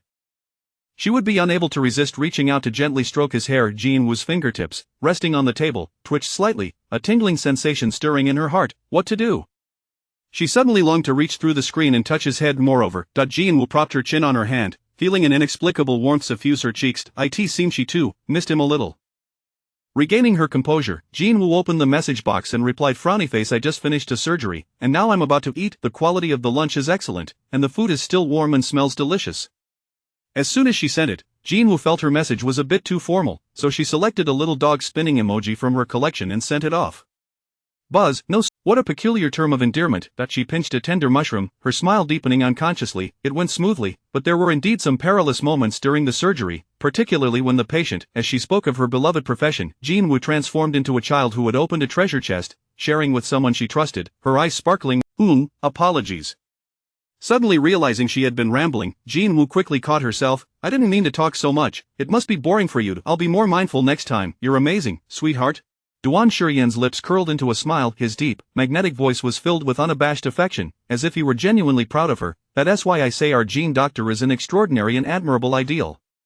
Jinwoo was momentarily she suddenly realized that Duan Shurian genuinely enjoyed praising her, from merely noticing that he disliked green peppers to now celebrating her surgical success. He always found reasons, big and small. His compliments weren't superficial, they were sincere, honest, and even indulgent. Jinwoo took a deep breath, her heart racing. She recalled a time in high school when she had won first place in a mathematics competition. She had run to Fu Yucheng, award in hand, ready to share her joy, but he had barely glanced at her, merely stating, not bad, before turning away. Just when she felt desolate, Duan Shurian, who rarely appeared at such competitions, had suddenly approached her. He took the award from her hands, his peach blossom eyes gleaming with delight. Our little class leader truly is extraordinarily impressive. Little class leader, the youth's eyes sparkled with, but that was not the case. He had genuinely been happy for her, she had misunderstood him. Jinwoo felt a pang in her heart. In that moment, she sensed that she had missed out on many things. Noticing her sudden silence, Duan Shurian immediately straightened up, his voice tinged with concern. What's wrong, are you tired? Jinwoo snapped back to reality, no. She tightened her grip on the phone and softly said, Duan Shurian, thank you. Not just for now. But for the past 10 years, she owed him that gratitude. Duan Shurian raised an eyebrow, a playful chuckle escaping him. Jin Woo. He feigned annoyance. We're already married. If you keep being so polite, I might just get. He could never truly be angry with her. He cherished her too much for that. Listening to his playful hum, Jin Woo imagined him as a little dog rolling around on the ground. Her previously furrowed brow relaxed, and she smiled. Have you eaten yet? She asked earnestly. Isn't it said that 7 out of 10 domineering CEOs have stomach issues? You must remember to eat on time. Don't neglect your health because of work. Duan Shurian laughed lightly, clearly pleased. He had always detested being lectured, but if it was her, he could listen for a lifetime. With a gentle arch of his deep, expressive brows, his tone dripped with infinite warmth and affection. As you command, my queen. It seemed neither was willing to end the conversation so quickly. During their light-hearted exchange, Jin Woo was astonished to find that despite not being particularly talkative, she felt remarkably at ease with Duan Shurian, discovering a whole new side of herself. After such a lengthy meeting, are you tired? Although reluctant, she couldn't shake the thought that he must be weary after a long day of meetings. Jin Woo felt a twinge of guilt. You should go rest. Had I known, I wouldn't have chatted so long. I've taken up your break time. I'm already resting. Just as she finished speaking, Duan Shurian, she began to feel unsatisfied with merely communicating through the screen. The longing to see him in person swelled within her, like a balloon gradually inflating. Do you have time this afternoon? Jin Woo's clear, bright eyes sparkled as she suddenly suggested, I want to introduce you to someone more important than me. Is it a man or a woman? How old are they? What do they do? Are they as handsome as I am, as adorable as I am? Wife, why are you silent? Jin Woo. She couldn't help but laugh. Duan Shurian, are you rapping? You'll find out soon enough. Before he could react, Jin Woo laughed and hung up the call. She could easily imagine the expression of discontent on Duan Shurian's face. Propping her chin on her hand, her eyes sparkled with uncontainable mirth. It seemed that teasing the little dog once in a while was quite delightful. Chapter 65. A fiercely protective, he shone like the most dazzling sun. The sunset painted the sky in rich hues, casting a warm glow over the horizon. As the evening approached, Jin Woo stood at the entrance of the hospital. The concept of waiting was both familiar and foreign to her. In the past, during parent-teacher meetings or artistic performances at school, she would stand by the sign-in desk at the auditorium, observing her classmates eagerly rushing to greet their parents, their faces alight with excitement. What was merely a mundane familial moment held a deeper meaning for her. She remained rooted in place, gazing longingly, akin to an abandoned stray gazing through a window at a cozy, well-loved pet basking in warmth, filled with envy. Years later, she donned her white coat, finally standing at the hospital's entrance. However, as a doctor, each time she stood there, it was to await a group of patients teetering on the brink of life and death, in desperate need of emergency care. Thus, at such moments, Jin Woo often wished she would never again have to stand there in anticipation. Yet now, standing at the hospital entrance, her gaze lifted to the splendid sky ablaze with fiery clouds, she felt an unusual sense of tranquility. This was her first moment free from concern for her patient's safety, the first time she could wait in eager anticipation for someone she wished to see immediately. The light in her beautiful eyes shimmered playfully. With her hands clasped behind her back, she resembled a child who could not help but sway with joy. The moon pendant around her neck jingled softly with her buoyant movements. A fleeting glance caught her attention, and her eyes sparkled with delight. That cotton candy looks just like a little dog.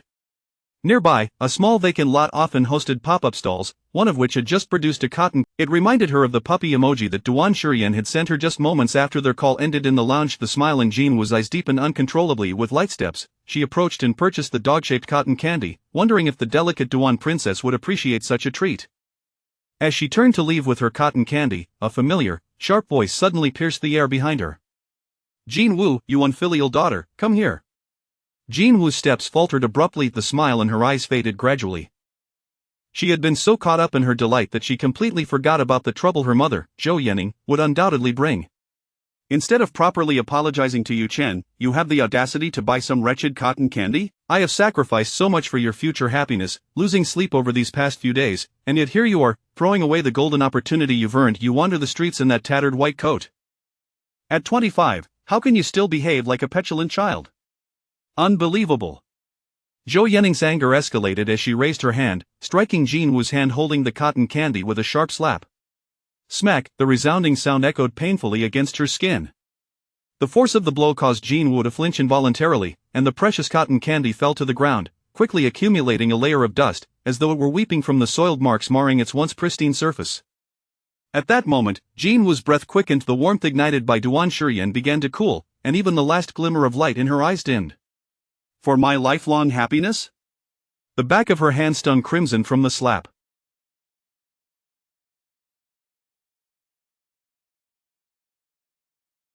Yet, Jin Woo appeared oblivious to the pain. Why do you believe a cheating man is still worthy of trust? Is this truly for my sake, or simply your own selfish desires?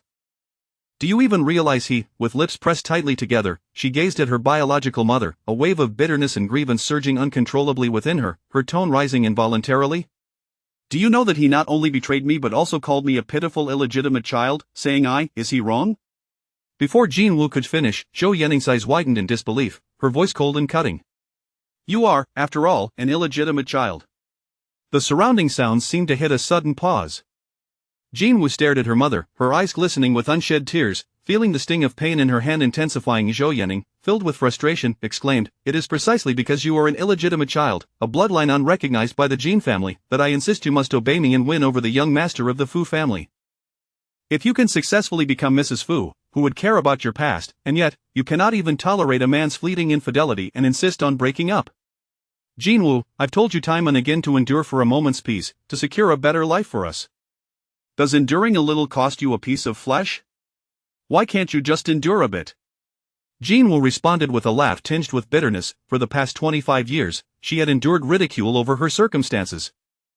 What more did they expect her to tolerate? She was a living, breathing person, capable of feeling pain, sorrow, and heartache. Jin Woo's eyes welled with unshed tears as she clenched her fists tightly. "I stand by my words." Even with a heart feeling as though it had been gouged out, not a single tear fell from her defiant eyes. Her slender back remained straight as a rod. "I will never reconcile with Fu Yuchen, not now, nor ever." Jin Woo. Zhou Yanning's fury intensified. She gripped Jin Woo's hands tightly, her sharp nails digging painfully into her skin. "I am your mother. I endured 10 months of hardship to bring you into this world. How can you disregard my wishes? Have you forgotten how difficult it was for me to raise you alone? Do you know how much scorn a woman faces while raising a child?" Jin Woo's eyes shone red, her heart battered and bruised, sinking deeper into despair. In the past, she had endured being pushed into the Jin family limelight by Zhou Yanning, motivated by her mother's struggles with her own father's indifference, and her mother's incessant drinking. She had braced herself against the ridicule she would face from the Jin family, determined to push through, yet, all her endurance had amounted to was being labeled an ungrateful wretch by Zhou Yanning. Exhausted, Jin Woo lowered her eyelashes. She felt utterly drained. Just as she was on the verge of allowing the tears she had held back to spill over, a familiar, deep voice forcefully broke into her dim world. It was like a blazing sun piercing through a thick cloud, illuminating her once more. "Let go of her hand." Duan Shurian grasped Jin Woo's shoulders, tenderly pulling her into his embrace, enveloping her in warmth. Even her hands, which had been pained by her mother's grip, were held gently in his. He lifted his sharp, cold gaze towards Zhou Yanning, who was now taken aback, his voice laced with icy authority. "Can't you see you're hurting her?" Chapter 66. Heartbeat. It seems she has developed feelings for Duan Shurian. The man, tall and strikingly handsome, emanated an aura of noble ferocity, exuding a palpable sense of danger that rendered onlookers hesitant to meet his gaze. Zhou Yanning, startled, instinctively took a step back, momentarily frozen in place. A familiar and comforting warmth enveloped her, akin to the scorching sun of midsummer dispelling the chill of December's winter. The coldness that had seeped into her being was instantly banished by the heat and breath emanating from his embrace, leaving her feeling wonderfully warm all over. Jin Woo's eyelashes trembled slightly, resembling a child who had endured countless grievances finally finding someone unwaveringly supportive. Her eyes glistened with a hint of red. "Duan Shurian," she called softly, unable to suppress the quiver in her voice. Duan Shurian tightened his hold on her, whispering, "I'm here." It's alright. Be good, I'm here." His brow furrowed with concern as he gently patted Jin Woo's back, tirelessly offering soothing words. He took upon himself all the blame that was not rightfully his, saying, "It's my fault. I should have come sooner. I let my baby endure such unfairness alone. Be good. It's alright now. With me here, no one can harm you." "Does your hand hurt?" Grasping Jin Woo's hand as if holding the world's most precious treasure, Duan Shurian bent down, softly blowing on the reddened back of her hand where someone had gripped it too tightly. In truth, there was no injury, just a faint flush from the pressure that would soon fade. Yet, his worry remained palpable. His fierce, proud visage was etched with tenderness and concern, as if he wished to endure her pain in her stead. Jin Woo gazed at him, her heart racing fiercely in her chest, each beat echoing like a thunderclap. Jin Woo, who was Zhou Yanning, regaining her composure, observed their intimate interaction and suddenly comprehended the situation. "No wonder you ignored my advice to reconcile with Yu Chen. It turns out you've been secretly seeing another man behind my back." Her eyes widened in indignation. She declared sarcastically, "Jin Woo, how could you disregard such a good match as the young master of the Fu family to chase after other men? When did you become so indiscreet? Duan Shurian's brows knitted tightly. He lifted his gaze, and the previously softened aura around him erupted once more into an overwhelming pressure, as if invisible hands were tightening around. I am Jin Wu's lawful husband. To Duan Shurian's voice carried an undeniable authority as he stared at the woman whose complexion paled in an instant, and I would appreciate it if you could show some respect. Standing before you is not merely my wife, but also the matriarch of the Duan family. Furthermore, my wife has always been above reproach. She has never engaged in any indiscretions. Duan Shurian positioned himself protectively in front of Jinwoo, his dark eyes brimming with uncontainable fury. Even if you are her biological mother, it does not grant you the right to slander her reputation or unleash your venomous words in her presence. The man, despite merely offering a verbal warning, radiated an aura of terrifying danger. It was as though any further disparagement towards Jinwoo would invoke consequences far beyond her comprehension. Family ties were never a shield against accountability. Duan Shurian's fierce defense of Jinwoo signified that even the most powerful figures would have to concede to her. Zhou Yanning instinctively recoiled, her face a mask of shock. Husband, matriarch of the Duan family? Surely, he couldn't be referring to the most prestigious and powerful Duan family in the capital. Taking a breath, her previously irate demeanor swiftly transformed into one of joy. It was said that the Duan family's young master was proud and arrogant, looking down upon all. Yet, her foolish daughter not only managed to capture such a difficult character, but had also become his legitimate wife in such a short span of time. A triumphant smile spread across Zhou Yanning's face. No wonder Jinwoo had suddenly acted foolishly in breaking up with the young master of the Fu family. It turned out she had climbed into a better bed. How wonderful! Truly, she was her daughter, surpassing even her in ambition. Zhou Yanning excitedly calculated in her mind. Now that she had a connection with the Duan family, would she still have to worry about the Jin family denying her a role as the mistress? Even if they did, it mattered not. With the Duan family as her backing, she could infiltrate the upper echelons of society, ushering in an era of unending riches and glory. Turns out we are family now. Jinwoo, you should have mentioned this sooner. Zhou Yanning cast a disapproving glance at Jinwoo, shifting her gaze back to Duan Shurian. She plastered a smile on her face. I apologize for any earlier misunderstandings. My daughter can be quite dull and uninteresting at times. Please don't hold it against her. Now that she is your wife, if you ever find her lacking, feel free to correct her until she behaves. Zhou Yanning patted her chest. If she remains stubborn, just send her my way. I will personally discipline her. Jinwoo stood in stunned silence. It was as if she was seeing her mother for the first time. Is this truly the kind of words a mother would utter? It felt as if she were not a beloved daughter, but merely an object. She had thought that despite Zhou Yanning's harsh words, she would at least show her some consideration in front of outsiders, but Jinwoo realized that in her mother's eyes, she had never been worthy of such regard. Even when she was a child, feeling sorry for her mother who lacked her biological father's affection, she had endured the pain of each visit to the Jin family, stubbornly persisting through the hurt. She had already ceased to be a daughter in Zhou Yanning's eyes. From the beginning, she had merely served as a stepping stone for Zhou Yanning's ascent into the upper echelons of society. Jinwoo felt a sharp pain in her recently struck hand. She no longer wished to remain in this place, nor did she want to see that disdainful face any longer. As she began to turn away, her shoulder was gently grasped by Duan Shurian, who shielded her protectively behind him. Who told you Jinwoo was just an uninteresting block of wood? She is, without a doubt, the best girl in the world, a brilliant student in her teacher's eyes, a responsible and professional doctor in the eyes of her patients, and the most precious moon to me. So do not dare to pass judgment on her with your narrow-minded views. Discipline. Duan Shurian ground his teeth, struggling to contain his anger. He blurted out, I think you're the one who is delusional. From a young age, you forced her to do things she never wanted. Do you know how hurt she felt every time she heard others mock her? Do you know she has long believed herself unworthy of love due to the incessant ridicule from those around her? She has never participated in a parent-teacher conference, nor did she even know when her graduation ceremony was. Do you understand how heart-wrenching it was for her to wait at the door for you, only to find you absent? And do you know how heartbroken she was that night when that despicable Fu Yuchen betrayed her in public, uttering those wretched words about legitimacy? Duan Shurian's eyes were filled with a storm of suppressed anger and sorrow, his voice deep and powerful as he articulated, what qualifications do you have to judge her when you, clearly, a girl as wonderful as she is deserves nothing but love. As her mother, how dare you utter such words about disciplining her? Each of his words cut deep, leaving Zhou Yanning speechless. Zhou Yanning looked at Jinwoo in a panic. Her natural beauty was accentuated by her furrowed brow, evoking a sense of pity. Woo, it was my fault before. I spoke out of turn just now because I was anxious. I didn't mean it. I only want what is best for you. Woo, please don't be upset with your mother, alright? Zhou Yanning feigned weakness. This is my first time being a parent. You'll understand. Hearing something amusing, Duan Shurian let out a cold scoff, his brow knitted tightly, his voice heavy with disdain. My Woo is also experiencing being someone else's daughter for the first time.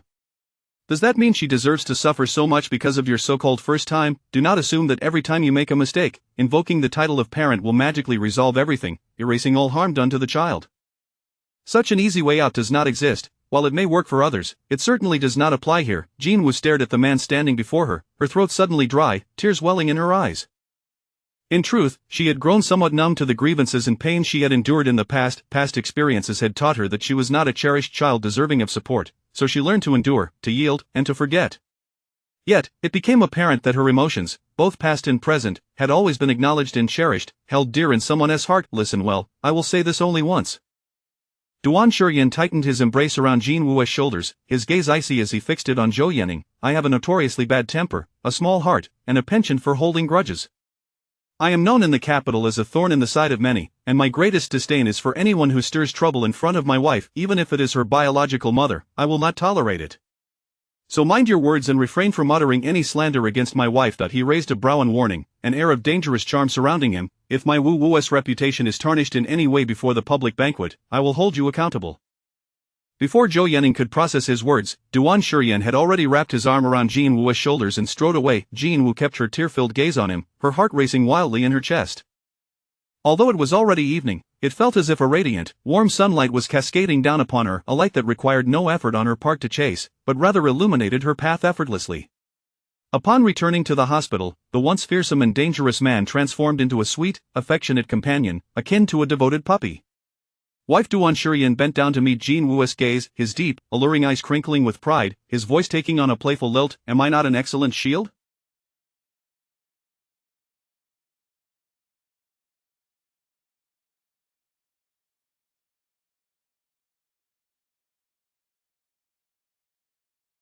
So, from now on, no matter what happens, this shield will always be there to support you. Duan Shuryan raised his hand, gently smoothing Jin-woo's slightly tousled hair. Our little Jin-woo has fought alone for too long. She deserves to rest now. With me as her shield, she can finally relax knowing that my mission is to protect her for life. And look, I brought something else. Like a child eager to please, he made a thump. Jin-woo's breath caught as she looked at the cake's design, her eyes slowly reddening. It was a depiction of the puppy-shaped marshmallow that had fallen to the ground when she failed to protect it. The only difference was that the puppy was shown running towards her, holding a vibrant red heart in its paws, as if it were rushing to offer her its love, assuring her that the puppy would always cherish her. So please, don't be sad anymore. The puppy will always be with you, showering you with love, for you are the puppy's most beloved person. Jin-woo's eyelashes fluttered, her heart, once warmed, now ignited like a flame, burning fiercely within her. She realized that everything she had lost could somehow be returned to her in a different form by Duan Shuryan, the cake, the couple's avatar, the ceremony, and love itself. Jin-woo gazed intently at Duan Shuryan. Tears, which had been held back for so long, suddenly flowed freely, like a dam bursting after years of restraint. It was as if her years of grievances had finally found a safe haven in which to be expressed. Duan Shuryan, what the hell? He made his wife cry. Oh no, how could this happen? Duan Shuryan watched as Jin-woo wept, his heart tightening in an instant. Without a second thought, he clumsily yet gently raised his hand, disregarding the potential for ruining his expensive suit, to wipe away her tears. You idiot, Duan Shuryan, it must be your clumsy words that caused her to cry. Duan Shuryan internally berated himself, his eyes now tinged with concern as he witnessed her tears. This was the third time he had seen her cry so heartbreakingly. The first was in high school when her favorite teacher passed away suddenly. She had hidden herself in a corner, fearing discovery, and cried silently. The second was at a nearby intersection, where she wept helplessly after a little girl with neuroblastoma had to forego treatment due to a lack of funds. And now, the third time was at this moment. Duan Shuryan felt a surge of guilt, his eyes reddening. He had always known Jin-woo to be resilient and gentle, never one to shed tears easily. Did that woman say something too cruel to her in his absence? Damn it, had he known, he would have dealt with her right then and there. After all, he didn't understand the concept of cherishing delicate beauty, except when it came to Jin-woo. Baby, would you like some candy? Duan Shuryan pulled out a few pieces of candy from his pocket, his voice gentle and persistent. They're your favorite flavors, orange and grape. If that doesn't make you feel better, you can hit me a few times. Hit me however you like, my skin is tough, and I won't feel a thing. Duan Shuryan was like a panicked puppy, frantically searching for a way to comfort her. Even if Jin-woo asked him to bark like a dog, he would comply without hesitation. What did pride matter? As long as she stopped crying and smiled again, he would do anything. Through her blurred vision, Jin-woo gazed at the man awkwardly trying to console her, her heart racing as if struck by a powerful force. Here was someone who, despite being a proud scion, had set aside all pretense to comfort her, treating her as if she were the most precious entity in existence. In her ears, she suddenly recalled what Kellen had said to her earlier that morning. I believe you must really like him, because every time you mention him, your eyes light up like stars, and even the corners of your eyes curve like crescent moons. So, I'm confident you must have strong feelings for him. Jin Woo couldn't help but hold her breath, her heartbeat intensified, each thump resonating like a deafening drum, as if urging her to acknowledge the truth, she might indeed be falling for Duan Shurian. Chapter 67, I Can Only Cry in My Brother's Embrace. In that fleeting moment, it felt as if every heartbeat that had ever fluttered for Duan Shurian converged into a single, resounding symphony. Her heart ignited with an intense flame, kindled by him, burning ever more fiercely. Jin Woo's breath grew slightly erratic. Had she truly fallen for Duan Shurian? But can one genuinely develop such affection for another in the span of mere days? Were these fluttering emotions merely a byproduct of the bridge effect, stemming from his timely support in her moment of need, or was it a heartfelt sentiment born of sincerity? Just as Jin Woo found herself lost in thought, she felt a gentle hand cautiously lifting her chin, tenderly caressing her cheek as if it were the most precious treasure in the world. Her eyelashes fluttered as she slowly lifted her gaze, only to meet the reddened eyes of the tall man before her, filled with an exquisite blend of guilt and concern. He resembled a small dog that, upon witnessing her sorrow, could only whimper in response, its tail, once wildly wagging, now drooping lifelessly to the ground. It was as if she could sense that if she remained silent, this little creature might shed a tear. Although she had not truly cried, her heart softened nonetheless. Duan Shurian, she couldn't help but whisper his name. He immediately grasped her hand, affirming, I am here. His swift and earnest reply drew a smile. How could she say it so beautifully? It was music to his ears, akin to celestial melodies. His dark gaze lingered on Jin Woo's radiant face, and he felt an irresistible urge to smile in return. Even the once drooping tail of that invisible little dog seemed to regain its vigor, ready to wag with renewed enthusiasm. It turned out that her tears were not a result of his clumsiness with words. Regardless, what mattered most was her return to joy. However, the woman who had scolded his wife earlier would still be reprimanded each time they met. Humph. I must have startled you with my sudden tears, Jin Woo recalled, feeling a tinge of embarrassment as she sniffled, her nose still slightly reddened. I guess I am not strong enough. I am an adult, yet I still allow such trivial words to affect me. I should have simply turned and walked away instead of foolishly arguing. As she spoke, a gentle tap landed on her forehead. Foolish girl. Duan Shurian raised an eyebrow. Who said adults cannot cry? And who said you are not strong enough? If I had to endure your childhood and the injustices you faced, I might not have become as remarkable and resilient as you are. So, he bent slightly, his deep-set eyes radiating a steadfastness as intense as the blazing summer sun. Our little Jin Woo, you are all. Duan wishes to express her gratitude. His voice, low and teasing, carried a magnetic allure as he added, perhaps you could substitute it with I love you? His richly resonant voice sent shivers down her spine, igniting a warmth deep within her. Jin Woo met his ardent gaze directly, feeling a flush of heat rise within her. Instead of retreating in shyness or interpreting his words as mere jest, she smiled and replied, all right. At this, Duan Shurian was momentarily taken aback. He gazed intently at Jin Woo's vibrant smile, his ears betraying him once more, flushing a deeper shade of red. There was something distinctly different about her today. He swallowed, leaning closer, his voice husky and profound. Our little Jin Woo looks most beautiful when she smiles like this. He drew near, his eyes shimmering with a fervor that seemed to possess the power to draw her in completely. Jin Woo felt her cheeks warm. She didn't shy away. Instead, she tilted her head playfully, teasing him. Oh, are you implying that I look ugly when I cry? Surprised that the usually composed beauty would jest with him, Duan Shurian couldn't help but chuckle, his chest vibrating with mirth. What, brother? How could he be so flirtatious? He was utterly serious for no more than 3 seconds. She shot him an exasperated glare, yet her lips betrayed her, curling upward. Come on. With a flick of her fingers, she grasped Duan Shurian's hand, her tone brightening. Let me take you to me. Humph. You still haven't told me just how important they are. Are they more significant than I am? Before the envious little dog could finish, Jin Woo couldn't help but chuckle at his antics. What a child! Out of the corner of her eye, she caught a glimpse of her own vibrant smile reflected in the glass windows they passed. Jin Woo felt a moment of astonishment. She could truly smile so joyfully. It was remarkable how simply holding his hand brought her such happiness. As she slowly blinked her long lashes, her heart began to race anew. When she agreed to marry Duan Shurian, she had resolved not to hold any foolish expectations. At that moment, she thought she had lost the courage to love again. Yet now, it felt as though she had encountered the destined one meant for her. Even if their time together was brief, it rekindled within her a sense of courage, anticipation, and fluttering excitement. Feeling the warmth from the hand she held, her heartstrings tugged gently. Perhaps she could allow herself to be a little greedy with her hopes, for instance, to wish that Duan Shurian might come to love her in return. Chapter 68 Dear wife, a kiss. Due to the discovery of a similar name to Zhou Yanning, the previous Ning Ning has been changed to an N. in the children's oncology ward, and donned the new My Little Pony hat that Jin Woo had recently purchased for her. Her petite frame stood upright, arms crossed, and her youthful face was adorned with a serious expression. "Uncle, are you Woo Jiejie's new boyfriend?"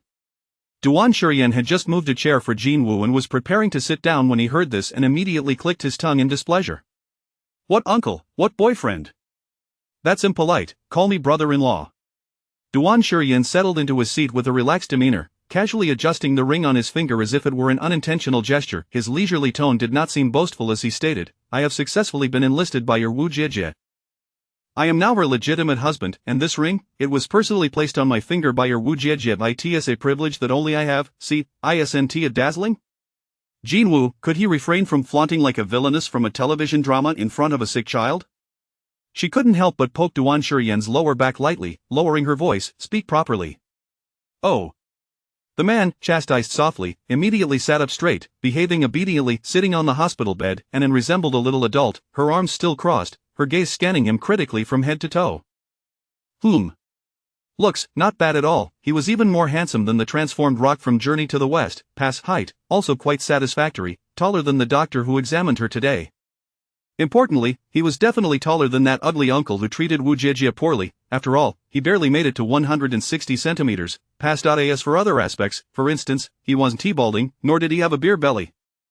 He appeared to possess the physique of a male model, as Xiaoying Jiejie described, perhaps even better than those male models. However, his manner of speaking did not sound like that of a serious person. Question. Annan suddenly raised her hand, launching an unexpected inquiry. "What is Woo Jiejie's favorite flavor of candy?"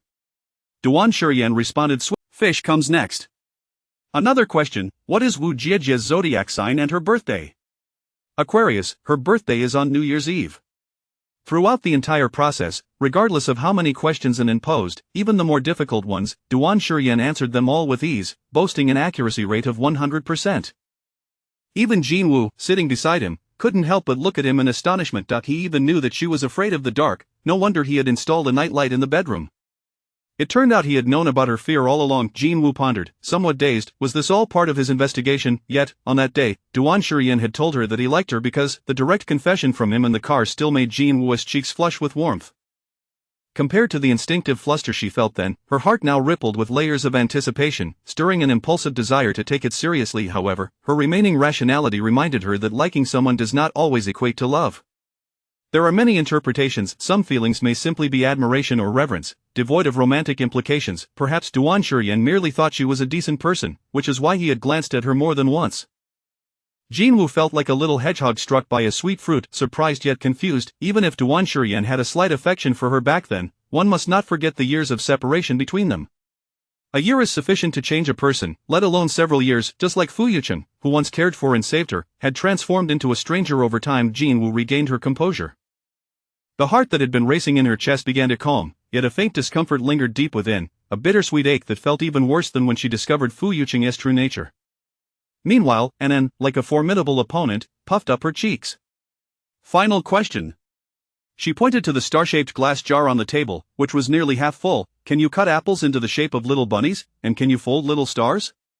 Duan Shurian faltered for a moment. The man, who had been exuding confidence, suddenly appeared somewhat defeated. "I can't." "Annan, you're so useless." She cradled the glass jar like a treasure and proudly declared, "Look at these little stars." They were all folded by Woo Jiejie.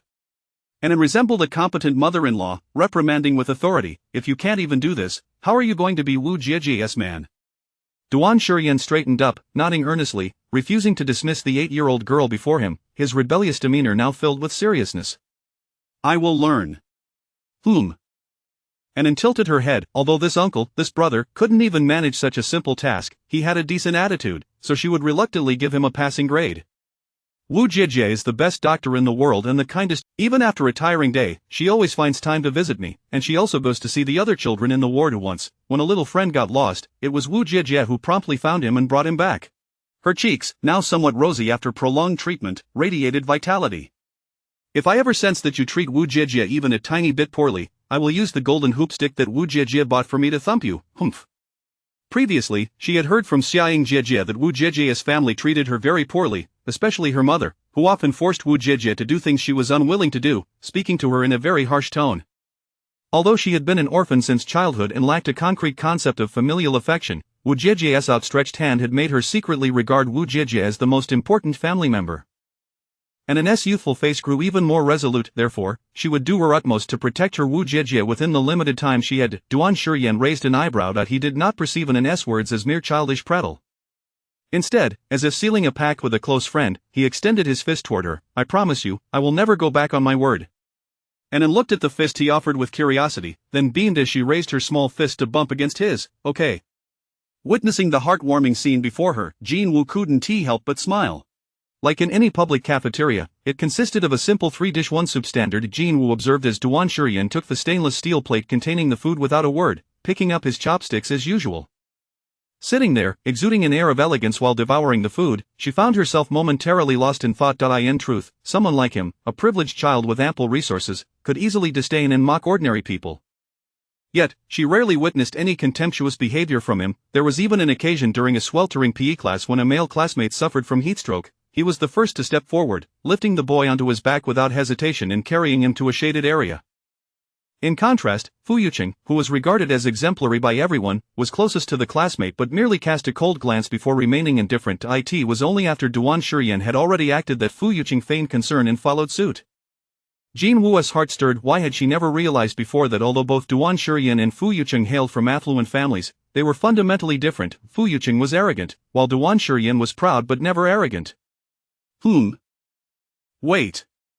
Jin Woo noticed that his dish contained shredded green peppers and naturally swapped her portion with his. You can have mine, it just so happens that there are no green peppers in it. Okay. She shot a disapproving glare at the innocent-looking man before her. He was being mischievous again. Focus on eating. Oh, the man, who had appeared innocent, promptly sat up straight, feigning concentration on his meal.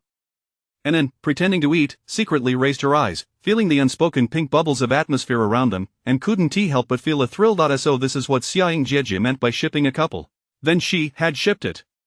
After the meal, Jin Woo went to the restroom just as she closed the door, and then stretched her neck to peek, then set down the apple bunny, clearing her throat shyly as she lifted her. If you dare to bully Wu Jiejie like that ugly uncle did, I will hit you. And then waved her small hand with an air of pride, but then, as if recalling something, her expression dimmed. Actually, I don't know how long I can stay with Wu Jiejie. Many people say my illness is basically incurable, it's just spending money to prolong life. Before she could finish her sentence, Duan Shiyan abruptly interrupted her, clicking his tongue. Those family members of your Wu Jiejie treat her poorly. You are now her most important family member, so you, little brat, should stop reading all that painful youth literature. You're still full of life. How can you casually decide your fate? Can you, little brat, do the same? How can you be your Wu Jiejie's strongest supporter? He pressed a peeled orange into her hand, his tone carefree. So cheer up, don't give in so easily. Wu Jiejie and I are waiting for you to be our flower girl. And then suppressed the tears that were about to spill from her eyes, regaining her spirits. Okay, I will do my best. Tonight, it was Jin Woo's turn for the night shift.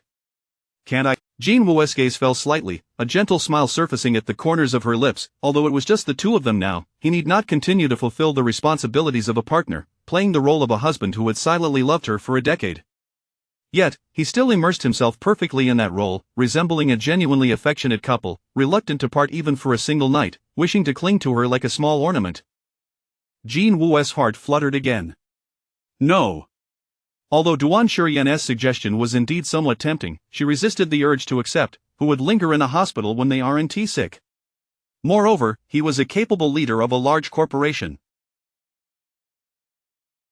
Why would he want to play the mascot in her small department? Wouldn't he fear being ridiculed if word got out? Duan Shiyan, why can't I? After all, he was not a serious person. Oh, Duan Shiyan pouted slightly, clearly displeased. If he had a tail, it would probably be dragging on the floor right now. Jin Woo's fingers, which hung at her side, twitched involuntarily. What to do? She wanted to pat his head. Just as she couldn't resist the urge to reach out, the man, who had been lowering his brow, suddenly looked up, resembling a spoiled puppy, asking, "Did I behave well today?"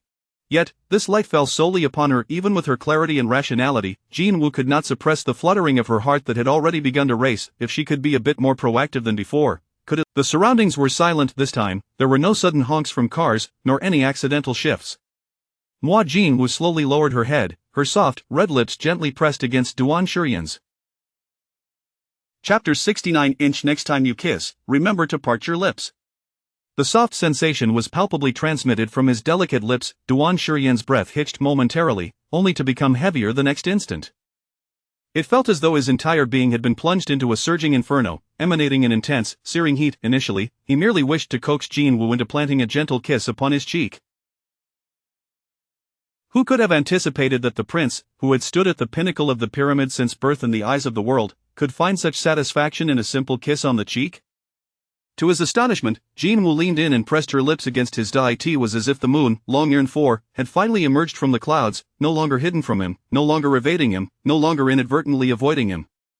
Instead, it was a genuine act, one that rendered her gaze solely upon him. Duan Shiyan's eyes deepened with an intensity that grew more profound. As Jinwoo, her cheeks flushed. Before she could gather her thoughts, she was pulled into an embrace as fiery as molten lava. In that fleeting moment, their breaths collided, their lips were separated by mere millimeters, and an unspoken tension, thick and humid, swelled in the air.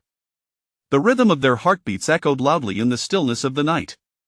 "What prompted you to suddenly want to kiss me here?"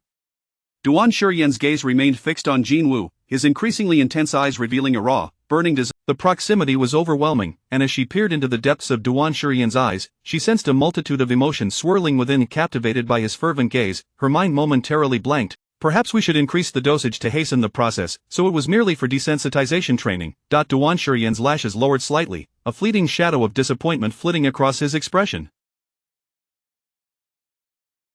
Yet, almost immediately, the corners of his lips curved into a smile, his previously somber demeanor rejuvenated with the youthful vigor of a 16-year-old. He had vowed to shower her with abundant love and to exercise infinite patience as she came to her. If a month were insufficient, then a year would suffice. If a year were inadequate, then 2, or even 3, but as long as he drew breath, his heart would beat solely for her. Duan Shiyan chuckled softly, his eyes glinting with mischief. "It is indeed a good thing that Mrs. Duan takes the initiative to increase the dosage," but he leaned closer, his breath warm against Jinwoo's blushing ear, his voice a tantalizing blend of raspy allure. "Next time you kiss, remember to part your lips." As night deepened, the once bustling street grew increasingly desolate. Fu Yuchen gazed out the window at the swiftly passing scenery, his hand pressed against his aching abdomen. The once composed and gentle lines of his face were marred by fatigue, beads of perspiration forming on his brow, the tension palpable. Just days prior, the Duan family had inexplicably turned against the Fu Corporation, abruptly canceling a long-discussed collaboration, even contesting small investments, as though he had committed some grievous offense deserving of vengeance. This unexpected turn of events and mounting pressure only exacerbated Fu Yuchen's anxiety as he navigated his role as general manager, leading to an onset of stomach pain due to sheer exhaustion. He pressed his hand against his abdomen, a reminder of his neglect in eating and resting, compounded by frequent smoking, his pallor evident as he stared blankly at the moon hanging in the night sky. In the past, whenever he felt unwell, Jinwoo would thoughtfully prepare the necessary medications and remind him when it was time to take them. She even anticipated his aversion to bitterness, offering him orange peels to mask the taste.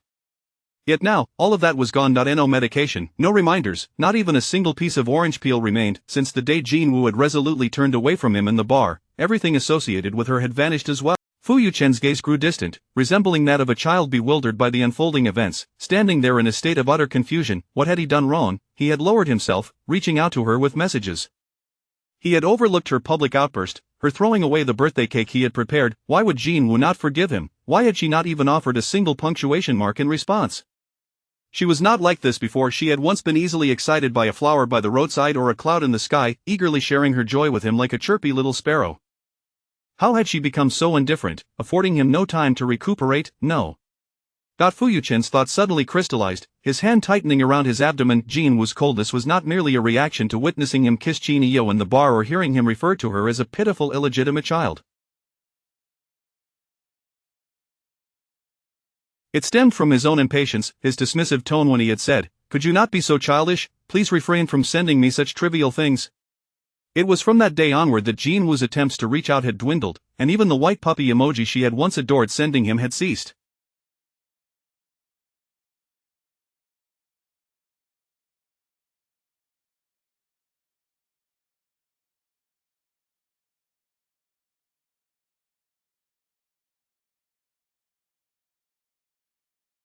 Not even once had it graced his screen again. The driver, observing Fu Yuchen's increasingly pallid complexion through the rearview mirror, assumed his stomach pain had worsened and quickly said, "Young master, please hold on. The family doctor has arrived home and will be here shortly." "I do not wish to go home." The driver's words were cut short. Fu Yuchen, with a vacant expression, fixated on the moon in the night sky, abruptly declared, "Take me to Jingfu Hospital." Jingfu Hospital?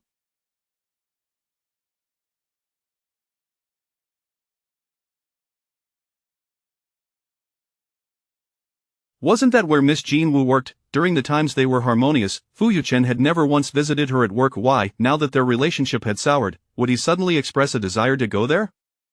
The driver stared in astonishment, yet swiftly turned the steering wheel, heading in the opposite direction. He glanced again through the rearview mirror at the visibly unsettled man in the back seat and let out a silent sigh. Only upon losing something does one realize the futility of trying to regain it. Perhaps she had already drifted too far away. Chapter 70, A Confrontation with a Rival. Her lips are so soft. The vehicle had just come to a halt at a temporary parking spot near the Beijing-affiliated hospital when Fu Yuchen, clutching his still aching abdomen, flung open. His complexion was slightly pale, his steps somewhat unsteady, and a look of confusion lingered on his face. Clearly, he himself was unaware of the sudden impulse that drove him to this place, yet he felt an overwhelming urge to see Jean Wu tonight. As Fu Yuchen advanced a few paces, he unexpectedly lifted his gaze to behold a figure not far ahead, broad-shouldered and narrow-waisted even in the dense night, with the lights casting a hazy glow. The striking silhouette and the haughty, noble aura surrounding it were impossible to conceal. However, for reasons unknown, he found himself absent-mindedly reaching up to touch his own lips, and with that, the cold demeanor he exuded softened considerably. Fu Yuchen's pupils constricted suddenly. That figure, was he?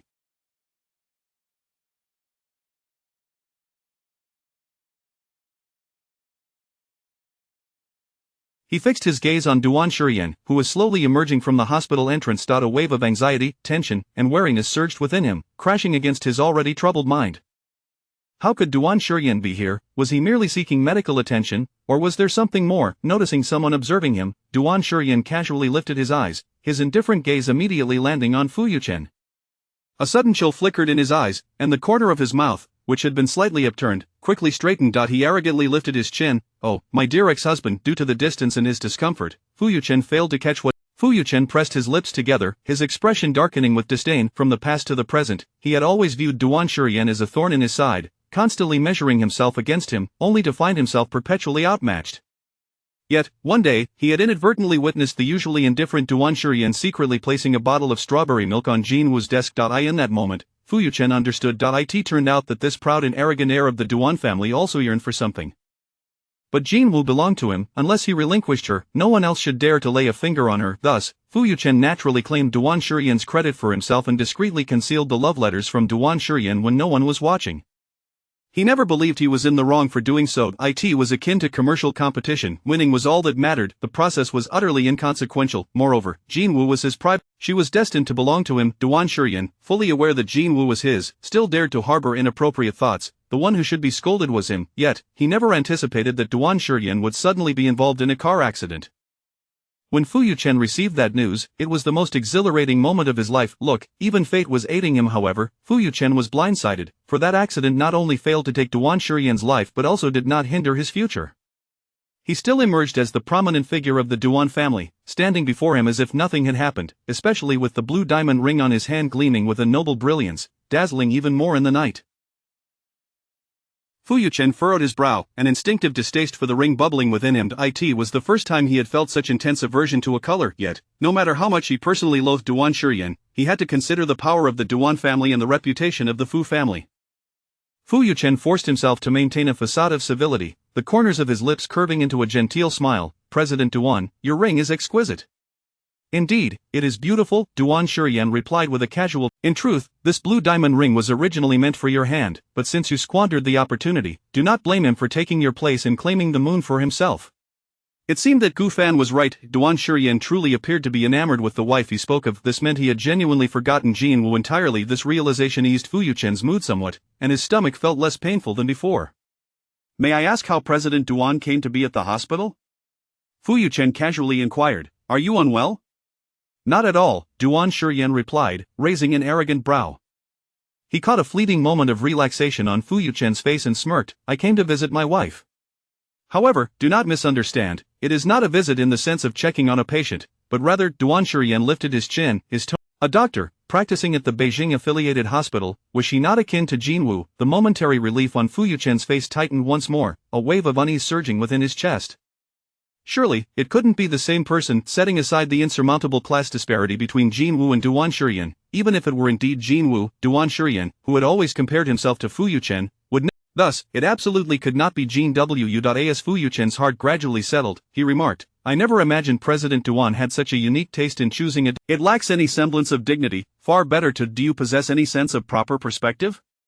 Before Fu Yuchen could finish, Duan Shurian impatiently interrupted, not to mention that my wife is a doctor, but you're flip. Is this how a person with a basic education should speak?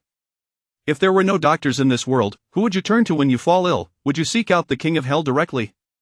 Duan Shurian scoffed disdainfully, even a kindergarten child under. Surely you do not fail to comprehend it, Fu Yuchen? Fu Yuchen's spine stiffened abruptly, despite the absence of onlookers. Being so directly humiliated left him with a dismal expression. President Duan, do not misunderstand. I certainly hold respect for the medical profession, Fu Yuchen hastily clarified. It's just that my girlfriend is also a doctor, yet she often overlooks me due to her profession, and she is so aloof that There was no way he would reveal to his arch-rival, Duan Shurian, that Jin Woo had publicly rejected him at his birthday celebration. Thus, he chose to conceal the truth. Duan Shurian regarded Fu Yuchen with indifference. At this point, he still did not grasp what he had done wrong. It was no wonder he was left without the means to pursue his beloved, his situation having devolved into a complete disaster. Duan Shurian looked down at Fu Yuchen, suddenly feeling a twinge of pity for him. Fu Yuchen, stop always searching for faults in the girl. Duan Shurian's voice was low and cold. Perhaps she simply finds you insincere and unworthy of her affection. Like just now, my wife actively kissed me. Duan Shurian stepped forward, towering over Fu Yuchen, and slightly leaned in, his voice dripping with arrogant nonchalance as he boasted, her lips are so soft. Chapter 71. The puppy rider, exclusively at your service. Fu Yuchen harbored the belief that Duan Shurian was unwell, that if one must flaunt their superiority, why must they encroach so closely, as if to provoke disgust? His brows knitted in distaste, the delicate features of his handsome visage darkened ever so slightly. Although he was filled with aversion, it only served to confirm that the lady spoken of by Duan Shurian was not Jin Woo. This arrogant man, so eager to display to the world that his wife had bestowed upon him even the slightest kiss, certainly would not let slip an opportunity to mock him if she was indeed the Jin Woo who had pursued him for 17 years. Fortunately, he had managed to conceal the fact that Jin Woo had parted ways with him earlier, otherwise, he would undoubtedly have become the subject of ridicule at the hands of his nemesis, Duan Shurian. Bound by the formidable influence of the Duan family, Fu Yuchen, despite his inner discontent, could only force a smile and concur. It seems, Mr. Duan, that you and your wife share a profound affection. Duan Shurian raised his inky gaze, his demeanor both haughty and condescending, radiating the unique, relaxed confidence of one assured in his superiority.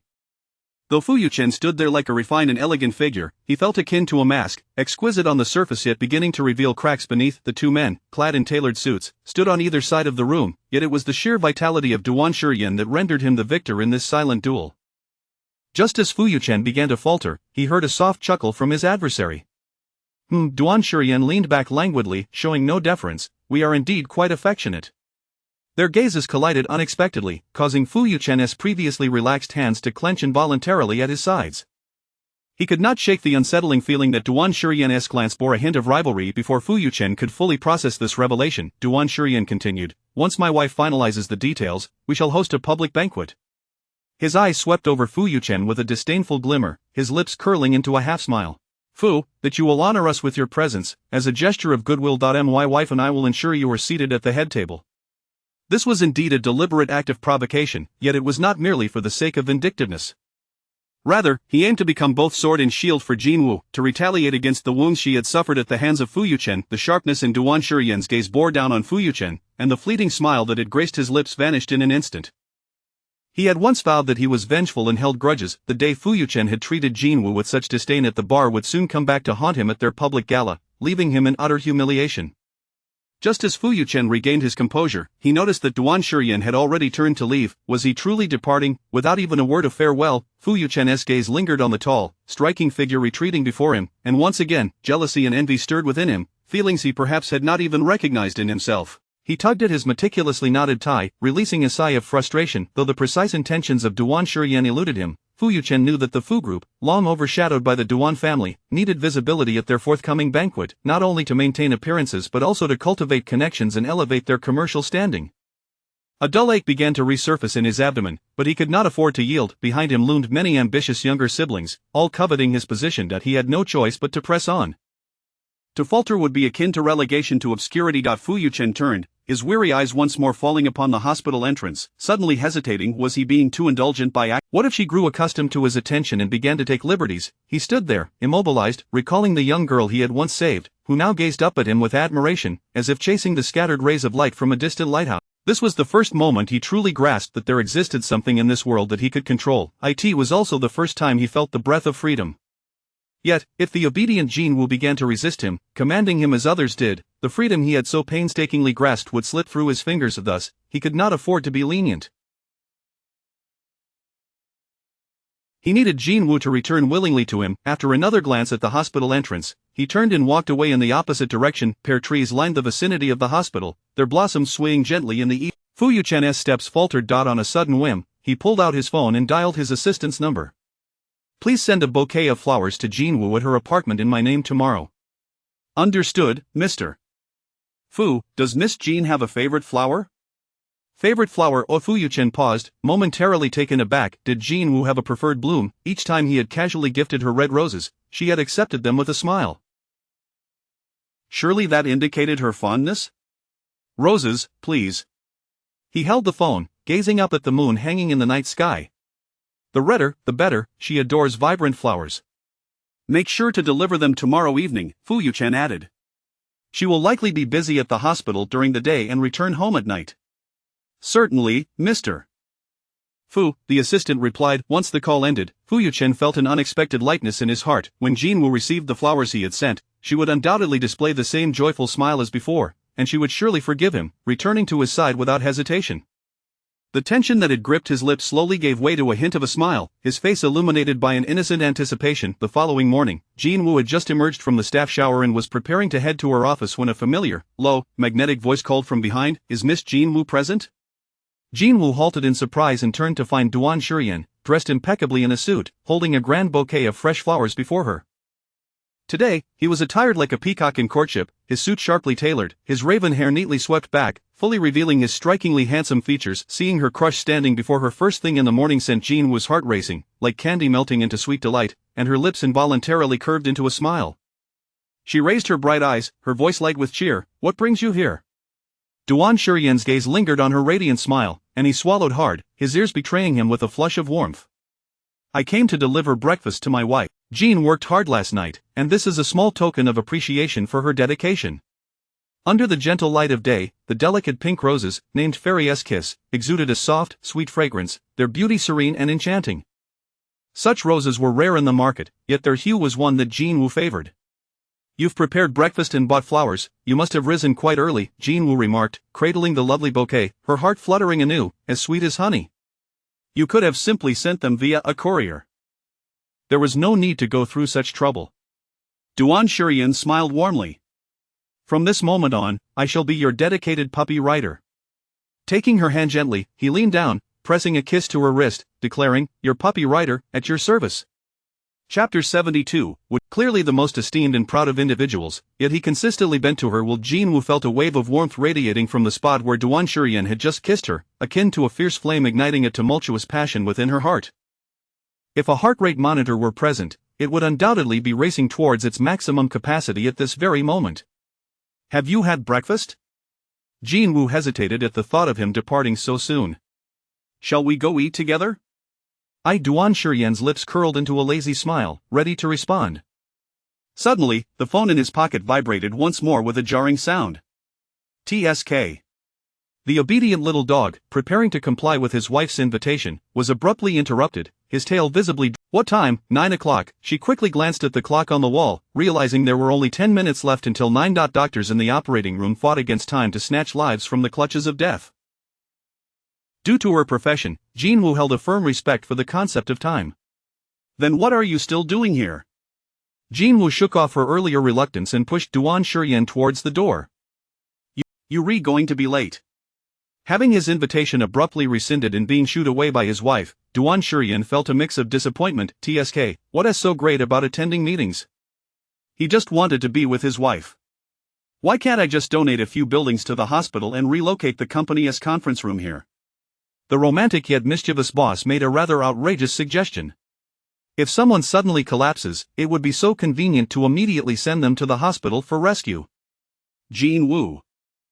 What utter nonsense, she had never realized his imagination could be so vivid while tutoring him in Chinese back in high school. Jin Woo shot a disapproving glance at the somewhat melancholic black-hearted boss before her, the corners of her cool, beautiful brows involuntarily softening. Truly, he was impossible to resist. Duan Shurian. Jin Woo suddenly spoke softly, lower your head.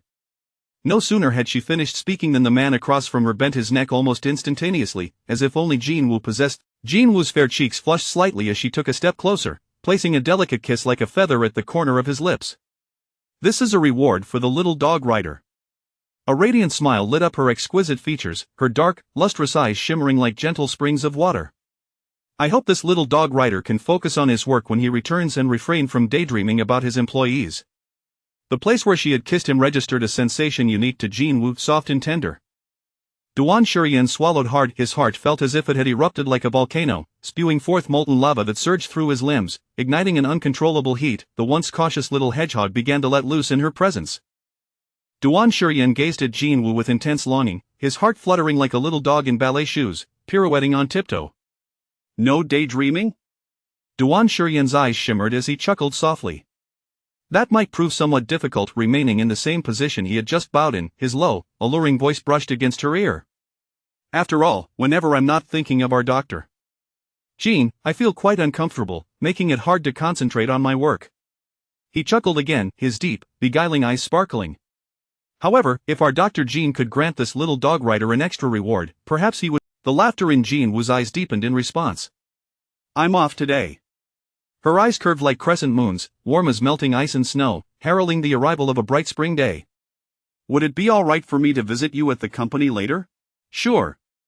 A smile graced his lips, revealing the faint dimple that usually remained hidden. Jin Woo found her heart skipping a beat at the sight of his adorable dimple. Could she be this happy just by planning a visit? Previously, when she was with Fu Yuqing, she had timidly suggested visiting him at work, only to be met with his impatient response, "What do you want to come for? My office is for work, not for you to play in." Jin Woo gazed into the bright, summer-like eyes of Duan Shurian. Every troubling thought that had once plagued her vanished miraculously in the presence of his intense gaze. In fact, the little dog rider doesn't have too much work today. Duan Shurian took Jin. Was this part of their collaboration? The earlier version of her would have instinctively harbored numerous concerns about such matters, yet now, she found herself yearning for more opportunities to be with Duan Shurian. Jin Woo's eyes brightened. All right. The satisfied little dog rider left, glancing back 3 times as he departed at a leisurely pace. Oh my, look at what I just witnessed.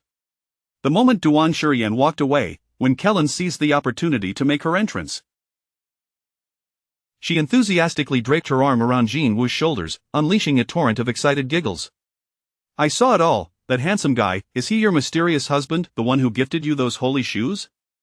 Jin Woo smiled and nodded without hesitation. Yes, that's him. One Kellen. Oh, I knew it.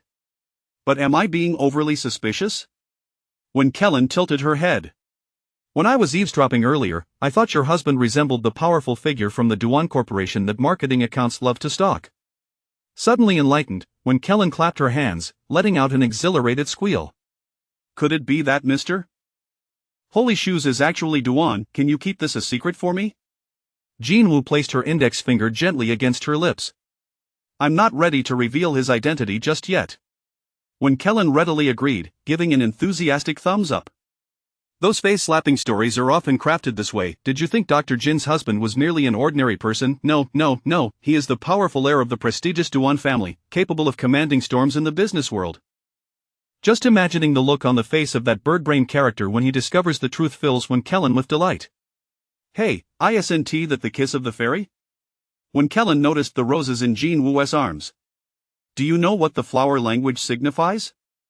You are the love I hide deep in my heart. Chapter 73. Jin Woo, I am not a recycling bin. I do not collect rubbish. Jin Woo's breath suddenly became shallow. She found herself momentarily distracted as she lowered her gaze to the delicate pink rose nestled in her arms, instinctively repeating to herself, "Are you the love I concealed deep within my heart?" Before she could fully process the sudden and absurd thought, Jin Woo discovered that nestled among the roses was an exquisitely crafted card, identical to the one Duan Shurian had sent her with chocolates before.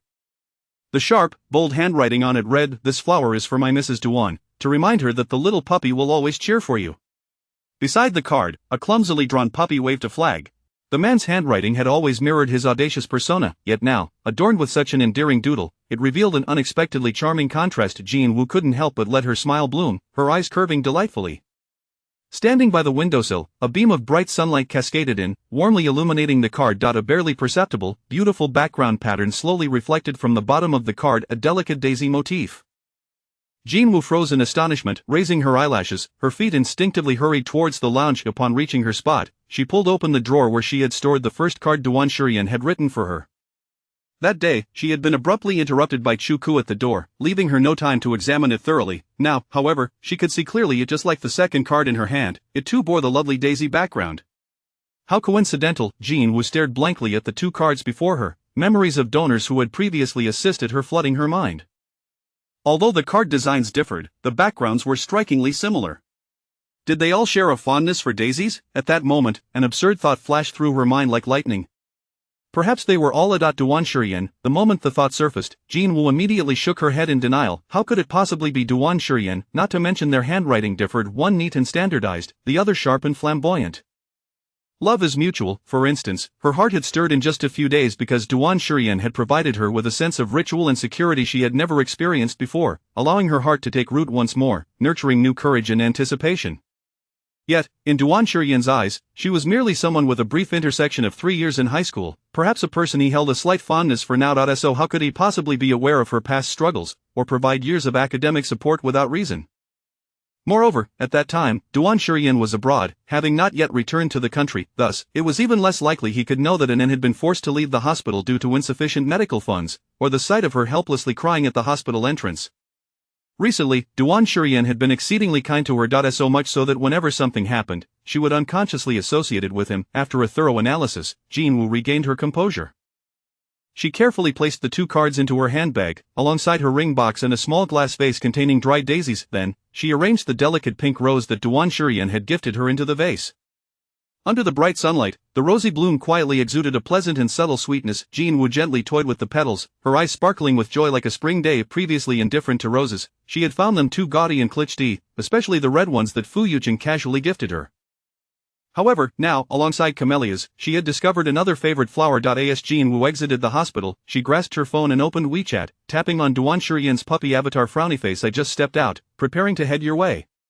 Just as she hit send, the response arrived almost instantaneously, as if he had not parted with his phone at all. Your little puppy, : Jean Wu glanced at the screen, unable to suppress a smile as she shook her head in exasperation. His quick reply indicated he hadn't been focusing on the meeting. She chuckled softly at the emoticons Duan Shurian sent. Well, given how adorable he was, perhaps she could forgive him this once. Initially intending to drop by directly, she reconsidered, realizing that arriving empty-handed felt too casual, lacking any sense of ceremony. After all, her home had a little princess, Duan, who would think a mere photo booth was insufficient for a wedding certificate. If she were to visit him bearing a gift, just the thought of him knowing she was coming to the office would surely make Duan Shurian's eyes light up like a delighted puppy, perhaps even wagging his imaginary tail. Fortuitously, there was a recently opened shopping mall nearby, so she decided to explore for something suitable for the little princess. Since sending the message to Duan Shurian, the smile in Jean Wu's eyes had not faltered. The feeling of preparing a surprise gift for someone she cherished was truly a long-lost joy. After Fu Yucheng had disdainfully remarked that the items she gifted were either worthless or too childish, she had ceased to invest effort in planning such gestures. Gradually, she had also forgotten that she was once someone who valued and yearned for a sense of ceremony. The last birthday cake she had made with her own hands had ended up in the trash.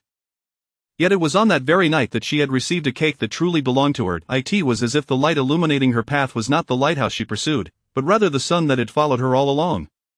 On her way to the mall, Jean Wu opened Weibo on her phone. It had been several days since the blogger she followed, number 20, had announced their marriage. Upon opening the comments section, she was met with a wave of lamentations.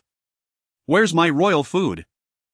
Hurry and give me, or I'll transform into Sadako and haunt you every day. Screaming, twisting, dark crawling, spasming, howling, squirming. What about my daily life after marriage? I want a sweet daily life post-marriage. You won't update now that you've married, right? Frenzied, angry, laughing, crying, the previous comment perfectly illustrates the emotional state of someone who can't get their food. Pointing and laughing, starting to mutate, hoarse growl, twisted walking, attacking indiscriminately, so you all don't understand, right? They finally realized their unrequited love, no longer needing to hide their feelings. Surely they must be flaunting their love in their friend circle, right? Friend circle, Jinwoo's fingers twitched involuntarily, and she exited Weibo, reopening WeChat. Just then, she spotted a familiar puppy avatar in her friend circle. Today my wife is visiting, I am truly the happiest man in the world. A series of red hearts followed. The post had been made right after Duan Shurian left the hospital. The earliest post read, "This morning I cooked breakfast for my wife. Men who let their wives do the cooking are fools, I say. I dropped my wife off at work.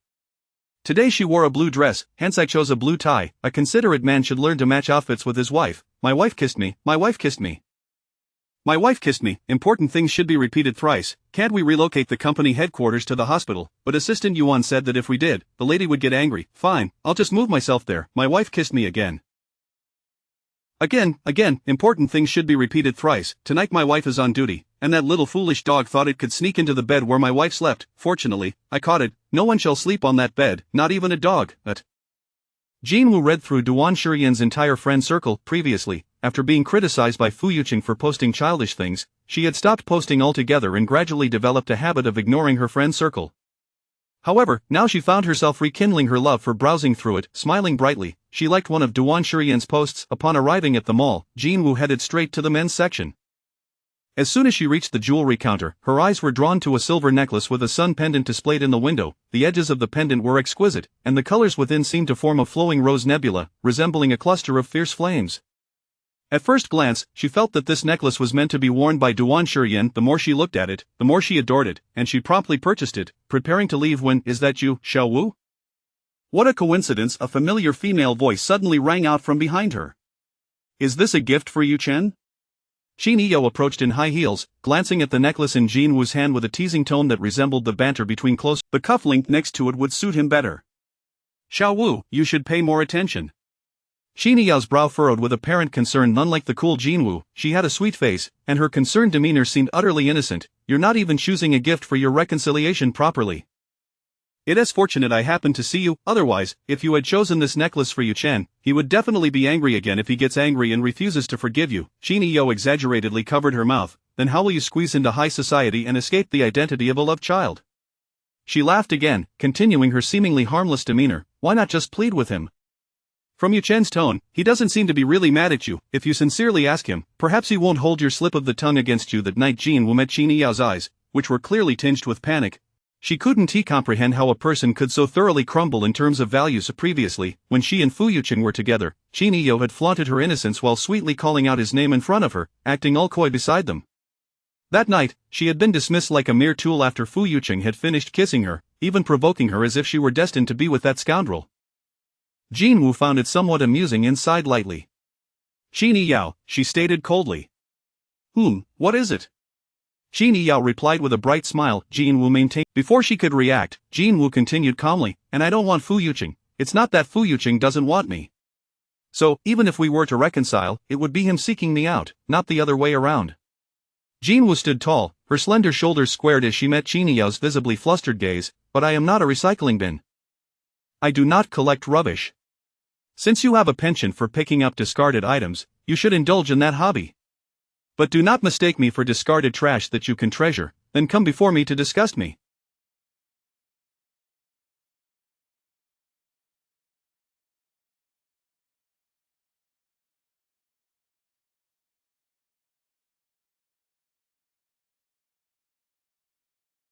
"That would make Miss Qin look." Jinwoo smiled lightly. "Quite cheap."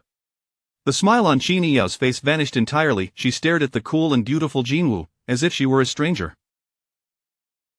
It felt as if something about Jinwoo had changed. Although Jinwoo had always held her shoulders high, she had never exuded such sharpness. It was as if a confidence born from being cherished had intensified her already resilient nature, granting her the freedom to flourish. Qin Iyo's complexion darkened. She found herself utterly displeased with this version of Jinwoo. Clearly, she was the noble daughter of the Qin family, while Jinwoo was merely a lowly love child, yet the boys discussed her more frequently. Even Fu Yuqing, despite his disdainful words, could not help but glance at her. The kiss that night had merely been a spur-of-the-moment decision spurred by Jinwoo's provocation, making it seem as if she were a mere tool for their amusement. As the most professional green tea, Qin Iyo endured momentarily before quickly forcing a smile. "Xiao Wu, I advise you not to be too strong-willed. If you hadn't kept him at bay, he wouldn't have struggled so much, you little girl, looking so demure, yet your words are so foul. Suddenly, a furious voice rang out from an elderly woman. So you are the one who made my precious feel so heartbroken. Before Qini Yao could react, a trendy old lady, dressed in fashionable brands, shielded Jinwoo behind her, brimming with maternal instinct. She blinked in surprise, her eyes lighting up. Wasn't this Duan Shurian's grandmother? Despite her advanced age, she had once been one of the key figures who propelled the Duan family to greater heights. Her standing in the capital was not to be underestimated. Grandma, hello, I am Qini Yao, the youngest daughter of the Qin family. She put on a practiced, obedient, do you remember me? Yet, the old lady merely glanced at her in confusion. Who are you? Qini Yao? And who is your grandma? I have no such disloyal granddaughter who enjoys being a third party. The old lady huffed. She had snuck out today, intending to buy something for her precious to play with. Unexpectedly, she had encountered a little brat bullying her beloved. My precious has long had better choices and wouldn't care for you little scraps. Qini Yao stood there in disbelief. Why was the old lady from the Duan family so close to Jinwoo, a mere love child? It was as if they were a pair of exceptionally close in-laws. Chapter 74 of The Little Pouting Dog. Your madam boss has arrived. The elderly lady, fuming with indignation, grasped Jinwoo's hand as they exited the shopping mall. Ah, I'm absolutely furious. My face has turned green with rage, pale with anger. I'm so enraged I could chew on grass, and I feel like I'm turning pink from frustration.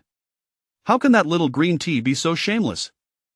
It's like a toad in a toilet. The moment it opens its mouth, it's a disaster. She looks like a person, yet she behaves so shamelessly. Why doesn't she throw herself into a pot of hot oil and see if it splatters or if she simply burns? With such a sarcastic attitude, does she live in a maze of gossip? How has this little green tea monster not been dealt with? Are they saving her for a legacy? The elderly lady, brimming with rage, placed her hands on her hips, wishing she could turn back and wield her cane against that green tea witch. Jinwoo, feeling the warmth of the hand tightly held in hers, felt a flutter of comfort within her heart. She was no longer that bully child who had to face the world alone, devoid of support. Now, she had family to protect her. Grandma, I'm fine. Jinwoo smiled gently, patting the elderly lady's trembling hand, her voice soothing. All right, let us not be upset, don't let such people ruin your health. Humph. If it weren't for the fact that today's cane isn't sturdy enough, I would have taken a few swings at her head to see if that little brat dares to act up again. Suddenly realizing that her emotions had gotten the better of her, the elderly lady felt a wave of embarrassment wash over her. TDT, oh no, I've ruined my amiable image because of that green tea monster. Ahem, my dear, your grandmother was merely provoked by that little green tea, which is why she spoke so harshly. The elderly lady cleared her throat, eager to salvage her reputation. I'm not like that, my dear. I am not fierce at all, please don't be frightened of your grandmother, oh dear. The glimmer of humor in Jinwoo's eyes deepened. I scolded her too, your scolding is far better. Jinwoo, akin to a hee, my dear, praised me, biting a rose as she makes a dazzling appearance. Not only is she unafraid of my reprimands, but she also commended my scolding, striking a pose. Ah, she even shook my hand, putting on sunglasses. She has made me the happiest grandmother in the world, opening her arms to welcome applause. It's all right, my dear, you may feel free to scold as you wish. The elderly lady's face bore the sharpness of the founding matriarch of the Duan family, a mere junior from the Qin family. Even if you slap her, she'll have to kneel and accept it. But how could I let my dear do the hitting?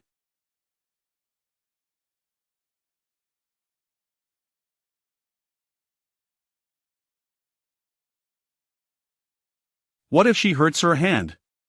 The elderly lady tapped her cane sharply against the ground, then let her slap her own mouth. Even if her hand gets hurt, it will be her own pain. Humph. Let us not speak of that little green tea anymore. Thinking of her raises my ire. The elderly lady once again smiled brightly at Jinwoo, winking at her like a mischievous old child. Darling, are you on a break today? That silver necklace you bought? Oh, visiting is wonderful, and perhaps unlocking some office play. Hee, all right, I won't disturb you further. Before leaving, the elderly lady slipped a black card into Jinwoo's hand. If you go on a date and see something you fancy, if that rascal Ian doesn't buy it for you, just use grandma's money.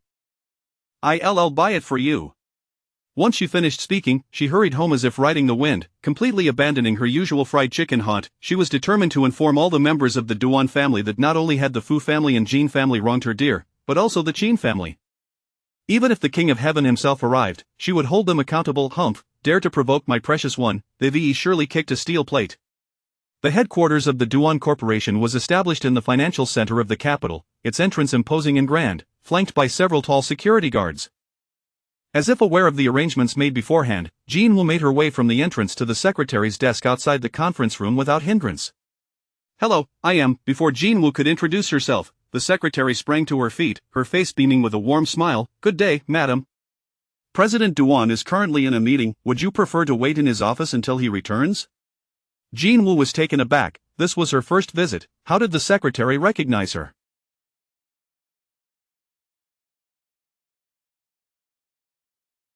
Sensing Jean Wu's confusion, the secretary explained with a smile, "Actually, President Duan instructed us on the very first day he distributed wedding candies that if you were to visit, we must ensure you are welcomed immediately and never neglected."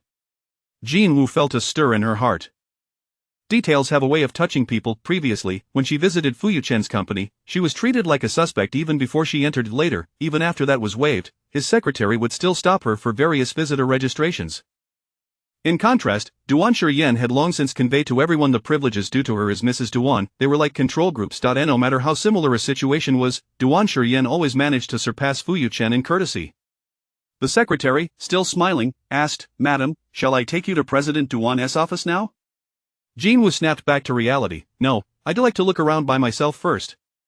Before leaving, she gently arched her delicate brows and nodded, "Thank you, and I appreciate your hard work." As soon as Jean Wu stepped away, her aura is amazing, and she is incredibly beautiful. And she is so gentle, not an ounce of arrogance. When she smiled at me just now, I almost melted. No wonder President Duan is such a life winner. Not only is he handsome and wealthy, but his wife is also stunning. Gosh, can I get a copy-paste of that luck? I need it urgently. It's no wonder President Duan has been dressing like a peacock lately. With such a beauty, I'd not only dress up like a peacock but also willingly let her lead me alone. Jean Wu quietly approached the conference room not far away, the door slightly ajar, and familiar deep tones drifted from within. This proposal has a very low completion rate.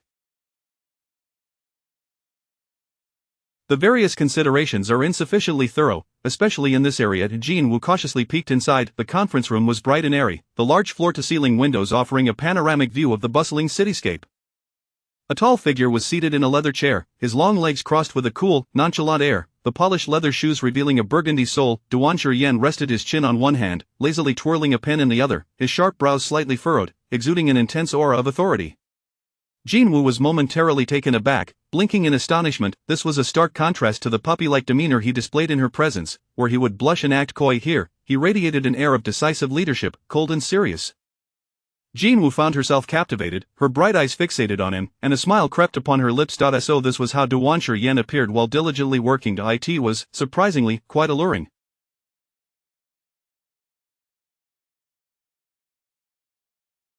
Her heart fluttered, and she couldn't resist pulling out her phone, activating the camera, and aiming it at the man before her. Click, the sudden sound of the shutter echoed unexpectedly. Jean Wu, oh my god, how did I forget to silence it? Her spine stiffened immediately, akin to a starstruck fan caught in the act of taking a covert photograph, and she hurriedly turned to retreat from the doorway. Fortunately, the sound wasn't too loud, and with the ongoing discussion inside, Duan Shiyan likely hadn't noticed her intrusion. Just as Jean Wu turned, feeling a wave of regret wash over her, Duan Shiyan lifted his gaze, spotting her hurriedly escaping figure. He rested his chin on his hand, unable to suppress a pleased chuckle. The executive reporting on the process suddenly felt a shiver run down their spine. What just happened? Just moments ago, President Duan had appeared as a cold-hearted capitalist, and now he seemed to be glowing with warmth. Did he say something wrong that sent him into a fit of rage? Today's meeting will conclude here. Before anyone could regain their composure, the head of the Duan family, seated at the front, smirked, pride radiating from him. Your madam boss has arrived. Taking advantage of a rare moment of leisure while on a business trip, Xiaoying immediately logged in to check on her friend's romantic progress. Hey, Wu Bao, how is your relationship with Duan Shiyan developing? How did it feel? Was it comfortable? Did you find it pleasurable? Is he particularly skilled? Jean Wu, what kind of nonsense is this in broad daylight? The audacity of her friend's bold inquiries sent Jean Wu's already fluttering heart racing even faster. The suspicious flush on her cheeks deepened. And no, not yet. Xiaoying, not yet, excuse me, is Duan Shiyan a ninja turtle or something? How could you possibly endure it in the... You can't possibly be incapable, can you? However, from Jean Wu's tone, it seemed she was not entirely averse to the idea. Xiaoying even detected a hint of girlish shyness blossoming within her friend.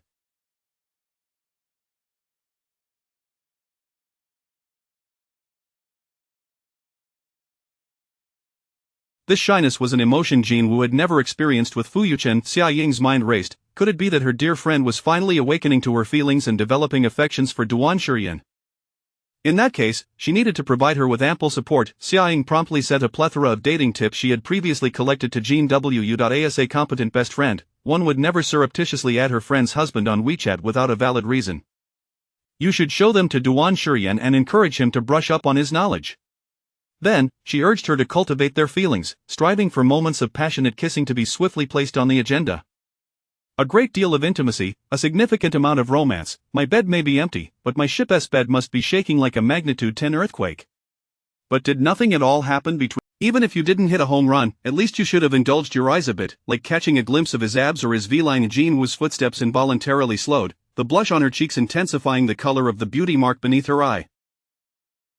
I candy, as if a memory had been successfully triggered. She couldn't help but recall that night, the man's alluring and commanding physique. Each inch of his robust, flowing muscle lines resembled a masterpiece meticulously sculpted by an artist. Though still in a state of anticipation, it was evident he exuded remarkable strength. The stunning vision felt tantalizingly close, causing Jin Woo to blink her eyes in a flurry of confusion, even experiencing an unexplainable dryness in her mouth. The other party suddenly fell into an odd silence. Xia Ying tilted her head slightly. After years of friendship, she had picked up on her friend's little habits. Just like now, Jin Woo's sudden silence indicated that Xia Ying had struck a nerve. This realization made Xia Ying even more exhilarated. Wait, I called you around 11 o'clock, didn't I? As expected of the youngest gold medal journalist, her instincts were spot on. Could it have been I've heard that men often prefer to appear shirtless after a bath, and especially someone as cunning as Duan Shiyan would seize the opportunity to entice his wife. So, did he really just drape a towel around himself and step out? At that moment, her palm had rested against his chest, and even though she had felt somewhat tipsy, she could distinctly perceive the firmness of his pectoral muscles. Jin Woo's heart raced once more. Jin Woo's heart fluttered. This familiar scenario was unfolding again. Before she could react and turn around, she felt a familiar warmth press against her back, followed by a low, magnetic voice whispering lazily into her ear, "Where is it hard? Baby." Chapter 76. From the very beginning, I have been drawn straight to you. The man's low, magnetic voice was irresistibly alluring, especially as he playfully addressed her with an endearing term that tantalized her ears. Jin Woo's eyelashes fluttered lightly, her heart racing uncontrollably, spiraling into. On the other end of the phone, Xia Ying, the clever little sprite, had already hastily ended the call, showcasing the essence of their plastic sisterhood, boldly facing challenges alone. Duan Shiyan. It was truly a misunderstanding. He had merely intended to return to his office along the corridor, only to inadvertently overhear his wife's assessment of him. Remarkably, the appraisal was quite flattering. A low, pleased chuckle escaped his throat once more. Then, Mrs. Duan, care to explain why you were secretly taking a photo of me just now at the meeting room entrance, With the distance between them now diminished, Duan Shiyan leaned closer, his lips just grazing the tips of her ears turned an even deeper shade of crimson. What hedgehog? She was nothing like a hedgehog. Besides, she hadn't fled, she had merely walked a tad quicker than usual. Jin Woo's clear eyes glared at him, resembling a small creature prepared to retaliate, her tone uncharacteristically spoiled by affection. It is perfectly reasonable and lawful. Duan Shiyan observed her lively, playful expression, unable to suppress a smile. He deliberately provoked her. Well, it is equally reasonable and lawful for a husband to overhear his wife's conversation. However, I had no idea until I listened that our esteemed Dr. Jin is so pleased with my physique. Duan Shiyan's brow arched, his heated breath enveloping her once more. So, he elongated his tone, would you like to touch it again? He seemed to be brazenly enticing her. The man raised his exquisitely handsome brows, his sultry voice teasing Jin Woo's ears again. I could lie down, or you could sit on my lap while you touch me. After all, who told our doctor Jin that she has the right to govern my body? Duan Shiyan's teasing gaze lingered, his voice languid and filled with yearning. If you happen to pinch me too hard, you'll just have to endure it, one to you? The proximity allowed Jin Woo to feel his searing body heat, momentarily clouding her mind. What did he mean by pinching him? What did he mean by enduring it? And with that suggestive tone trailing off, in that instant, Jin Woo felt as if a kettle had begun to boil atop her head, emitting a piercing whistle. Her heart raced, and her cheeks burned intensely. Normally, when faced with those who irritated her, she could swiftly retort like a prickly hedgehog, catching them off guard. Yet, when it came to Duan Shiyan, she was perpetually at a loss. Jinwoo bristled. It was all his fault for being so provocative that she was left speechless. You little rascal. With a hint of vexation, she shot Duanqian a glare, resolved to read the message but not reply, turning sharply to walk away. Duanqian watched her retreating figure, her steps imbued with the air of someone slighted. He couldn't help but smile once more. TSK, she was simply too adorable. How could someone look so endearing even when sulking?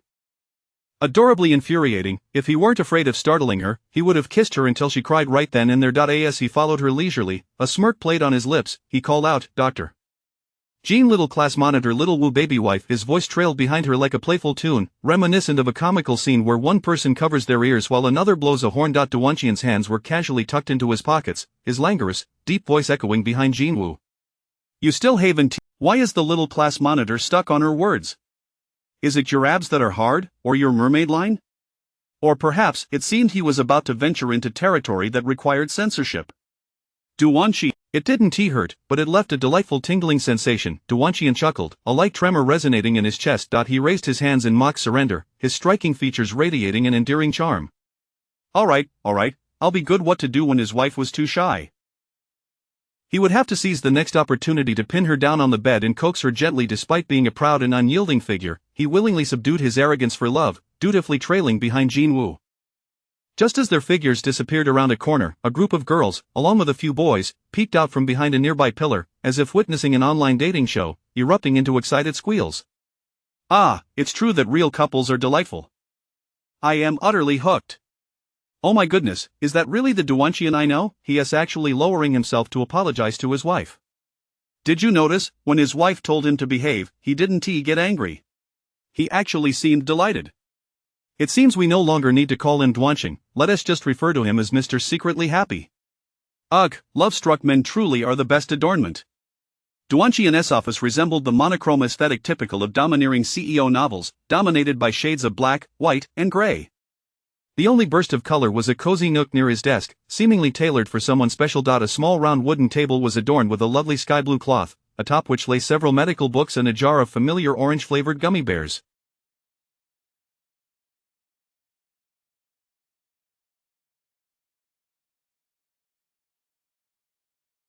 On a soft, creamy white leather sofa, two plush dog cushions, one white and one yellow, snuggled closely together, as if arranged with intention. Jinwoo blinked in astonishment. It's prepared for our Mrs. Duanqian leaned slightly towards her, meeting her gaze. This way, when our Mrs. Duan comes to visit, she won't feel bored. He had managed to arrange all this in such a short span of time.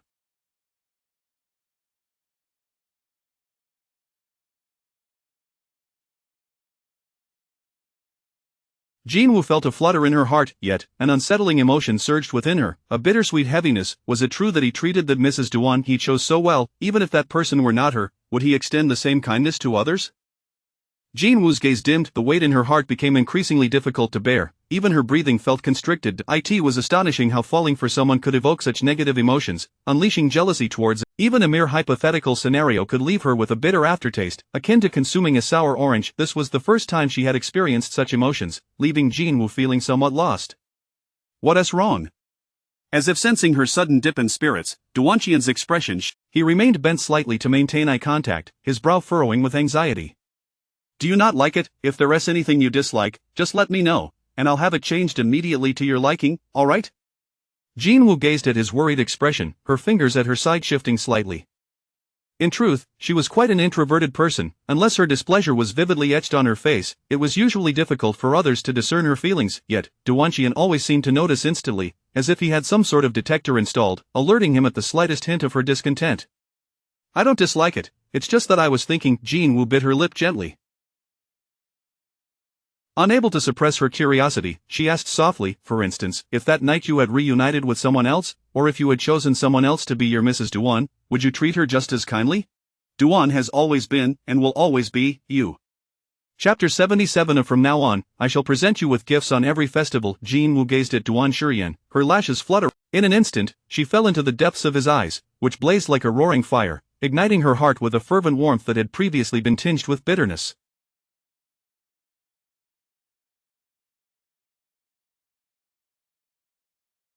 His earnest words felt akin to a confession. Before she could fully comprehend the moment, Duan Shurian playfully flicked her forehead once more. So remember, do not indulge in wild fantasies. Perhaps some scoundrels are adept at masquerading, donning expressions of deep affection and employing sweet words to deceive and amuse, yet, when it comes to Duan Shurian, she found herself believing every word he uttered, convinced he spoke truthfully, without deceit. He lowered his gaze, fixating on the exquisitely wrapped box before him, his voice slightly hoarse. For me? Over the past decade, he had never imagined he would one day receive a gift from her own. In countless secret glances, Jinwoo had always turned her gaze toward another person. She would smile beautifully for him, cheer him on, prepare medicine for him when he fell ill, and clumsily strive to bring him joy whenever he was downcast.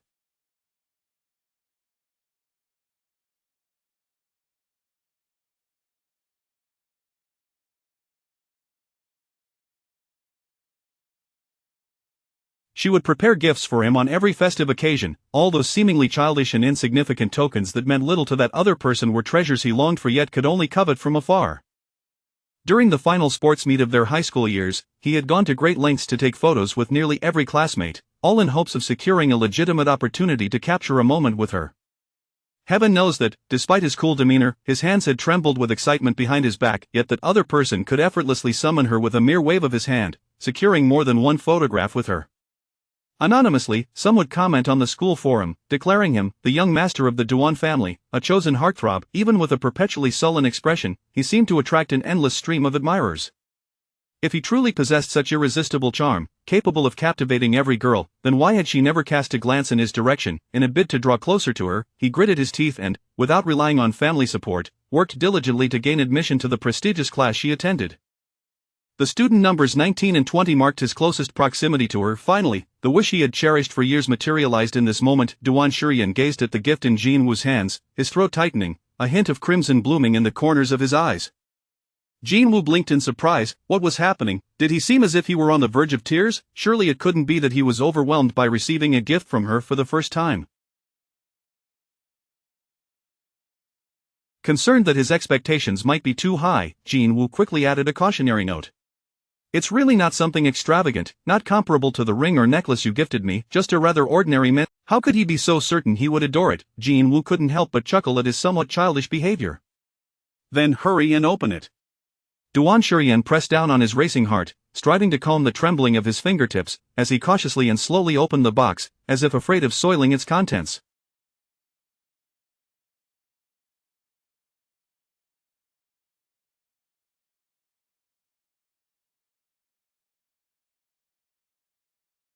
A silver sun pendant necklace gradually came into view. Duan Shurian's pupils constricted, his heart surging like turbulent waves, the sound of his thunderous heartbeat echoing in his ears. He had gifted her a moon necklace, and she had returned the gesture with a sun necklace.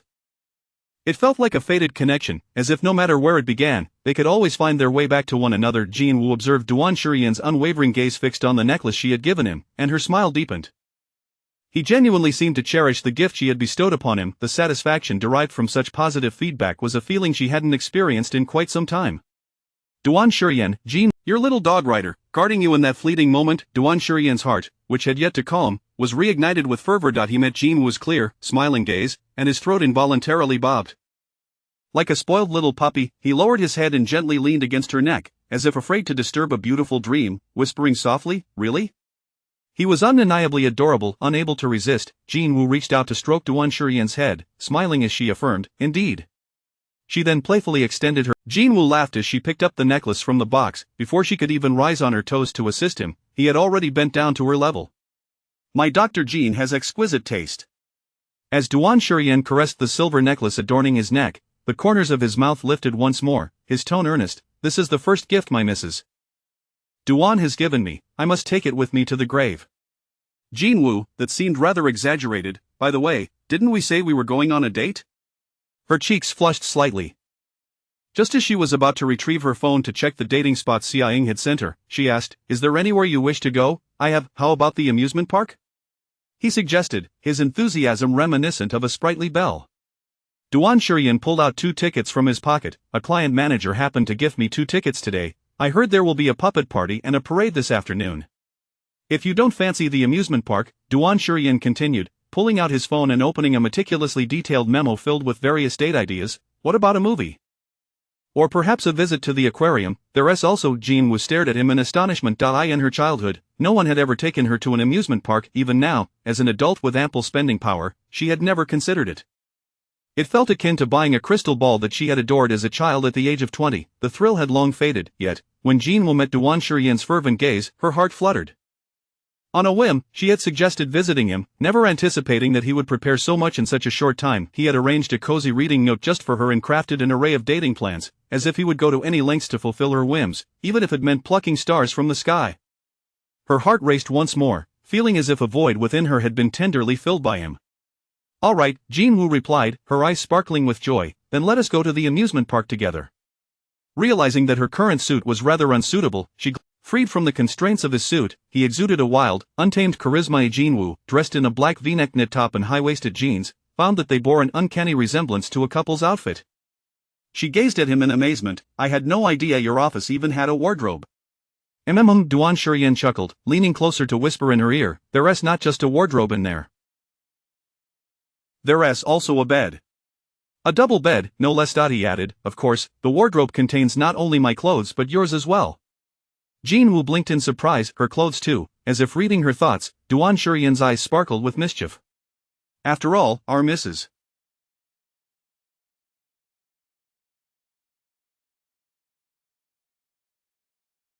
Duan tends to be a bit shy." He leaned in closer, his deep, magnetic voice dripping with suggestiveness. "If we find ourselves unable to resist mischief here, we can quickly change outfits afterward." What kind of mischief did he mean? Surely, it couldn't be what she was thinking. Just as the feisty little hedgehog was about to deliver a righteous punch to the cheeky pup, he raised his lips in a playful smile, gently brushing her slightly furrowed nose with his long, slender finger. "I'll be there shortly." He spoke with an air of mystery. Despite her internal teasing, Jinwoo could not help but keep a smile on her lips. As she stepped out from the entrance of the building, a thunderous roar suddenly approached from afar. Jinwoo looked up at the sound, only to see Duan Shiyan, clad in a dashing jacket, riding a sleek black and red motorcycle, coming to a smooth halt before her like a seasoned racer. He removed his helmet with a flourish, revealing striking, rebellious eyes. "Princess Wu Wu, please get on." Duan Shiyan extended his hand toward Jinwoo, brimming with vigor. "Your little dog rider, guarding you." Chapter 79. A super sweet date. The ascendant warms up just for her in the afternoon sunlight. A man clad in a tactical jacket straddles a sleek motorcycle, reminiscent of the silver-haired youth who once glided through the campus on his skateboard, chin held high with carefree pride. Back then, she had merely cast a hurried glance while clutching her textbooks, perceiving him as an embodiment of unrestrained freedom, akin to a distant sun, perpetually radiant and aloof, never deigning to cast a glance at anyone below. Yet now, Jinwoo lifts her gaze to meet the searing intensity of Duan Shiyan's eyes. In this moment, his deep, dark pupils are fixated upon her with unwavering concentration, as if this blazing, summer-like light has been illuminating her since long ago. Jinwoo's breath hitches, overwhelmed by the thunderous rhythm of her own heartbeat. "All right." Gradually regaining her composure, Jinwoo gently places her hand, "and the bed too," the dog rider adds internally. Jinwoo gazes at the helmet in her hands, her heart racing once more. For someone like her, who has long been deprived of love, the concept of exclusivity is undeniably precious, yet always feels just out of reach. But now, with that scorching sunbeam, it has all been solemnly placed in her hands. From this moment forth, she begins to possess something that is entirely her own. Jinwoo's heart stirs, her lips involuntarily curving in, "Little Princess Wu Wu." This master of names has bestowed upon her yet another delightful title. However, it sounds rather lovely. "Hold on tight." Duan Shiyan adjusts his helmet, gripping the handlebars, his long legs exuding an Summer attire is often light and airy, and today, Jinwoo wears a v-neck knitted short-sleeve top that accentuates her slender waist and reveals her delicate collarbones. And now, as she presses directly against Duan Shiyan's heated back, she can distinctly sense his body radiating warmth. In that instant, Duan Shiyan feels his spine tense, the lines of his muscles unwittingly tightening. Damn, his Adam's apple bobs as an unnamed fire ignites within him. If not for the helmet concealing his face, it would be evident that he is blushing furiously. Tisk, unbelievable. Duan Shiyan listens to the frantic pounding of his heart and feels the heat rising in his ears, silently mocking his lack of self-control. "You useless thing, how pathetic." Wasn't it just his wife leaning against his back? Wasn't it merely a casual embrace? Why does it evoke such a strong reaction? Meanwhile, Jinwoo, whose cheeks are flushed and arms gently wrapped around the man's waist, also feels her heart racing. Is it too warm, or is it just her? Why does it seem as though Duan Shiyan's body temperature is rising? The roar of the engine erupts, the sleek black and red motorcycle surges forward like a bolt of... It feels as if the oppressive heat of summer has been dispelled, replaced by a refreshing breeze that sweeps past her ears, bringing forth a sense of exhilarating freedom. At this moment, Jinwoo feels like a bird soaring through the sky, overwhelmed with joy. How peculiar, although the surroundings are familiar sights, they seem strikingly different now. Embracing Duan Shurian's sturdy waist, her cheek pressed against his back, her heart continues to race. If it weren't for the roar of the engine, Duan Shurian might have heard the rhythm of her heart beating just for him. Though it is only July and summer vacation has yet to officially commence, the amusement park is still bustling with visitors, filled with laughter and joy. Upon entering, Jinwoo prepares to consult the map for the locations of popular attractions when Duan Shurian takes her hand, his fingers intertwining with hers effortlessly. Though this is not their first time holding hands, Jinwoo still feels her cheeks warm as she looks up at him with her bright, clear eyes. Look! Duan Shurian's brow arches slightly as he points to a nearby sign. Following his gesture, Jinwoo sees a message: to prevent loss, parents are advised to keep a close hold on their children. Be sure to hold on to me. Duan Shurian chuckles softly, leaning in closer, his voice playfully elongated. Guardian sister, it feels as though a soft, furry puppy's head has nudged her. Jinwoo's ears turn crimson. How endearing! She meets his blazing gaze, her smile widening as she playfully pinches his fingers. All right, Duan little darling. But if you keep holding my hand, I won't be able to look at the map. Just as Jinwoo finishes speaking, the ever-prepared Duan Shurian has already taken her hand, lifting his chin with an air of confidence. No need for a map. Your dog rider will guide you. Their first stop is the park's souvenir shop. Wow, there are so many headbands, and they're all so adorable. Jinwoo gazes at the wall adorned with an array of cute headbands, her eyes sparkling with excitement. Her gaze shifts, landing on a grayish-white headband with fluffy canine ears. Without hesitation, she picks it up, her voice light with enthusiasm. Duan Shurian, come look at how cute this dog headband is. Do you want to? Before she can suggest he wear it, the man before her bends down, like a knight awaiting his princess to crown him. Jinwoo is momentarily taken aback, then smiles as she places the headband atop his head. There you go. Duan Shurian lifts his head, a bit unaccustomed to wearing such an accessory for the first time, yet he straightens his posture, lazily tilting his chin like a proud pup. How do I look, handsome or not? The man before her, clad in black, yet now, he wears a fluffy dog headband, coupled with a playful expression reminiscent of a kindergarten child seeking approval, creating an adorably striking contrast. Jinwoo cannot help but laugh, giving a thumbs up. Very cute. Duan Shurian. Why cute and not handsome? Does he only exist as a cute figure in his wife's eyes? But upon meeting Jinwoo's bright, sparkling gaze, any hint of sulkiness dissipates. Cute it is, then not as long as his wife is pleased, he will embrace this childishness.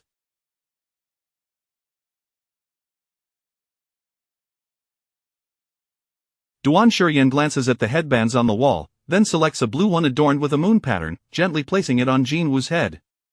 Beautiful. His deep-set eyes narrow slightly, his gaze burning as he fixates on her, as if a flame flickers within. My moon. Jinwoo's breath catches, her heart racing.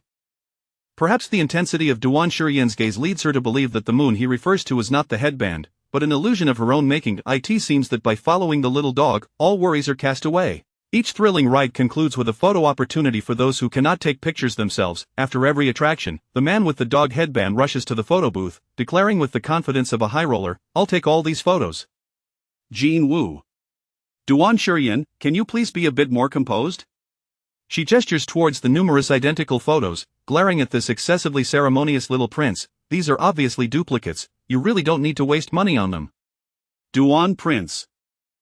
I will not. Everything related to my wife is all in. Jinwoo, exasperated by his extravagant behavior, is about to tug him away when she catches sight of a nearby shooting range.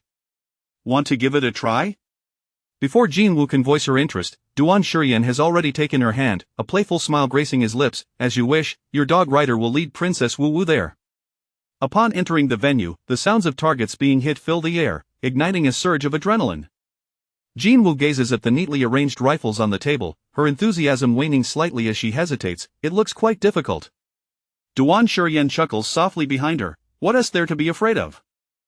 I'll teach you. Stepping behind Jinwoo, he guides her hands to grip the rifle alongside his low, soothing voice whispering in her ear, now, spread your legs apart. Chapter 80 Inches Doctor. Jin seeking my sensitive spots? The man's low voice beside her ear was akin to earnest instruction, yet it carried an undertone of deliberate seduction, especially as he leaned closer, enveloped. She could distinctly feel his taut waist and abdomen pressing against her back through the thin fabric of her clothing, his undeniable strength radiating an unceasing heat towards her. Jinwoo's breath became erratic, her crimson lips instinctively pursing together. Her ears had always been her sensitive area, she would shy away even from the slightest accidental touch by others, how much more so when he, Duan Shurian, was so close, as if he could kiss her with the slightest inclination of his head. In that moment, her ears flushed a vivid peachy pink under his gaze, akin to a pristine camellia flower, blooming with the unique vibrancy of spring. Duan Shurian's breath suddenly deepened. His long lashes cast shadows over his darkened gaze, brazenly fixed upon the blush radiating from Jin Woo's ears. His canine teeth tingled with an instinctual desire to bite. Duan Shurian swallowed hard, struggling to suppress the urge, forcing himself to divert his gaze from that enticing spot. Tch, look at him, so pathetic. Just because his beloved's ears turned red, he was behaving like a starving wolf. Duan Shurian gritted his back teeth, his eyes darkening. Previously, Xuanan had played the role of a concerned mother, bombarding him daily with a plethora of romance novels, many of which were of the Buddhist sun genre. Should he perhaps follow suit and don a string of prayer beads to temper his fiery impulses? Duan Shurian swallowed again, barely managing to rein in the possessiveness flickering in his gaze, reverting to his usual languid and carefree demeanor. Duan, what is happening here? So red? He arched an eyebrow, his lazy tone elongated. I always thought our Dr. Jean seemed rather sensitive, but who knew that such simple hands-on instruction could leave her ears so heated? Or perhaps, Duan Shurian tilted his head slightly, his deep, alluring eyes curving into a mischievous arc. Our doctor Jean has been entertaining some naughty thoughts, Jin Woo felt as though she had been scolded. Abruptly snapping back to reality, she raised her gaze to meet the teasing glimmer in his eyes, her demeanor bristling like a startled hedgehog. What nonsense was this? As if he were not sensitive, and she was a respectable person, not entertaining any naughty thoughts. Jin Woo's eyes widened slightly, unable to resist a playful pout. She reached out and pinched Duan Shurian's waist. A jolt of electric sensation surged through her, leaving a tingling thrill in its wake. Duan Shurian instinctively inhaled sharply, tilting his head back, his eyes fluttering shut momentarily. Yet, he appeared anything but pained. Rather, he seemed to revel in it. Duan Shurian couldn't help but, such audacity, pinching a man's waist so freely. Did she not fear igniting a fire? Just as Duan Shurian was about to raise his dangerously glinting gaze, intending to teach Jin Woo a lesson. Damn, how adorable, how could anyone be so charming? Truly maddening. Another day where he wished to punch the earth into oblivion. Duan Shurian leisurely relaxed his features, leaning closer to her, his eyes shimmering with delight. Is Dr. Jean seeking my sensitive spots? My sensitive spots extend beyond this area. His voice dipped low, deliberately enticing. Our Dr. Jean needs to continue her exploration. The distance between them closed once more. His fervent breath cascaded over Jin Woo's. Jin Woo could not help but glare at him in feigned annoyance. Duan Shurian. She seized the rifle from his hands, casting a clear glance at him, turning away with a composed demeanor. If you continue with such indecent remarks, I shall seek instruction from. What was this? Clearly meant as a warning, yet it sounded more like a playful pout. Jin Woo had intended to maintain her aloof demeanor, but the laughter in her eyes betrayed her, her tone lightening. Then you better teach me seriously. Duan Shurian's lips curved into a smile. He taught with utmost seriousness, and Jin Woo learned with fierce focus. Soon, she grasped the fundamentals, transitioning from missed shots to hitting the bullseye with every shot. Look, I did it. After successfully hitting, struck by her enthusiasm, Duan Shurian's lips curled into a lazy smile. Which little darling is so impressive? He bent down slightly, gently brushing her nose with his fingers, unreservedly praising. Of course, it is our little Jin Woo darling. Jin Woo felt her heart race at the intensity of his gaze, her cheeks flushing as she turned. I want to try again. All right. Though the rifle was not a real one, Duan Shurian remained concerned that if Jin Woo continued to hold it for too long, her shoulder might become uncomfortable. Thus, he stood behind her, subtly lifting his palm to support the rifle, absorbing the recoil entirely. After nearly an hour of enjoyment, Jin Woo finally felt satisfied. Her radiant face glowed with vitality, and her bright eyes sparkled as if sprinkled with a jar full of stars. Jin Woo's eyes curved in delight. It had been ages since she felt this relaxed. Spotting a vending machine in the venue, she pointed. Wait for me here, I'll go buy 2 bottles of water. No sooner had she walked away than a girl with a starry hairband approached with a friendly smile. Hey there, was that handsome guy your boyfriend? Oh, my goodness, she too wished to marry such a beautiful lady, the girl continued. I noticed you both for quite a while, and I truly believe your husband loves you dearly. Jin Woo was taken aback. This was not the first time she had heard such a sentiment. That shooting earlier, was it your first time playing? Although the rifles here are for recreational use and less prone to misfire than real ones, having him support the rifle like that is how perilous it truly was, yet he had acted as if nothing were the matter, continuously supporting her. Jin Woo hurriedly thanked the girl and turned back towards her previous position.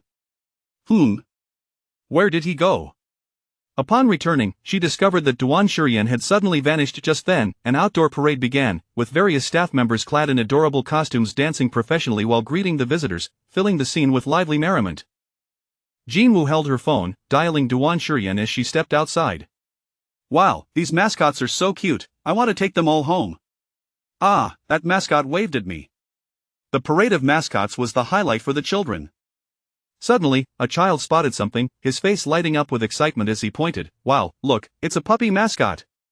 Chapter 81 Duan Shurian's heartbreak. Jinwoo was married. Jinwoo's footsteps came to an abrupt halt. As if sensing something, she turned and raised her gaze.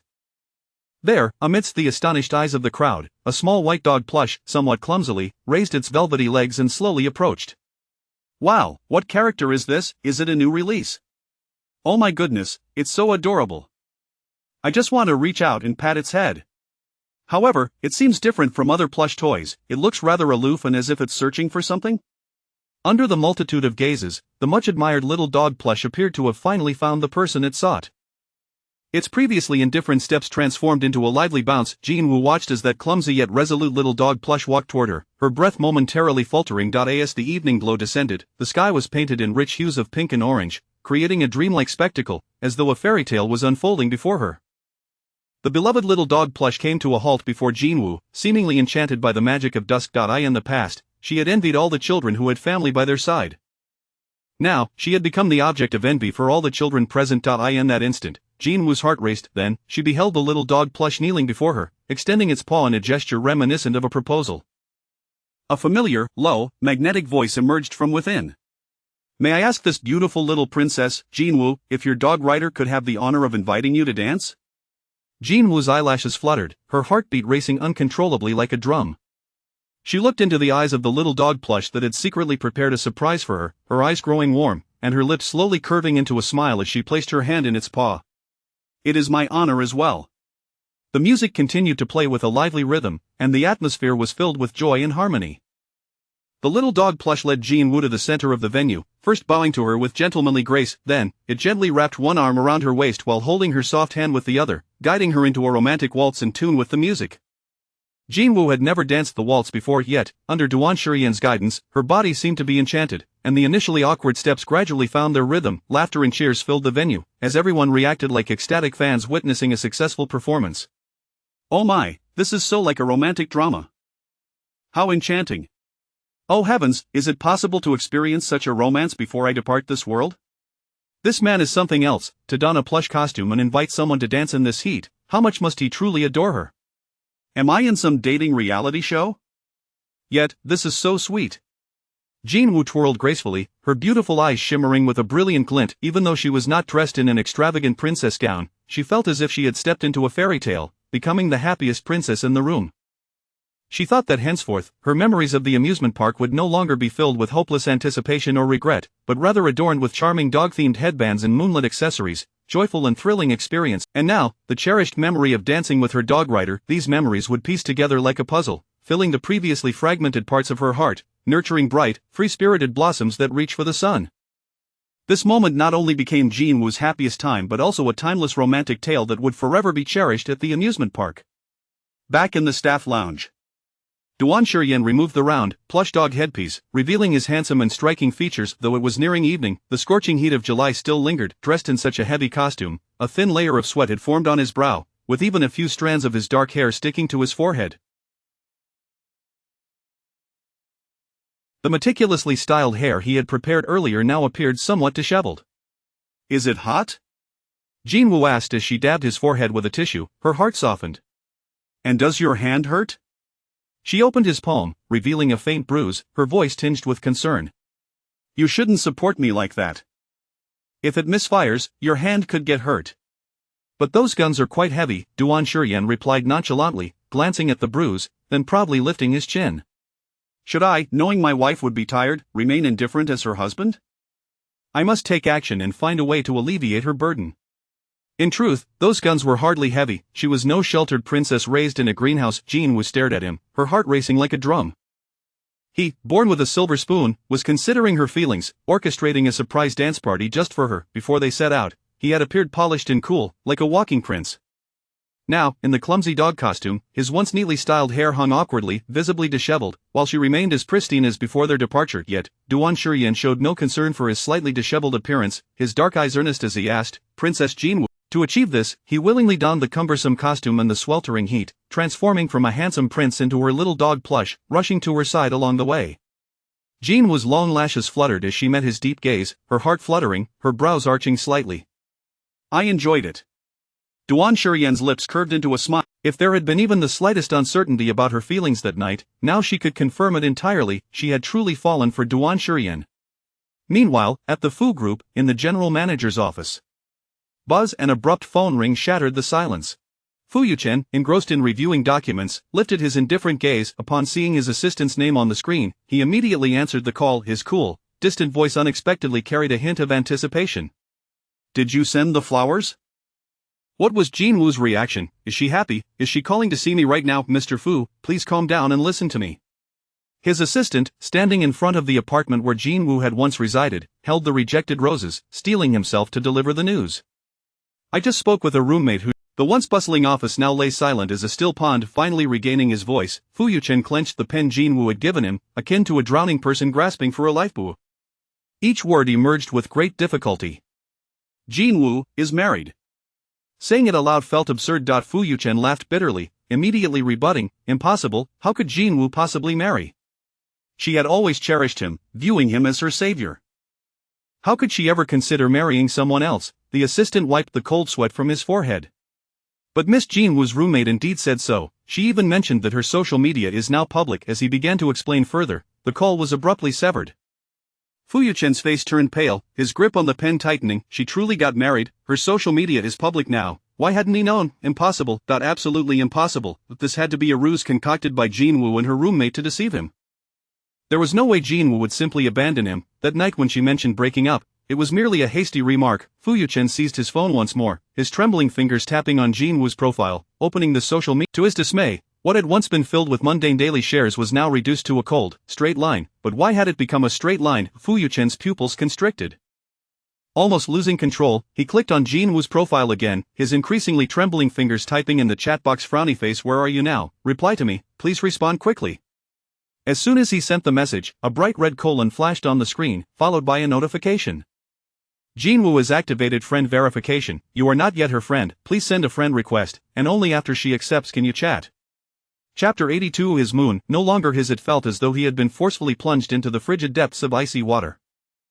Fu Yuchen's body trembled violently, an overwhelming wave of chilling despair surged through his limbs, suffocating his very core. He stared in disbelief at the crimson exclamation mark on his phone screen, along with the accompanying reminder in small print, his eyes turning a furious shade of red.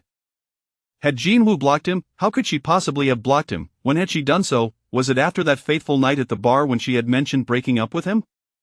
It would explain why he had yet to receive a response from her. Fu Yuchen's grip on his phone tightened abruptly, and in that instant, his heart felt as though it were being constricted, making each breath a laborious task. Despite the sweltering summer heat outside, the air in the room felt as if it had been swept into an unrelenting winter, the temperature dropping silently, sending shivers down his spine. It must be a lie. After a long pause, Fu Yuchen moved his lips, attempting to comfort himself in a trance-like state, his voice hoarse and barely audible. It has to be false. How could Jean Wu possibly marry another man? She has always loved me the most. There is no way she would willingly choose someone else. Yes, she must be testing me. She wants me to concede first. This elaborate ruse involving others was merely a ploy to make him anxious, to provoke him into seeking her out. Jean Wu had pursued him relentlessly since childhood, a chase that spanned 17 years. Even when the attention-grabbing Duan Shurian buzzed around her like an unwanted fly, she had never once spared him a glance. How could someone who loved him so deeply ever claim to let him go? Thus, it was evident that Jean Wu was merely acting for his benefit. She had intentionally blocked him on WeChat and conspired with her roommates to deceive him into believing she was married, all to capture his attention. Fu Yuchen let out a cold, mirthless laugh, his gaze darkening, the humor failing to reach his eyes. She is indeed the daughter of a mistress. She possesses a certain cunning. Fu Yuchen's frenzied mind began to cool slightly. He grasped his phone again, bypassing his contact list, directly entering Jean Wu's number and dialing her. The outcome was disheartening. After a few rings, an impersonal automated voice responded, "Hello, the user you were trying to reach is currently busy. Please try again later." Bang. Fu Yuchen abruptly leaped from his chair, his entire visage dark as ink, nearly cracking under the weight of his frustration. In his moment of agitation, a pen. Fu Yuchen's body jolted as he snapped back to reality. He stared blankly at the broken pen on the floor, resembling a lifebuoy that had completely sunk. He crouched down slowly, retrieving the fractured pen, his gaze akin to that of a lost child searching for the way home. The pen, once cherished and now on the verge of losing its paint, had been his chosen instrument of writing, despite the existence of numerous pristine alternatives. Why, he could not fathom the reason, even he himself was unaware. With eyes aflame with despair, Fu Yuchen scrutinized the damaged pen in his hand, as if it were an ominous omen. It seemed to warn him that certain things, once broken, could not be mended, no matter how fervently one might try. They would ultimately be lost, just like his moon, which had chosen to abandon him. It cannot be. Jin Woo would never leave me. I am her first love, her salvation. She could never forsake me. Frozen in place, Fu Yuchen's previously composed demeanor shattered once more, panic clawing at his insides. No matter how poorly he had treated her in the past, Jin Woo had always indulged him. Why was it different this time? He had not been unfaithful. It had been a mere impulsive kiss with another woman, one he had even pushed away right after. It felt as though something was lodged in his chest, making it difficult. This was an emotion he had never encountered before. She must be deceiving me. No, I must go to her. I need to uncover the truth behind her ruse. As the illegitimate daughter of a mistress, Jin Woo undoubtedly possessed a knack for utilizing such underhanded tactics. He refused to believe that she could truly sever their connection. It was merely a strategy to compel him to bend to her will. Without calling for a driver, Fu Yuchen seized his car keys and stumbled out in a frenzy. Chapter 83. The breaking point. Fu Yuchen was utterly infuriated as the black sedan careened uncontrollably towards the community where Jin Woo had once resided, without even pausing to shut the car door.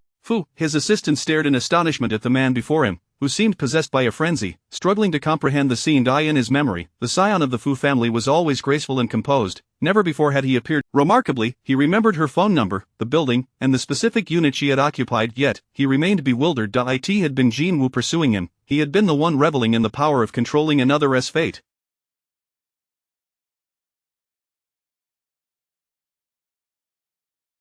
Such trivial details should not have warranted his attention. Why then did they linger in his mind? An inexplicable emotion surged within him once more, yet Fu Yuchen could not grasp it.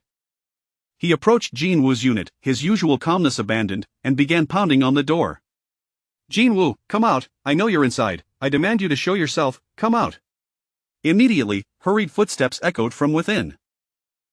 A glimmer of hope ignited in Fu Yuchen's crimson eyes. See, he knew Jin Woo was inside. Her earlier claims of moving and getting married had merely been part of her ruse. Didn't that person clarify it for you? And Jin Wan looked at Fu Yuchen in confusion. Jin Woo is married now, didn't you know?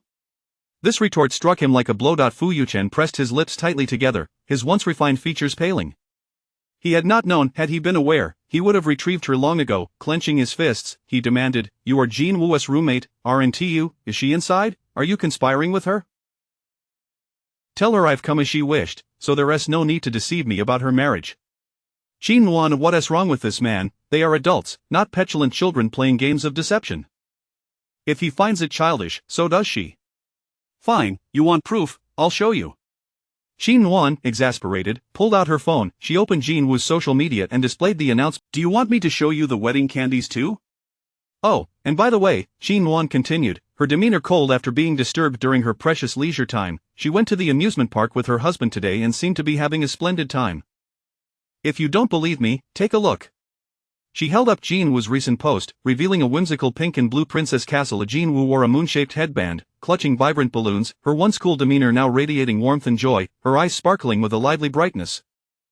Fu Yuchen stared blankly at the photograph, captivated by Jin Woo's radiant smile, one he hadn't witnessed in a long time.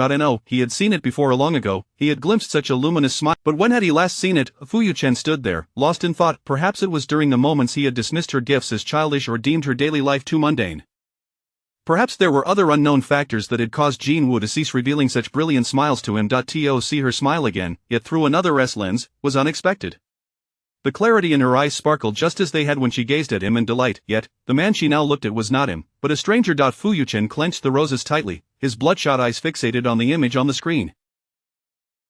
His heart felt as though it had been pierced by a knife, unleashing a torrent of pain that he could not contain. Jin Wan crossed her arms, observing him with newfound understanding. So, he was the ex-husband. Given her knowledge of Jin Woo's character, she knew she wouldn't cut ties without cause. The man must have done something to cross Jin Woo's boundaries, prompting her to sever all ties. Now, this ex-husband was only beginning to realize the ramifications of his actions, leading him to crumble before her. Jin Wan rolled her eyes in exasperation. Where had he been before, claiming Jin Woo had merely been acting? A man who shirks all responsibility onto women is nothing but a disgrace. Thankfully, Jin Woo had moved on quickly. A man so lacking in manners was destined to be left behind. Jean, I can assure you she is not the type to be willful and capricious. You must have done something to create this situation. Rather than wallowing in impotent rage, it would be wise to reflect on your own missteps. However, Dr. Jean is now married, and from what I observe, her husband treats her well. You can see how happy she looks in that photograph. Qin Nuan's gaze bore into Fu Yuchen's increasingly reddened eyes, each word deliberate. You are too late. How could he be too late? He had been the first to encounter Jin Woo. The impeccably dressed man, roses in hand, stood rooted to the spot, his head bowed in despair, his sunken eyes awash in a deep crimson hue.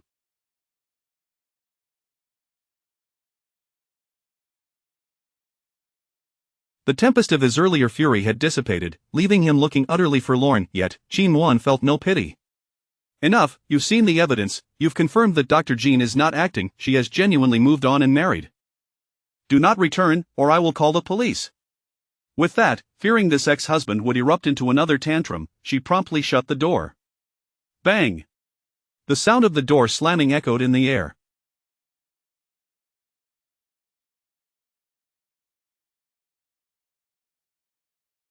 Fu Yuchen blinked, as if just emerging from a stupor. His throat felt parched, and his legs felt weighed down, devoid of the strength to lift even slightly.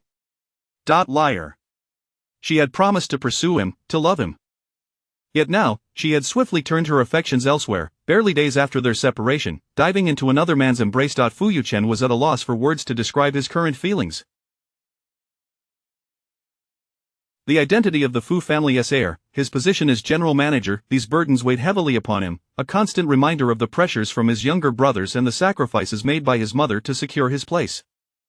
Yet, Jin Woo had approached him with genuine sincerity, offering him the only breath of freedom he could find within the cage that was the Fu family, but now, he had lost even that semblance of freedom. Fu Yuchen was unaware of how he made his way downstairs, his weary body on the verge of being engulfed by the encroaching darkness of the night. He gazed up at the moon suspended in the night sky, recalling the image of the marriage certificate he had glimpsed earlier, alongside Jin Woo. His expression darkened, a brooding intensity overtaking him. Who took my moon away? Find out immediately. Fu Yuchen gritted his teeth, his eyes ablaze with fury. Investigate who. I want every detail about that damned man and his entire family. Based on the timeline of Jin Woo's marriage certificate, he was certain no influential figures had wed her during that period. She must have married an ordinary man. Wait, there was one individual whose marriage certificate coincided with Jin Woo's. Fu Yuchen's footsteps abruptly halted, his breath catching in his throat. It was Duan Shurian, chapter 84. Even if he kneels, Jin Woo will not forgive him. Fu Yuchen stood frozen in place, a sudden chill sweeping over him despite the sweltering summer night.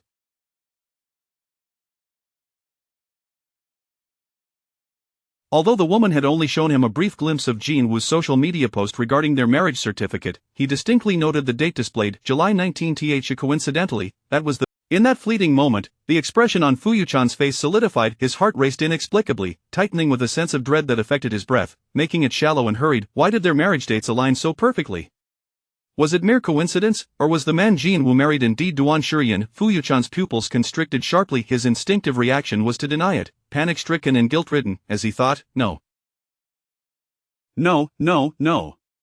It cannot possibly be Duan Shurian. If that were the case, he would have flaunted his wedding ring to his arch-rival last night. Moreover, when he had glimpsed Jin Woo's. Thus, the man marrying Jin Woo could not possibly be him. It had to be someone else entirely. After a moment of rational analysis, Fu Yuchen's previously taut spine gradually relaxed. The roses he held drooped at his side, several petals drifting down to the ground like fallen leaves. The truth, stark and undeniable, lay before him. Yet, Fu Yuchen, in his arrogance, had underestimated Jin Woo's significance. Even as the truth loomed closer, he pushed it away, just as he had once cast Jin Woo aside, embarking on a path shrouded in darkness from which he could never return. Get to the bottom of this for me. I must know who that audacious man is.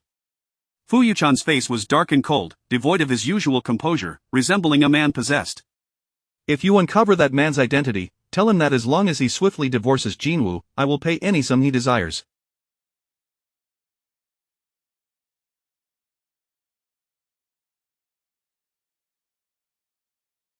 But if he refuses to cooperate, then he should prepare for the consequences. Fu Yuchen sneered, a hollow laugh escaping his lips. How could an ordinary individual dare to vie for someone against the illustrious Fu family?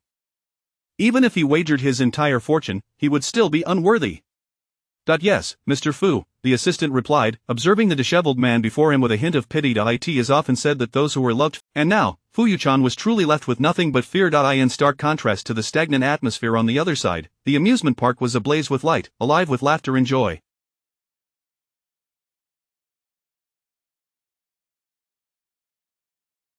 Despite having worked a night shift the previous evening and spending the entire day at play, Jinwoo felt not an ounce of fatigue. Instead, she gazed at the park map with vibrant energy, her clear, bright eyes sparkling like the moon suspended in the night sky.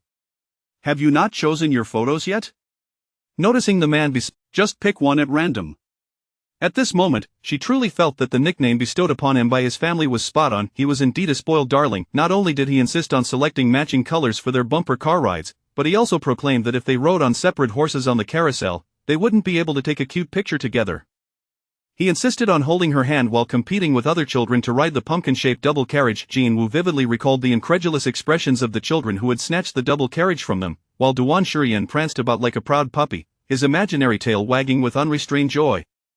Not only did he insist on couple colors and double rides, but Duan Shurian also demanded to hold her hand after every ride for another photo op. He would often find picturesque spots, striking poses with his phone as he captured. Initially, Jinwoo felt uneasy. Throughout her life, no one had shown such enthusiasm for photographing her as Duan Shurian did, and not her mother, Yang Yanning, nor even Fu Yuchan, who had been her boyfriend at the time. Each time she gazed into Duan Shurian's camera, witnessing the satisfaction reflected in his smile, she couldn't help but ponder. What was merely a simple photo seemed to hold profound significance in his eyes, worthy of his time and effort.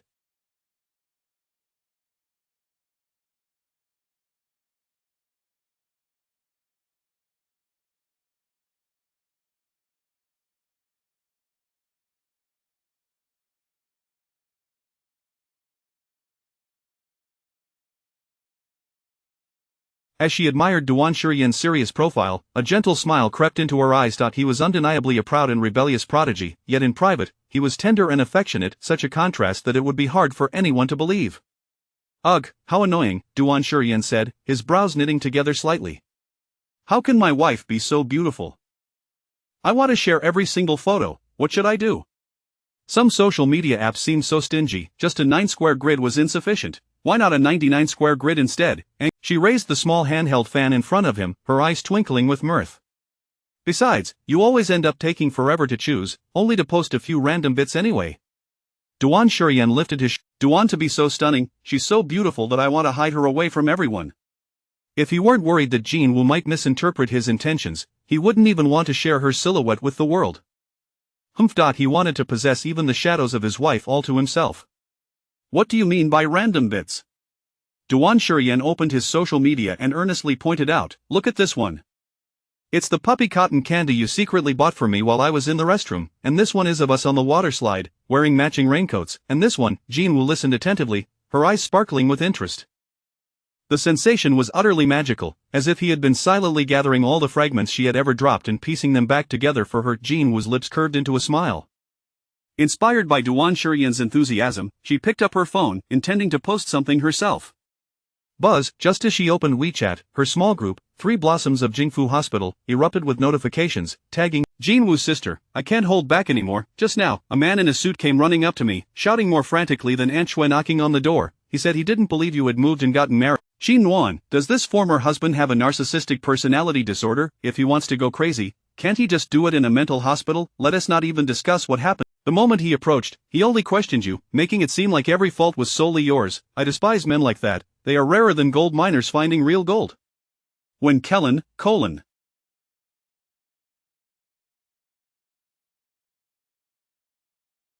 What, there is someone more narcissistic than Chu Ku in this world. When Kellen, damn it, if I hadn't been on duty, I would VE brought the new disinfectant we just bought at the hospital and sprayed it right in his face, cannon emoji. Fu Yuchan knew she was married, and he had the audacity to confront her. It seemed that even someone as aloof and proud as Fu Yuchan could lose control of his emotions.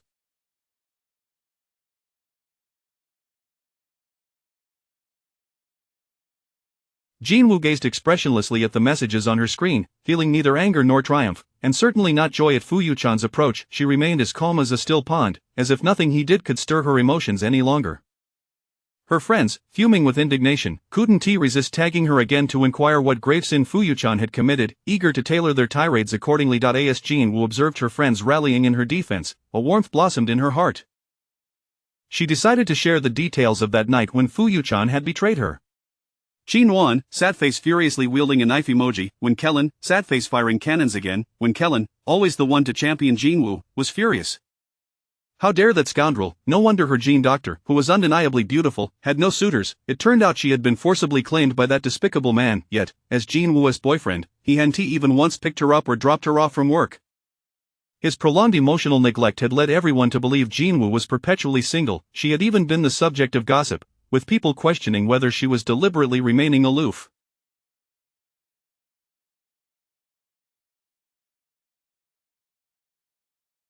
Such is the way of life, people come and go, and yet, one's existence feels like an unadorned tale. How could one date a girlfriend and make her feel invisible, all while subjecting her to ridicule from others?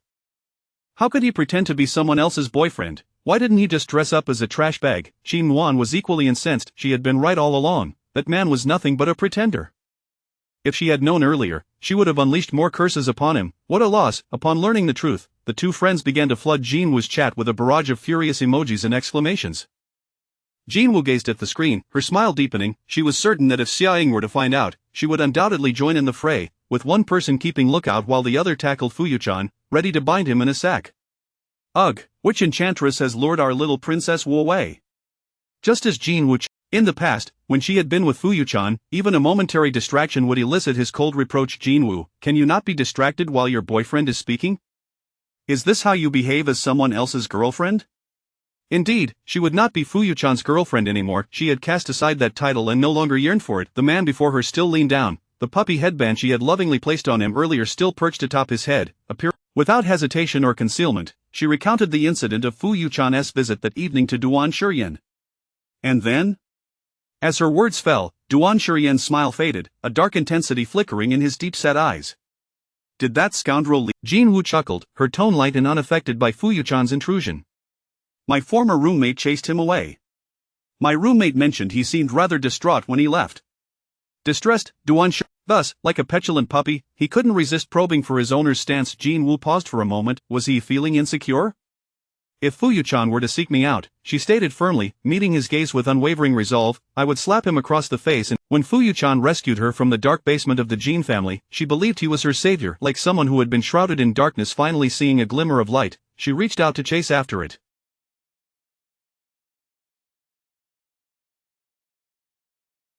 Yet that faint light had not been kind to her. Each time she wavered, Fuyuchan would transform into someone else entirely, such as when he learned of her exam failure and left strawberry milk on her desk to cheer her up. Once again, she found herself chasing after the faint glimmer he cast, pursuing him anew, but now, as Jean Woo gazed at Duan Shurian, her eyes sparkling with clarity, she realized she had discovered a sun far more radiant than any lighthouse. It was a warmth that enveloped her without her needing to chase after it. Thus, even if Fuyuchan were to kneel one day to apologize, Jean Woo would never forgive him again. Chapter 85. The true warm light. She now held Duan Shurian's gaze, which burned fiercely, as if a cluster of flames had been reignited within her. All right. It was as if she confirmed that her master would not be swayed by the ill intentions of the past, nor would she feign submission to the dog that had once turned its back on him. Duan Shurian raised his chin slightly. His previously subdued eyebrows now radiated an exquisite pride, and he regained his unrestrained spirit. If Princess Wu Wu requires assistance, do remember to seek out your little canine knight. He will undoubtedly deliver a well-deserved lesson to that scoundrel. Duan Shurian scoffed defiantly. Even if you wish for him to be stripped bare and hung at the entrance of his company building, that would pose no issue. Jean Woo. Is this the power of a mortal enemy? The moment she declared she would never forgive the scoundrel, the previously listless man suddenly seemed invigorated, as if he had been electrified, even proposing a rather enticing suggestion. Meeting the blazing intensity of his eyes, her heart fluttered involuntarily. Suddenly, she felt a surge of gratitude towards Fuyuchan. Had it not been for his prior discord with Duan Shurian, Shurian would not have offered to marry her for revenge, thereby allowing himself an outlet for his pent-up frustration. All things considered, Fuyuchan could be regarded as their matchmaker. He certainly deserved a seat at the main table. Are you tired? Duan Shuryan gently swept aside Jean Wu's slightly disheveled bangs, his deep, peach. As he lightly brushed through her soft hair, his touch barely grazed her forehead, sending a tingling sensation coursing through her nerves. Jean Wu's cheeks flushed slightly. She was not ready to leave just yet. She wished to linger a while longer with him. Moreover, Jean Wu was secretly harboring a small plan. Duan Shuryan.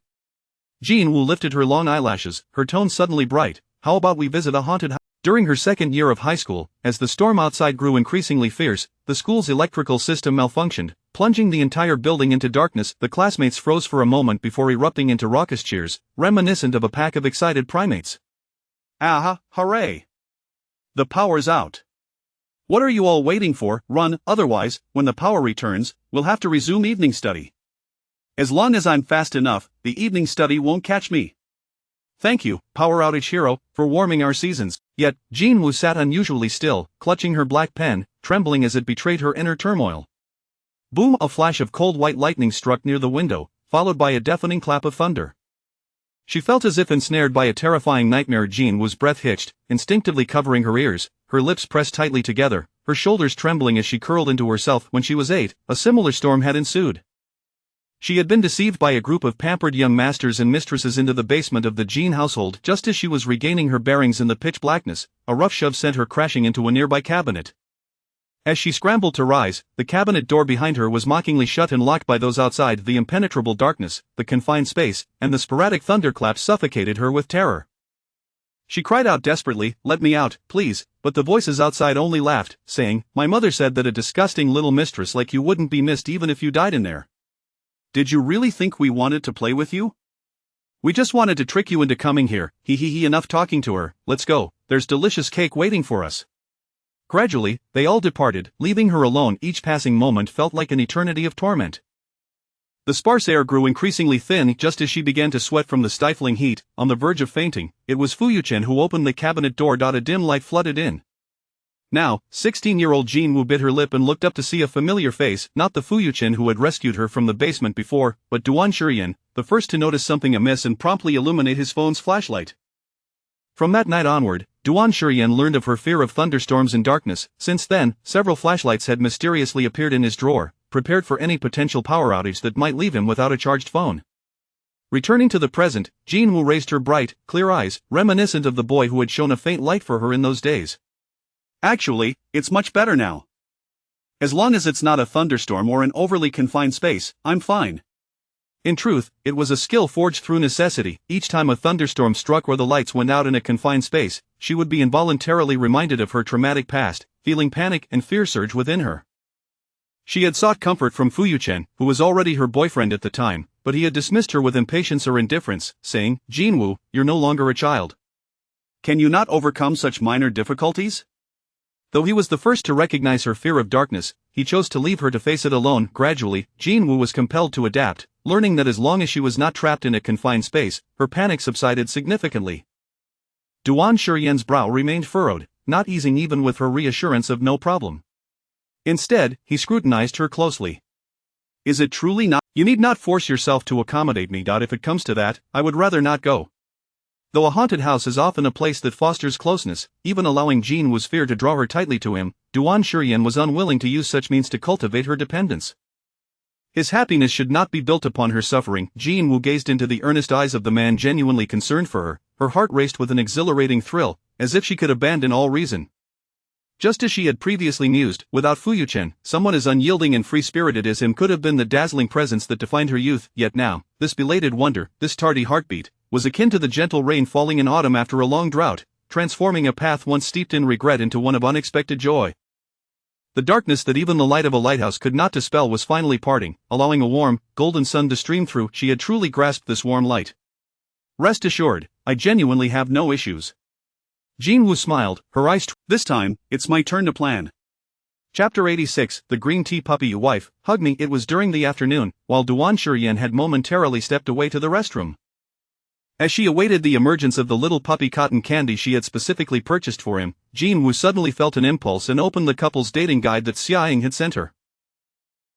Just in time, she stumbled upon a section dedicated to amusement parks. If you bring your crush to an amusement park, you must visit the haunted house, because a dark and eerie place like the haunted house, where a frightening NPC might leap out at any moment, Once you master this, capturing your crush's heart on the spot will no longer be a dream. First, when the NPC jumps out to frighten you, you must feign fear and let out a scream, then leap into your partner's arms, seizing the moment to tightly embrace their waist. And then, here comes the crucial part, after diving into your crush's embrace, you must remember to call him brother, I'm scared. To prevent those with thin skins from being too shy to say it, the guideline was immediately emphasized in capital letters with a red underline. Do not fear being cheesy. Do not fear being klitsch. The address of brother is a veritable ignition tool for men, its ability to ignite feelings rivals that of calling him husband. However, it is essential to remember to hold tightly to his waist, your body's pressed, adrenaline will surge, you will effortlessly capture his heart, and he might even be contemplating a hotel room for the night. Jinwoo, astonished, absorbing diligently, were it not. Jinwoo held her phone, her lovely, fair face slightly flushed. Having officially acknowledged her feelings for Duan Shurian, she resolved not to remain stagnant. Stuck in the partnership phase from this moment forth, she would embark on the pursuit of Duan Shurian. Clenching her fist in determination, she felt a fire ignite within her. Although she was yet uncertain of Duan Shurian's feelings for her, she was unwilling to wait idly any longer. She yearned to boldly take a step forward and transform her partner into her own. No longer content with the initial contractual relationship, she desired to be cherished by someone who The number 4 mansion is reputed to be the haunted house with the highest terror rating in the capital's amusement park. The NPCs inside have undergone a series of professional training, comparable to award-winning actors. They can jump out and startle even the most timid college student. As they arrived at the entrance and queued, a chilling background score seeped out, like an unseen hand unexpectedly pulling them into a world of fear, creating an Several boys ahead of them immediately lost their nerve and nervously abandoned the queue. Is it really safe to go in? As the number of people in front began to dwindle, Duan Shurian's brow furrowed in concern. If you feel unwell at any point, please tell me, do not force yourself. Jinwoo looked at his serious expression and smiled, shaking her head. Don't worry, I'm fine. If it were anyone else, she might have felt a twinge of anxiety.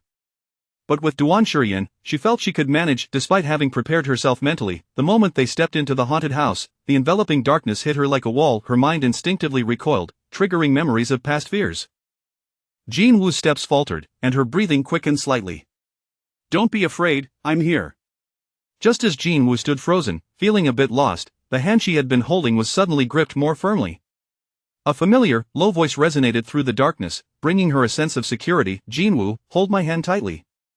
Like the best calming remedy in the world, his words instantly dispelled her inner turmoil. Okay. Jinwoo returned to her senses, smiling as she tightened her grip on Duan Shurian's hand. Ahead, a small group of college students seemed to bolster their courage, playfully punching the air while shouting, "Come on, bring it!" I am not afraid of you. Ah, who's grabbing my foot? Oh my goodness, stop chasing me, I'm sorry.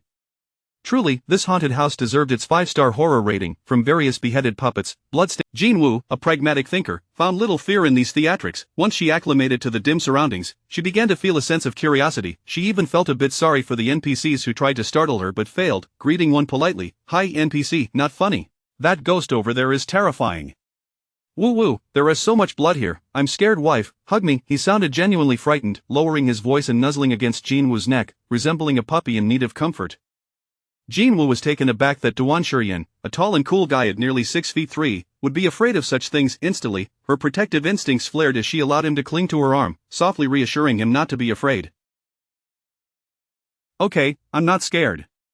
Duan Shurian responded in a low voice. Unbeknownst to Jinwoo, in a place she could not see, the corners of his lips had curled into a triumphant smile, more pronounced than any other. Ah, it seemed this guide was indeed quite reliable. As they continued their journey, Jinwoo felt as though she was guarding the male lead script while Duan Shurian held the female lead script, slowly making their way toward the exit.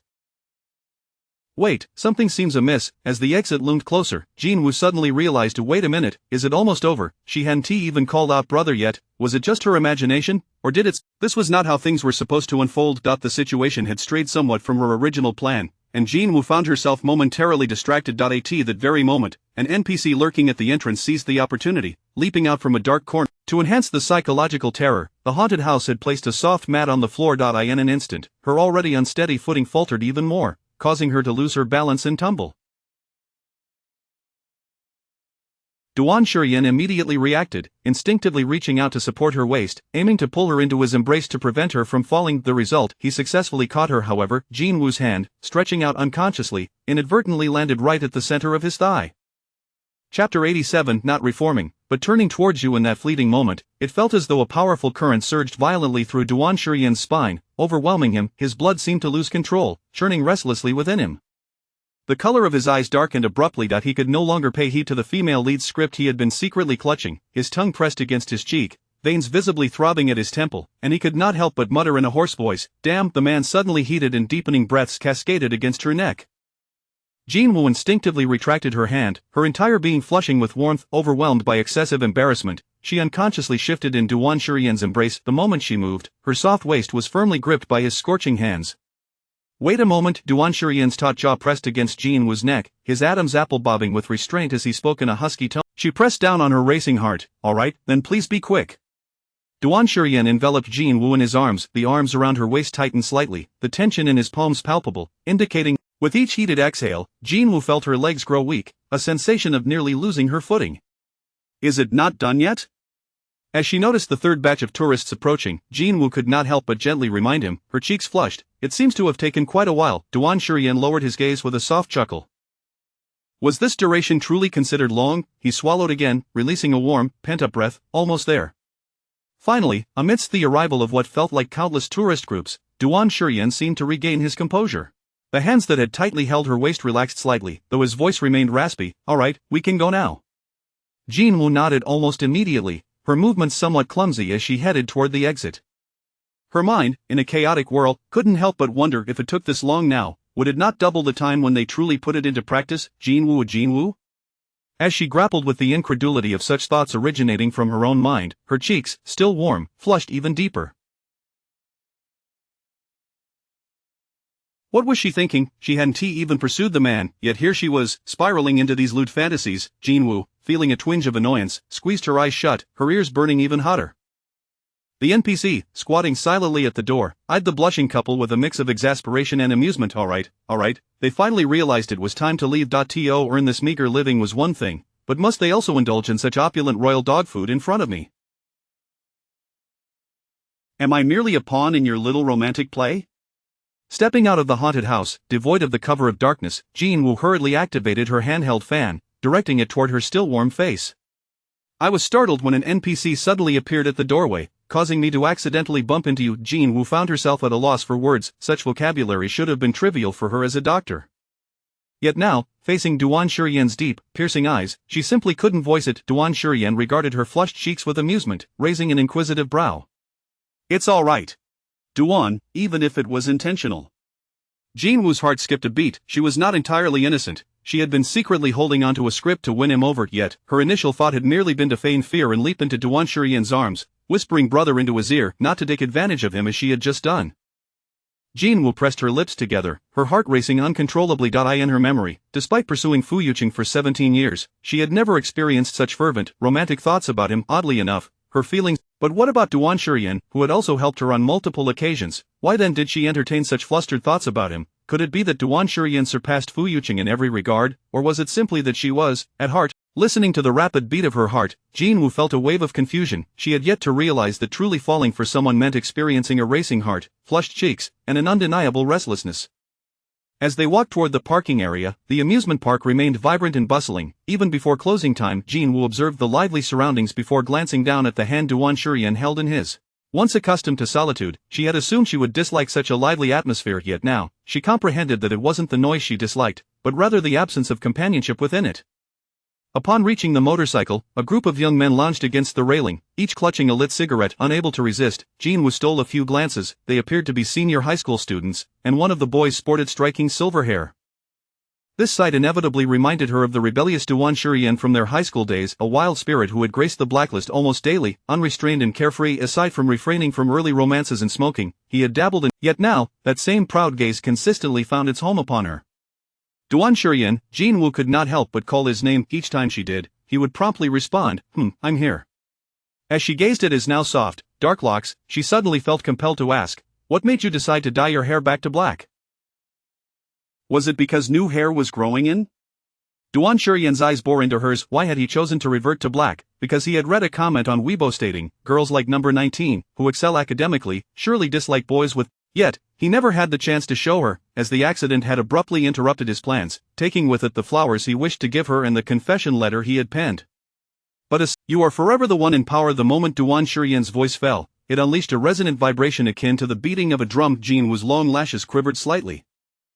As she lifted her gaze, it collided with the intense, fervent depth of his eyes, as if traversing through time, a sense of destiny anchoring her in place. Her heart raced uncontrollably, quickening with each passing second. Jean Wu's mind momentarily blanked. Did Duan Shurian just say he was willing to be obedient for her? Could it be that he was so moved by her tutoring him in various subjects that he chose to change his ways, or was there another reason entirely? Surely, it couldn't be that he had already developed feelings for her back then. A bold conjecture surged into her thoughts. Jean Wu's breath caught, her gaze involuntarily narrowing as she looked into Duan Shurian's blazing eyes. Captivated by the intense fire burning within, she found it impossible to divert her gaze. An inexplicable yet fervent ambiguity surged silently between them, beginning to ferment, tremble, and tug in the air around them. As Jean Wu lowered her eyes, her attention fixated on Duan Shurian's delicate lips, her heart pounding relentlessly. She yearned to kiss him. That moment, she felt a desire that transcended the need to ascertain whether Duan Shurian truly liked her or to rely on. In that instant, she simply craved to kiss him. It was as if her body was overtaken by a sudden impulse. Slowly, Jean Wu inched closer to Duan Shurian, his warm breath amplifying in her senses.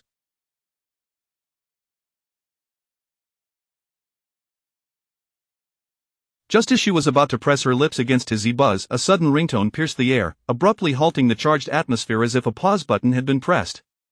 TSK. Feeling as if he had missed a million, Duan Shurian. So fierce, wasn't this infatuated guy enjoying a delightful date with his girlfriend at the amusement park? Why did he suddenly sound like he had swallowed several barrels of gunpowder? It was as if he believed Xuanan had interrupted a precious moment with his beloved. How could you say such heartless words? Am I not allowed to reach out to you if there's nothing urgent? Remember our days in high school when we were inseparable bathroom buddies? Now that you've finally turned your secret crush into reality and married your wife, you've begun to prioritize romance over friendship, haven't you? Woe is me, how I have been betrayed. Before Xuanan could finish his lament, Duan Shurian interrupted again, his annoyance palpable. Spit it out quickly. He had no intention of wasting time on his date with his beloved. To prevent Xuanan from hanging up, he quickly agreed. All right, just get to the point. Tonight, I've organized a welcome gathering for your wife with some high school friends at the bar run by. If you finish your date, bring her over. Duan Shurian did not immediately agree. Instead, he prioritized Jean Wu's wishes. Let me ask her if she wants to come. Duan Shurian briefly lowered his. The indifference that had previously graced his brow transformed into tenderness exclusively for her. Xuanan just told me that he and some high school friends have organized a gathering and would like to invite you. It's a sort of welcome ceremony.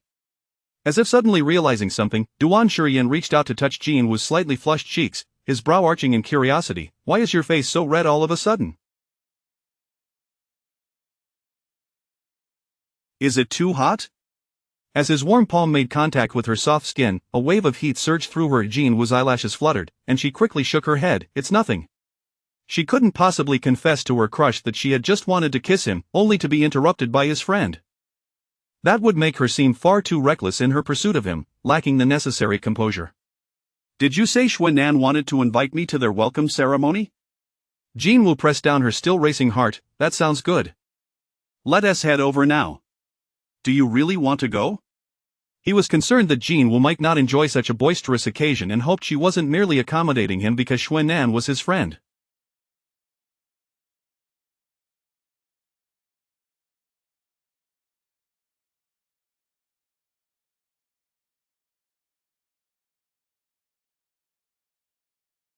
Duan Shurian furrowed his brow slightly, his demeanor serious. It's fine if you don't want to come, it's entirely up to you. Who knows what nonsense this bunch of fools is planning? So, you don't have to accommodate me just because they are my friend. Perhaps a kiss. Mark. Jean Wu's heart suddenly skipped a beat. The nearby street lamp cast a gentle, radiant light, softly enveloping Duan Shurian, illuminating the delicate strands of his black hair with a halo of warmth. He lowered his sharp, deep peach blossom eyes, his focused gaze now fixed upon her. It was as if, even in the night, an intense, blazing sun shone down upon her. Jean Wu's eyelashes fluttered slightly, her heartbeat returning to a rapid rhythm. Even the seemingly mundane activities like visiting a haunted house or meeting his friends, which appeared trivial to outsiders, stirred something within her.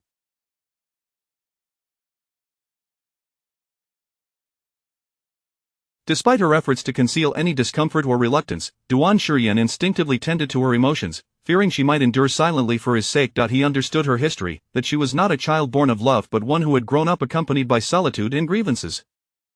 Resilience had always been her shield, thus, he acted protectively, unwilling to allow her to suffer even the slightest hurt, especially not from him. Jin Woo gazed at him, her bright eyes shimmering with a newfound brilliance, her rosy lips curving into a beautiful smile. Look at him, he is truly wonderful. Even if someone were to point at her and admonish with a tone of disappointment, Jin Woo, didn't we agree to remain vigilant and not get swept away by a mere kindness from others? Aren't you afraid of experiencing betrayal like with Fu Yuqing again, facing further emotional harm? She could confidently retort, do not compare that vile creature Fu Yuqing to him. Duan Shiyin is genuinely good. He has consistently stood by my side, making me feel loved, allowing me to gradually regain the courage to believe in love, something I have never received from Fu Yuqing. Therefore, even after being hurt, she was willing to muster the courage to trust in love again, for it was Duan Shiyin who provided her with such confidence. Jin Woo looked at him, her lovely eyes sparkling with even more brilliance. Duan Shiyin, she suddenly called out to him with a smile. He immediately responded, I am here. Her gaze brightened with a playful arc, and her clear, lively tone reflected her sincerity. I am not forcing myself, nor did I agree out of concession as you suggested. I genuinely want to be with you. I promise you, she said with a radiant smile, extending her pinky. From now on, if I truly dislike something, I will tell you directly, so you need no longer worry about whether I like it or not. To have a proud and aloof figure like him bow down for her was undeniably enchanting, yet Jin Woo did not wish for Duan Shiyin to continually lower himself over trivial matters. What difference was there from Fu Yuqing's past manipulation of her feelings? She refused to allow that. She did not want to diminish his pride, nor make him repeatedly seek her affirmation of her feelings, perpetually lacking in security.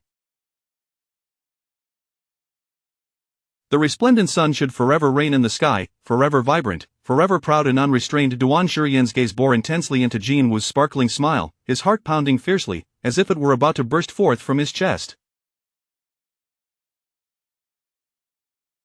If only he silently swallowed hard. Were it not for Jin Woo's watchful eyes, he might have covered his racing heart with his hand, blushing as he warned, Hey, you aimless creature, stop jumping around. If you keep this up, how can I continue pursuing my wife? Duan Shiyin composed himself, steadying his slightly heated breath. His deep gaze remained fixed on Jin Woo, a playful smirk gracing his lips as he resumed his charming demeanor. Mrs.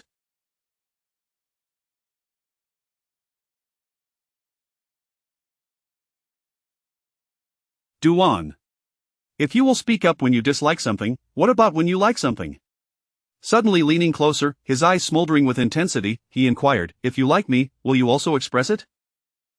Jin Woo held her breath, her cheeks heating up once more. She began, her lips parting slightly. Although she knew his notion of liking might not necessarily pertain to romantic affection, it still sent her heart racing uncontrollably. Jin Woo steadied her rapid heartbeat, lifting her long eyelashes to meet his gaze as she answered, I would. Her ears, hidden among her hair, radiated warmth. If I like you, I will certainly express it. However, she was still uncertain whether Duan Shiyin truly harbored feelings for her.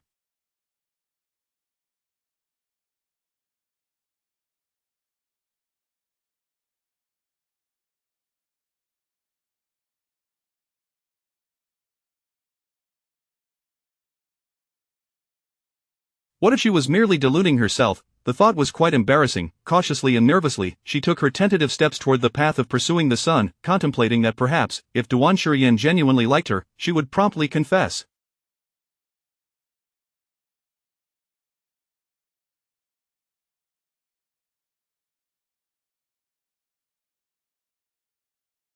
Duan Shiyin's gaze, fervently fixed on Jin Woo, caused his heart to race at her words. If she would indeed tell him if she liked him, how wonderful would it be if one day she could voice her affection for him?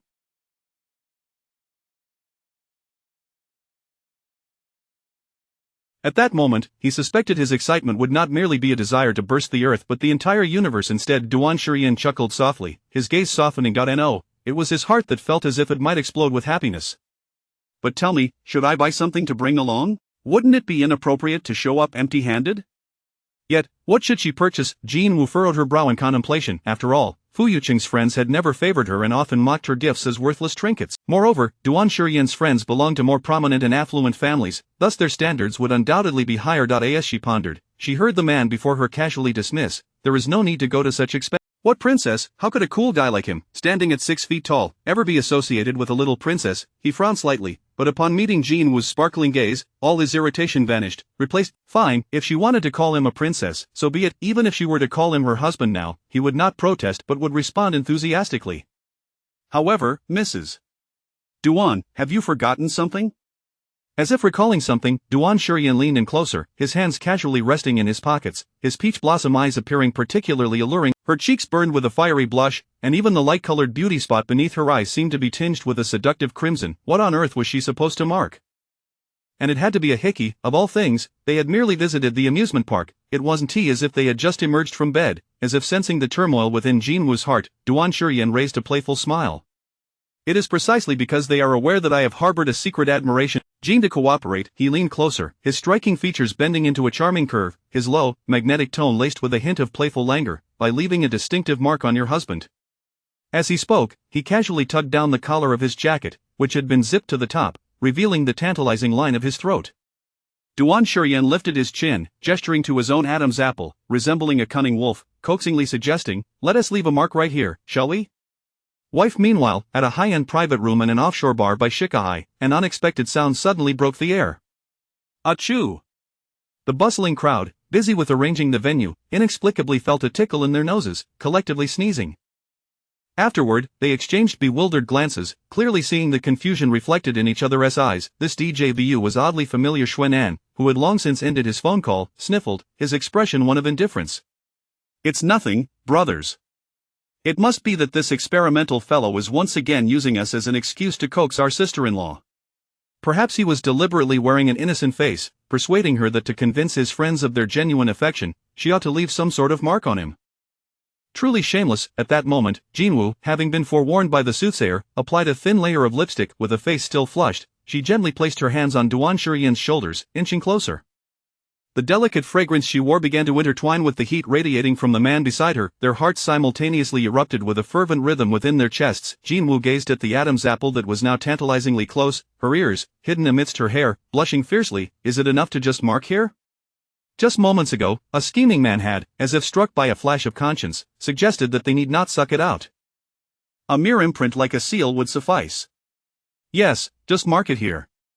As Jinwoo gradually leaned in, her soft lips, accompanied by a warm breath, approached Duan Shurian's throat. His breathing momentarily faltered, muscles tensing, and the voice that had been so effortlessly smooth turned hoarse. "This spot is quite conspicuous." Jinwoo's heart raced even faster. His silence was manageable, but once he spoke, his Adam's apple moved sensuously before her, exuding a raw, primal allure. It resembled a fruit hanging from a branch, swaying precariously, beckoning her to take a bite. Jinwoo, it was over. Thoughts, chaotic and disordered, began to flicker through her mind like frames of a film. She couldn't help but close her eyes in frustration, mentally repeating the mantra that form is emptiness and emptiness is form. Although this lip imprint was merely to convince Duan Shurian's friends that their marriage was not a sham, the opportunity to engage in such intimate behavior with the one she adored felt like a personal gain. As Jinwoo's thoughts swirled, Duan Shurian, with one hand resting on her waist, experienced a heart racing faster than he could control, and even the tips of his ears suspiciously flushed with a light pink. She hadn't expressed disdain for this behavior. Could it be that she also enjoyed it? In a rare moment of distraction, he watched as Jinwoo lifted her face, her glossy lips softly imprinting on his pale throat. In that instant, it was as if a jolt of electricity surged through him. Duan Shurian's heart exploded as if struck by lightning, a wave of uncontrollable tingling coursing down his spine. How infuriating he had been the one to propose it, yet he was the one reacting the most uncontrollably. "That's enough." Having never engaged in such an act before, even with her being his crush, Jinwoo pulled away from his embrace like a kettle boiling over. She slipped away, and the soft fragrance that had enveloped him dissipated. Regaining his composure, Duan Shurian clicked his tongue but quickly settled back into a good mood. After all, having already acted like a dog once, what was a few more opportunities to indulge? Besides, she genuinely didn't seem to mind. Duan Shurian couldn't help but let his lips curl into a smile. He even turned to inspect himself in the rearview mirror of his motorcycle, imagining if he truly sprouted a tail, it would. The shape of the mark is. He lowered his gaze, chuckling softly. His tall frame bent slightly toward her, his deep voice tinged with a tantalizing seduction. "It looks as though it were sucked out." Jinwoo. While flattery was well and good, such matters need not be exaggerated. "Duan Shurian, if you continue to be so flirtatious, there will be no next time." She was merely teasing him. Jinwoo lifted her slightly warm face, her clear voice imbued with a hint of playful charm. "The lip imprint has been made. Let us hurry and set off, lest we keep others waiting." In that moment, a dignified Duan Shurian's lips curled upward once more, willingly acquiescing. "At your command, my wife." At this juncture, the office of the general manager of the Fu Corporation was in disarray. Why can't we trace this man's background? What on earth are you incompetent fools doing? Fu Yuqing listened to the report on the other end of the line, his gentle and refined features twisting into a mask of frustration. His expression darkened as he swept the remaining documents off the table, his hoarse voice rising to a roar. Continue the investigation. If you fail again, I want all of you to get out. The assistant standing opposite him gazed at the man, now uncharacteristically unhinged, and couldn't help but internally grumble. Previously, when Miss Jinwoo was ill, he had never seen this meticulous organizer so anxious, not even bothering to visit her once. Now that she had finally escaped, he had begun to lose his mind. How is it possible we can't find anything? She married a mere commoner, didn't she? Fu Yuqing slumped back into his chair, weariness etched across his face as he tugged at his already disheveled tie. How could a mere ordinary man not have any background information available? The assistant couldn't help but interject, Mr. Fu, since Miss Jinwoo is already married, why must you continue to pursue her? She is not married. Fu Yuqing's expression grew icy as he retorted with fierce conviction, she only did this to provoke me, deliberately marrying someone in name only. She is not married. Jinwoo had pursued him for 17 years, how could she possibly walk away so easily? The assistant fell silent, envying Jinwoo in his heart. She had finally escaped the torment, while he, the unfortunate worker, still had to contend with his boss's impotent fury. Buzz, at that moment, the assistant's phone rang. He answered and, upon hearing the report, couldn't help but smirk before quickly suppressing it. Mr. Fu, our agents have tracked down Miss Jinwoo's location at the amusement park, and we've just Duan's boast, is my puppy headband adorable? Fu Yuqing lifted his head, his eyes nearly bursting with fury, the corners tinged with a fierce redness. What nonsense are you spouting? How could Jinwoo possibly be the one to take the initiative? He claimed, how could she suddenly engage in such wanton behavior with a man she has only just met after just a few days?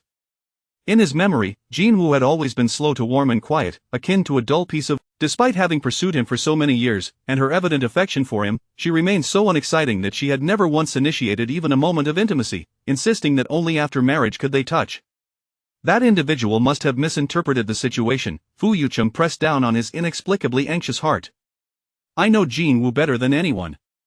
A person of her self-restraint and dignity would never act so overtly. Moreover, that man is not me, which makes it all the more implausible. After regaining his composure, he remained steadfast in his belief that he was the one who, upon finding her fainted backstage during a cultural performance due to a high fever, had rushed her to the hospital in a frenzy. Even if these accomplishments were, in truth, pilfered from others, so what? Jinwoo was none the wiser. Armed with these tokens, her heart must still lean toward him. Fu Yuqing's lips curved into a faint smile, yet the expression he forced onto his face was not as composed as he wished it to be.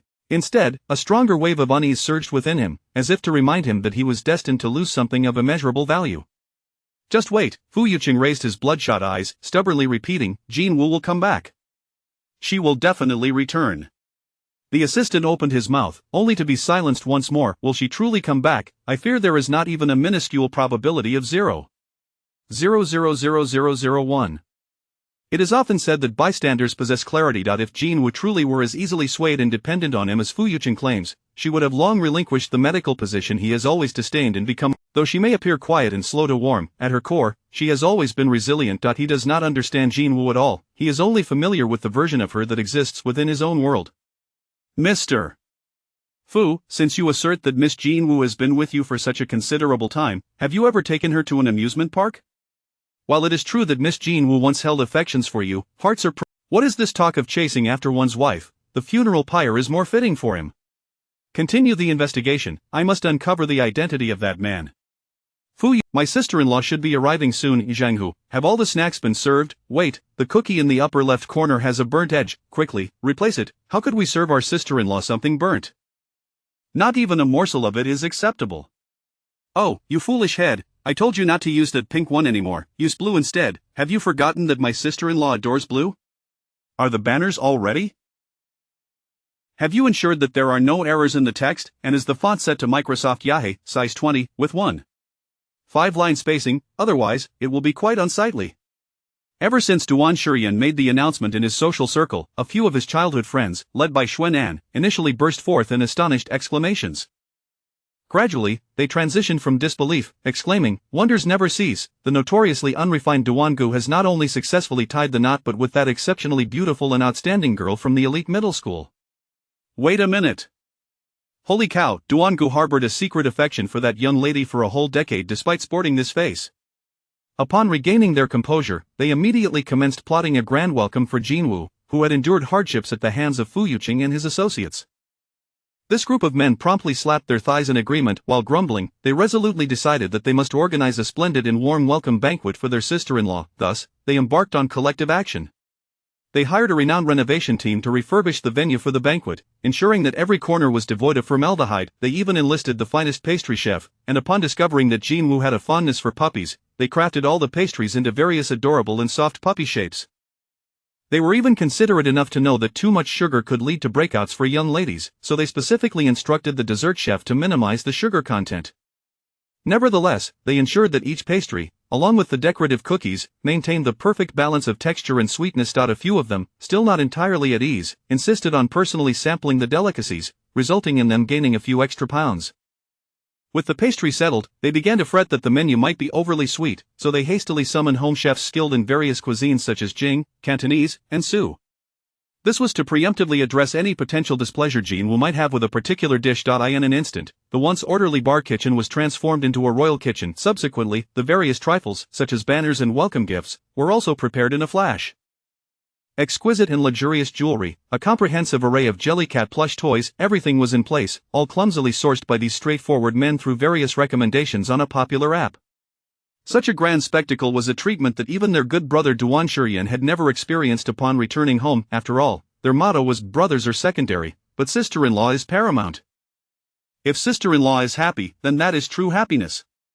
Duan Shurian, that rascal, has time to flaunt his love life on social media yet no time to respond to messages in the group. Zhang Hu grumbled, glancing once more at the still unresponsive WeChat group, letting out a disdainful snort. Ever since the experimental guy with a romantic brain got married, their WeChat group name was promptly changed from True Dogs and 4 Single Dogs to Married Individuals and 4 Single Dogs. Not only was the group name altered, but this experimental guy was also absurd enough to post on social media every single day, morning, noon, and night, with each post showcasing various displays of affection. It was as if he wished to engrave the words "I am married, I have a wife" on his forehead. For instance, today he visited an amusement park. Good heavens, after almost every ride, he immediately posted, saying, "Enjoying the carousel with my wife," followed by a flurry of red hearts.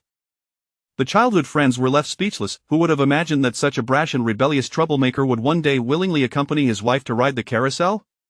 Report pay home. Below, waitstaff had already been arranged to welcome them. As Jinwoo followed him into the private room, she cautiously peeked her head inside. In an instant, she was greeted by several sharply dressed men, who, "May you grow old together and love each other forever."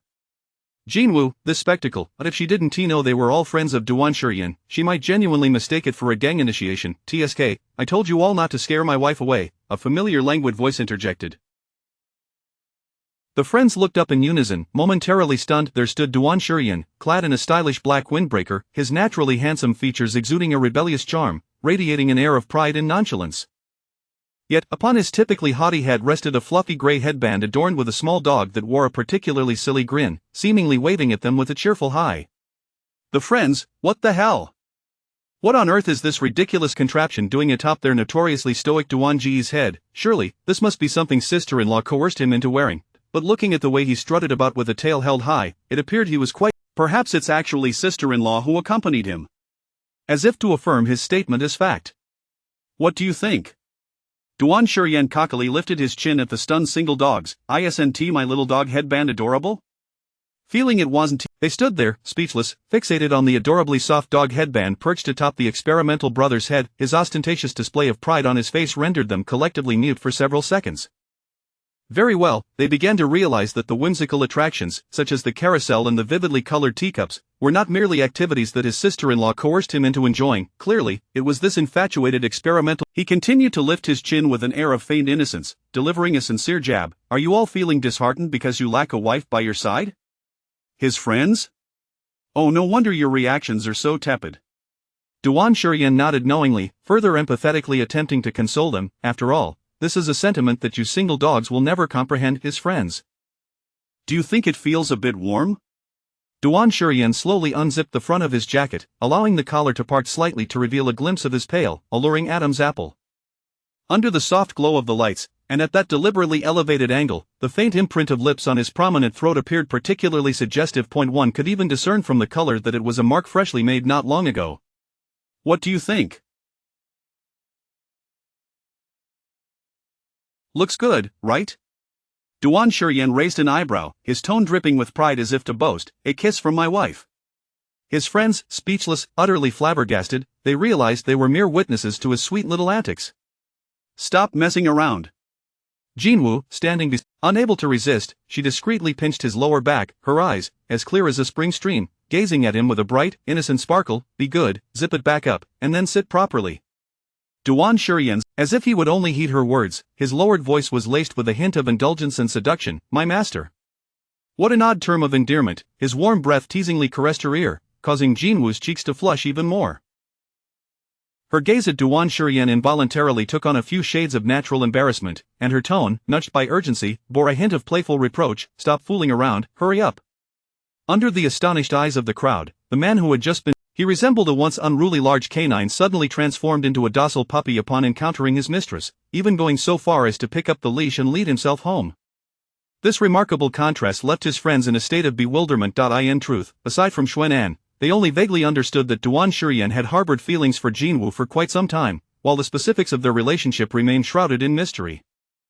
Upon learning that they had registered their marriage, they were astonished that this rebellious figure would dare to embark on a secret romance. Moreover, the object of his affection was none other than the serene and composed Jinwoo, whose character stood in stark contrast to his own.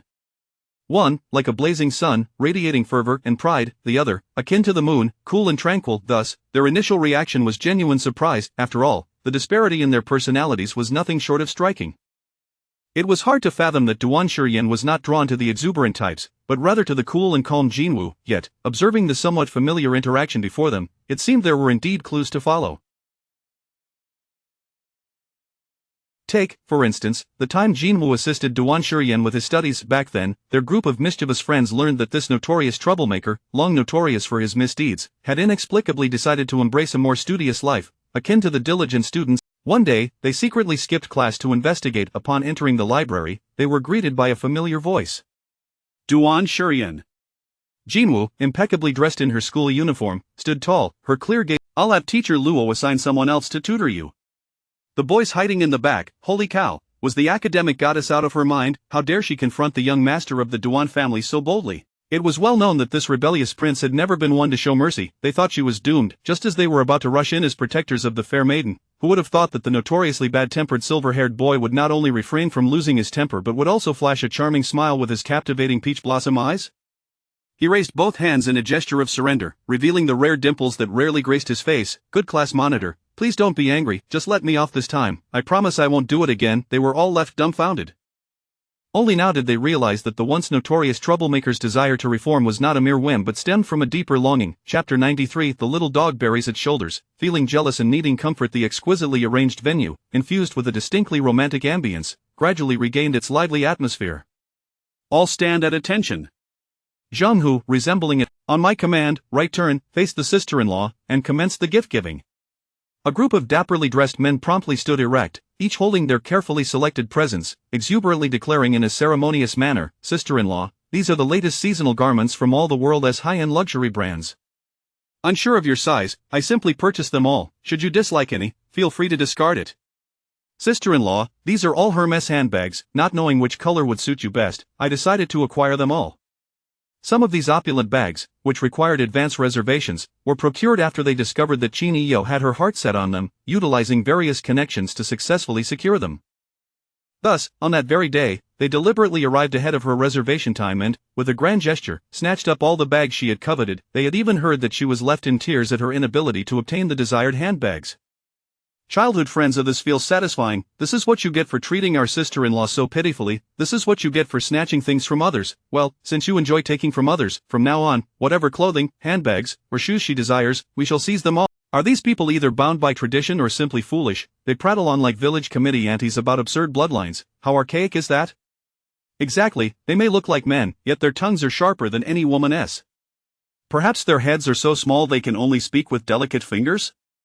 Sister-in-law, rest assured, I've informed my father that any investment project from the Fu Group that catches my eye will be seized. Even projects as small as tofu blocks will not be spared, not a single one shall remain for that Fu. And those brats who once mocked you shall not be spared either. Ivy reported their sordid antics to their parents.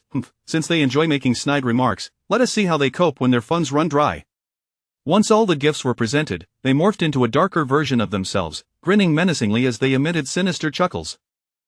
Jinwoo looked at the bustling crowd before her, her heart warming. In the past, at gatherings hosted by Fu Yuqing's friends, she often heard remarks like, "Fu, why did you bring that illegitimate daughter again?" Or, even during group photos, they would intentionally exclude her or crop her out of their social media posts. But now, gazing at the sincere smiles on everyone's faces, she felt as if she were a little hedgehog, scarred and weary, slowly emerging from a dark swamp, cautiously following the radiant sun's guidance.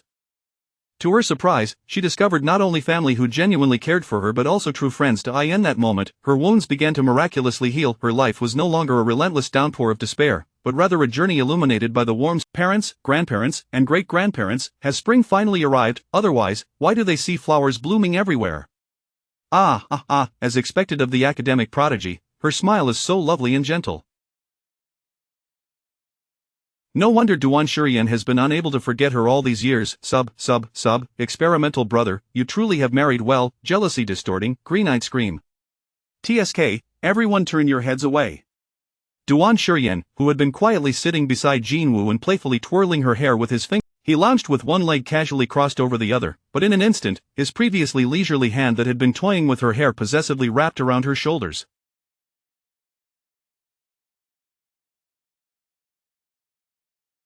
His formerly languid gaze sharpened. What are you looking at? She asked. Mine. Childhood friends? Wait a minute, are they not simply expressing their genuine admiration for how beautiful sister-in-law is? Does he really need to be jealous over this? How absurd, even a fictional male lead would find this outrageous. At that moment, the subject of their silent accusations, Duan Shurian, turned his head, his dark eyes landing on Jinwoo. Rather than appearing fierce, he exuded a petulant demeanor, reminiscent of a puppy with its tail between its legs. Jinwoo, how can you smile so beautifully at them? I'm feeling jealous. Under the astonished gazes of the crowd, the once rebellious and untamed prince of the capital, now the leader of the formidable Duan Corporation, appeared as a childish brat steeped in jealousy. He buried his head into Jinwoo's neck with a soft thud, his voice imbued with a low, sulky tone. Comfort me. Jinwoo blinked in surprise, unable to suppress a laugh.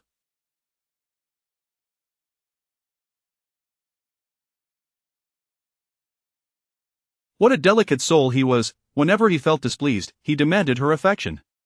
Duan Shurian. Jinwoo gently patted his shoulder, her eyes sparkling with mirth. Why do you have to be jealous over such trivial matters? The man, unabashedly in his emotions, huffed, I'm jealous, I have a romantic brain. He bore an air of a petulant little prince, insisting that if she didn't soothe him, he would cling to her incessantly. Jinwoo's laughter grew brighter. All right, from now on I'll only smile for you. Mimicking his earlier gesture, she lightly brushed her fingers against his nose, playfully asking, what do you think? This time, her gaze, filled with the vibrant brightness of her long lashes, radiated a charming and luminous joy, akin to a delicate crescent moon suddenly illuminating the darkness. Duan Shurian's eyes burned with intensity as he fixated on her, his breath deepening. Damn, he had liked her all along. He was the one who had been subtly flirting with her, right? But why did it now seem as if Jinwoo was secretly harboring feelings for him as well, leaving him utterly flustered under her enticing gaze? His throat tightened as his gaze fell upon Jinwoo's soft, red lips. Today, she wore light makeup, and her naturally exquisite lips were accentuated by a vibrant hue, resembling roses, plump and inviting, drawing one in for a kiss. It appeared so enticing.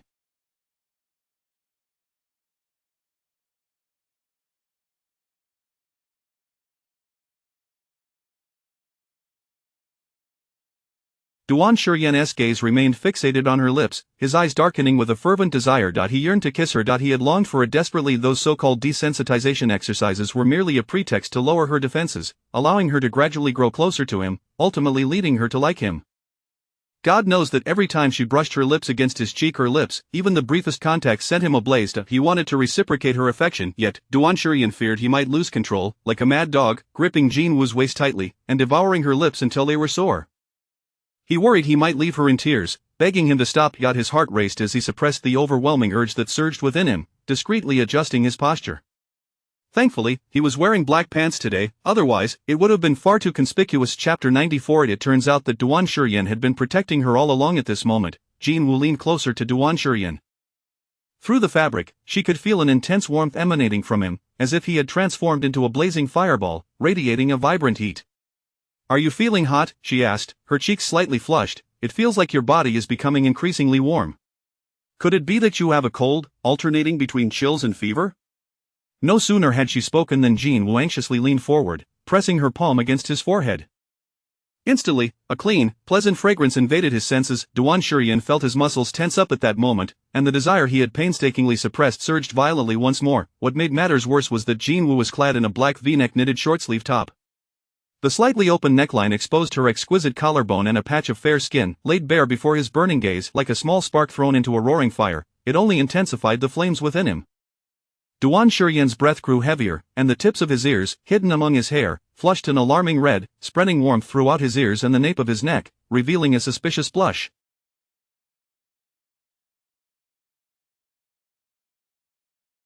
He had truly turned crimson. Are you genuinely feeling unwell? Your temperature seems even higher than before. Jean Wu remarked, feeling the warmth beneath her palm not only remained but However, Duan Shurian averted his gaze, looking awkwardly at the ground. I'm not sick. His throat bobbed, his voice a low, restrained murmur. Perhaps it's just that my seat isn't. Who knows, you might soon evolve into a power station. An array of exquisite pastries and steaming dishes filled the table. The first thing Jean Wu chose was a cupcake shaped like a puppy. Under the watchful eyes of several sparkling gazes, she took a bite of the soft cake. Instantly, the light and not overly sweet cream, accompanied by a hint of chestnut fragrance, melted in her mouth. Wow! Though not particularly sweet, the flavor was unexpectedly delightful. Even she, a sweet tooth enthusiast, couldn't help but give a thumbs up. Delicious. Duan Shurian, who had been quietly sitting beside her, straightened up casually, watching her smile of satisfaction, and couldn't help but gently curve his lips. Tasty?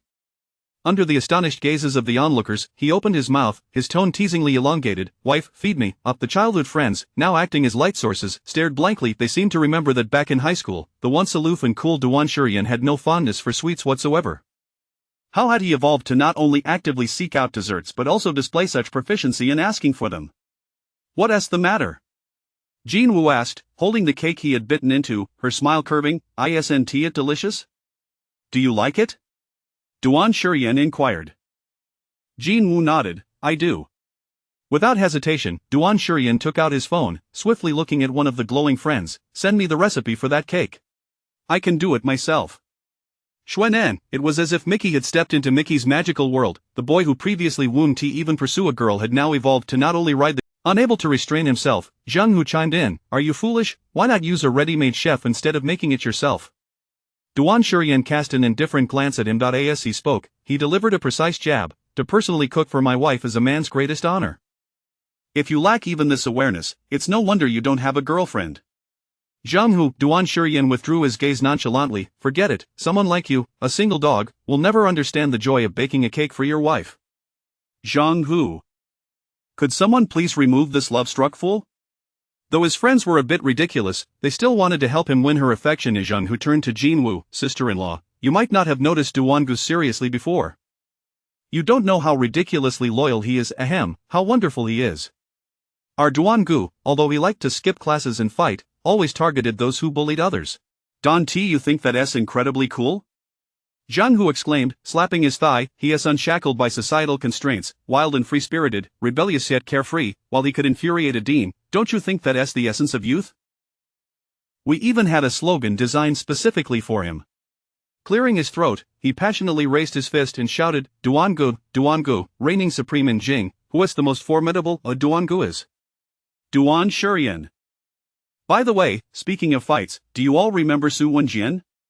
Zhang Hu suddenly changed the subject. Damn, just thinking about him makes me furious. That scoundrel, relying on his family's status, would sneakily take pictures. Memories, buried deep in her heart, resurfaced abruptly. Back then, Su Wenjian, as the only son of the Su family, bullied others with impunity. When he noticed her beauty, a mere illegitimate child without any back. During that period, Jean Wu lived in constant fear, even refraining from wearing skirts. However, one day, that repugnant person suddenly vanished from the school. Not only did he disappear completely, but his entire family also left Kyoto without a trace. The reasons behind Su Wenjian's abrupt withdrawal from school and his family's hasty departure remained a mystery, with no one knowing what transpired. Now, as this matter resurfaced, it felt like a distant memory, long since past. Just as Jean Wu was regaining composure from the unsettling recollections, she heard Zhang Hu say, Sister-in-law, did you know? This scoundrel's expulsion from Jing was due to Duan Gu. He gave that scoundrel a severe beating and deleted all those disgusting photos from his phone. Jean Wu's breath caught in her throat, a sense of truth seemingly about to emerge. you're saying it was Duan Shurian who beat him? Exactly. You have no idea how despicable that scoundrel was. Zhang Hu replied furiously. On that day after school, he was brandishing those photos of you, threatening to expose them unless you knelt and licked his boots. Duan Gu overheard that and immediately beat him to a pulp. Then the Su family caused a scene, and the school, afraid to offend either side, demoted Duan Gu from the honors class to a regular class. Jin Wu was utterly stunned. Back then, no one knew the reason for Su Wenjian's expulsion. She had always thought Duan Shurian was merely involved in a fight and thus faced disciplinary action, leading to his demotion. It turned out it was all to help her, resulting in him losing his spot in the prestigious class he had worked so hard to attain. Enough. Duan Shurian gazed at Jin with slightly reddened eyes, casting a cold glare at Zhang Hu, warning, "Stop talking." Duan Shurian. Jin Wu softly called his name. He immediately turned back. "I'm here." Her eyes welled up with tears. "Why have you never told me about this?"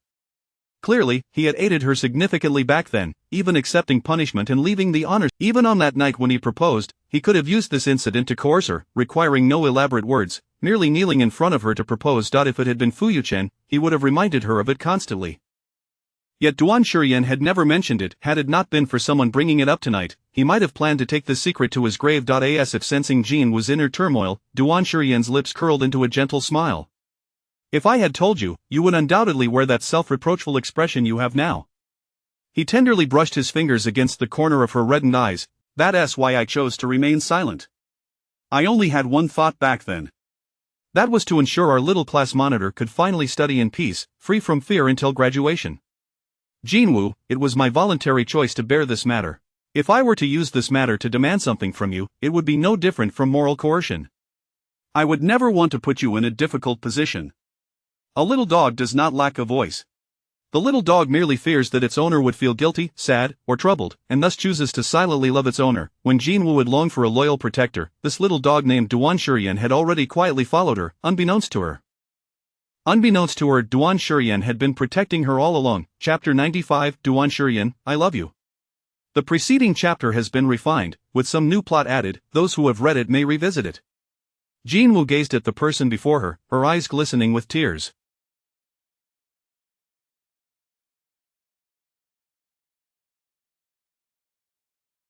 After Duan Shurian had extended his help to her back in the day, what had she been doing at that time? She felt he remained unchanged in his reckless nature, even after being admitted to a prestigious class, frequently resorting to brawling at his whim.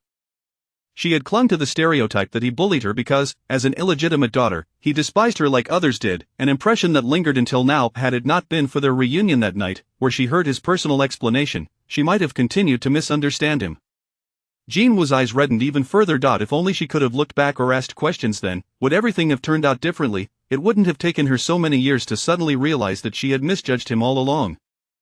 Perhaps for someone like him, born into a top-tier conglomerate family, dropping from a prestigious class to an ordinary one was hardly significant. Even if relegated to a regular class, he remained the envy of many, still exalted and untouchable, now having ascended to the position of the Duan family's head, overseeing two major enterprises. Yet, Jinwoo could not suppress her guilt and heartache. If it were not for this incident, his life could have been smooth sailing, adorned with flowers and splendor, rather than tainted by a small but jarring blemish. Duan Shurian, you once called me a fool.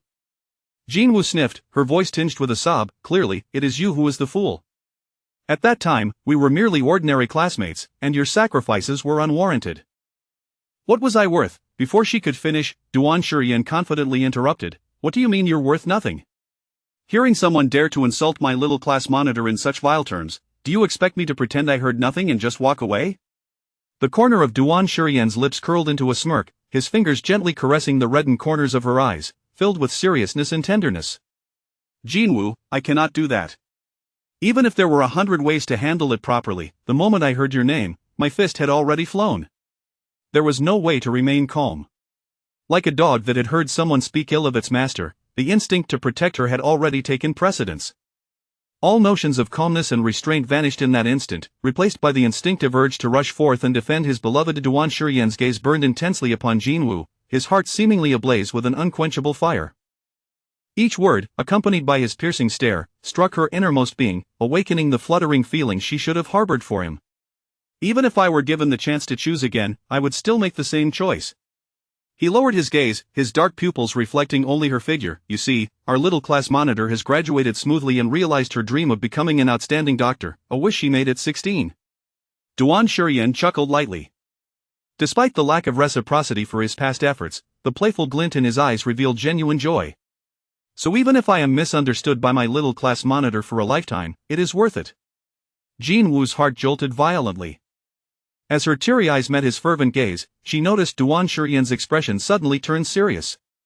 But phrases like "I am not worthy" or "what am you" are not to be uttered again. I have stated that you are the best, and you are indeed the best. If any fool dares to claim otherwise, Duan Shurian arrogantly lifted his chin, his tone both proud and brash, then let them come find me, and I shall make them submit. The moon in the sky may wax and wane, yet his moon shall forever remain noble and radiant. Jin Woo was momentarily taken aback. Her reddened eyes began to moisten anew. If only she could traverse back to that time, then she could personally embrace that 17-year-old boy and solemnly thank him. TSK, why is our doctor Jin shedding little pearls again? Duan Shurian observed her increasingly reddened eyes with a mix of helplessness and affection, reaching out once more to gently wipe away her tears, his voice soothing as if comforting a child. All right, stop crying.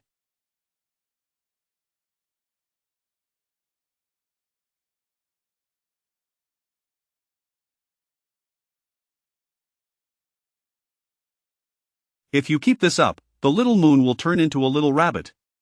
His attempts to comfort her only intensified her tears, which threatened to spill over again. In truth, Jin Woo had never been one to cry easily.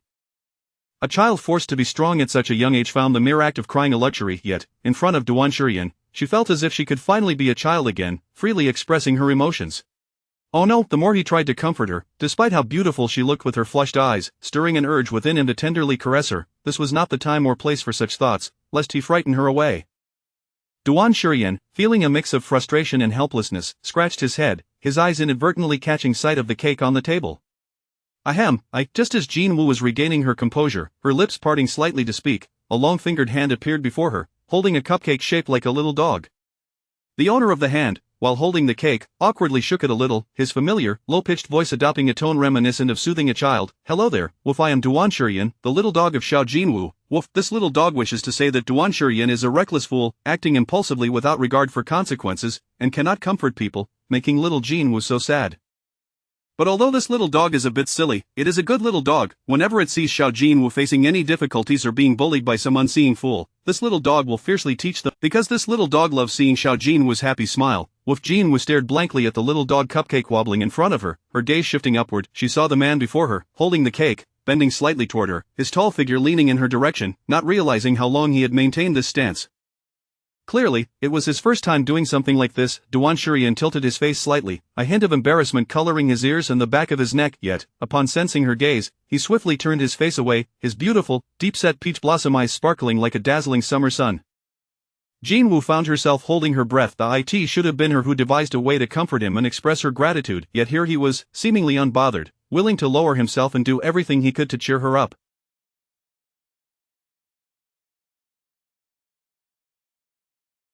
A person who was inherently proud and defiant, now clumsily holding a little cake, imitating the tones of a children's television show to soothe her. It was as if he never required her to comfort him. She merely had to stand there, and without even looking back, he would already be right behind her. Jin Woo gazed at Duan Shurian, her tear-filled eyes gradually curving into a smile. Though she lacked the ability to traverse back in time, she could now willingly open her arms to embrace this little dog striving to make her happy. She hoped that this belated gratitude, along with her late-blooming feelings, could convey the words the 16-year-old. He always responded to her, I'm here. Jin Woo met Duan Shurian's fervent, bright eyes, the laughter in her gaze blossoming into vibrant, lively joy. She suddenly reached out, gently hooking her arm around his shoulder, her body leaning in slightly as she embraced him. The delicate, pleasant fragrance unexpectedly filled Duan Shurian's senses. His back stiffened momentarily, his dark pupils reflecting a flicker of surprise. Before he could fully gather his thoughts, he was captivated by Jin Woo's beaming eyes, his heart racing violently in response. Duan Shurian. Jin Woo looked up at him with clear, bright eyes, her expression radiating with lively joy, her tone light and cheerful. I love you. Chapter 96. Even in defeat, your husband will support you. In that fleeting moment, Duan Shurian's mind erupted in a cacophony. His entire being felt as if it had been ignited, a fervent heat surging through him with untamed intensity. It was as if the most ferocious flames were wildly consuming him, racing through his limbs and igniting the heart that had long been restrained and subdued. Duan Shurian swallowed hard, taken aback by Jin Woo's unexpected confession. His gaze, which had been entranced by her strikingly bright eyes, suddenly darkened with an intense heat. It felt as though the flame within him, having been doused in hot oil, roared to life with even greater vigor. Simply locking eyes with her was enough to set him aflame, leaving him in a state of restless fervor, overwhelmed by an uncontrollable softness. Under such a penetrating gaze, Jin Woo felt herself flush with warmth, her heart racing in a manner she had never experienced before. Wait, did she just say that too directly? They hadn't even begun to pursue each other yet. Was it too presumptuous to throw such a bold statement at him? What if Duan Shurian didn't fully harbor feelings for her yet, merely a fleeting fondness? Had she been too hasty? Yet his reaction was so profound, as if he had been anticipating her words all along for the first time. The doctor, smitten by someone, felt like a timid child who, upon accidentally meeting someone's gaze, quickly averted her own and feigned nonchalance by whistling. She appeared composed on the surface, but internally she was a whirlwind of anxiety.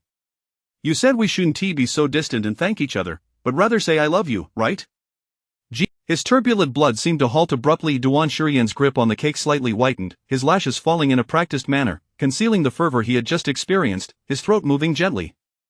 So that was it. He had thought that her declaration of love was genuine. Duan Shurian let out a low, resigned chuckle. Unrequited love was a chaotic affair. It had only been a few days. How could she possibly have developed such feelings for him so quickly? Perhaps he had been too impatient. Yet, even if her words were merely a veiled expression of gratitude, the fact that she had earnestly remembered his words suggested that she held him in some regard, if only for a fleeting moment. Duan Shurian's brow relaxed, a smile blossoming at the corners of his mouth, the warmth of joy radiating from his eyes. It was as if, with just a hint of sweetness, he could reveal the soft underbelly of a contented puppy, purring with happiness. Indeed, I did say that before. Duan Shurian's deep, enchanting eyes reignited with a fervent brightness. Good girl, our Woo-woo. Jin Woo gazed at him, her eyes sparkling, her lips betraying a smile. Although she wasn't particularly fond of the term good girl, which made her feel like someone's pet, especially when it came from Fu Yucheng, it somehow felt different coming from Duan Shurian. Instead of discomfort, it elicited a sense of endearment. Jin Woo's laughter sparkled in her eyes, her lashes fluttering like free-spirited butterfly wings. What was she to do? She suddenly felt an impulse to hear him praise her once more. But would that make her seem strange? Lost in her thoughts, she missed Duan Shurian's soft murmur, almost as if he were speaking to himself. If only one day I could hear you say you love me, She sensed he had just uttered something, raising her gaze. The previously pensive man suddenly arched an eyebrow, as if he had stumbled upon something amusing, a teasing laugh escaping his lips. "Tsk, my dear Mrs. Duan, you cry so easily." Duan Shurian leaned closer, his calloused fingertip gently brushing her slightly reddened eye, his languid tone laced with a teasing mischief. If we really were to do something, wouldn't you cry even harder? Jin Woo had a vehicle just passed in front of her. Truly, his irreverent demeanor threatened to shatter the sweet atmosphere. This bittersweet scene before her moved the nearby glowing figures to tears. Oh, how utterly delightful. How come no one told them that witnessing others' affection could be so heart-wrenching? Zhang, who pulled out a tissue to dab at his face, suddenly feeling sentimental. Bro, do you think there is someone, unbeknownst to me, who has been quietly waiting for me all this time? Xuan'an patted his shoulder, speaking earnestly. There is. No matter how many times you turn around, your backside will always be there, unwavering. Zhang Hu is sobbing. Come on, let us reignite the festivities. One of the childhood friends grabbed the microphone, snapping his fingers. Music, let us be a carefree one, enjoying food and drink while tossing shade at them. Round head, big ears, clumsy hands and feet running like a spiral. Quick, use the nunchaku. Hihihahe. One by one, they raised their microphones, belting out lyrics devoid of skill or emotion, their performance fueled solely by enthusiasm. The atmosphere of the gathering reignited with joy and revelry. Sister-in-law, would you like to join us for a card game? Zhang Hu eagerly suggested, holding a deck of cards. The rules are simple, just like Do Di Zhu. The loser drinks a cup of liquor. Concerned about Jin Woo's tolerance, he had prepared fruit wines with lower alcohol content, suitable for women. Sure. Jin Woo, having never participated in such a gathering, nodded with wide-eyed curiosity. Since this was her first experience, Jin Woo felt a twinge of nervousness as she examined the numbers on her cards, unsure of which to play. Duan Shurian, who had been quietly sitting beside her, chuckled softly. Rather than snatching her cards to showcase his prowess or impatiently urging her along, he gently ruffled her hair, bolstering her confidence. Don't be afraid, just enjoy. With a proud lift of his brows, Duan Shurian added, even if you lose, your husband will always have your back. Chapter 97. A sultry sigh wafted into Fu Yuchen's ears. Simultaneously, in the office of the general manager of the Fu Corporation, countless documents lay scattered across the floor, creating a scene of utter chaos. Yet at that moment, Fu Yuchen was wholly unconcerned. His gaze was fixated on the photograph he had painstakingly uncovered, his dark eyes brewing a tempest of emotions. The image depicted a silhouette clad in a brown dog fur suit. Though the facial features were obscured, it was evident that the figure possessed a tall and well-maintained physique, a testament to long-term discipline in body management. Fu Yuchen's brow furrowed deeply, his expression darkening. Who was this man? Indeed, after hours of investigation, all he had managed to procure was a blurry, clandestinely taken photograph. However, Fu Yuchen soon found a semblance of relief. Although the man's background remained elusive, he could now entirely dismiss the possibility that this individual was Duan Shurian. Heaven knew how frantic he had been when he learned that Duan Shurian had left a meeting with his wife in tow. With the emergence of this photograph, he felt an immediate sense of ease wash over him. After all, how could a prominent figure like the head of the Duan family, standing atop the pinnacle of society, possibly don such an unbecoming and ridiculous disguise merely to amuse a woman? The thought alone was laughable. Fu Yuchen scoffed derisively. If he were in that position, he would never stoop to such absurdity as dressing in an unattractive and stifling costume merely to entertain a woman. Perhaps it was acceptable for Jin Wu to amuse him, but this was an entirely different matter. What a bore, Fu Yuchen mused, crumpling the photograph in his hand and tossing it into the wastebasket, a sardonic smile gracing his lips. What kind of impoverished soul would wear such hideous attire to please a woman? There was even a hint of condescension in his gaze. Look at that. Once Jin Wu left him, she could only resort to consorting with such a pitiable fellow for her theatrics. Even the venue for their rendezvous could only be a dilapidated amusement park, devoid of any bragging rights. Mr. Fu, here is the new phone number you requested, his assistant stated expressionlessly, handing him a new mobile device. However, Mr. Fu, are you truly certain you wish to seek out Miss Jean at this hour? What's wrong with visiting her at this time? Fu Yuchen replied with a slight smirk. Perhaps she is unable to maintain her facade any longer and is weeping, eagerly awaiting my arrival. His assistant fell silent once more, caught off guard. It was acceptable for someone to be oblivious, but one should not lack common sense entirely. It's merely that typically, at this hour, newlyweds are engaged in more intimate activities, the assistant offered with a professional smile, such as the bed. Meanwhile, at a bar by Shikahai. Ah, I've lost again, Jin Wu lamented as she surveyed yet another losing hand, her cheeks puffing up in frustration like a child as she reached for the fruit wine beside her. A well-defined hand deftly intercepted the drink. I'll drink it for you. With that, Duan Shurian downed the fruit wine in one go. The seductive, pale line of his throat undulated as he swallowed, his lips parting slightly, exuding an alluring charm. After several glasses of fruit wine, the enchanting depth of his eyes took on a sultry hue, reminiscent of a blooming peach blossom at the corner of his eye. He appeared even more captivating than usual, radiating an irresistible allure. Baby, I think I feel a bit dizzy. Duan Shurian softly rested his head on Jin Wu's delicate shoulder, his arms wrapping around her arm. His long, thick eyelashes fluttered gently against his strikingly handsome face, a stark contrast to his usual arrogance, now appearing exceptionally lovely and demure. Zhenghu, Xuanan, hello, who is this experimental brother being possessed by a drunken spirit? This experimental brother was once capable of downing an entire table of drinks with a sharp gaze and an impressive tolerance. How could he possibly transform from a formidable warrior into a delicate flower after just a few sips of fruit wine? Wait a moment. Zhang Hu and Xuanan exchanged glances, a sudden realization dawning upon them. No way, could this dog be pretending to be drunk on purpose? Are you truly intoxicated? Jin Wu could hardly fathom that the once dominant and proud Duan Shurian, revered in both academia and the capital's elite circles, could be so easily subdued by a few glasses of fruit wine. Caught off guard, she mused, I had no idea your tolerance was so poor. Had I known, I wouldn't have let you drink for me. Yet upon reflection, given Duan Shurian's esteemed status and privilege, it was unlikely anyone would dare to ply him with liquor. Thus, it was entirely plausible that his tolerance was not as formidable as she had assumed. I don't know, assisted. Duan Shurian exhaled a warm breath, nuzzling against her ear and neck like an affectionate puppy, his demeanor more clingy than when he was sober. I feel uncomfortable. Please kiss me, just a little kiss, won't you, Buzz? At that moment, Jin Wu's phone, resting on the table, suddenly rang with an unfamiliar number. Initially inclined to ignore the call, she was about to slide her finger toward the red decline button when Duan Shurian, nestled against her neck, seemed to find comfort, his eyes blissfully crescent-shaped, and his slightly moist lips parted. A low, breathy moan escaped him. Jin Wu felt a shiver run down her spine. Her finger, which had been poised to reject the call, slipped and inadvertently pressed the green answer button. Instantly, a sultry gasp, emanating from a man's throat, echoed in Fu Yuchen's ear. Chapter 98 The Pretending Puppy. Stealing joy in secret. Fu Yuchen's heart suddenly constricted. Despite the surrounding clamor, the low, labored breaths of the man on the other end of the line reached his ears with unsettling clarity. It was as if his assistant's words had proven prophetic. They seemed to be engaged in an act of intimacy. Jin Wu. Fu Yuchen sprang to his feet, his expression darkening ominously. The grip of his phone was so intense that his knuckles turned white. What are you doing? Dare to let that man touch you, and I swear I will ensure he sees no dawn.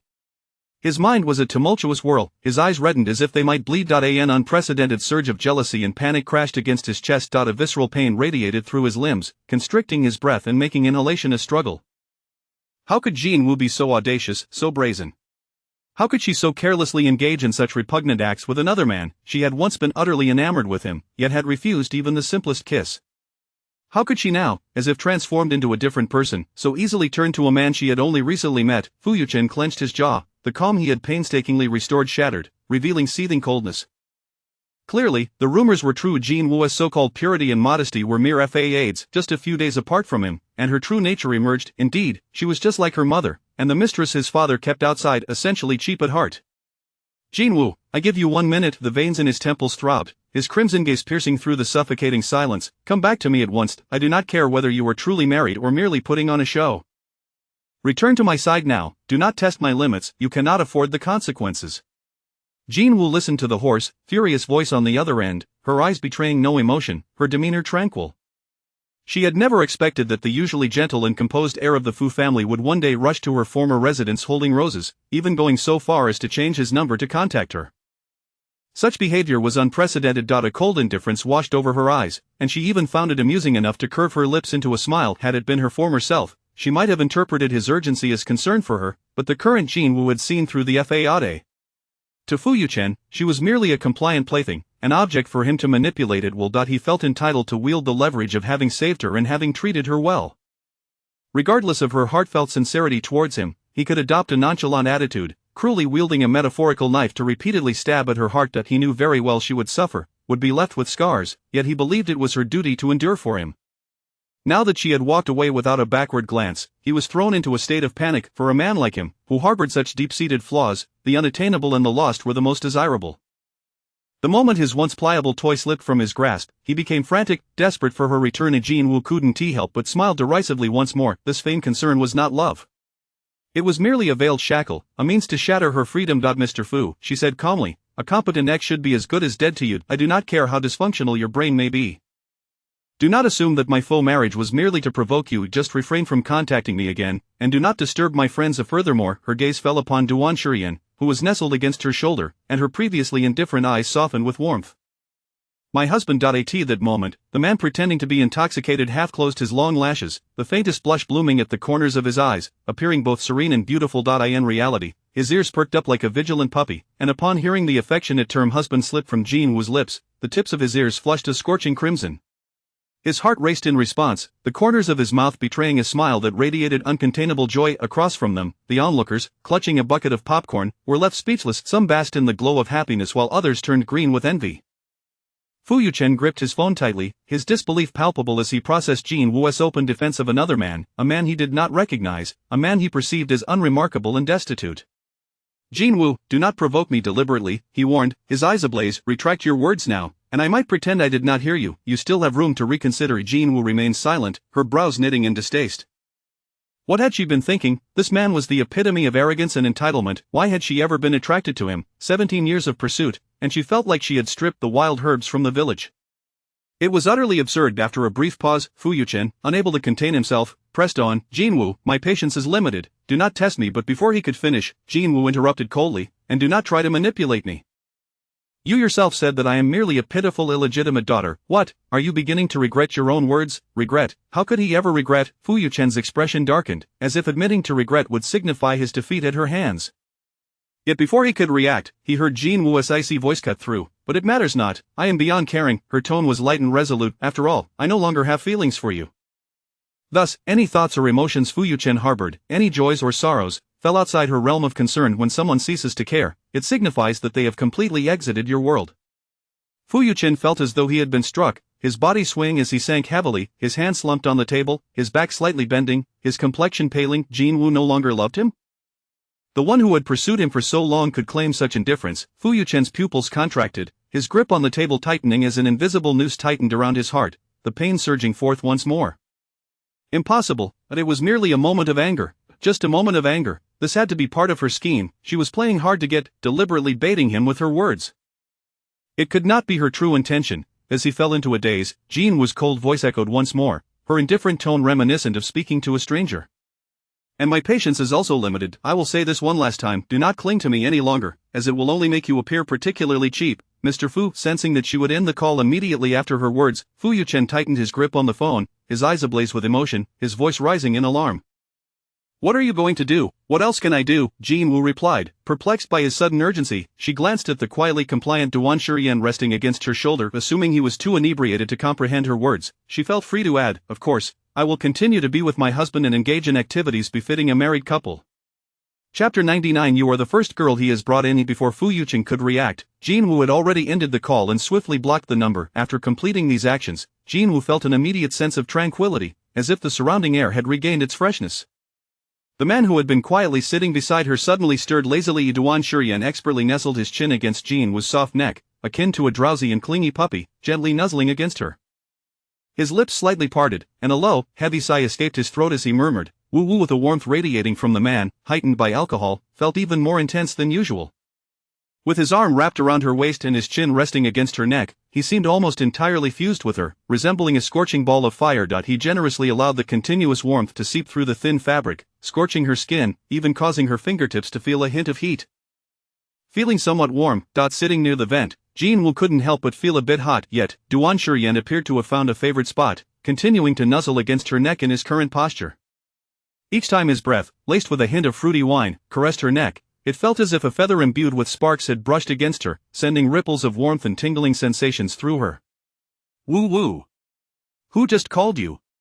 Duan Shurian lifted his head slightly, his long lashes suddenly casting a shadow over his eyes, his lips pressed into a straight line as he spoke softly. It sounded like a man. Woo-woo. You chatted with him for quite a while. He resembled an aggrieved large dog, his ears drooping. Do you like him?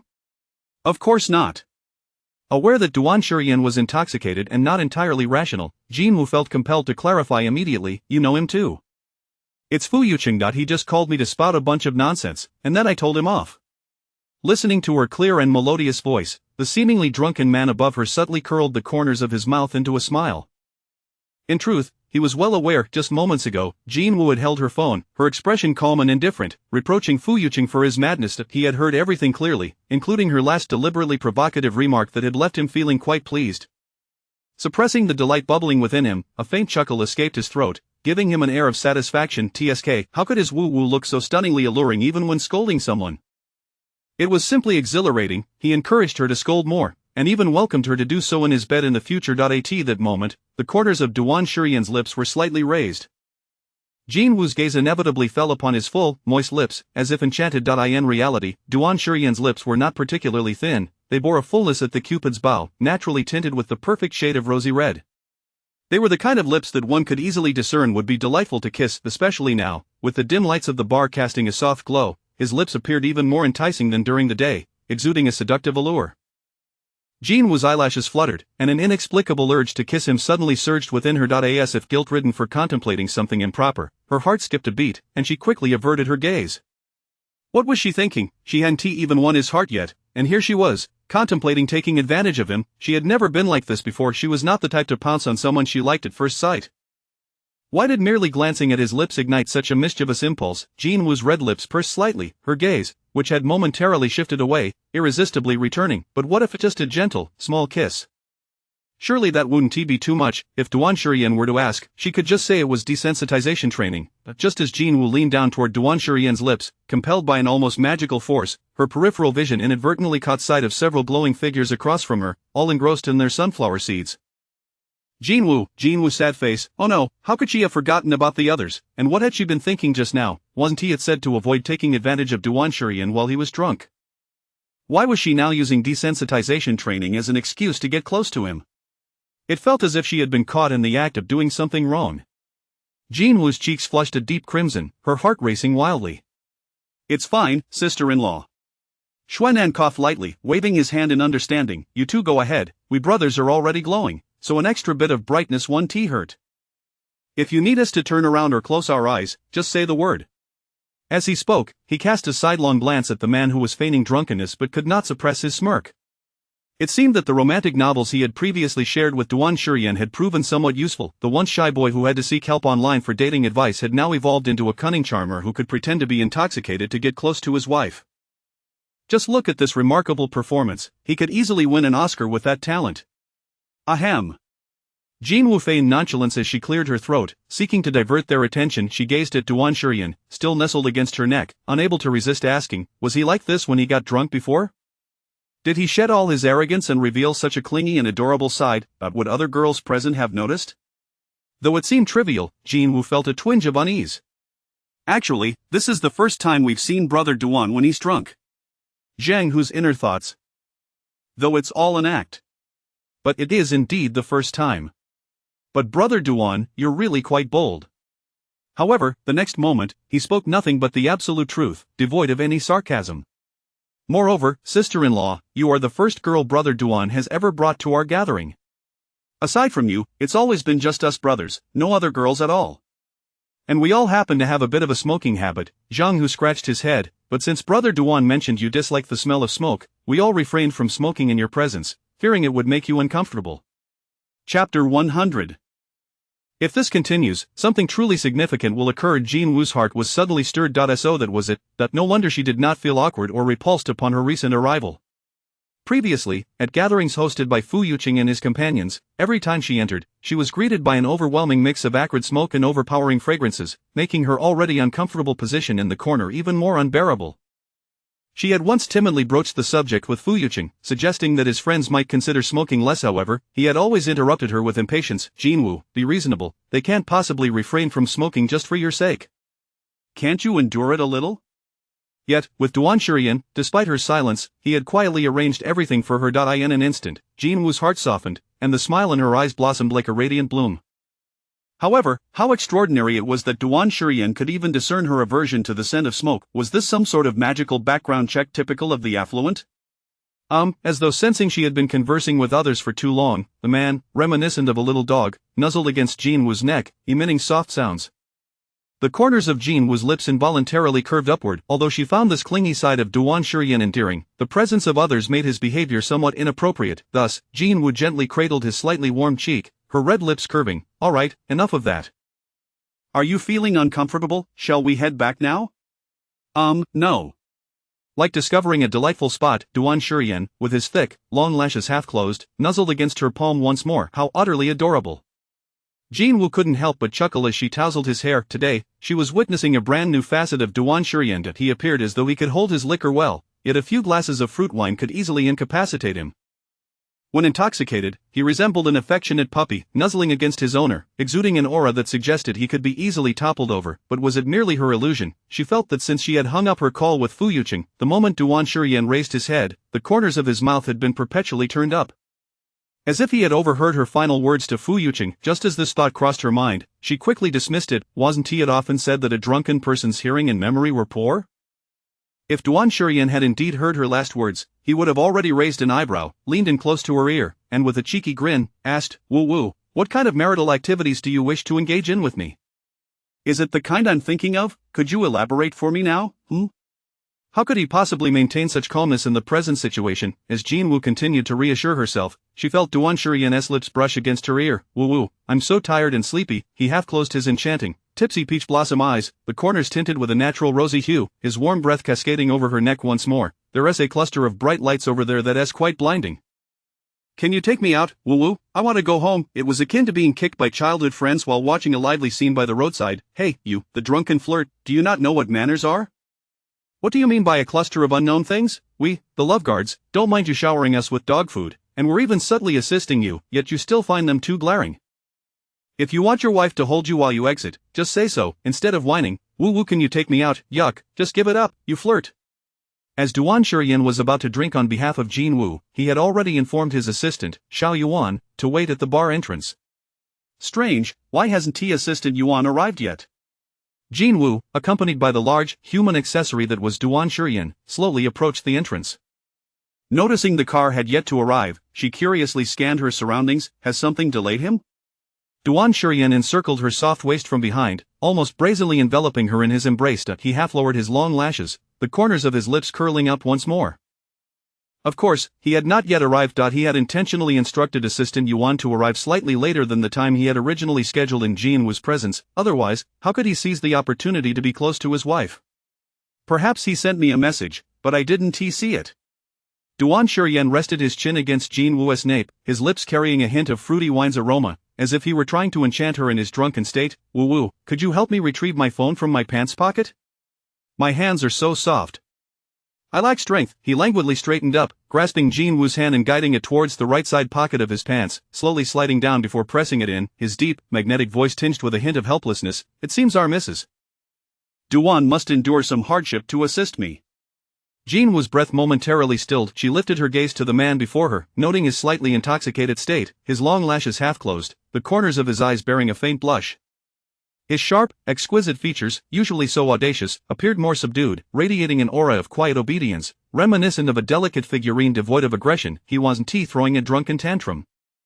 When he spoke, his words were surprisingly coherent, yet, he claimed to lack the strength to even retrieve his phone. Were it not for the collective belief that he was indeed inebriated, she might have doubted whether he was merely feigning intoxication. Jin Woo directed her gaze downward, towards the area where Duan Shurian's hand was pressing. He was wearing a pair of black casual cargo pants, complementing his outer jacket. The pockets of these cargo pants were deeper than ordinary pants. Especially now, with a clingy companion hanging onto her, any slight movement would provoke a discontented whimper. To prevent any unintended fidgeting, Jin Woo cautioned, "You stay still, I'll help you get your phone out." Duan Shurian's lips curled slightly. To facilitate her retrieval, he even drew closer, his tall, robust figure looming near her. The pocket of his cargo pants was indeed wider than she had anticipated. As Jin Woo, resembling a diligent miner on a quest, earnestly explored, suddenly, her fingers brushed against something unexpected. In an instant, a sultry, muffled groan resonated in her ear. Woo. Before she could regain her composure, Duan Shurian grasped her wrist once more, the warmth emanating from his palm inexplicably more intense than before. His breathing grew heavier, threatening to expose his pretense of drunkenness. He swallowed hard, voice low and husky, warning, "If you continue, there will truly be a significant issue." Ah? Jin Woo, caught off guard, looked up in confusion. What kind of significant issue could arise from simply retrieving a phone? Duan Shurian met her bewildered gaze with a low chuckle escaping his throat. Then, relying on his drunken state, he raised his alluring, deep-set brows, maintaining a facade of innocence and sincerity. "If this continues, I might require your assistance in averting a predicament soon."